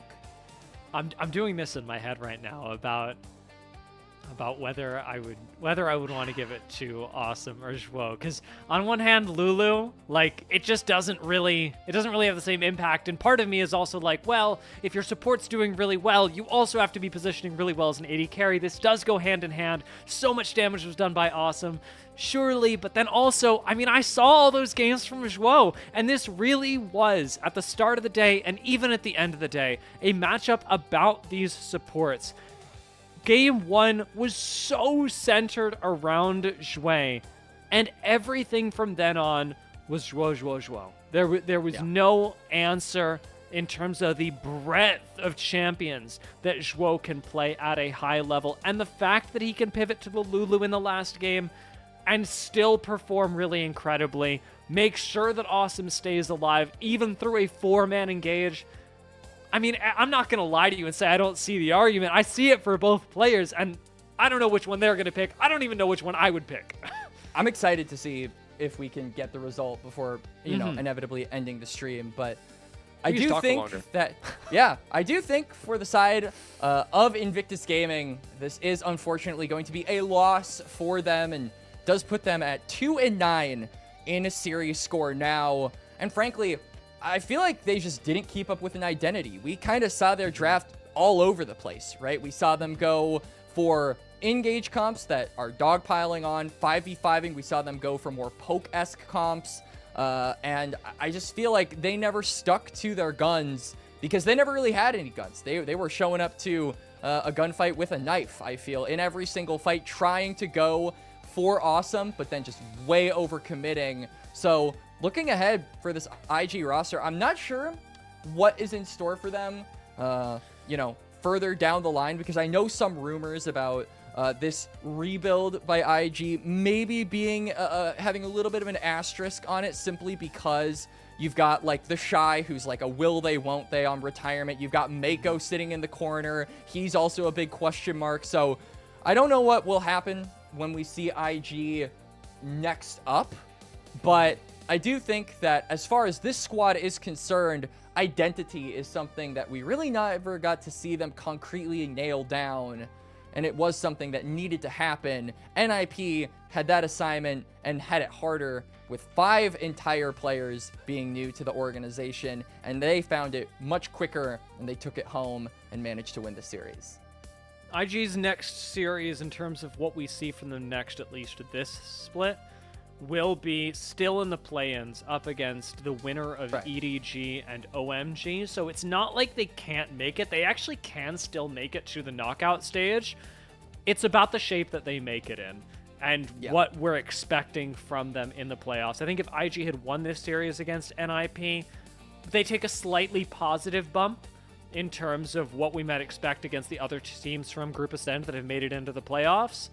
The fact that they lose to an NiP that is looking in great form, it works a lot like an ELO system would in, I'm going to say chess, but in any place where you use an ELO system, where my expectations for NiP, they just went way up, but my expectations for IG just went way down.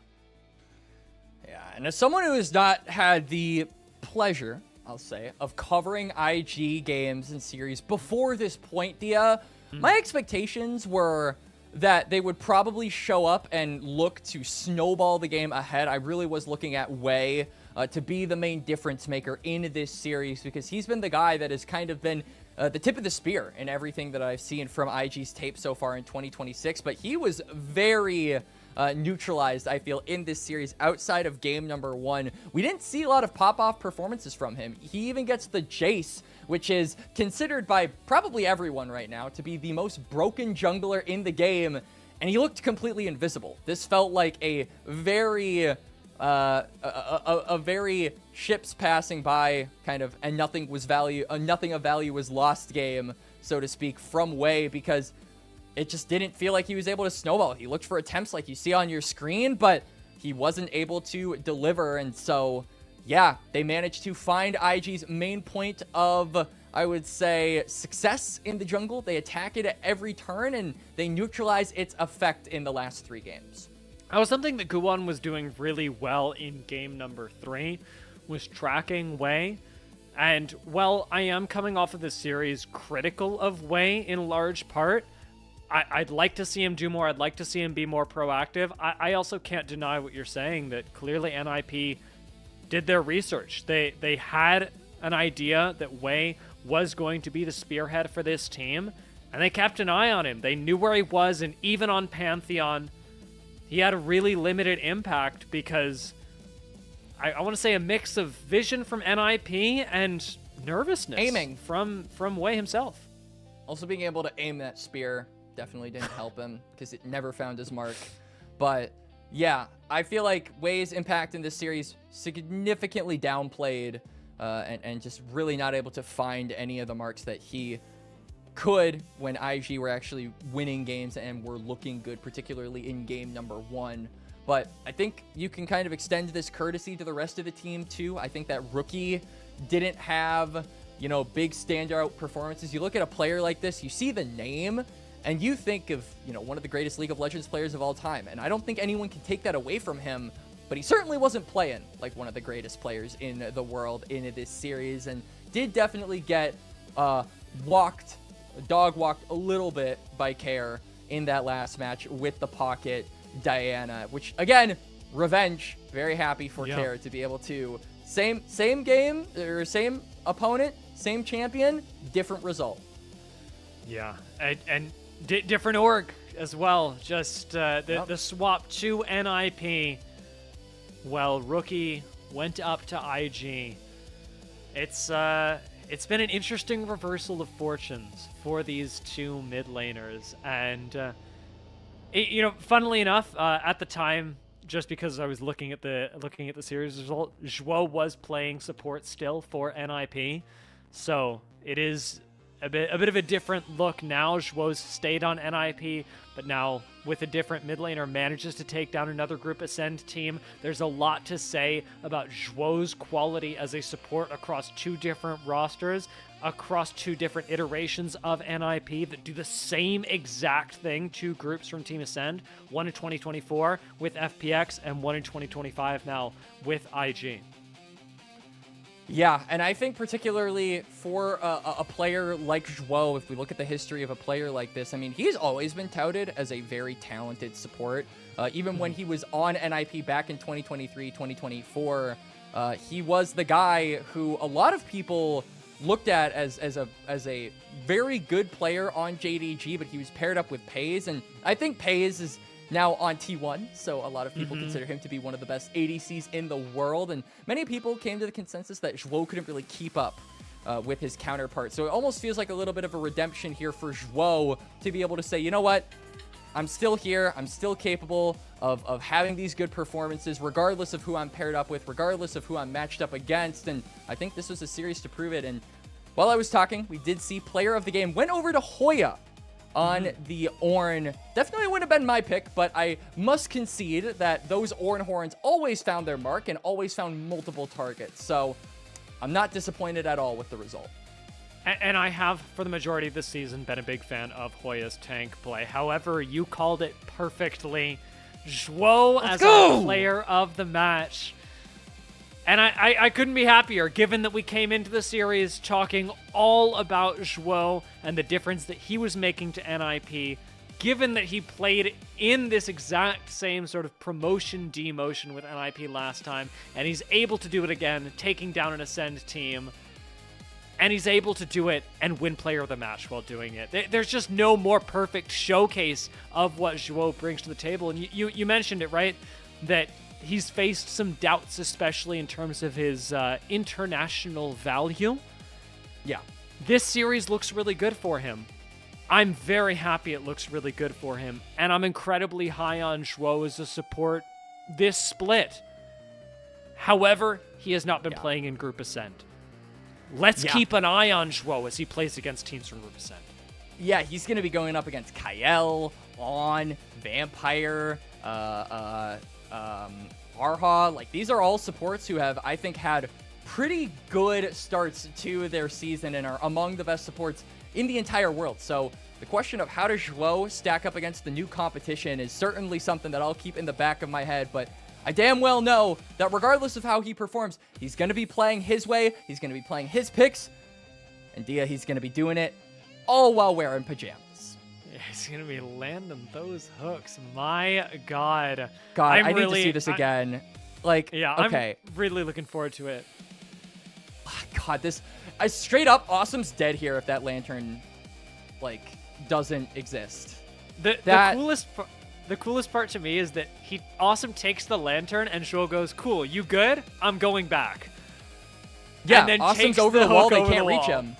Yeah, Yeah. I love it. The positioning from Awesome this series combined with the clutch factor of Zhuo was absolutely massive throughout this series. And even stuff like this, like a lot of people would be really hesitant to take a 2v2 into Ashe Seraphine, the typical, artillery, high DPM bot lane. But you know what Zhuo does, Dia? He flashes forward and finishes off the kill at 1 HP. This guy, I love this guy.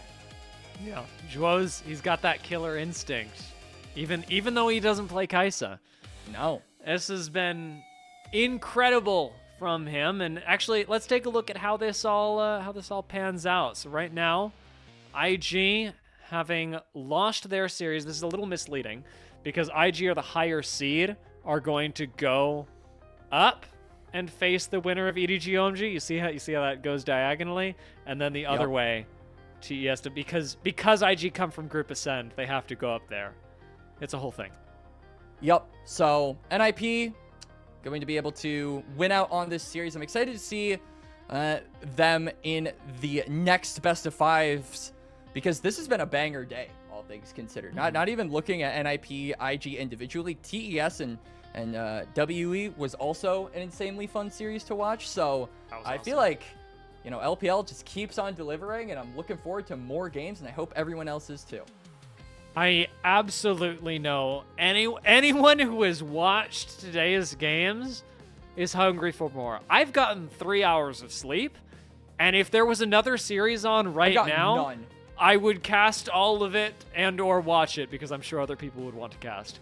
But, oh my lord, the LPL absolutely never fails to deliver, and especially in the playoffs. To kick off the playoffs, it is giving us its best look at Split 1. It has been an incredible day, Quacks, but as you mentioned, you have had no sleep. So, from your sleepless self, any last thoughts to close us out?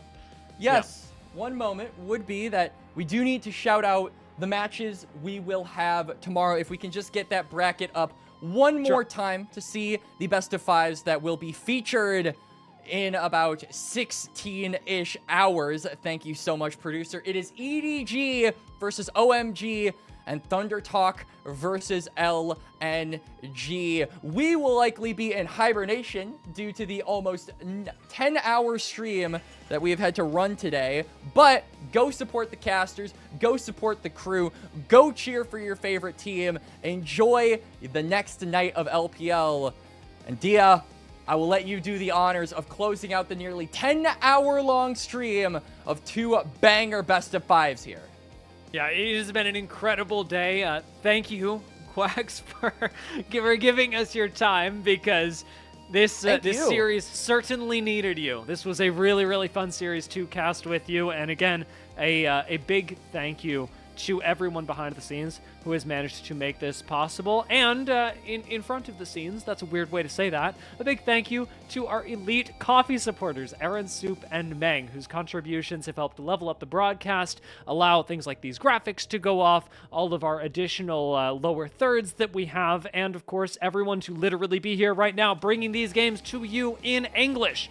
Thank you so much to our elite coffee supporters. Go check out our coffee to support the LPL English broadcast and the incredible work that we're able to do, bringing this awesome region right to your computer.